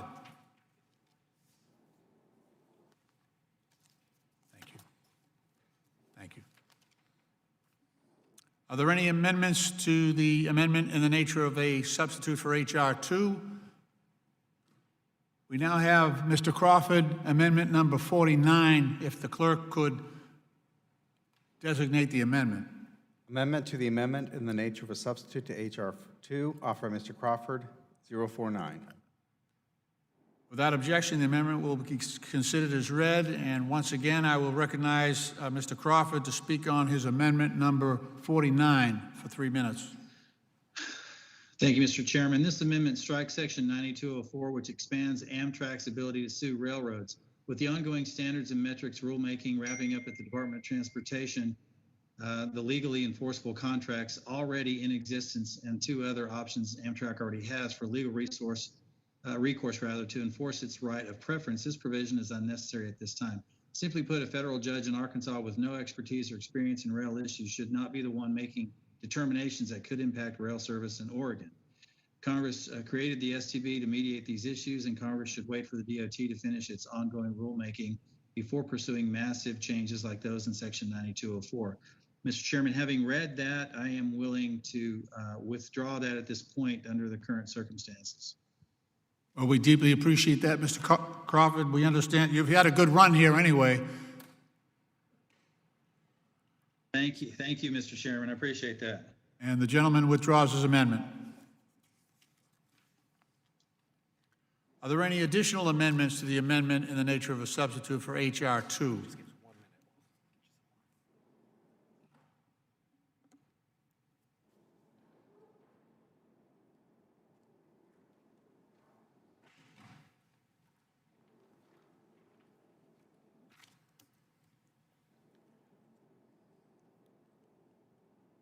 It appears we have an additional amendment from Mr. Crawford, number 53. Would the clerk please designate the amendment? Amendment to the amendment in the nature of substitute to H.R. 2, offered by Mr. Crawford, 053. Without objection, the amendment will be considered as read. I now recognize Mr. Crawford to speak on his amendment number 53 for 3 minutes. Thank you, Mr. Chairman. Thank you. The underlying bill authorizes RRIF credit risk premium payments, but only for public applicants. This is a positive step as RRIF fails to maximize its authorized potential. Short-line railroads like the North Louisiana and Arkansas in my district serve as a critical linchpin across the country for industry to connect to the national transportation network. Expanding eligibility for CRP payments to short lines and other private applicants will ensure that RRIF, a program created to assist short lines, will finally meet its intended purpose. And my amendment does exactly that. The Build America Bureau and this administration have leveraged programs like RRIF to revolutionize rural infrastructure. And this amendment will help build on those successes across the country. But having said that, again, I'm going to state my appreciation for the indulgence of the chair, but I will withdraw that one as well. We thank the gentleman. We appreciate his concerns, and they are noted, but we are grateful that he has decided to withdraw his amendment. Thank you. Are there any amendments to the amendment in the nature of a substitute for H.R. 2? We have the Crawford Amendment 02. Would the clerk please designate the amendment? Amendment to the amendment in the nature of a substitute to H.R. 2, offered by Mr. Crawford, 02. Without objection, the amendment is considered as read. I now recognize Mr. Crawford to speak on his amendment for, number 02 for 3 minutes. Thank you again, Mr. Chairman. This amendment reauthorizes hazardous materials safety programs at the Department of Transportation while providing additional clarity and efficiencies. The amendment contains targeted reforms that create efficiencies and provide clarity and flexibility to support the effective hazardous materials regulatory program at DOT. There are an average of 900,000 shipments of hazardous materials every day in the United States, with very few incidents thanks to a robust regulatory program at DOT and the significant attention given to safety by industry. This amendment would increase flexibility and promote innovation in hazardous materials transportation by reducing the amount of time in which PHMSA is required to analyze a special permit and determine if it may be incorporated into the hazardous materials regulations from 10 years to 6 years. It also requires PHMSA to conduct such rulemaking every 2 years. This will lead to safer hazmat transportation and more efficient regulation. This amendment also subjects stored hazmat rail cars to more common sense regulations. Current DOT policy is based on various authorities between FRA and PHMSA, and this amendment would fix that. The tank car storage would still be subject to multiple federal regulations outlined below. They would not be subject to extraneous state or local regulations, and treatment of these tank cars will still be held to a high safety and security standard. Mr. Chairman, I think it was important to get that information on the record. And with your assurances, that you would work with me going forward on this to address the underlying concerns, I would be willing to withdraw this one as well. I will note the chairman's concerns with the amendment. However, I can promise you that he will work with you to try to find a solution to the concerns that you've raised. And we do appreciate your willingness to withdraw the amendment. Thank you, Mr. Crawford. Yes, sir. I yield back. Thank you.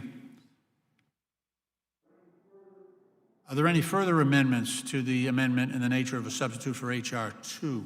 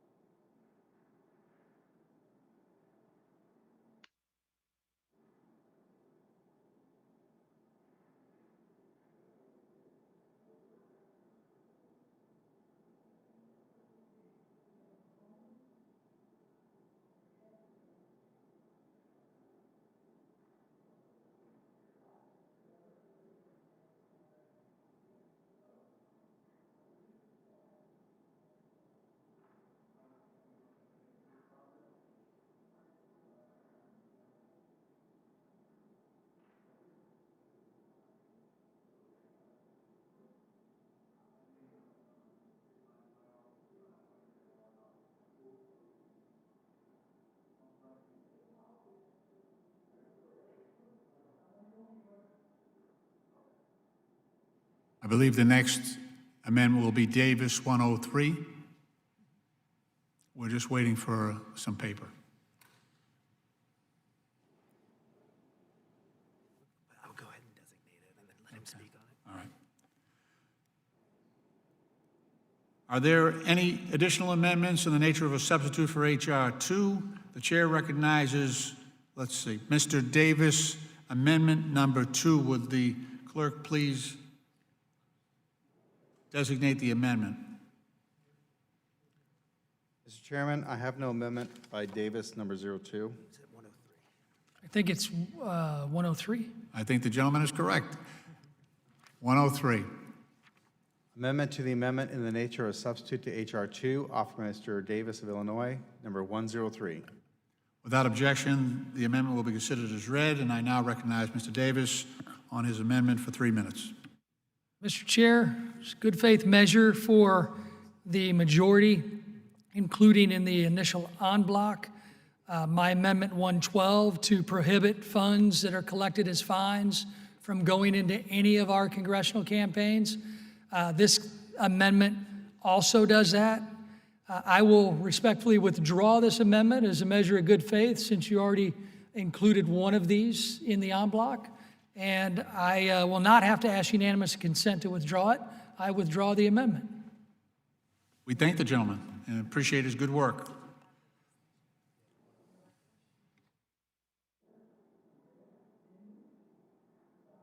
Are there any further amendments to the amendment in the nature of a substitute for H.R. 2?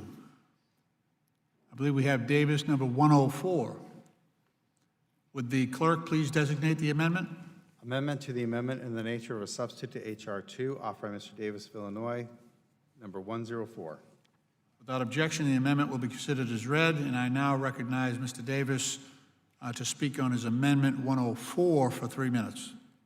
Thank you, Mr. Chair. Can I take this opportunity to offer a perfecting amendment that was crafted by my good friend from Florida, Mr. Spano, that would institute a requirement that all NEPA authorizations for major infrastructure projects to be completed within 2 years unless both the agency and applicant mutually agree on a longer timeline. This is actually Mr. Spano's amendment that he withdrew, so you should have the paperwork from yesterday. I believe we would take your amendment, and then we would ask if there are further amendments to your amendment, at which time the amendment to your amendment would be in order. But I think we would be wise to begin with your amendment. Well, thank you, Mr. Chair. I appreciate that you think it'd be wise to deal with my amendment first. I do want to talk about this amendment. I think it's a very important issue when it comes to continued regulatory relief that many of us have been working on for many years on this committee. If you're worried about bipartisan support for this amendment that would institute a one federal decision process, this would codify President Trump's one federal decision executive order. If you don't think this is bipartisan, all you have to do is look at the Senate EPW surface reauthorization bill, which includes virtually identical language. It garnered such support in the Senate because it provides sensible reforms to the federal permitting process, all while preserving the effectiveness of environmental reviews. Make no mistake, I am committed to ensuring we preserve our environment, and nothing in this amendment takes away from that commitment. All that it states is that the review process for major infrastructure projects shouldn't take longer than 2 years, and that the process should be centralized across government agencies and departments. It's important to note this bill has the support of the U.S. Chamber of Commerce, North America's building trades unions, the Portland Cement Association, Association of American Railroads, American Highway Users Alliance, American Public Gas Association, and the American Road and Transportation Builders Association, AGC of America, and National Asphalt Pavement Association. We can move projects along quicker, save taxpayer dollars, create good-paying jobs, and protect the environment at the same time. I would urge a vote on this amendment, and when you're ready, I'll ask for the perfecting language from Mr. Spano. The gentleman yields, right? Yes, I yield back. Okay. Are there any other members who would like to speak on this amendment? Hearing none, I'm going to yield myself about 30 seconds. The chair is in strong opposition to the gentleman's amendment. This amendment seeks to add requirements that places severe time constraints on the agencies without providing additional resources necessary to meet those requirements.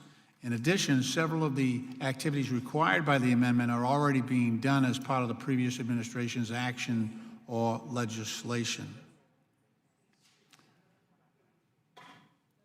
Are there any further amendments to the gentleman's amendment? Mr. Chairman. Gentleman from Louisiana is recognized for 3 minutes.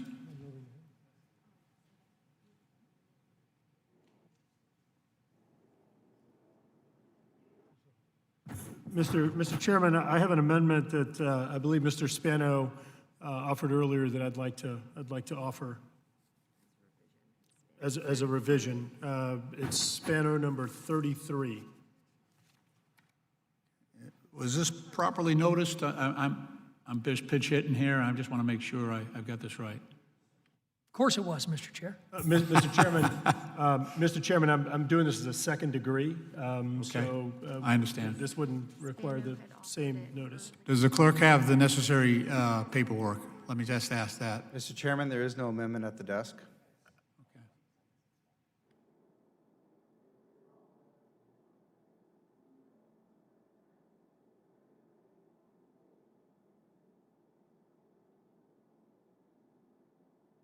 Mr. Chairman, the amendment's being printed right now, and we'll deliver to the clerk very shortly here. Okay. It's Spano number 33.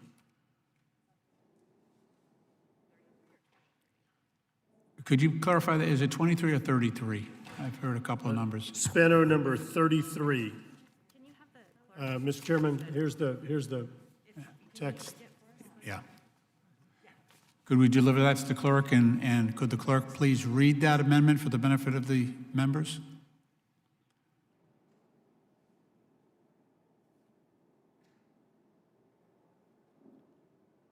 So this is fashioned as a further amendment to the Davis Amendment number 104. Amendment to the amendment offered by Mr. Davis to the amendment in nature of substitute to H.R. 2, number 033.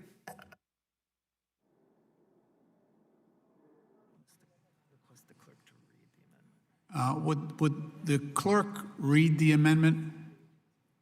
And then we will have the gentleman, we yield time. We just want to get the text out there. Members virtually will not have copies of that, so it will be helpful. Mr. Chairman, if I can clarify, this is actually in the portal, because this is Spano number 33. So I do, for those that are online, it's Spano number 33 on the online portal. For clarity's sake, we will have the clerk read it, please.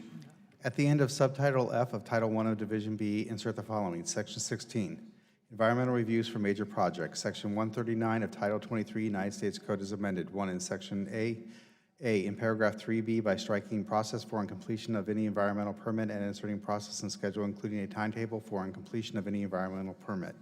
B, by redesignating paragraphs 5 through 8 as paragraphs 9 through 11. C, by redesignating paragraphs 2 through 4 as paragraphs 4 through 6.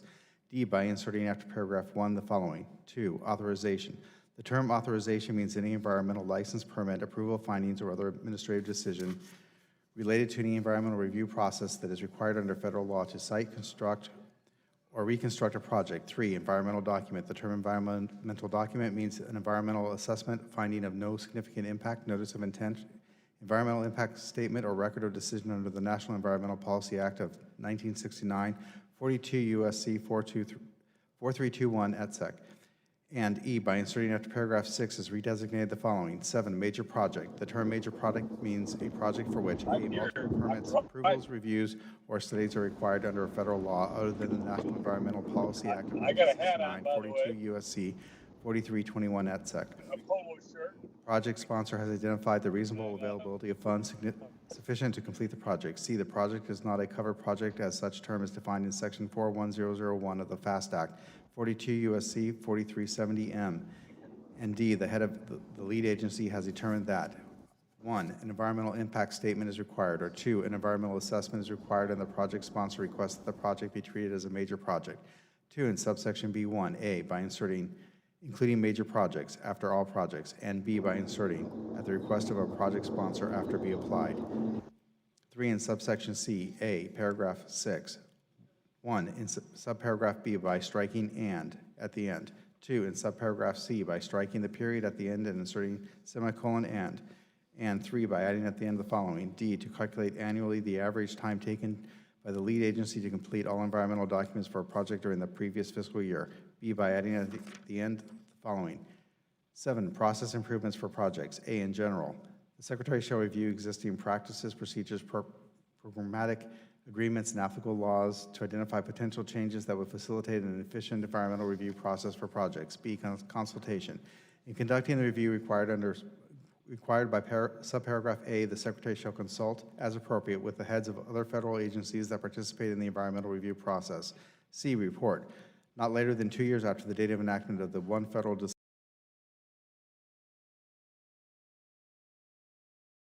and the Committee on Transportation Infrastructure of the House of Representatives, a report that includes 1, the results of the review required by subparagraph A, and 2, an analysis of whether additional resources would help the Secretary meet the requirements applicable to the projects under this section.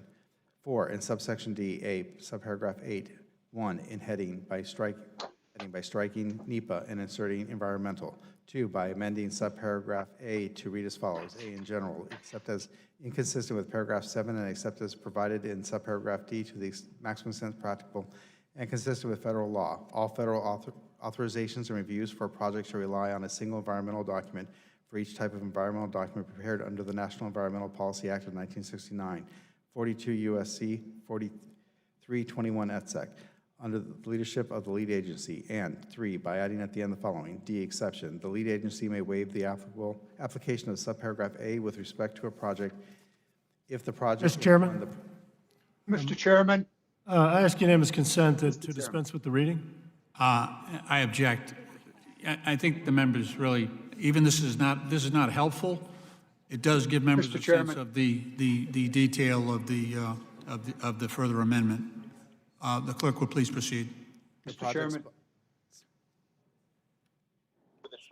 Mr. Chairman, I just want to clarify that this amendment was filed yesterday. It has been available on the internet. It is available on the internet, and I think that it's available to members. All right. Okay. Gentlemen, will suspend. And the gentleman is recognized for 3 minutes to try to help explain that amendment. Mr. Chairman, what this does is it provides a requirement for NEPA authorizations for major infrastructure projects, that those projects, that NEPA authorization or the NEPA process be completed within 2 years. We have all seen, sitting in this committee with jurisdiction over infrastructure, the amount of time that it takes, the amount of money that it takes to complete the NEPA process. As I recall, I think just recently, Mr. Chairman, a statistic came out indicating that the average NEPA process for a transportation project takes 7 years, 7 years. And it's not just time, Mr. Chairman, it's money as well. And so it's money that's being taken away from laying asphalt, from pouring concrete, to actually advancing transportation projects that I know Republicans, Democrats, all of us in this committee feel very, very strongly about. Mr. Chairman, I heard Mr. DeFazio repeatedly make note in this committee that 97% of infrastructure projects don't go through a NEPA analysis. And I'm not sure if that was a off-the-cuff estimate or if that's a backed up number, but here's the reality. The reality is the majority of infrastructure projects in this country do not go through a NEPA analysis. And the reason for that is that NEPA is only triggered when federal dollars are brought to the table, whenever a federal dollar is involved in an infrastructure project. So if a local government does it with their money, no NEPA. If a state government does it, no NEPA. It doesn't matter if it's a $1 trillion project unless a federal dollar is involved or there is a major environmental impact or a water resource impact. I believe there are 3 criteria that trigger NEPA. So the majority of projects don't go through this. This doesn't waive NEPA. It doesn't undermine NEPA. It simply goes back to, I think, what Congress intended, a more streamlined process that does look at environmental impacts and ensures that money's not being wasted on this process to the detriment of actually carrying out infrastructure work. So with that, I'll yield back. Gentleman yields back. Would any other member want to be heard on the Spano amendment offered as an amendment to the amendment by the gentleman from Louisiana? Hearing none, I yield myself 30 seconds. The chair is in strong opposition to the gentleman's amendment. This amendment seeks to add requirements that place severe time constraints and obstructions on agencies without providing additional resources necessary to meet those requirements. In addition, several of the activities required by the amendment are already being done as part of previous administration action or legislation. Are there any further amendments to the further amendment? Mr. Chairman? I'm sorry, who's, is that Mr. Mr. Garamendi? Garamendi. The gentleman from Yes. California is recognized for 3 minutes. I seriously object to what is taking place here. We're talking about a major change to the National Environmental Policy Act and being done in a committee, I think, beyond the jurisdiction of this specific committee. And beyond that, not even a chance of understanding the way in which these 2 amendments work together and for what purpose.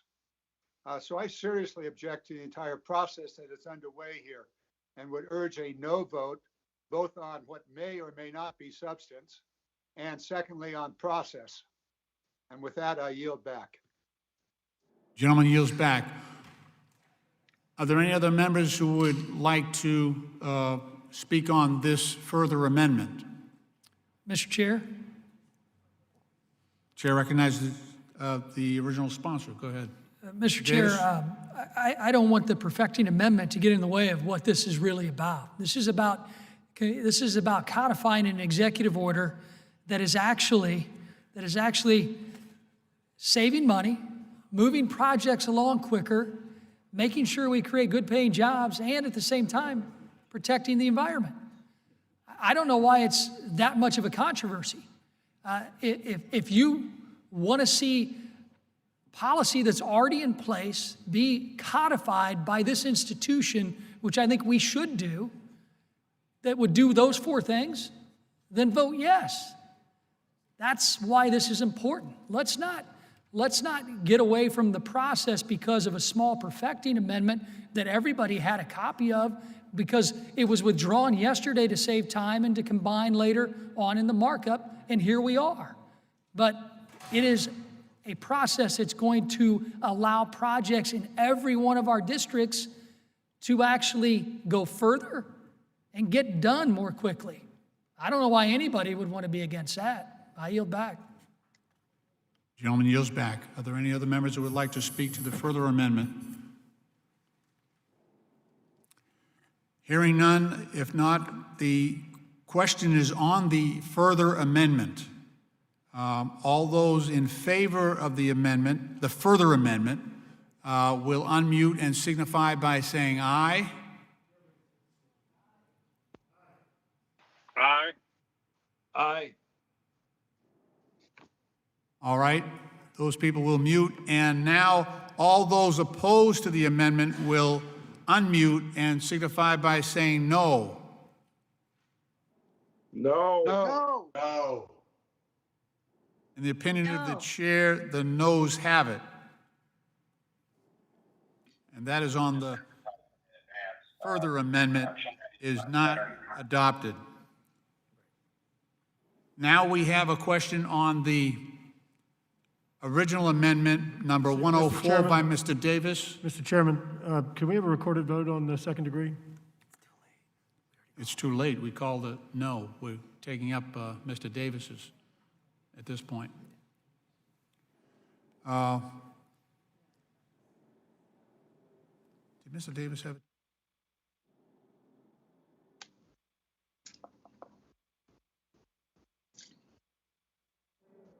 Okay. All right. We now have the question on the original amendment by Mr. Davis, number 104.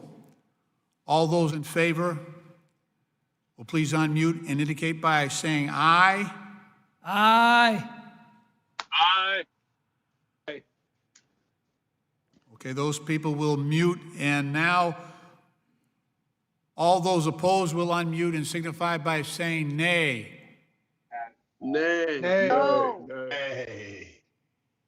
In the opinion of the chair, the nays have it. Mr. Chair, I'd ask for a recorded vote.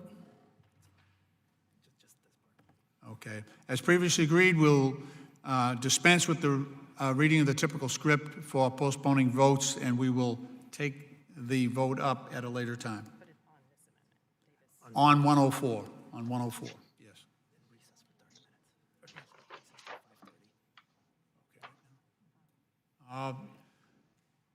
The chair is now going to institute a recess until 5:30. 5:30. Are we having votes when we come back or more? For more debate on amendments, further debate on amendments, until 5:30. Thank you.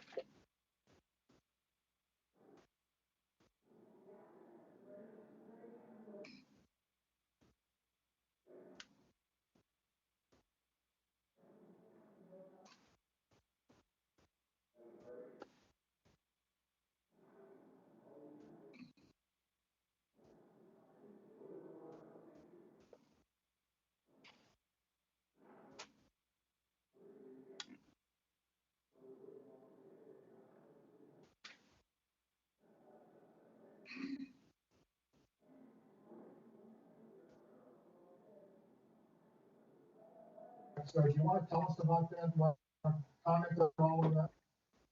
Well,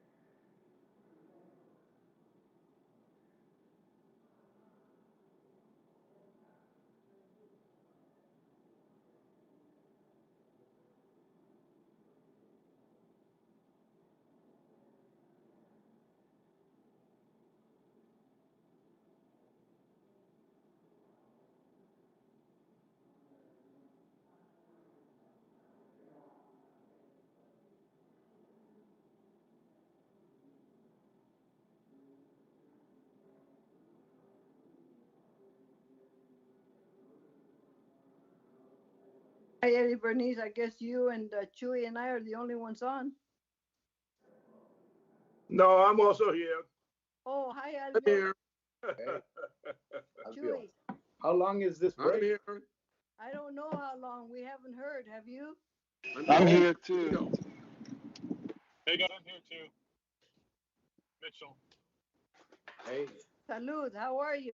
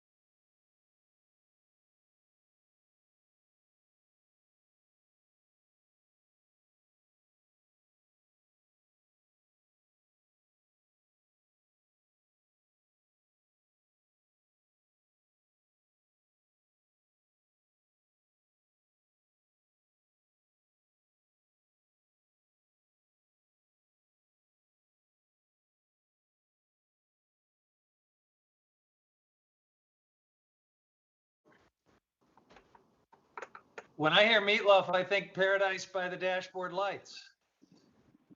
Yeah. Good song. Hey, I got a cop to the meatloaf comment. Oh, all right. I have the big just mute did that to button break the- here. Bring it up, guys. Party's over. I am totally socially challenged. I only became aware of the meatloaf in some movie that I'm not aware of reference, so whatever. We're just about ready.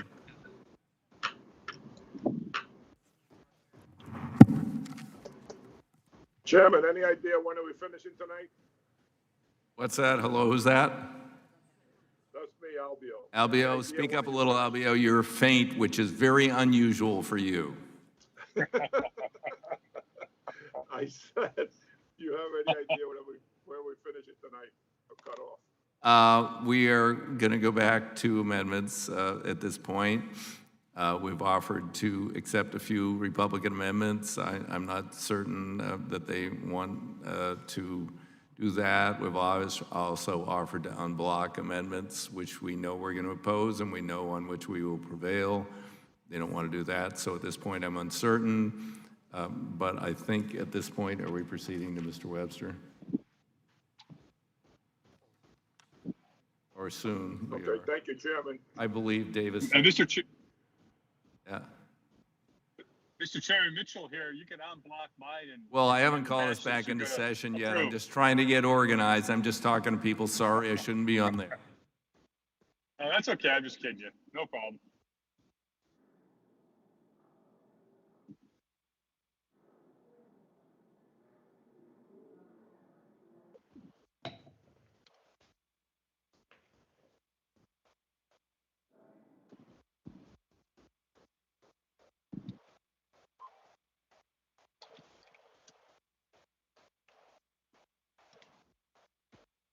I was just trying to be helpful there, Lloyd.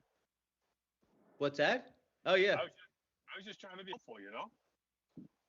Are you with the VP now? No, that's over. I'm just driving back now.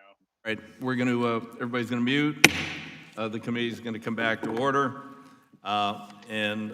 What is in order at this point in time is Mr. Webster from Florida, number 10. The clerk will report the amendment. An amendment to the amendment in the nature of a substitute to H.R. 2, offered by Mr. Webster of Florida, number 010. Without objection, the amendment is considered as read. The amendment, the gentleman is recognized for 3 minutes to discuss his amendment. Thank you, Mr. Chair. I believe if we need to think big if we're going to basically rebuild the nation's infrastructure. I also believe that we need to think outside the box and look to innovative solutions to meet the needs of the American people. While this amendment is why I sponsored it as a piece of legislation recently, it would establish the Infrastructure Bank for America, or IBA. This new infrastructure bank would be set up as a government-sponsored enterprise, serving as a lender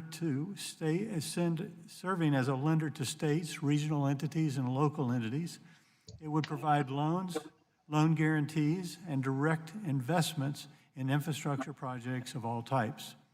The bank would not at all rely on federal funding, nor would taxpayers be on the hook for any loan guarantees or unsound investments. We require a rural set-aside. We guard against undue foreign influence. We ensure sound risk-based practices and enable federal oversight. But otherwise, we allow the bank to operate using a market-based approach to finance projects that it deems worthy of investment. Make no mistake, the intent of this legislation is to supplement, not supplant, direct federal investments that we make through this bill and our appropriation process.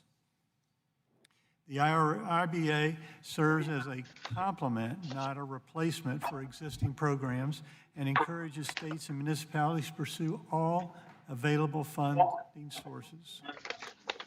While the federal infrastructure investment is crucial, the current level of resources for the federal government will not address America's infrastructure needs on its own. The IBA will work with state and local governments to identify priority projects and infuse private capital to help address our critical infrastructure needs. I only see positive impacts coming from this proposal. We'll have created, if we do this, a mechanism to help build our roads and bridges, expand our ports, and repair water infrastructure, and even invest in broadband expansion, all at no cost or no risk to the federal taxpayer. I thank the chairman for his indulgence, and I'm hopeful that we can all come together and continue this conversation in a bipartisan fashion as we move forward. And with that, Mr. Chairman, I'd like to... No, if the gentleman would just suspend for a moment, I'd like to speak to his amendment. I actually appreciate this as a constructive suggestion. We had proposals from Rep. Carbajal on my side of the aisle, which he deferred. I've been pressed by Representative Rosa DeLauro for probably a decade on this issue throughout the Obama administration and ever since. And I've always said I see this as a potential addition to the toolbox. In this bill, we have substantial funding for the TIFIA program, which underwrites almost every P3 project, and for the RRIF rail program, which will meet a lot of the needs of projects which do not generate positive cash flow. I think actually the most appropriate place for either Mr. Webster, Mr. Carbajal, or Ms. DeLauro's amendment lies either with the Banking Committee or potentially with the Energy and Commerce Committee, because as the gentleman mentioned, it could play a role in broadband, it could play a role in energy transmission, it could play a role, although with our hearings with a bipartisan joint committee on private financing, we came to a negative conclusion on water, given a disastrous privatization of water in Atlanta and a number of other places. But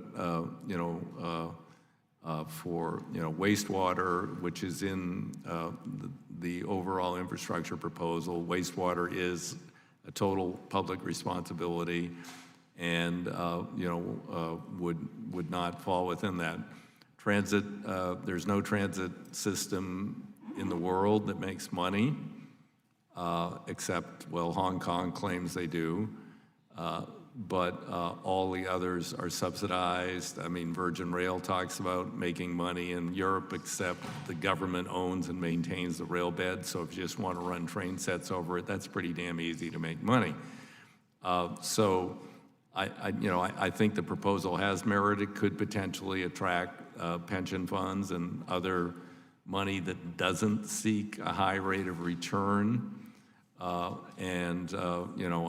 believe it merits individual consideration in the House, and would suggest that the gentleman might want to work with Ms. DeLauro, who has been pushing me really hard on this for 10 years, and Mr. Carbajal, and I'm sure there are others on your side of the aisle who are interested.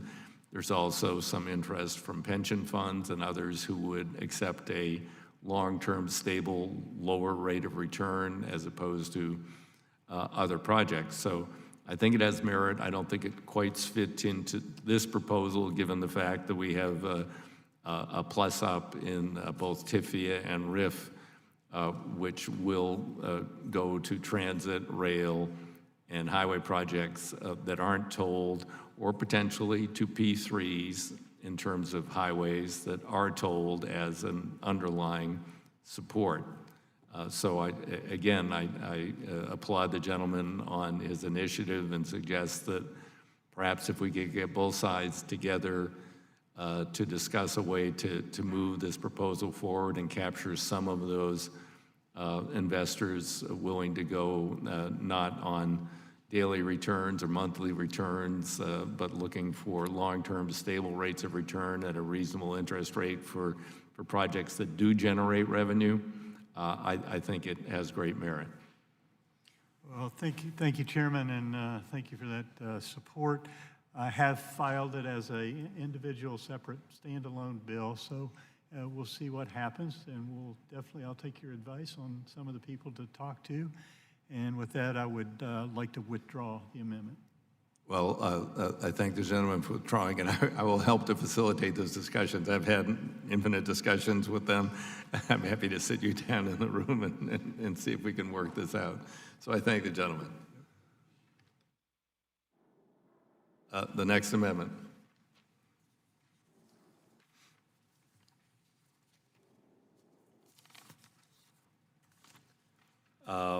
The clerk will report the next amendment, which is Mr. Davis, number 106.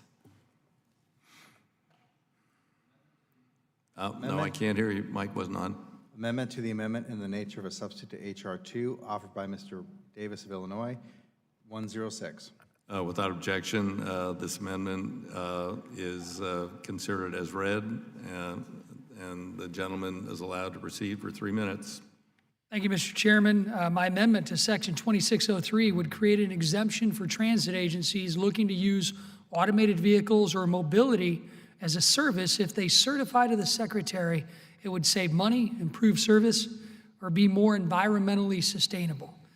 I'm willing to work with you on this issue, Mr. Chair, and with the rest of the members of this committee. So I will respectfully withdraw this amendment. But I do want to address some of the comments that were made earlier about our offer of amendments to speed up this process. It wasn't too long ago where you and I were having this discussion, Mr. Chair, about what it would take to get through the Republican amendments that remain. But I want to go back to the beginning of this process. I've been here for previous surface transportation bills. I've been the recipient of being on the wrong side of a Four Corners agreement on amendments, even when we were in the majority. We didn't get a chance to have a Four Corners agreement this time. We were shut out of the process. And now we're left with Republican amendments only. But that is the only voice that our members have to be able to get their issues that are important to their constituents across this committee floor. And in good faith, you asked us to offer a group of amendments to speed up the process, and all of us want that to happen. We offered you 10 amendments. You took 3. That's it. That's not something done in good faith, and that is not helping our members to have their voice. Don't silence our Republican members on this committee. This is what is frustrating, Mr. Chairman. We all want to get through these amendments that remain, but every one of these amendments are important to duly elected members of Congress. I withdrew this one, and I hope and pray we can come together over the next few hours, get an agreement, but be serious about it. Let's not say, oh, we're going to work to get through these amendments. We have 80 left, but we offered only 10. You took 3. Maybe we should have offered 80. But it looks like you don't want to deal with this. It looks like you don't want to allow our members to have a voice. And if that's the case, it looks like we're going to give our members a voice tonight, and we're going to be here a while. So with that, I withdrew the amendment, and I'll yield back. Well, I thank the gentleman's offer to withdraw. I would contend the statistics. I said of the remaining amendments, which we have reviewed, we were willing to upfront take 3. And the gentleman said we've only taken 10 Republican amendments, and we've only considered, I don't know, however many. We've considered well over 200 amendments, and more than half of them are Republican amendments.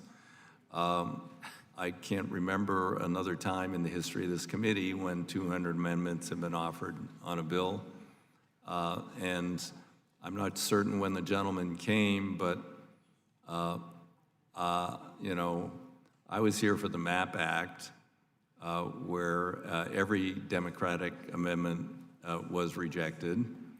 And you know, the bill itself had been written by someone, presented to us on Monday and marked up on Wednesday. It wasn't written, as far as I can tell, in-house by Ledge Council or the Republicans. Contained bizarre provisions. For instance, the president could waive any and all laws, not just environmental laws, which are focused on, for projects which he or she deemed to be in the national interest. After, at 2 o'clock in the morning, I asked the clerk to read and asked for an interpretation from counsel. There was a bit of embarrassment, although Representative Nadler did offer to support it because he thought, well, then great, you can bring in illegal immigrants and pay them nothing to do it. Yet that was tongue-in-cheek, of course. It was withdrawn, but that process did not in any way mirror this process.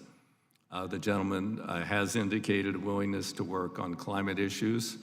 However, I would note that the substitute that has been offered by the Republicans contains 0 provisions on climate, and that was the sticking point from the beginning.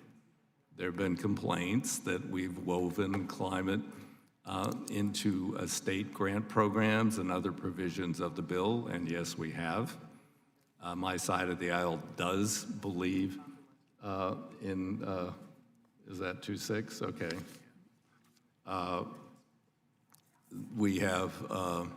We believe that not only do we need resilience for severe climate events, we believe severe climate events are accelerating because of climate change, and we believe that climate change is substantially caused by human activity and greenhouse gas pollution.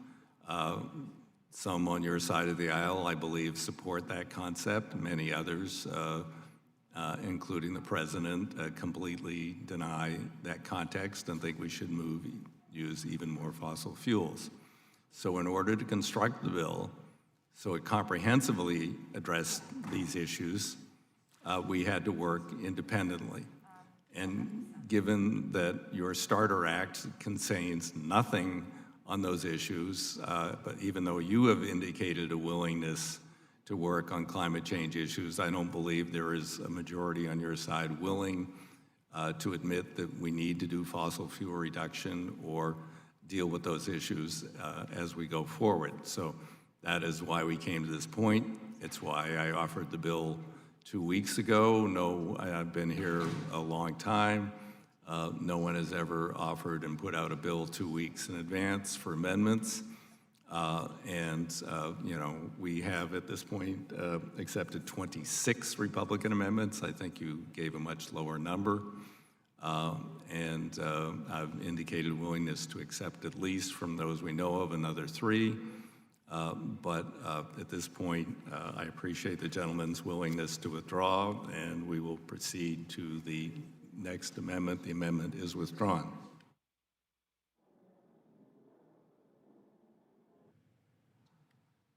Mr. Chairman? Yes, I'll recognize Mr. Graves for his statement out of order because I didn't know he wanted to be recognized. Thank you, Mr. Chairman. Mr. Chairman, one, I want to tell you thank you for working with us on some of the amendments that you've worked with us on. But I do want to echo, and I didn't have any plans on speaking, but I do want to echo the concerns of Mr. Davis. Now, you commented on how many amendments we've been through. Well, actually, let me back up. You talked about when Mr. Micah was here and your frustration in the process. So obviously, and look, I wasn't here. It had nothing to do with that. I don't know anybody. That's right. I don't think any of us were here. And so to sit there and reflect upon a process that you went through that was painful, that was inappropriate, and then to turn around and replicate it, but being in the majority and us in the minority, come on. You're better than that. The reason we have so many amendments on this bill, over 300 and over 100 Democrat amendments on the bill, is because this bill wasn't written in the way that all the other bills, save the one that you brought up, have been written. And I understand coronavirus, everybody was in different places, and I absolutely understand the complexity of trying to build a bill under those circumstances. But over 100 Democrat amendments, and yes, there's a disproportionate number of Republican amendments, and that's because we were especially shut out of the process. We all represent people, and so we're here trying to represent them. That's what we're trying to do. And I understand ideologically or policy-wise, philosophically, you may not agree, and that's fine. You're representing the people that sent you here, and I respect that. But look, some of these amendments, I get it, Mr. Chairman. Y'all aren't on board. You don't agree. But some of these amendments are good policy amendments. A disproportionate number of Dem amendments were accepted in managers and agreed to work with them. They're going to show up later in the process. In regard to the climate stuff, I got to tell you, I heard Sam say that we're willing to talk about it and negotiate it. I've said it over and over again. I know that Mr. Westerman, Mr. Palmer, other people in this committee are willing to have that discussion. I know that the United States the United States actions, even under the Trump administration, have resulted in the greatest reduction in emissions in the world, more than the next 12 countries combined. And yes, I take issue, as other members of this committee do, including Ms. Fletcher.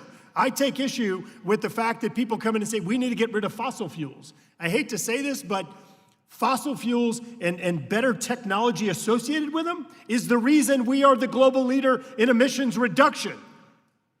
It's not the fuels. It's the way that the technology associated with the fuels is being used. Challenge me on that. I would love to have this debate with any of you. You sit there and make things up and then go out there and base policy on it. The facts are that the reason we've had the greatest reduction in emissions in the world is because of natural gas, which we're producing and we're trying to export, and we're exporting now to 35 different countries, which results in greater emissions reduction around the globe. So Mr. Chairman, we're willing to work with you on that and other issues, but we want to be able to have a voice and represent the people here just like you wanted when the MAP Act came up years ago. I thank the gentleman for his remarks. The gentleman's time has expired. At this point, there are no amendments pending. We will move on to the next amendment. That amendment was withdrawn.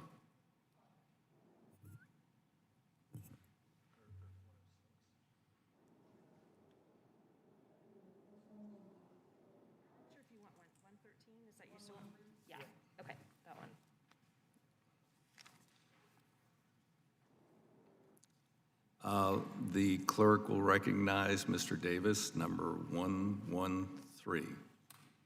Amendment to the amendment in the nature of a substitute to H.R. 2, offered by Mr. Davis of Illinois, number 113.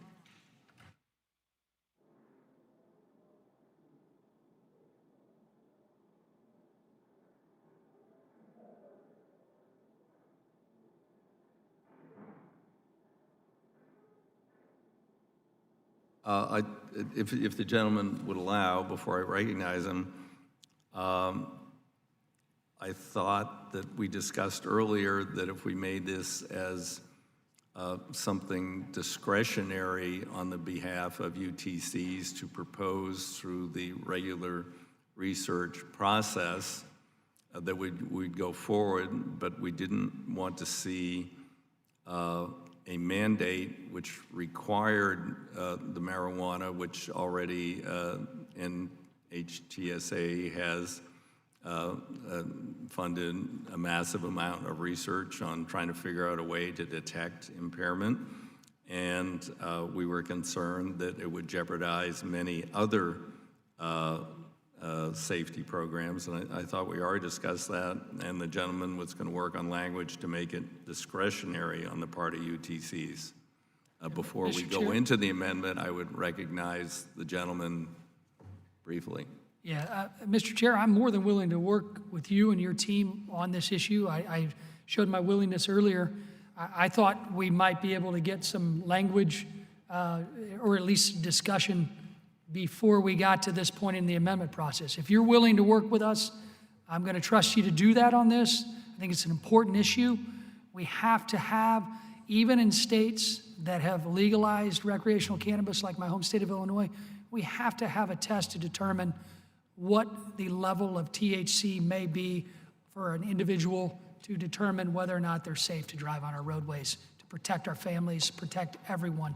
So I'm willing to work with you. I do believe, Mr. Chair, that you and I agree on this issue.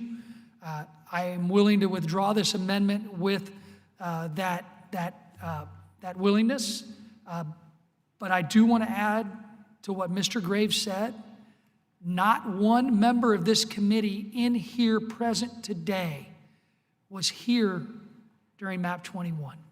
Okay. We were here, many of us were here during the FAST Act. The process was much, much different. And you know as well as I do, Mr. Chair, that during that process, when we got to this point in the markup, when we got, number one, there weren't nearly as many minority amendments because a lot of them were included in the underlying text. We didn't have that opportunity. Now we're here and we offered a good faith effort, just like we said we would. And the answer is a minimal amount of accepted amendments. None of us want to stay here till midnight. None of us want to be on video or here tomorrow.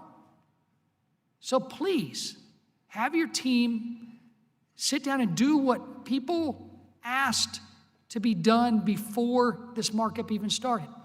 Give us a chance as the minority to have the same voice that the minority members had when Chairman Schuster sat in that chair, and there were many more opportunities to have a bipartisan bill.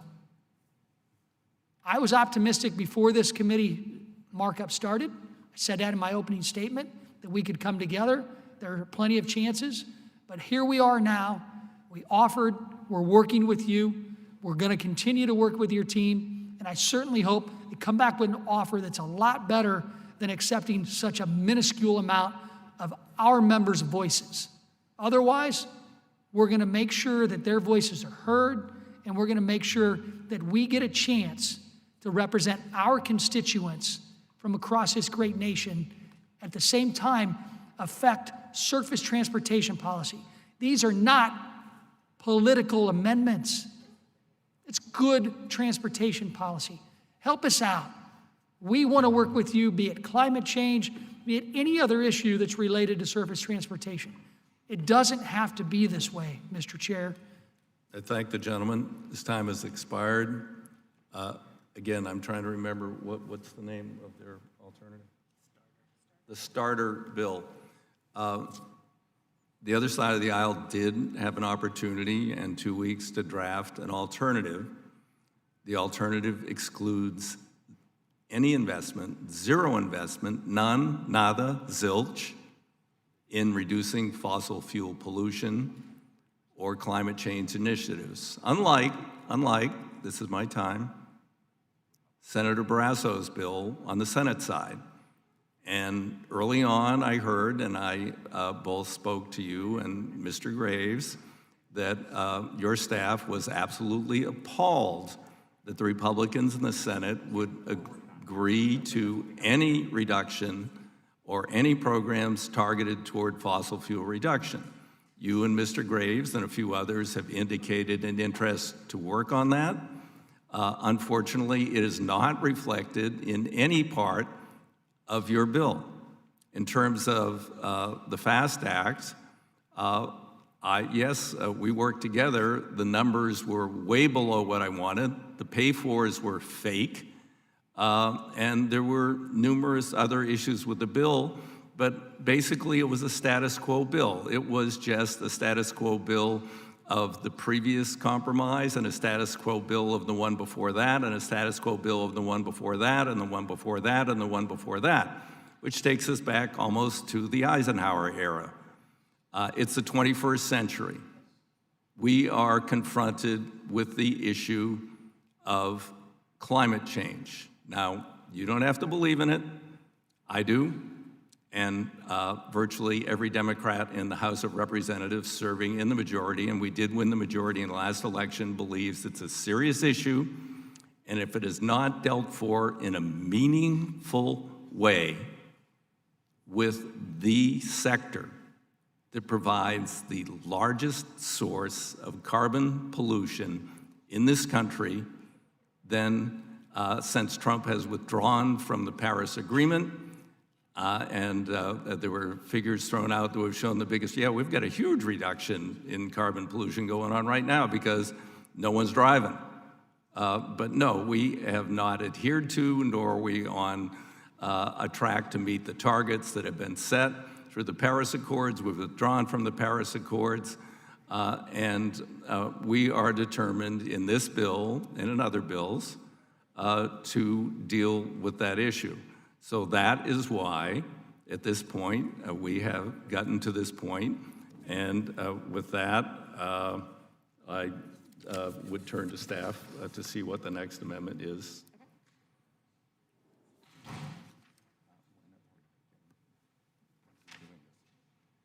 Okay, let me.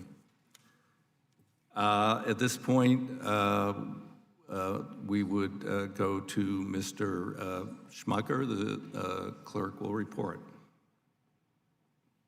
Sorry, designate. Mr. Schmucker, 025 is what I have in front of me. Amendment to the amendment in the nature of a substitute to H.R. 2 offered by Mr. Schmucker, number 025. Okay, without objection, the amendment is considered as read, and the gentleman's recognized for 3 minutes. Thank you, Chairman.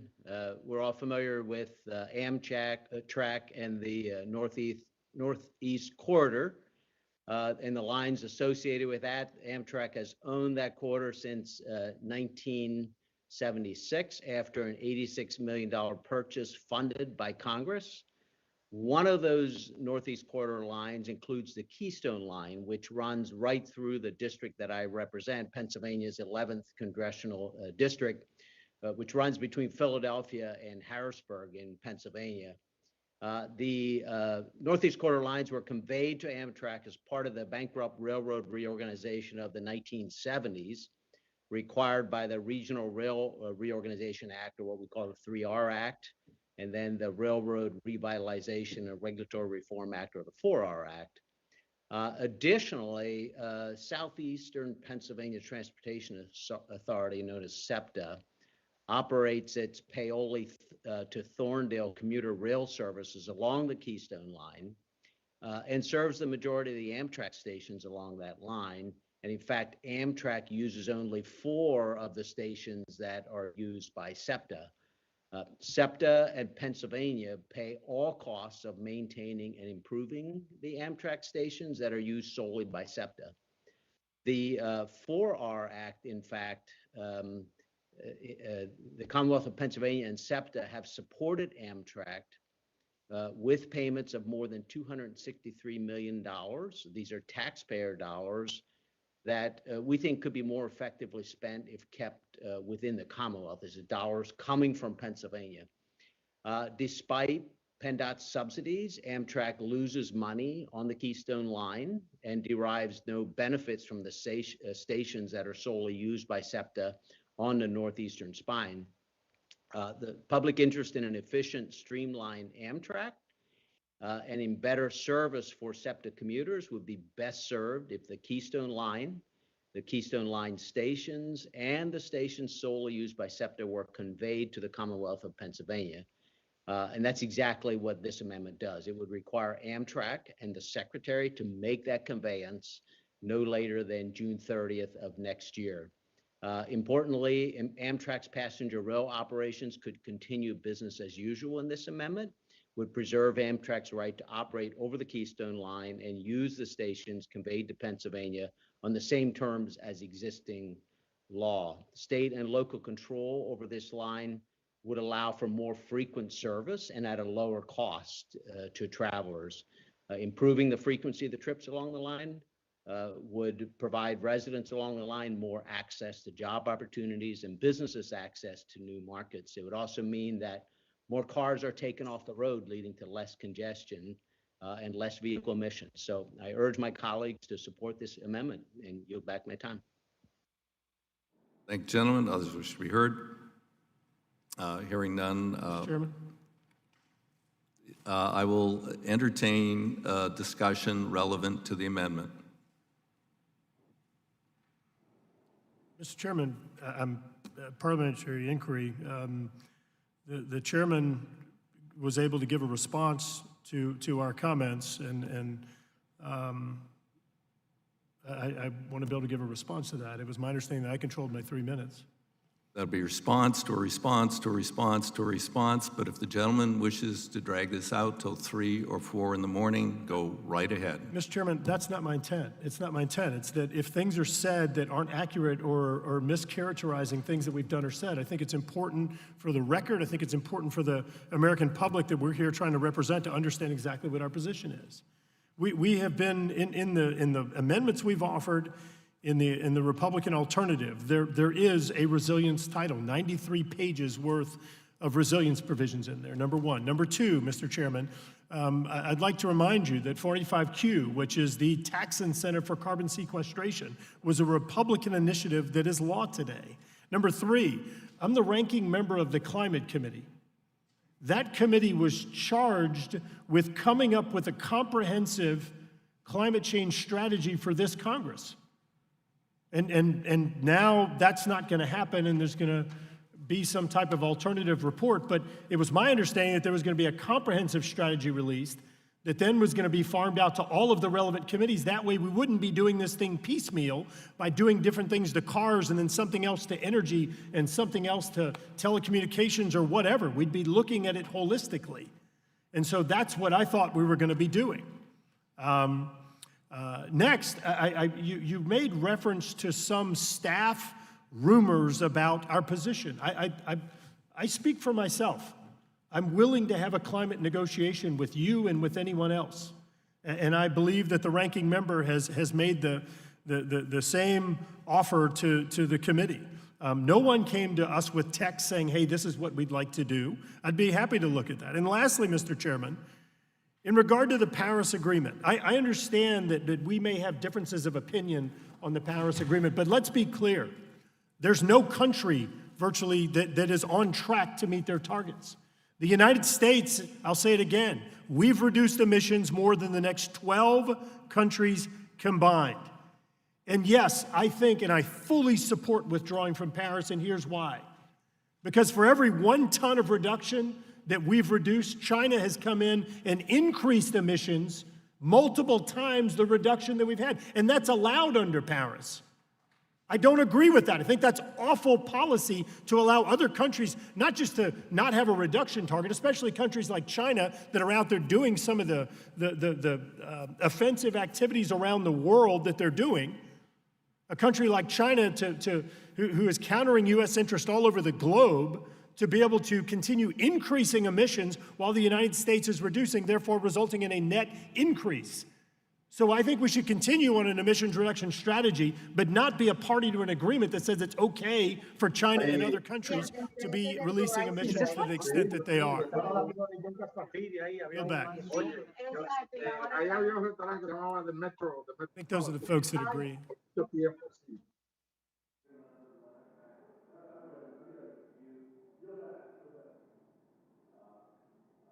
Gentlemen, I don't want to belabor the debate. Resilience is something in response to climate change and severe weather events. It does not deal with climate change. It deals with its results. With that, I will speak on the amendment unless someone else wishes to be recognized. The amendment goes to, there are a number of issues here. Amtrak has a very unique status according to numerous Supreme Court rulings.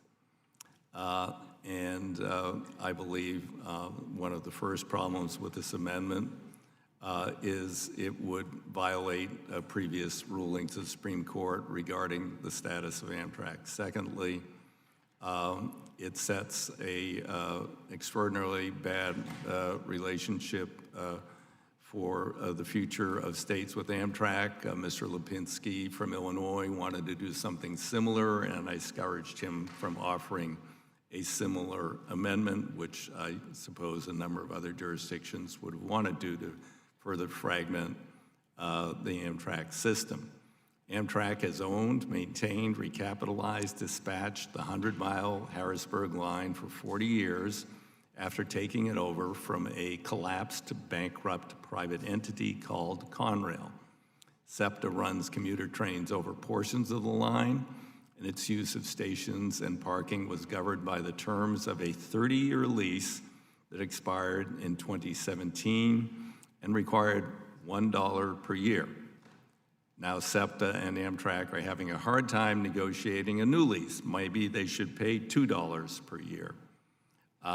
Negotiating that, they've had multiple filings to the Surface Transportation Board, which has clear jurisdiction under court precedent and under statute, as I understand them.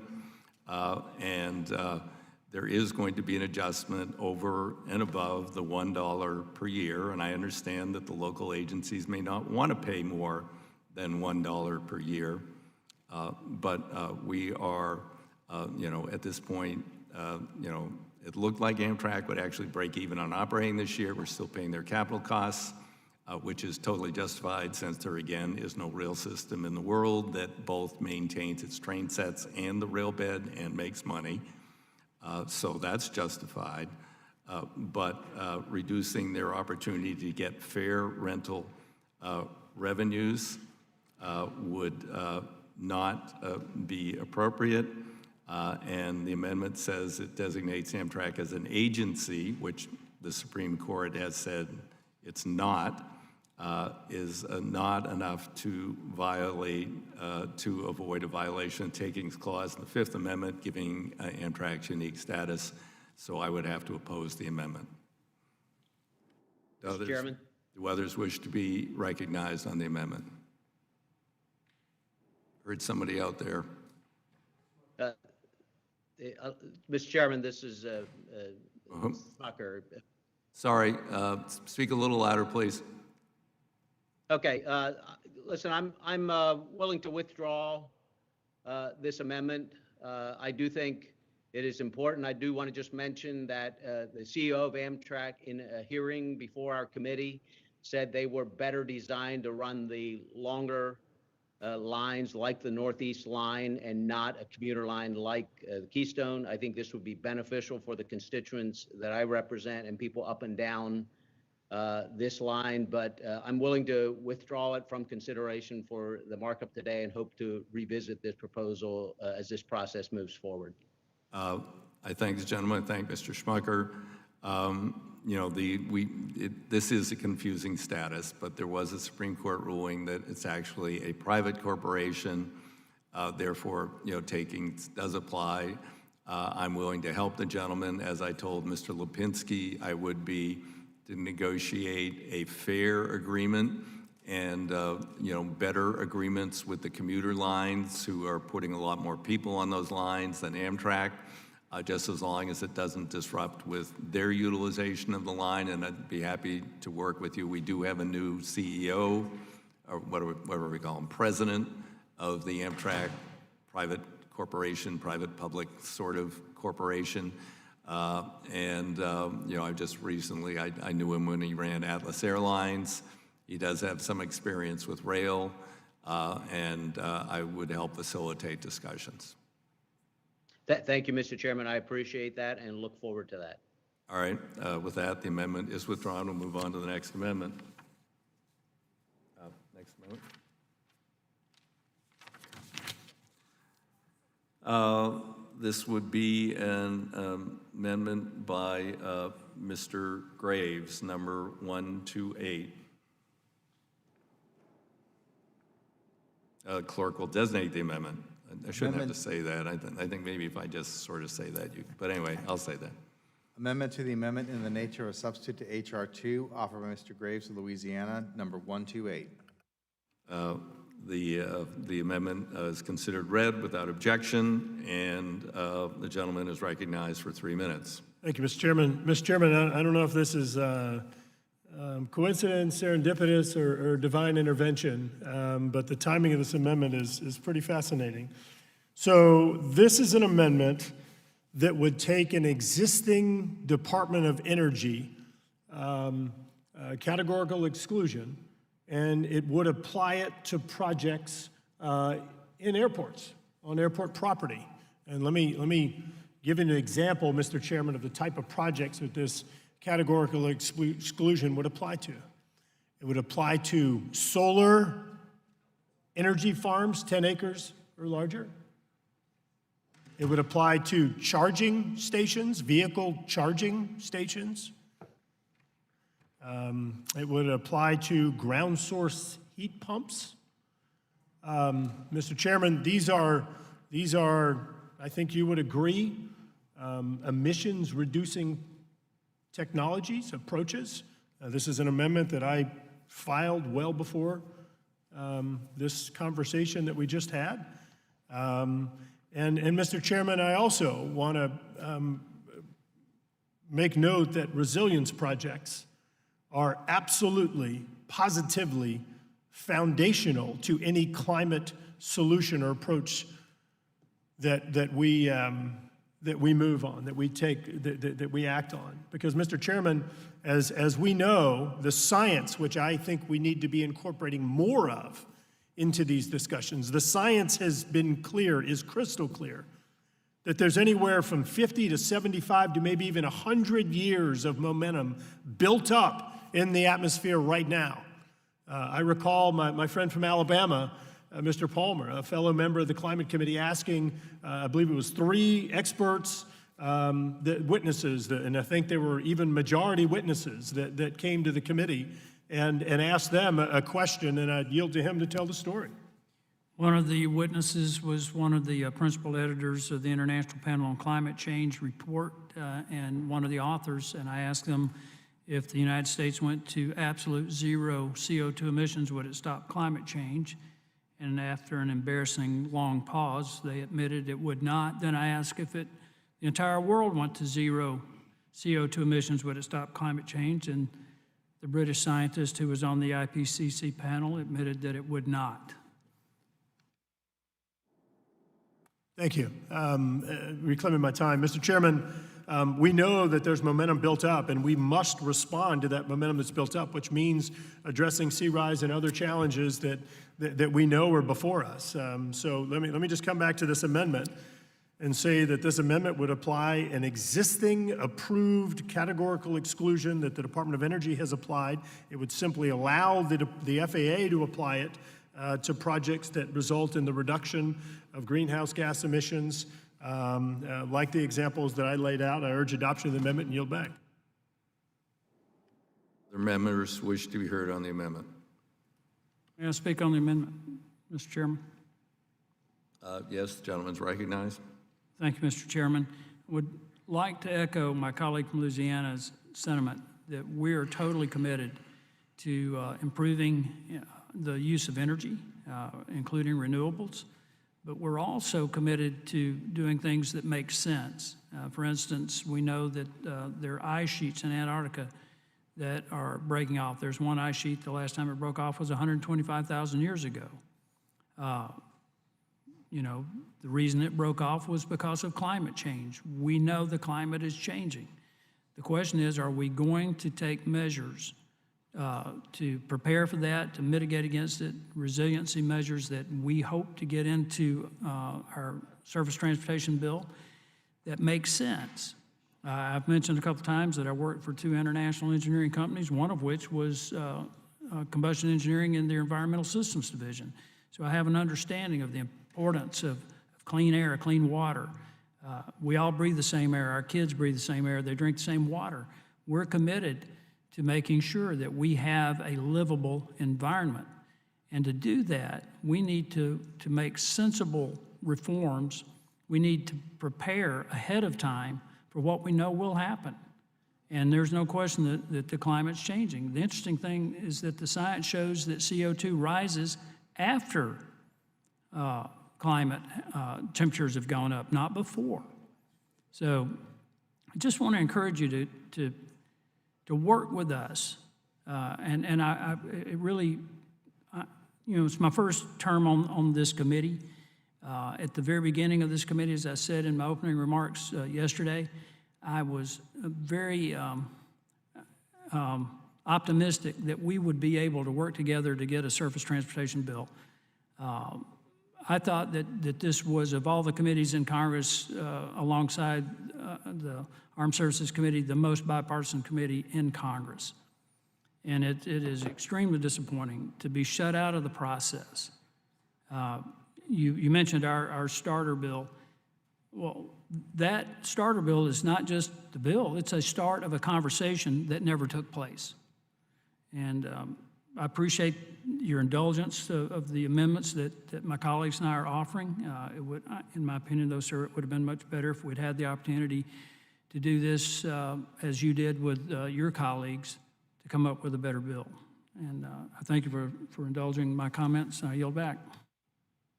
Well, I thank the gentleman. I thank him also for his recognition of climate change. Unfortunately, I don't believe you're in a majority on your side of the aisle. We have a provision in the larger infrastructure package that would increase investments in critical airport projects that would reduce emissions. It's particularly targeted to decreasing emissions, increasing climate resiliency, and make other needed investments, including the potential to make available renewable fuels for aviation. It'll be a very significant title, numbering in the billions of dollars. I would urge the two gentlemen to work with us. As I mentioned earlier, 93% of federally funded projects go forward under a CE. From the things you listed, they could probably fit in a CE, but it potentially can include wind turbines, which interfere with radar and potentially with navigation. And also issues regarding pipelines, which could go under the runways, and tunneling under a runway is always very problematic given the massive weights they have to sustain with 380s, and, well, 747s are going away, but who knows what's out there in the future. So I have a concern about doing it in this particular bill, in this form.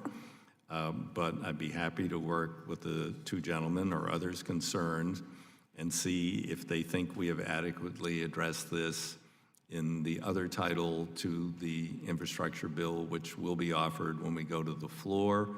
And, if you don't think it's broad enough, but I'm not going to go there for wind turbines. That is a known hazard, both vertically to aviation and also in terms of radar reflection and other things. So I'm not willing to just give as broad an exemption. I don't believe it belongs in the surface bill. It belongs much better in the aviation title, which will be part of the infrastructure package, and be happy to work with the two gentlemen on that.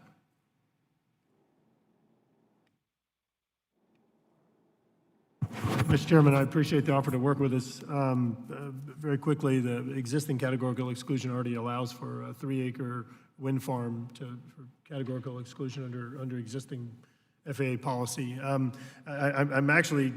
I do appreciate your offer to work with us, and I certainly would welcome that, but I want to say that I'm actually even more concerned to hear that there's going to be an aviation title that's going to be added on the floor, because that does circumvent regular order and is even worse than the process that we're going under right now. So I apologize, but in light of that, I am going to ask for a recorded vote. Okay, recorded votes. Request for report to go will be delayed to an appropriate time.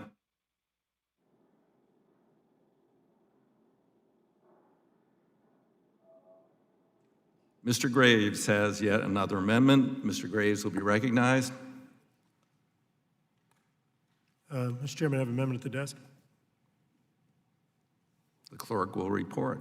Amendment to the amendment in the nature of a substitute to H.R. 2, offered by Mr. Graves of Louisiana, number 127. Thank you, Mr. Chairman. The gentleman is recognized for 3 minutes. Without objection, considered as read. Thank you, Mr. Chairman. Mr. Chairman, the Congress directed the FAA to develop and implement an expedited environmental review process for a limited number and scope of aviation projects, projects that address capacity, aviation safety, aviation security. This process has taken place. Unfortunately, the FAA has applied it to a very small number of projects. The Council of Environmental Quality did a report in 2018 that determined that the FAA actually has the longest average environmental review process in the federal government. I'll say it again, these are projects, not just capacity, Mr. Chairman, but aviation safety, the safety of passengers, the aviation safety and aviation security, the security of airports, the security of passengers. And so what this amendment would do is it would effectively extend the application of this expedited process to more projects moving forward and allow for us to expedite implementation. Mr. Chairman, we discussed earlier, in light of some of the transit and aviation dollars in the CARES Act, that there are substantial dollars that have been allocated to airports, in some cases outrageous amount of money. But this would help to implement those projects, certainly getting dirt turning, getting projects moving as quickly as possible. Someone is not muted, please mute. Gentleman will proceed. Thank you, Mr. Chairman. Mr. Chairman, all this does is it directs the FAA to consider application of this expedited process to additional projects. Again, Mr. Chairman, I think that some of the aviation safety and aviation security projects, certainly you and I share the objective of improving both of those categories in addition to capacity. And so I'd urge adoption of the amendment and yield back. Thanks. I believe the gentleman should ask the Federal Aviation Administration report on their current authority to expedite urgent projects, for especially those for congested airport and those for security is working, and whether or not they need additional authority. And we're going down the road of gradually expediting or exempting everything. With that, I would oppose the amendment. Are there others who wish to speak in favor of the amendment or on the amendment? Hearing none, then we will move to are there amendments to the amendment? Hearing none, we will move to consideration of the amendment. Those who are in favor of the amendment will please unmute and prepare to vote. Those who are in favor of the amendment will vote by saying aye. Aye. Aye. Okay, thank you. Those who are opposed to the amendment will unmute, prepare to vote, and at this point, signify by saying nay. Nay. Nay. Nay. Nay. In the opinion of the chair, the nays have it. The amendment is not agreed to. Mr. Chairman, I ask for a recorded vote. A recorded vote is requested, will be added to the queue.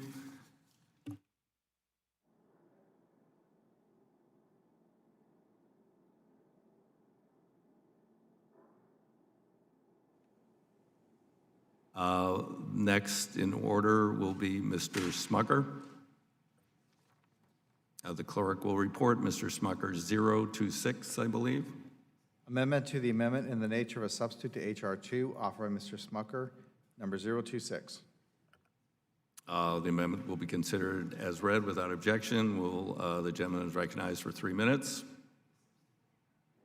Thank you, Mr. Chair. This amendment grants the FAA flexibility to use a small amount of airport improvement program funds to facilitate innovative financing of airport projects. Flexibility and certainty are in short supply. The aviation industry is facing tough times, and this would help in creative ways to address that. There is an existing pilot program that this amendment replaces that has never been used by the FAA, even as our nation's infrastructure is really desperate for new and innovative ways to finance and complete projects. This amendment will make this program more useful, helping airports fund important infrastructure projects and creating jobs. The amendment also extends FAA's successful letter of intent program to smaller airports under conditions reflective of their size. It will allow airports in small and rural communities to take advantage of stable funding and financing opportunities that previously were reserved only for the larger mega hub airports. These small changes will add important and potent tools to the FAA's toolbox and help our nation's airports, large and small, to deliver projects more efficiently. So I urge my colleagues to support this amendment and yield back my time. The gentleman's amendment goes directly to airport infrastructure, not other related and or extraneous issues, and I'm prepared to support the amendment. Anyone else wish to be heard? If no one else wishes to be heard, I will take the risk and ask that the amendment be adopted by unanimous consent. Without objection. So ordered. Thank you, Mr. Chairman.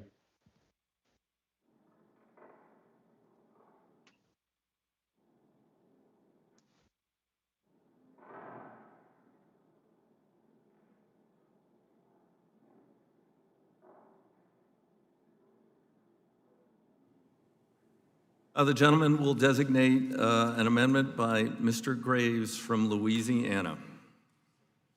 Amendment to the amendment in the nature of a substitute to H.R. 2, offered by Mr. Graves of Louisiana, number 133. Without objection, the amendment is considered as read. The gentleman is recognized for 3 minutes to up to 3 minutes to address his amendment.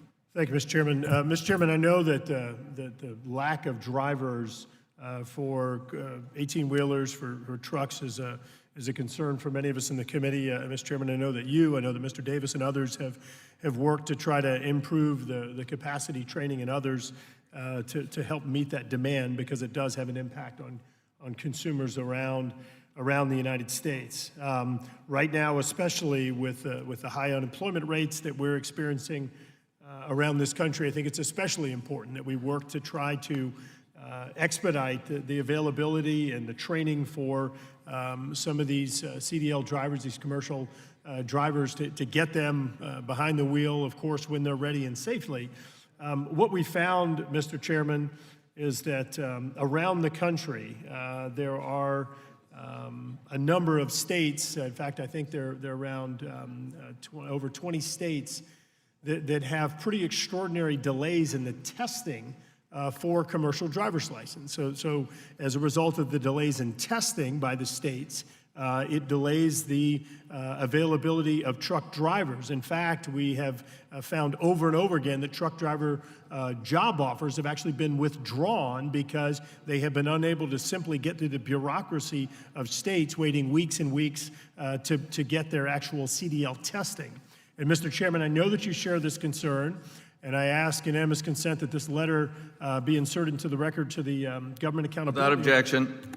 Government Accountability Office, signed by members of this committee, including Ms. Norton, Mr. Sires, Mr. Johnson of Georgia, and you, Mr. Chairman, asking that this issue be looked at, that they come up with a solution here. And so what our amendment does, Mr. Chairman, is it simply says that any state that has a delay in the testing that does delay or result in greater unemployment, that prevents people from being able to get jobs in the trucking industry, to help address that backlog, that those states open up to a third-party testing option. And so again, the states don't have to do this as long as they can ensure a short time frame, like 27 states today have, where they allow for third-party testing. And so, Mr. Chairman, I urge adoption of the amendment. I know this is something that many of us in this committee on both sides of the aisle share, and it does address an important priority for many people in this nation, including consumers that are impacted by the driver shortage during this high unemployment. Yield back. Do other members wish to be heard on the amendment? Hearing none, I'll speak to the amendment. I do agree with the gentleman's intent that we have an efficient system of licensing commercial drivers as particularly recently, the demand for goods movement is continuing to rise. However, this amendment would prohibit, ban, stop, end providing more than $250,000 in grant funds to state DMVs. Now, I don't know all your state DMVs. Unless the state allows private commercial driving schools and independent commercial driver's license testing facilities to serve as third-party testers.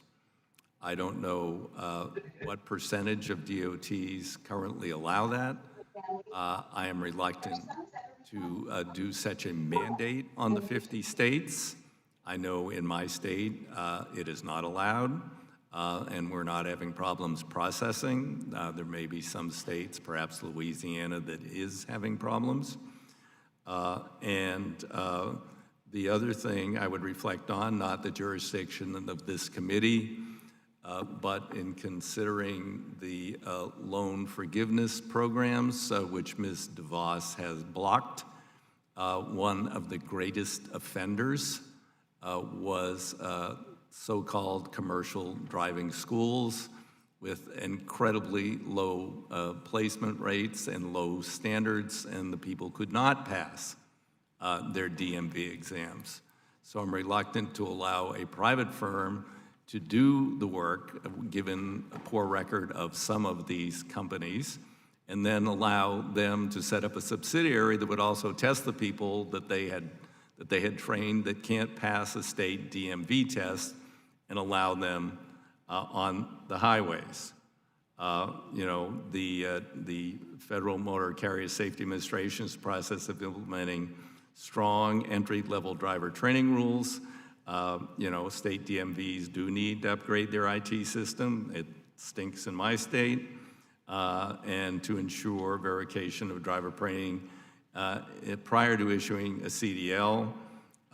This bill provides significantly more money for CDL improvement program to help states with this effort to update their IT systems.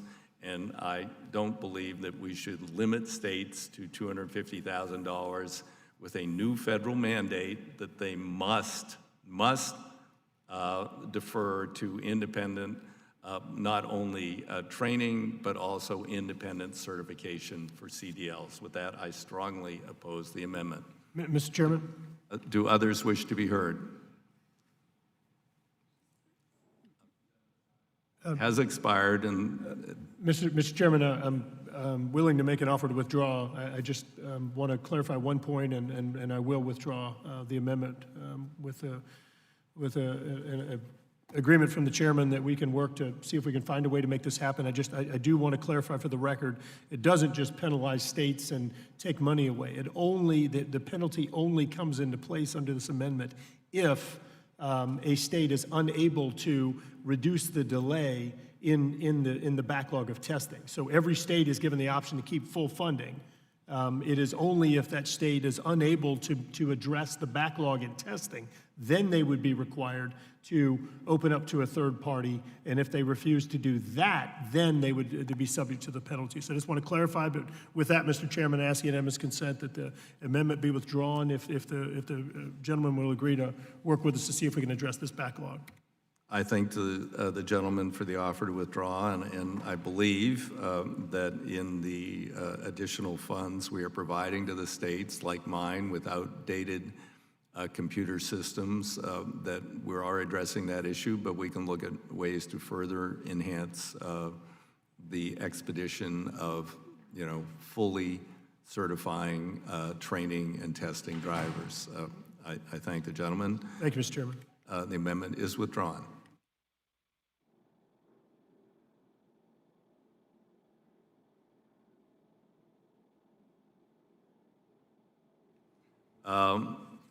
The next amendment is, it's a strike, so it doesn't have, oh, there it is up there. It's a different format. The clerk will designate Mr. Smucker, number 24. Amendment to the amendment in the nature of a substitute to H.R. 2, offered by Mr. Smucker, number 024. Without objection, the amendment's considered as read. And I would, then the gentleman is recognized for up to 3 minutes to explain his amendment. Thank you, Chairman DeFazio. I don't think this will take long. Freight and commuter railroads regularly collaborate to find solutions that allow for both parties to meet the needs of their customers over the same rail line. Negotiations between both those parties for use of these lines are unique to each project and need to be evaluated on a case-by-case basis. Current law allows for non-binding mediation related to trackage use requests and right-of-way use requests to resolve any disputes that arise from those negotiations. And the only prerequisite under current law is that the parties could not reach an agreement after a reasonable period of negotiation. This bill doesn't change that, but it does add a potential barrier to non-binding mediation because the Surface Transportation Board would have to determine whether the railroad gave, quote, good faith consideration to the commuters, again, quote, reasonable request. These provisions, I believe, could actually create a barrier to that access by requiring the STB to make a legal determination before mediation could begin. I think the process is working as is. Why make it more complicated and uncertain? So this amendment would strike the language that makes changes to that process. So I urge my colleagues to support this amendment and yield back my time. Thank the gentleman for yielding back. Are there other members who wish to be recognized on this amendment? Mr. Chairman? Yes. Mr. Lipinski? Yes, you're recognized for up to 3 minutes, Mr. Lipinski. Thank you. I think that I agree with Mr. Smucker. Excuse me, Dan, you started out louder, you got softer. Move a little closer to the microphone so all can hear you, please. Thank you. Thank you. It seems like that I agree with Mr. Smucker about the need for commuter and freight rails to be able to come together when commuter rail agency wants to add more service. And right now, a freight railroad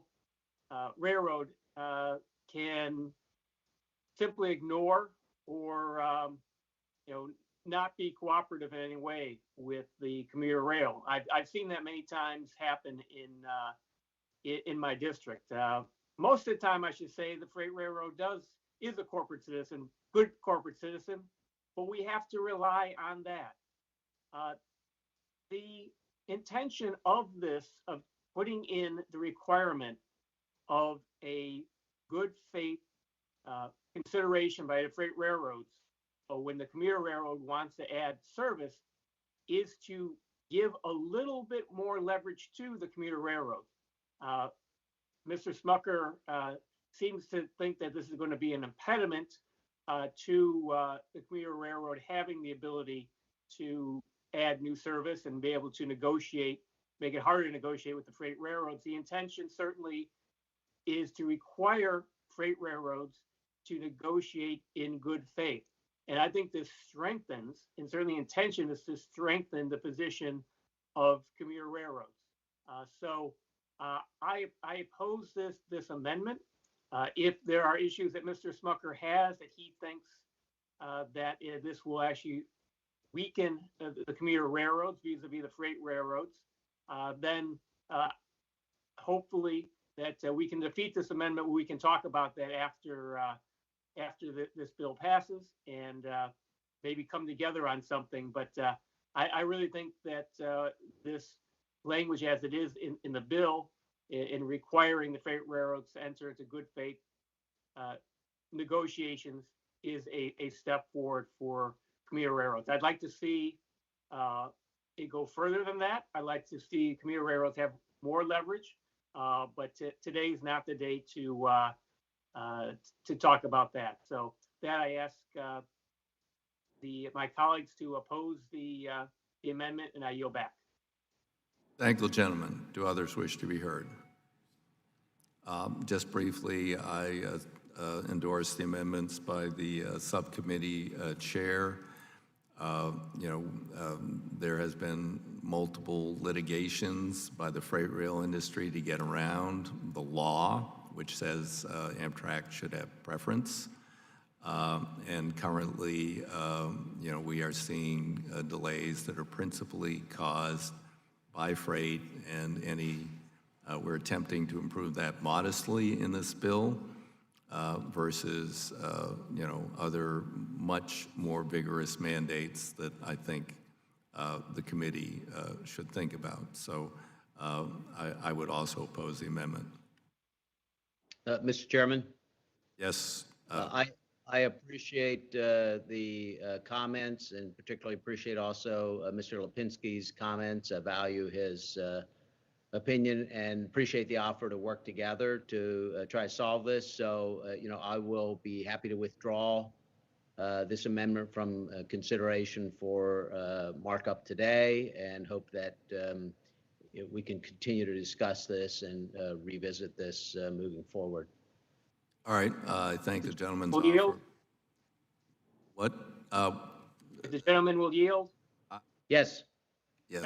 I appreciate that, and we will work on this, make sure it is doing what we intended to do.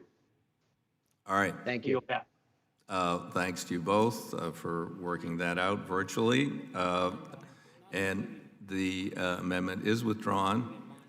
And at this point, I'm going to confer with the ranking member, and the committee will stand in recess for till 1:15. That's 7 minutes from now. What? Oh, okay. We're in recess.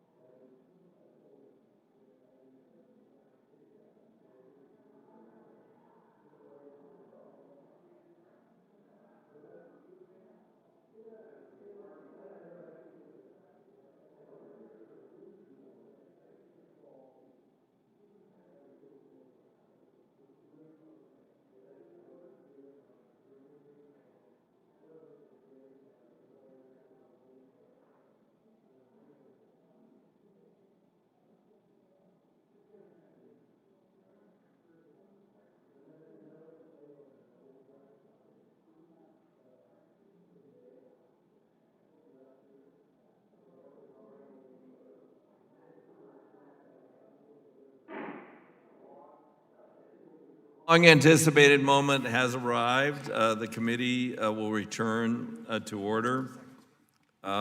We have had some discussions with minority and we found out a way to not go till 3 or 4 in the morning and accommodate people. So I appreciate the discussions and the agreement and the members who participated. So thank you. At that point, we are first going to call up an en bloc amendment to move. And I will list them, then the clerk will designate. It'll be Miller 033. Whoop. Thank you. We have a footnote. Spano 037, Spano 038, Gibbs 032, Garrett Graves 133, Garrett Graves 148, and Garrett Graves 129 as revised. The clerk will designate the en bloc amendments. Mr. Chairman, who is offering the en bloc amendment? The ranking member, Mr. Graves, is offering, what? Who's offering the, the ranking member, Mr. Graves, is offering the en bloc amendment. An en bloc amendment offered by Mr. Graves to the amendment in the nature of substitute to H.R. 2, consisting of the following. An amendment offered by Ms. Miller, 033. An amendment offered by Mr. Spano, 37. An amendment offered by Mr. Spano, 38. An amendment offered by Mr. Gibbs, 32. An amendment offered by Mr. Graves of Louisiana, 133. An amendment offered by Mr. Graves, Louisiana, 148. An amendment offered by Mr. Graves, Louisiana, 129. As revised. Could you clarify that that's the older Graves, wiser Graves?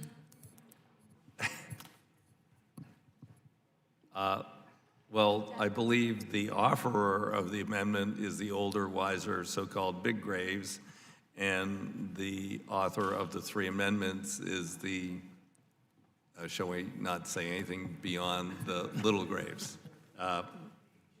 Is that clarification enough? Okay, thank you. All right, we're getting a little punchy here. Without objection, all of the amendments shall be considered as read within the en bloc. What members wish to be recognized to speak on the en bloc?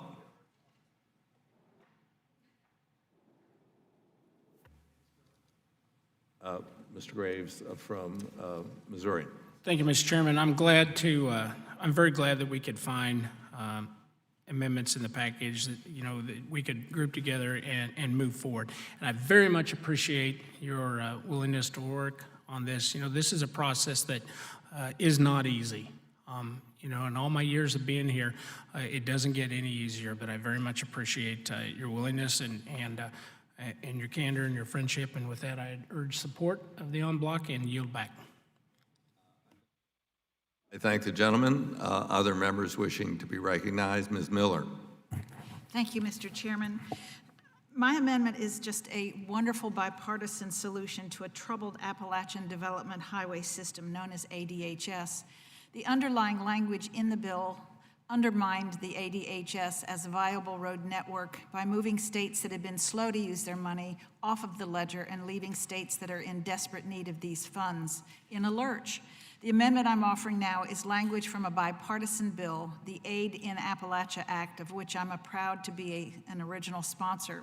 It's a commonplace solution, common sense solution that will make it possible for states to reprioritize federal dollars from the ADHS after applying and gaining approval from the Secretary of Transportation. The amendment will allow states to transfer monies they are not using from the ADHS to states that are in need in exchange for unrestricted funds from TIFIA. This will allow more total funding for states borrowing the money and the states that have refused to spend their ADHS funds without the need for Congress to authorize more funding. I yield back. I thank the gentlelady for her amendment, a meritorious amendment, and for her brevity. Other members wish to be recognized. Mr. Chairman? I'm sorry. Gibbs? Gibbs, Mr. Gibbs, yes. Yeah, I Mr. just Gibbs, you're wanted to- recognized for up to 3 minutes. Yep, thank you. I'll be really short, like I usually am. I just wanted to mention that the amendment we got in the unblock, appreciate that. It deals with, in transit title 2303, deals with bus testing standards. Please move the mic a little closer so we can hear you. Okay, Bob? Okay. Yeah. Bus, doing research development bus standards, and back in the 1987 highway bill, Pennsylvania State, Altoona was the facility is doing that, and they're still doing that, my understanding. This will also add a premier research facility at the Ohio State University with a TRC facility in here in Ohio. That's one of the premier facilities in the world, and will help complement that in Altoona and for bus safety testing and going forward. So I just want to say it's good that's in there. It's common sense. It makes sense and it'll help with bus transit safety and as we move forward, autonomous vehicles and driver safety. So I feel that. I thank the gentleman for his brevity and the merits of his amendment. Are there other members who wish to be recognized? Mr. Graves from Louisiana. Thank you, Mr. Chairman. Mr. Chairman, I want to thank you for working with us on these amendments. Number one, Amendment 131, which addresses some of the backlog on commercial driver's license and some of the testing education, and look forward to working with you to continue to perfect that language, because I know that you share the same concerns that we do there. Number two, Amendment number 148, which pertains to inundated roads and having FEMA and the Federal Highway Administration working together to develop new and better guidance related to inundated roads as it applies to disasters. And I know that my friends from Texas, Florida, Puerto Rico, Virgin Islands, and many other states have been through some of the incredible frustration that we have with FEMA and others in dealing with some of the flawed, short-sighted policies there. And then lastly, Mr. Chairman, this is just following up, and I want to reiterate, Mr. Chairman, you indicated it is revised 129. Just want to make note for the clerk, revised 129, which of course is the high priority corridor for the Baton Rouge area. Mr. Chairman, I ask unanimous consent to include in the record a letter from the Louisiana Department of Transportation that does support that high priority corridor designation. And lastly, Mr. Chairman, I'm for Mr. Babin and for folks from Louisiana asking unanimous consent to submit a second letter into the record from the Louisiana Department of Transportation related to the I-14 corridor. So without objection, Mr. Chairman, I ask that those two letters be included in the record, and I want to thank you and fellow members of the committee for working with us on this subset of the amendments. Yield back.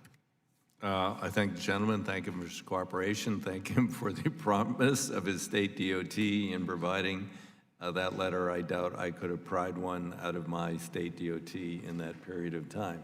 It's always important to have leverage, sir. I'm not certain that we've got all the states for I-14 yet, but that is helpful to Mr. Babin in his amendment in getting that also ready for the manager's amendment. This one will be adopted now, his hopefully later. With that, other members wish to be recognized on the en-bloc amendment.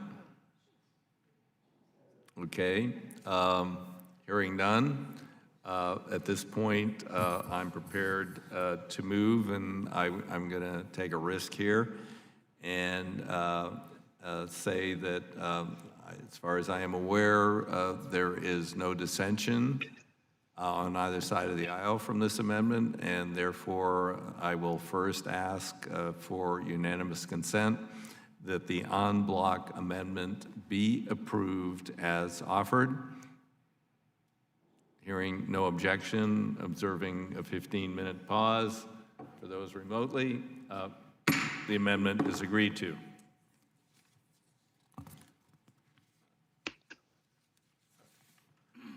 And I'm now waiting for the piece. All right, there will be a brief pause for commercial while they provide the next script for the next things we will consider. So I don't think we need to go to recess, but let's not start chatting. How long do we think this will take? All right, we'll, let's just say we're in recess for 2 minutes.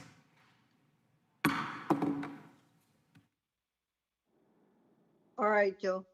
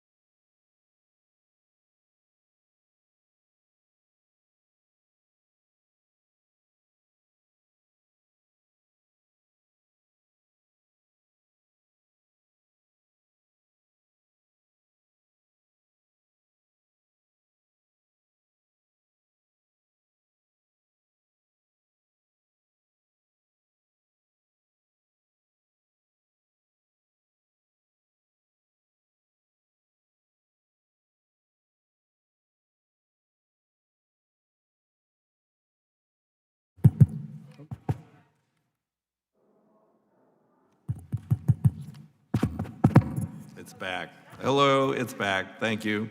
I'm sorry. The House does need some work on technology. Mr. Davis. Anyway, I call up the following amendments to move in block. The clerk will designate the amendments within the en bloc. An en bloc amendment offered by Mr. Graves of Missouri as follows. Graves, Louisiana, 124. Gonzales Colon of Puerto Rico, 121. Gonzales Colon of Puerto Rico, 130. Mr. Balderson, 20. Gonzales Colon of Puerto Rico, 150. Gonzales Colon of Puerto Rico, 152. Mr. Babin, 44. Mr. Graves of Louisiana, PL01. Lamalfa, 65, revised. Mr. Balderson, 23. Mr. Miller, 29. Mr. Crawford, 047. Crawford, 057. Lamalfa, 63. Spano, 35. Miller, 30. Crawford, MN 19. Crawford, MN 28. Crawford, MN 33. Gibbs, MN 26. Gibbs, MN 22. Gibbs, 30. Westerman, 30. Westerman, 43. Westerman, 44. Westerman, 45. Mitchell, 66. Miller, 20. Miller, 42. Miller, 41. Smucker, 27. Graves, 136. Graves, 140. Graves, 144. Graves, 145. Miller, 34. Miller, 35. Perry, 122. Perry, 126. Perry, 127. Perry, 131. Perry, 132. Perry, 133. Perry, 134. Perry, 135. Perry, 136. Crawford, 58. Palmer, 29. Lamalfa, 67. Rouser, 33. Smucker, 28. Perry, 137. Graves, 155. Babin, 048. Perry, 138. Gonzales Colon, 136. Palmer, 028. Graves, 155. Graves, 139. Westerman, 047. Graves, 132. Mast, 064. Mast, 065. Smucker, 023. Balderson, 025. Babin, 046. Graves, PL 03. Mr. Chairman.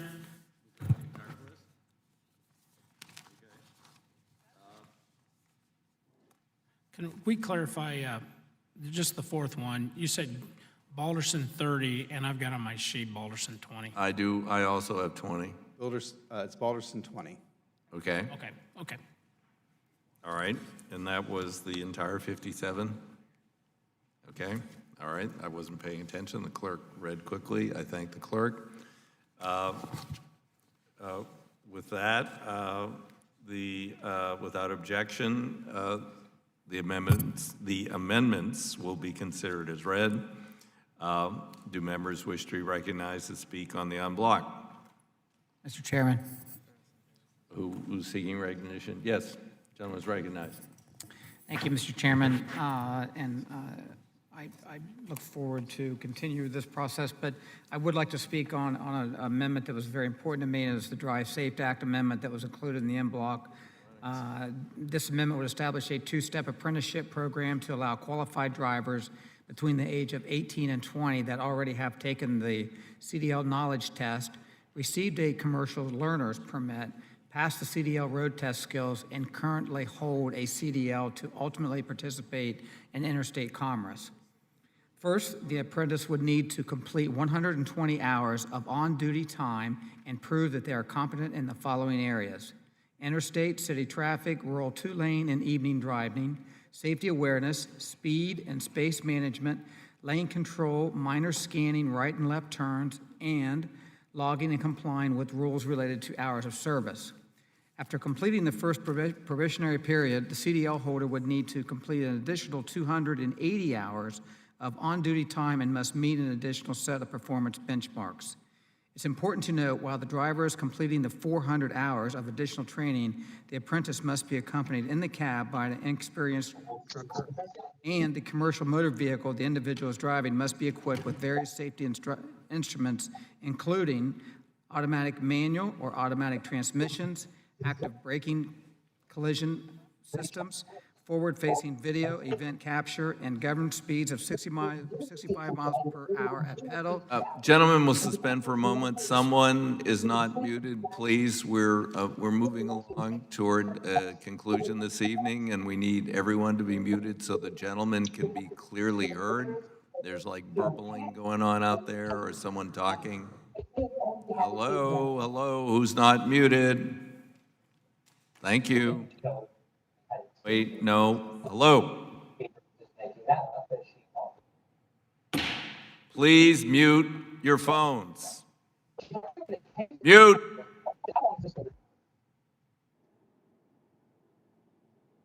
Thank you. The gentleman may continue. Thank you, Mr. Chairman. Governed speeds of 65 miles per hour at the pedal and 65 miles per hour under adaptive cruise control. During last week's committee hearing, I was able to discuss the workforce needs of trucking industry with Randy Gullett, president of Triple G Express Incorporated and Southeast Motor Freight, and the chairman of the American Trucking Associations. As Mr. Gullett noted, the trucking industry faces a shortage of more than 60,000 qualified drivers and will need to hire roughly 1.1 million over the next decade. Additionally, the COVID pandemic has only worsened the delays and backlog of CDL testing. Mr. Chairman, I ask for unanimous consent for the record from a following letter that I have here for the Drive Safe Coalition supporting this proposal. This letter is signed by nearly 100 organizations and companies in a wide variety of industries, including the Ohio Beverage Association, UPS, National Grocers Association, National Retail Federation, the National Restaurant Association, National Association of Manufacturers, American Chemistry Council, and American Trucking Association, just to name a few. Without objection, and the time of the gentleman has expired, and it will be entered into the record. Do other members wish, Ms. Miller? Thank you, Mr. Chairman. My amendment today is an important step in protecting drivers in communities that have already been devastated by the opioid epidemic. According to the most recent data, most drivers do not know that driving under the influence of certain prescription medications can be illegal, not to mention very dangerous. In my home state of West Virginia, more drivers receive DUIs for driving under the influence of drugs than they do from alcohol. It's essential that the public be made aware of this danger. That is why my amendment, which mirrors my legislation, the Reinforcing Impaired Driving Education, or RIDE Act, is an important first step in reversing the dangerous trend of driving under the influence of medication by studying the best ways to communicate with the public in the regions that are most affected. My legislation creates a pilot program through the National Highway Traffic Safety Administration to market the dangers of driving while on prescription drugs. This bill is a way to help curb drug driving and prevent needless deaths. I urge my colleagues to support this common sense amendment. I yield my time. I thank the gentlelady. Mr. Chairman. Yes, sounds like Ms. Colon, perhaps? Yes, Jennifer Gonzalez. Gentlelady is recognized for 3 minutes. Please be close to the microphone so we can hear you. Thank you, Mr. Chairman. Can you hear me now? Barely. I would like Ken, it's a little faint and echoey, but please speak up. Okay, I would like to offer my amendment to increase the level of funding for the Puerto Rico Highway Program as well as the Territorial Highway Program by $200 million.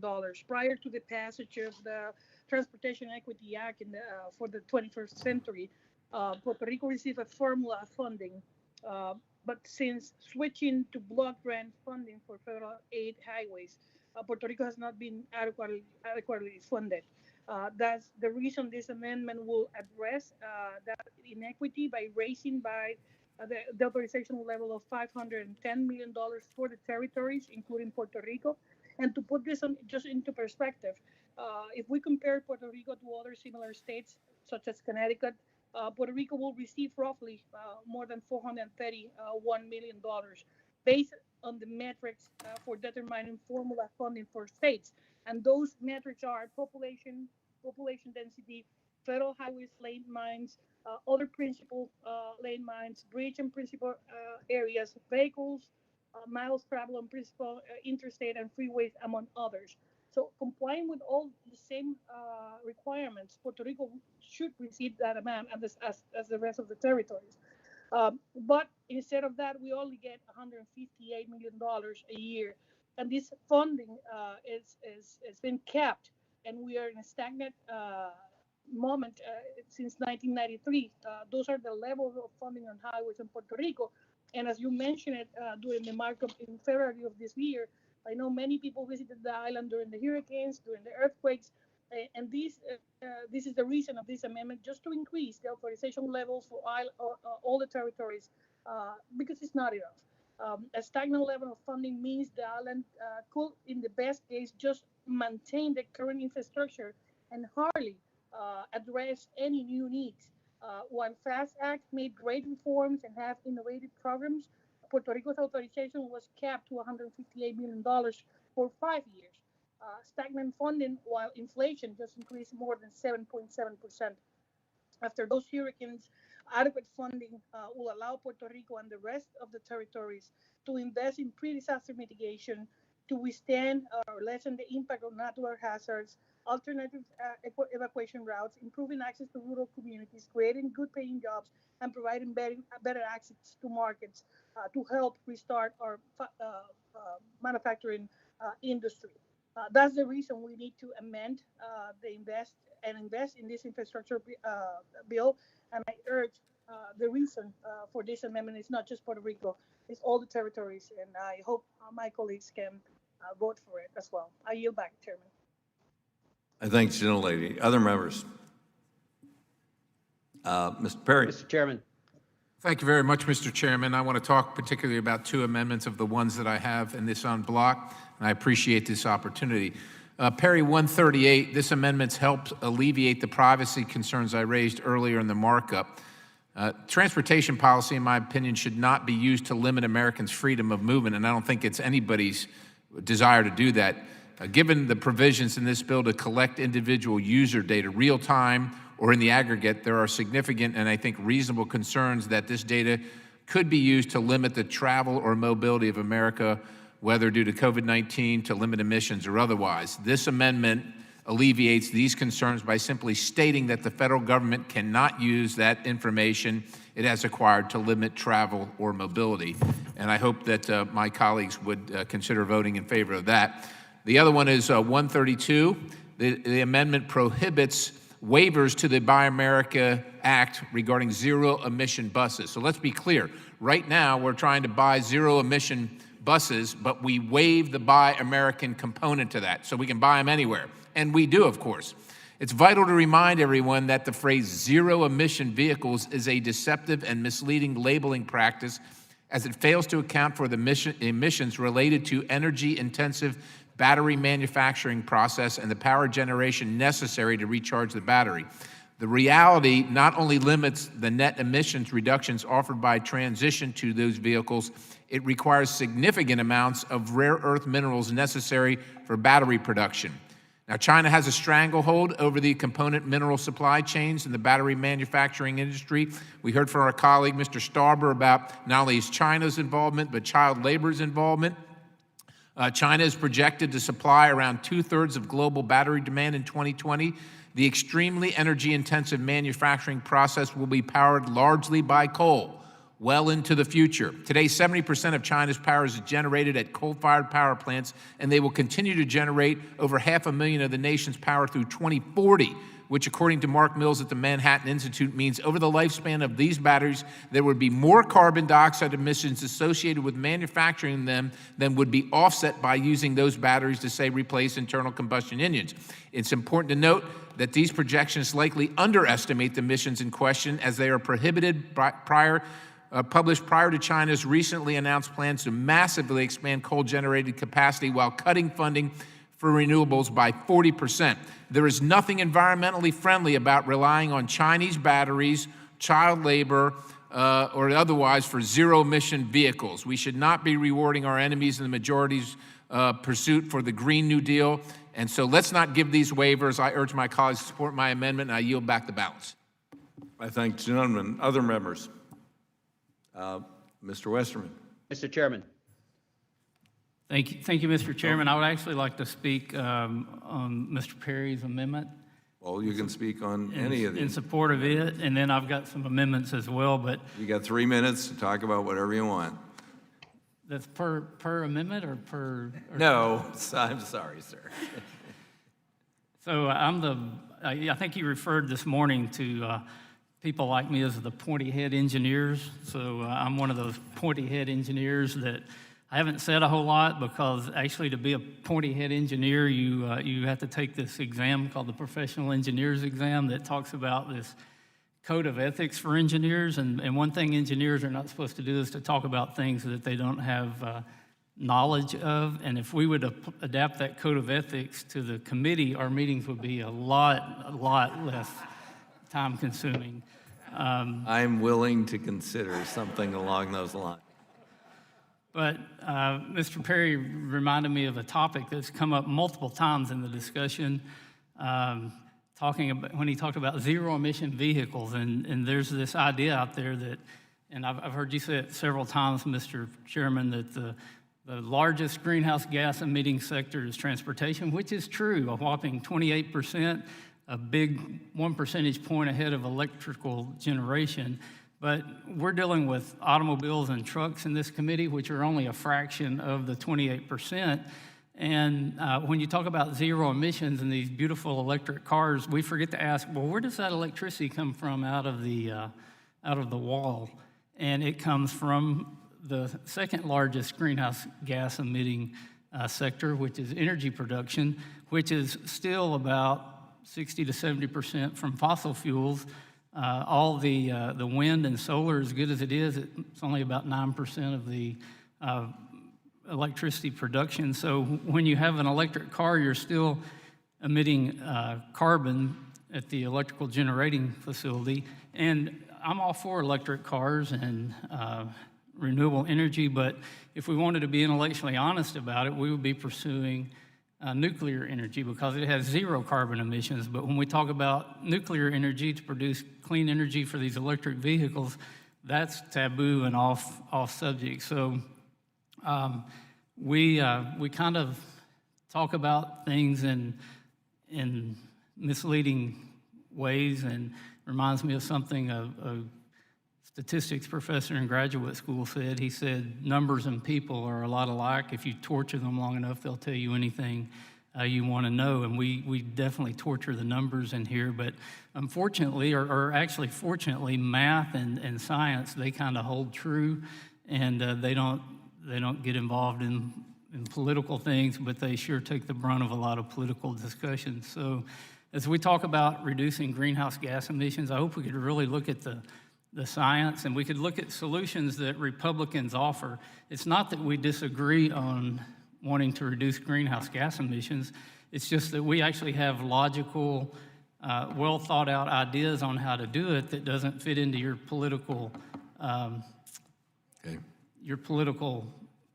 narrative. Okay. All right. I thank the gentleman. So The therefore, gentleman's it won't time. work. The gentleman's time has expired.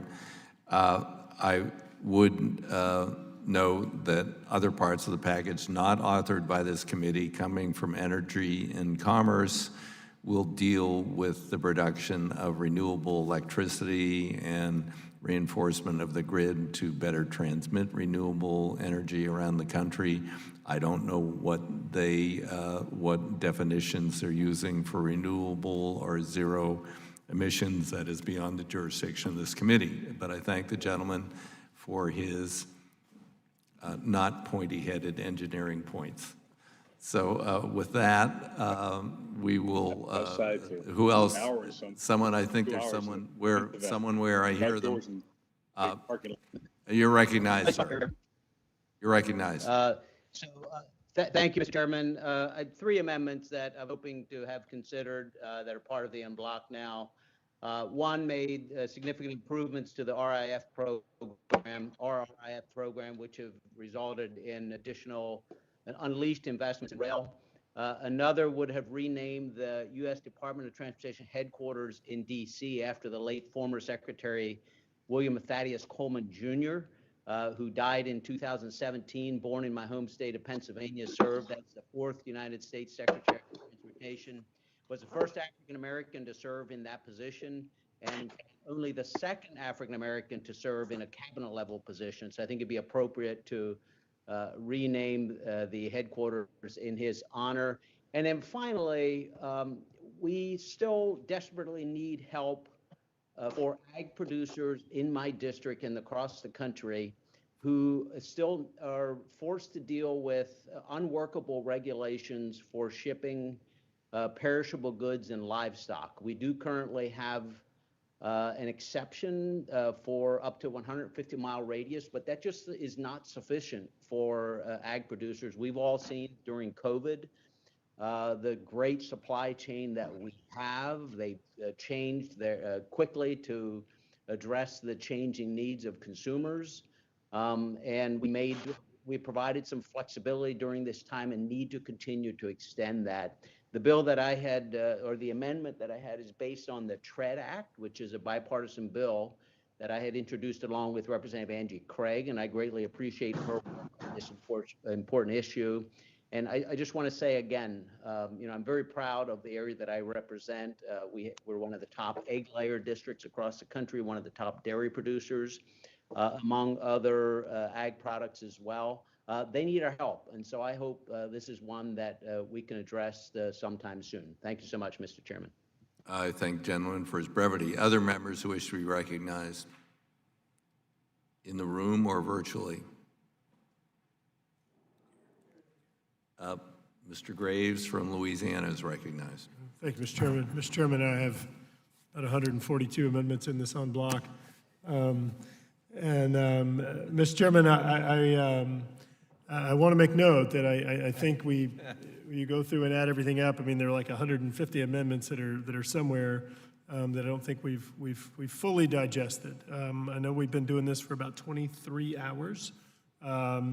And I do appreciate the opportunity to work with you all on some of the amendments, and a number of them that are in here are really important. Number one, Mr. Chairman, I've talked a good bit about the environmental review process, and I've built billions of dollars, in fact, tens of billions of dollars worth of infrastructure projects, and have been through EAs and EISs and FONSIs and all the other fun components of NEPA that we get to go through.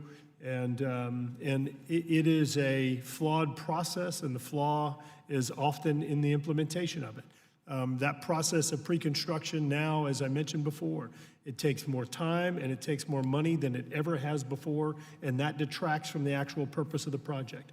An I-10 bridge in Lake Charles, an I-10 bridge in Baton Rouge, finishing the I-49 connector up in North Louisiana, all of these are priority projects that in many cases are obstructed or challenged or dealt curveballs as a result of NEPA reviews that we're not asking to short circuit the environmental process. We're simply asking to finish that process faster, and there are ways of doing it without compromising the environmental objectives. Secondly, one other thing to bring up, Mr. Chairman, is I want to follow some of the comments of Mr. Perry, Mr. Westerman, Mr. Palmer, and others in regard to climate. Mr. Chairman, I think that we actually do share some goals. But as indicated by Mr. Westerman, pointy head Mr. Westerman, I think that in many cases, the solutions that are being advanced in this legislation and in other legislation that's being proffered this Congress, it does not actually advance or look at the full picture. It doesn't look at where these minerals are coming from and how those environmentally insensitive mining practices are having an impact on the global environment, looking at child labor, looking at end-to-end emissions of some of these practices, like Mr. Westman just noted, some of the electricity generation how are we charging these cars? The electricity doesn't come out of the socket, it doesn't come out of thin air. And looking at the end-to-end aspects, looking at the incredible role that natural gas, in fact, domestically produced natural gas, which has the cleanest emissions profile in the planet so far, the role that plays in actually reducing emissions moving forward. There are a lot of things I think we can do to improve this bill, and I hope that we have a chance to do that before this becomes law, because otherwise I think we could actually find ourselves back there. With that, yield back and urge adoption of the amendment. I thank the gentleman, although he did have no time to yield back. Other members who wish to be recognized on the amendment? Mr. Palmer. Thank you, Mr. Chairman. Thank you for working with us on this. The amendment I want to talk about first would strike language designed to prohibit states from using federal fund exchange programs. These programs allow localities to swap their federal funds for state dollars and so complete projects without costly federal requirements. In Kansas, which pioneered the system in 2010, 3 counties used money from their exchange to do chip sealing on their roads, a maintenance type improvement not eligible for federal aid. The Kansas Department of Transportation highlights the economic benefit of these programs. A cost comparison revealed that a project completed under federal guidelines would cost 20% more than if completed using state dollars because of the $423,000 project revealed a 20% savings when it was completed by the locality using state funds instead of federal dollars. The programs are so beneficial that localities are willing to accept less money overall because without the red tape, they will still come out ahead. In Nebraska, counties and first-class cities netted $23.2 million for road projects in 2016 after trading $25.8 million in federal funding to the state. While that's 10% less than the original allocation, the money will go farther because it's free of federal conditions. The mere fact that more than 10 states have created such programs is a testimony to the benefit of the federal fund exchange program. These states include Minnesota, which has an even exchange. Oregon, exchange rate is 94 cents on the dollar. Nebraska, South Dakota both do 90 cents on the dollar. Ohio, Indiana, and South Dakota all have these programs. It's not just the states that support these programs. In 2015, during the Obama administration, the Federal Highway Administration identified Kansas SWAP program as a noteworthy practice, noting that the SWAP programs allow the local agencies to better meet their highest needs. So I would urge support of this. The gentleman would suspend for a moment. Alexa, stop. Someone online has unmuted. Please don't unmute until you're seeking to be recognized. The gentleman will continue. Reclaiming my time. My other amendment would expand the global climate change goals to include life cycle emissions and recognizes the importance of innovation that is both affordable and exportable. Efforts to reduce emissions must take a holistic view of technologies to ensure we understand the full impact of a particular policy prescription. My amendment would ensure we look at life cycle emissions, not just emissions from a snapshot in time. The United States has led the world in reducing emissions over the last 15 years, but globally emissions have increased dramatically during that same period. If we're to address global emissions, whatever we do here in the United States has to be exportable to the world. And for it to be exportable, in particular to developing nations, it must be affordable to those countries. Policies that increase the cost of energy, transportation, or manufacturing will fail to be adopted globally and thus will not reduce global emissions. I urge adoption of the amendment. And I also like to point out that I've gone green. I bought a battery-powered chainsaw and then immediately went out and cut down some trees. I yield back. I thank the gentleman. I've been using my chainsaw lately too, so. I would like to introduce this into the record if I may. Without objection, the gentleman's statement is entered into the record. There is still someone online. If they're not seeking recognition, they should be muted. If they are seeking recognition, I will look to the screen and see who it is. Is someone online seeking to be recognized? Not seeing any hands up at the moment. Anyone else in the room who wishes, weren't you already recognized once? Yeah, well, no, we don't get 2 bites at this apple. I know we are allowing 3. If you want to ask another member who has not been recognized to yield you time, further speak.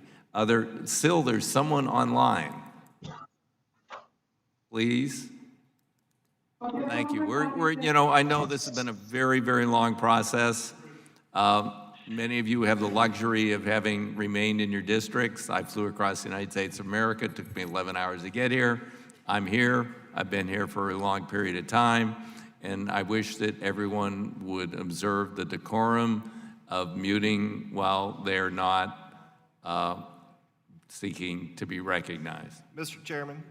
Yes, where's? Mr. Chairman. I hear someone I can't. Where? Oh, well, Rouser. Mr. Rouser, you're recognized. I yield as much time as my pointed head friend can consume. Yes. Thank you, Mr. Rouser. And so, you know, I had 5 amendments, Mr. Chairman, and we didn't get to talk about any of them, but they're in the in block. But there's one that I hope that we will give some consideration to because it's in the federal lands transportation program that has about $550 million in it, and your bill designates about 3/4 of that to the Park Service and leaves out the other federal agencies. And if you look at the Pew did a study that said the Park Service has about 5,000 miles of roads, where the Forest Service has 400,000 miles of roads. So I hope that we would do a better job of allocating those funds to all the federal agencies. And when you look at Forest Service roads in my district, they're not just there for the Forest Service, they're where a lot of rural residents travel to school, to the doctor, and it's in some instances the only roads that they have. So I think there's a big disparity there in the amount of funds that are allocated or authorized for Park Service versus the funds authorized for Forest Service and Fish and Wildlife. And there's also another amendment that I had that would make NEPA more effective by not allowing suits until a final decision was made, which would actually help with environmental permitting and help the environment overall. So I know my 5 amendments got squished before they ever get a chance to get heard, but I hope that you will take that into consideration when the bill gets on the floor and when it ultimately meets up with something more reasonable that the Senate has put together. I thank the gentleman. I'm very sensitive to the public lands issue. More than half of my district is owned by the federal government, predominantly Forest Service and BLM. And we did increase by more than 100% the allocation to the Forest Service. The Park Service, I mean, and there is a multi-billion-dollar deficit in both the Forest Service and the Park Service. And we're trying to address both needs. And, you know, actually, we could use more money in both programs. I'd love to find a way to do that. So I thank the gentleman for his advocacy. Other members wishing to address the amendment? Hearing none, then we will move. I got one. Who is it? LaMalfa. All right. Mr. LaMalfa from California, in California, is recognized. Okay. Thank you, Mr. Chairman. I appreciate it. And I guess I'm bringing it home here. So hold it just a little closer. You're a big guy, and I know you speak loud, so just bring the mic a little closer. Okay, I'll bring it. Thank you. Both have to do with rail that I'll try and talk about in the time here. California high-speed rail, of course, we hear a lot about that. My colleague, Mr. Perry, talked about the funds that could still be expended that should not be the 900+ million. And what I'm looking at is that my amendment would ban any advancement of federal funds to the project partners that do not spend simultaneously. California has not upheld its part in matching funds with the $3.5 billion that the federal government allotted it back in 2009, right after the rail bond was passed in 2008. Here we are in 2020, and it's way behind schedule. Requires a project cost estimate to include the cost of the rails and engines that are actually capable of speeds of 150 or greater miles per hour. We're not even talking high-speed rail right now. They want to use diesel trains on the short bit of track they're doing. So this breaks the covenant between the voters who passed it barely in 2008 and the federal government, who were told California was going to use it for a high-speed rail system.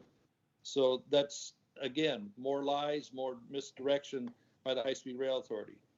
They have metrics such as how many jobs the rails can provide. They were trying to tell us back about 9 years ago it was going to provide 1 million jobs.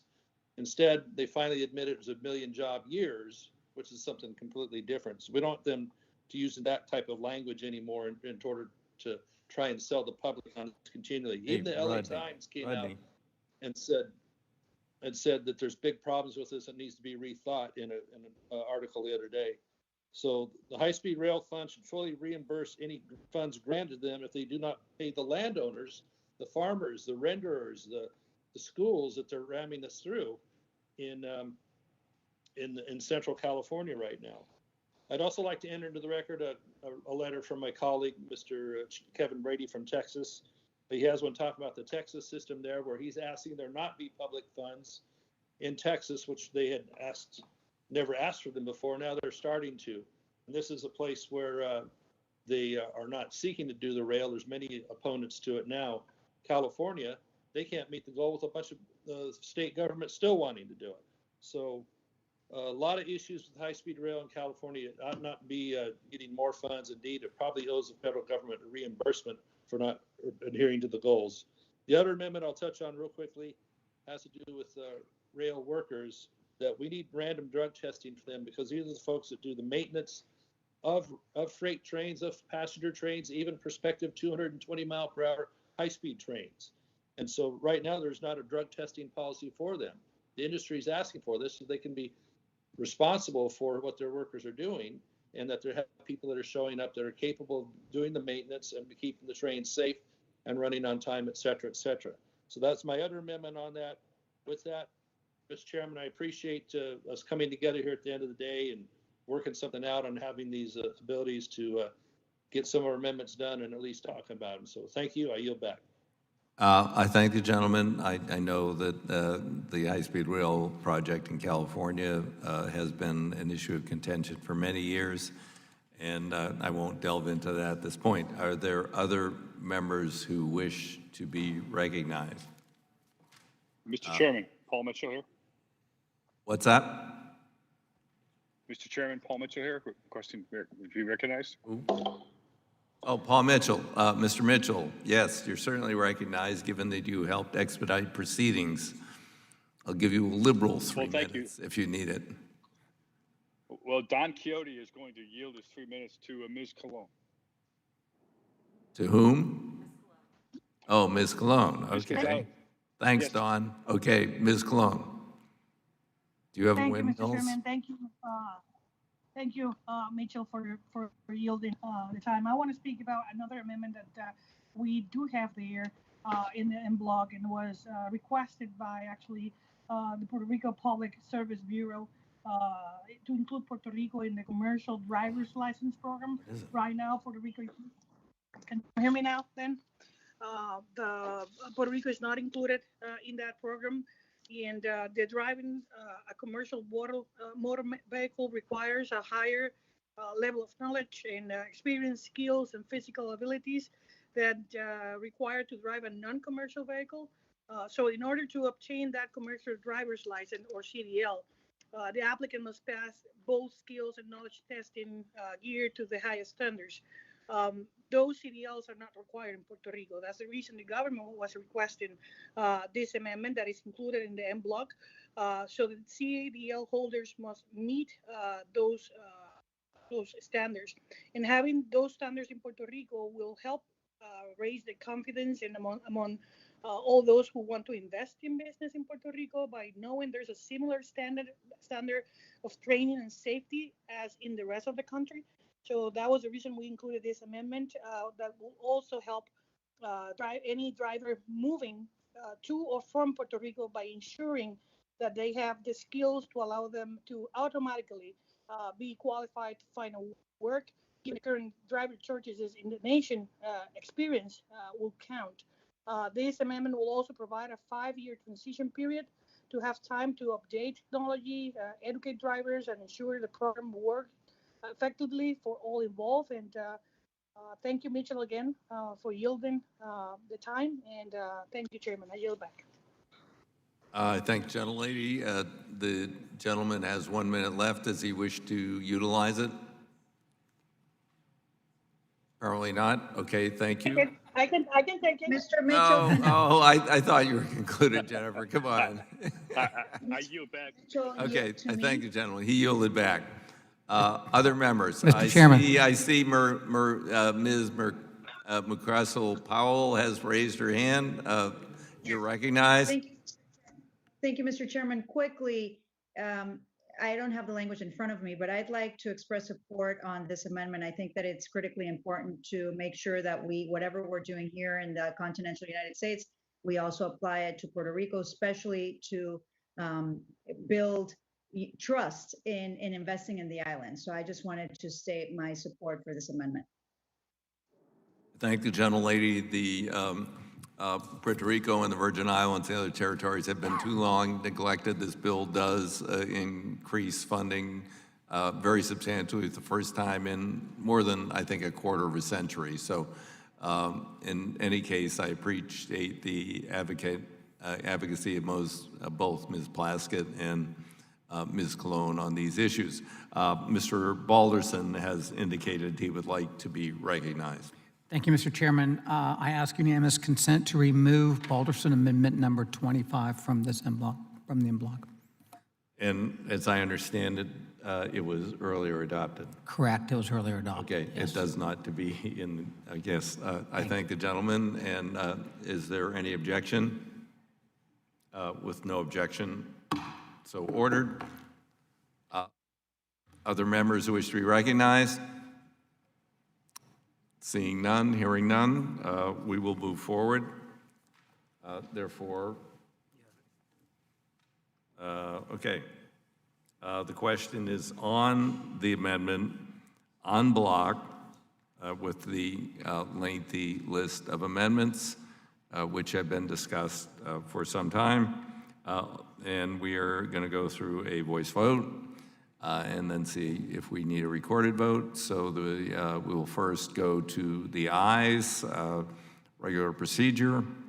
Please prepare. Please unmute. All those in favor signify by saying aye. Aye. Aye. Aye. Thank you. All right, thank you. Please mute. Those who are opposed to the amendment, please prepare, please unmute. Those, and let's try to do it all together this time. Maybe on the last try we can do it.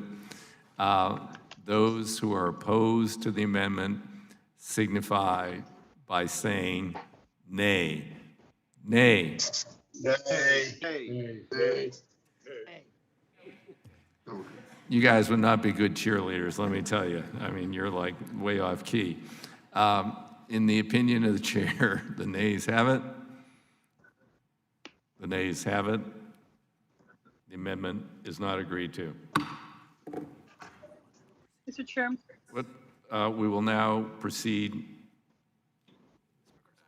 Ms. Mucrasel-Powell, we were about to proceed to recorded votes. Oh, no, Garzales-Colon. He told me it was, sorry. Ms. Colon. Yeah, I just do have the recorded vote.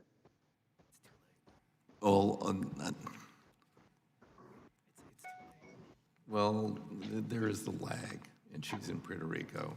So we will add it to the list of recorded votes. No, given that probably the lag for Puerto Rico is worse than everywhere else, I will retract the gavel, and we will add it to the list of recorded votes. All right. So now we will proceed to recorded votes.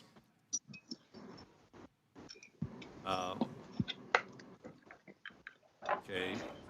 The first question is on agreeing to the amendment offered by Mr. Graves, numbered 131, on which the noes prevail by voice vote as recorded votes so requested. Mr. Chairman, ask unanimous consent to withdraw the vote request. You don't have to ask unanimous consent, and I appreciate that. Okay, we'll move on to the next. The next question is on agreeing to the amendment offered by Mr. Davis, 104, on which the noes prevail by voice vote as a recorded vote so requested. Hearing nothing. Wait, Mr. Davis, he's been serving us all coffee because we're all getting a little tired here. So he probably went out to get some more for everybody. Okay.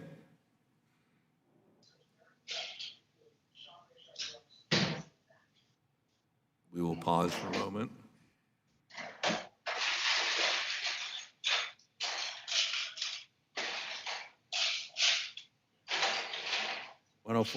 Mr. Davis, as recorded votes are requested. Mr. Chair, I apologize. I was on the phone with my daughter. I will withdraw my recorded vote request. Well, I thought you were fetching us more coffee, but that's an even better excuse, so. I do want to say thank you for the en blocs, and thank you for your cooperation with this markup at the end. Thanks. All right, thank you, Ms. Davis. The amendment, or the vote is withdrawn. The next question is agreeing to the amendment offered by Mr. Graves, 128, noes prevailed, as recorded vote so requested. Asking unanimous consent to withdraw voting request, Mr. Chairman. I'm sorry, you had your mask on. Oh, okay. Asking unanimous consent to withdraw the voting request. Okay, well, I don't think you have to SUC, but it is withdrawn. Thank you. I appreciate your wearing a mask, by the way, unlike some other members. The question is on agreeing to the amendment. I'm talking too much, so I haven't put mine on. The question is on agreeing to the amendment offered by Mr. Graves, number 127, on which noes prevail, as recorded vote so requested. Mr. Chairman, asking unanimous consent to withdraw voting request. Without objection. The question is on agreeing to the amendment offered by the other Mr. Big Sam Graves from Missouri, en bloc, on which the nays prevailed, is a recorded vote still requested. You don't have to. It's up to you. Okay, sure. Okay. Recorded vote is requested. The clerk will call the roll. Mr. DeFazio. No. Mr. DeFazio votes no. Mr. Graves of Missouri. Aye. Mr. Graves of Missouri votes aye. Ms. Norton. Norton votes no. Ms. Norton votes no. Mr. Young. Ms. Johnson of Texas. I'll table it for you. Johnson of Texas votes no. Ms. Johnson of Texas votes no. Mr. Crawford. Crawford, aye. Mr. Crawford votes aye. Mr. Larson of Washington. Larson votes no. Mr. Larson of Washington votes no. Mr. Gibbs. Gibbs votes aye. Mr. Gibbs votes aye. Mrs. Napolitano. Napolitano, no. Mrs. Napolitano votes no. Mr. Webster of Florida.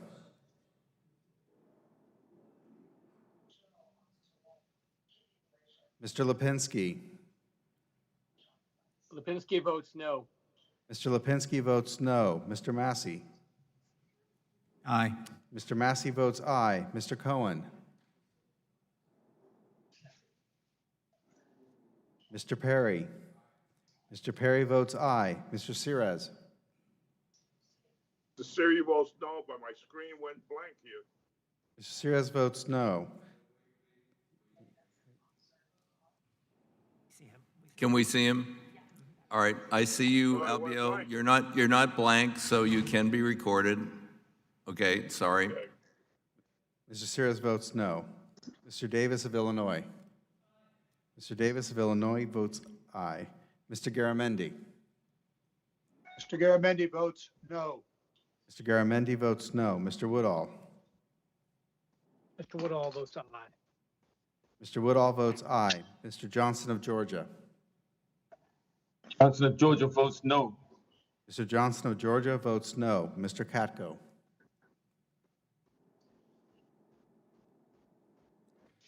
Mr. Carson of Indiana.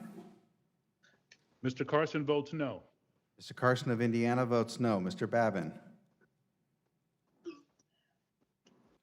Ms. Titus. Titus votes no. Ms. Titus votes no. Mr. Graves of Louisiana. Mr. Graves of Louisiana votes aye. Mr. Maloney of New York. Mr. Maloney votes no. Mr. Maloney of New York votes no. Mr. Rouser. Aye. Mr. Rouser votes aye. Mr. Huffman. Huffman votes no. Mr. Huffman votes no. Mr. Bost? Mr. Bost votes aye. Ms. Brownlee of California?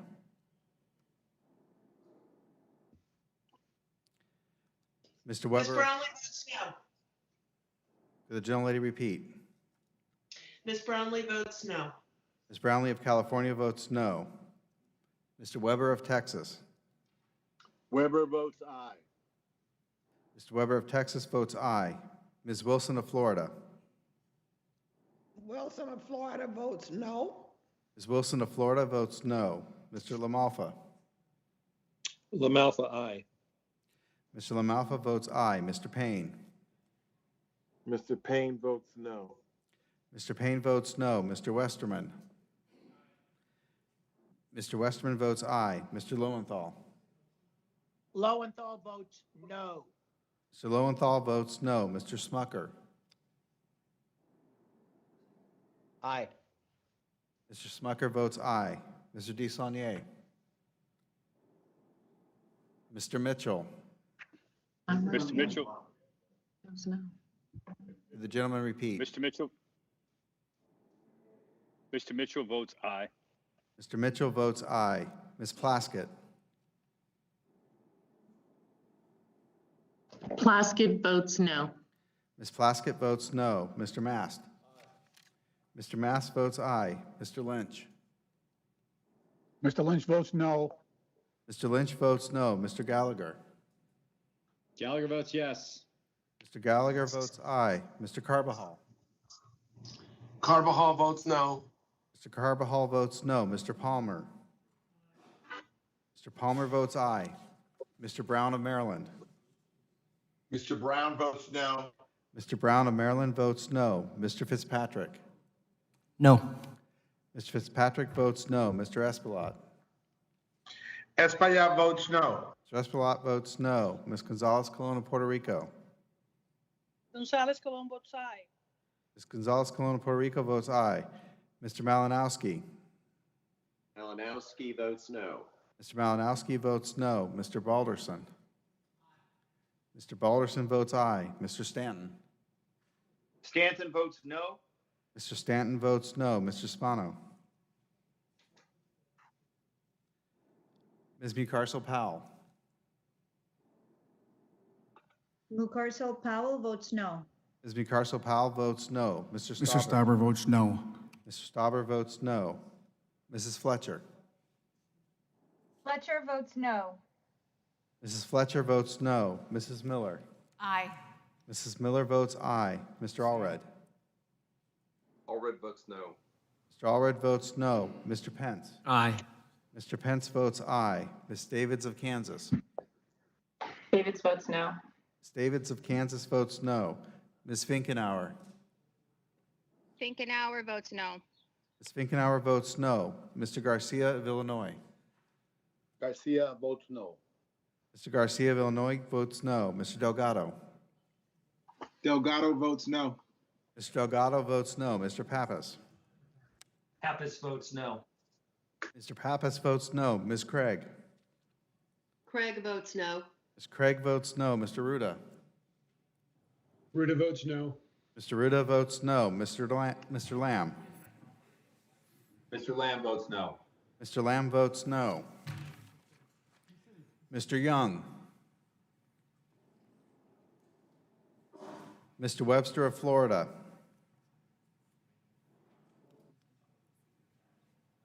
Mr. Cohen? Mr. Katko? Mr. Katko votes no. Mr. Katko votes no. Mr. Babin? Mr. DeSaulnier? Mr. Spano?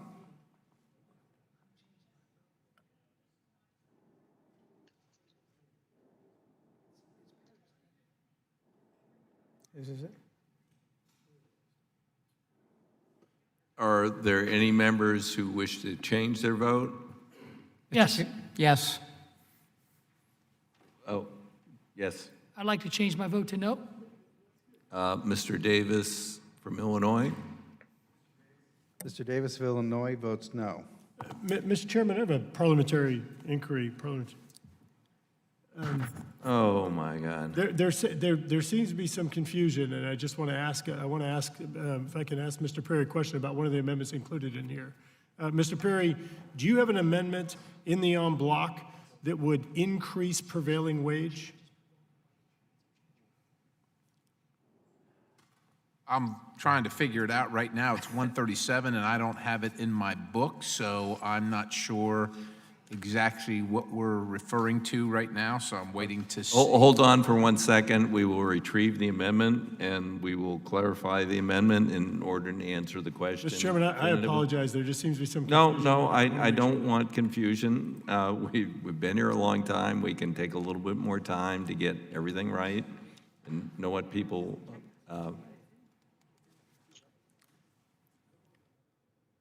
we have. Can we dredge up 137?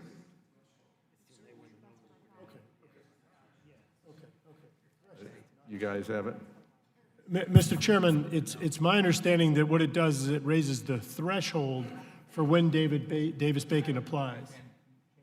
I have some vague recollection of out of the 200 or so amendments that there was one that did that, but I thought that was yesterday or last night or. On the online portal, it raises the threshold for when Davis-Bacon would apply. Okay, let's check, because I do recall there was such an amendment. I don't recall at which point it was offered. The gentleman is recognized.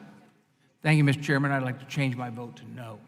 Okay, the Mr. clerk? Voss votes no. All right, thank you. Mr. Chairman? To your right. To your right. My right. Your right. There's no one to my right. Oh, wait a minute. Oh, Your there other you are. right. Hey. If the clerk could verify my vote, please, sir. For Fitzpatrick. Mr. Fitzpatrick is recorded as no. All right, let's just hold for a moment until we can clarify 137. If everybody could just hang on. We want people to know exactly what they're voting on. This has been, it's better today. We're doing pretty darn good on this virtual mixed thing, but we need to know, people need to have their questions answered, and it is a Republican amendment. Hopefully they can come up with a text. I think they have found it. Mr. Chairman, if I could speak to. Yes, Mr. Perry.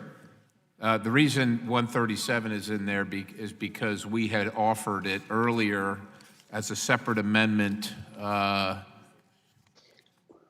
123, Amendment 123, and the voice vote was prevailed as a no vote, and the amendment would increase the threshold to enact Davis-Bacon wages to $2 million. At the time, I had called for a recorded vote.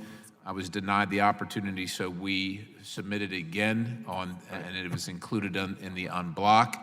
Well. So at this point, I will ask to have it removed from the en bloc. Is there any objection to removing retroactively the amendment from? Hold on a second. I have to check with the parliamentary.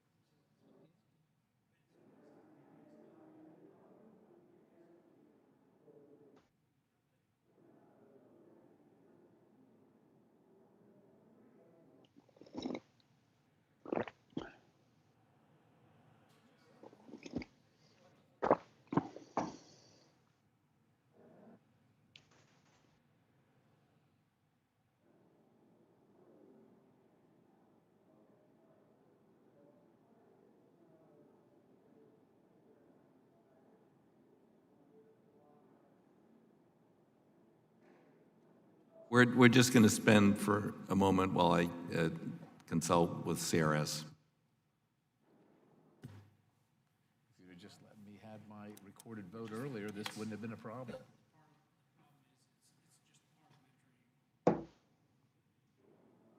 If you'd have let me have my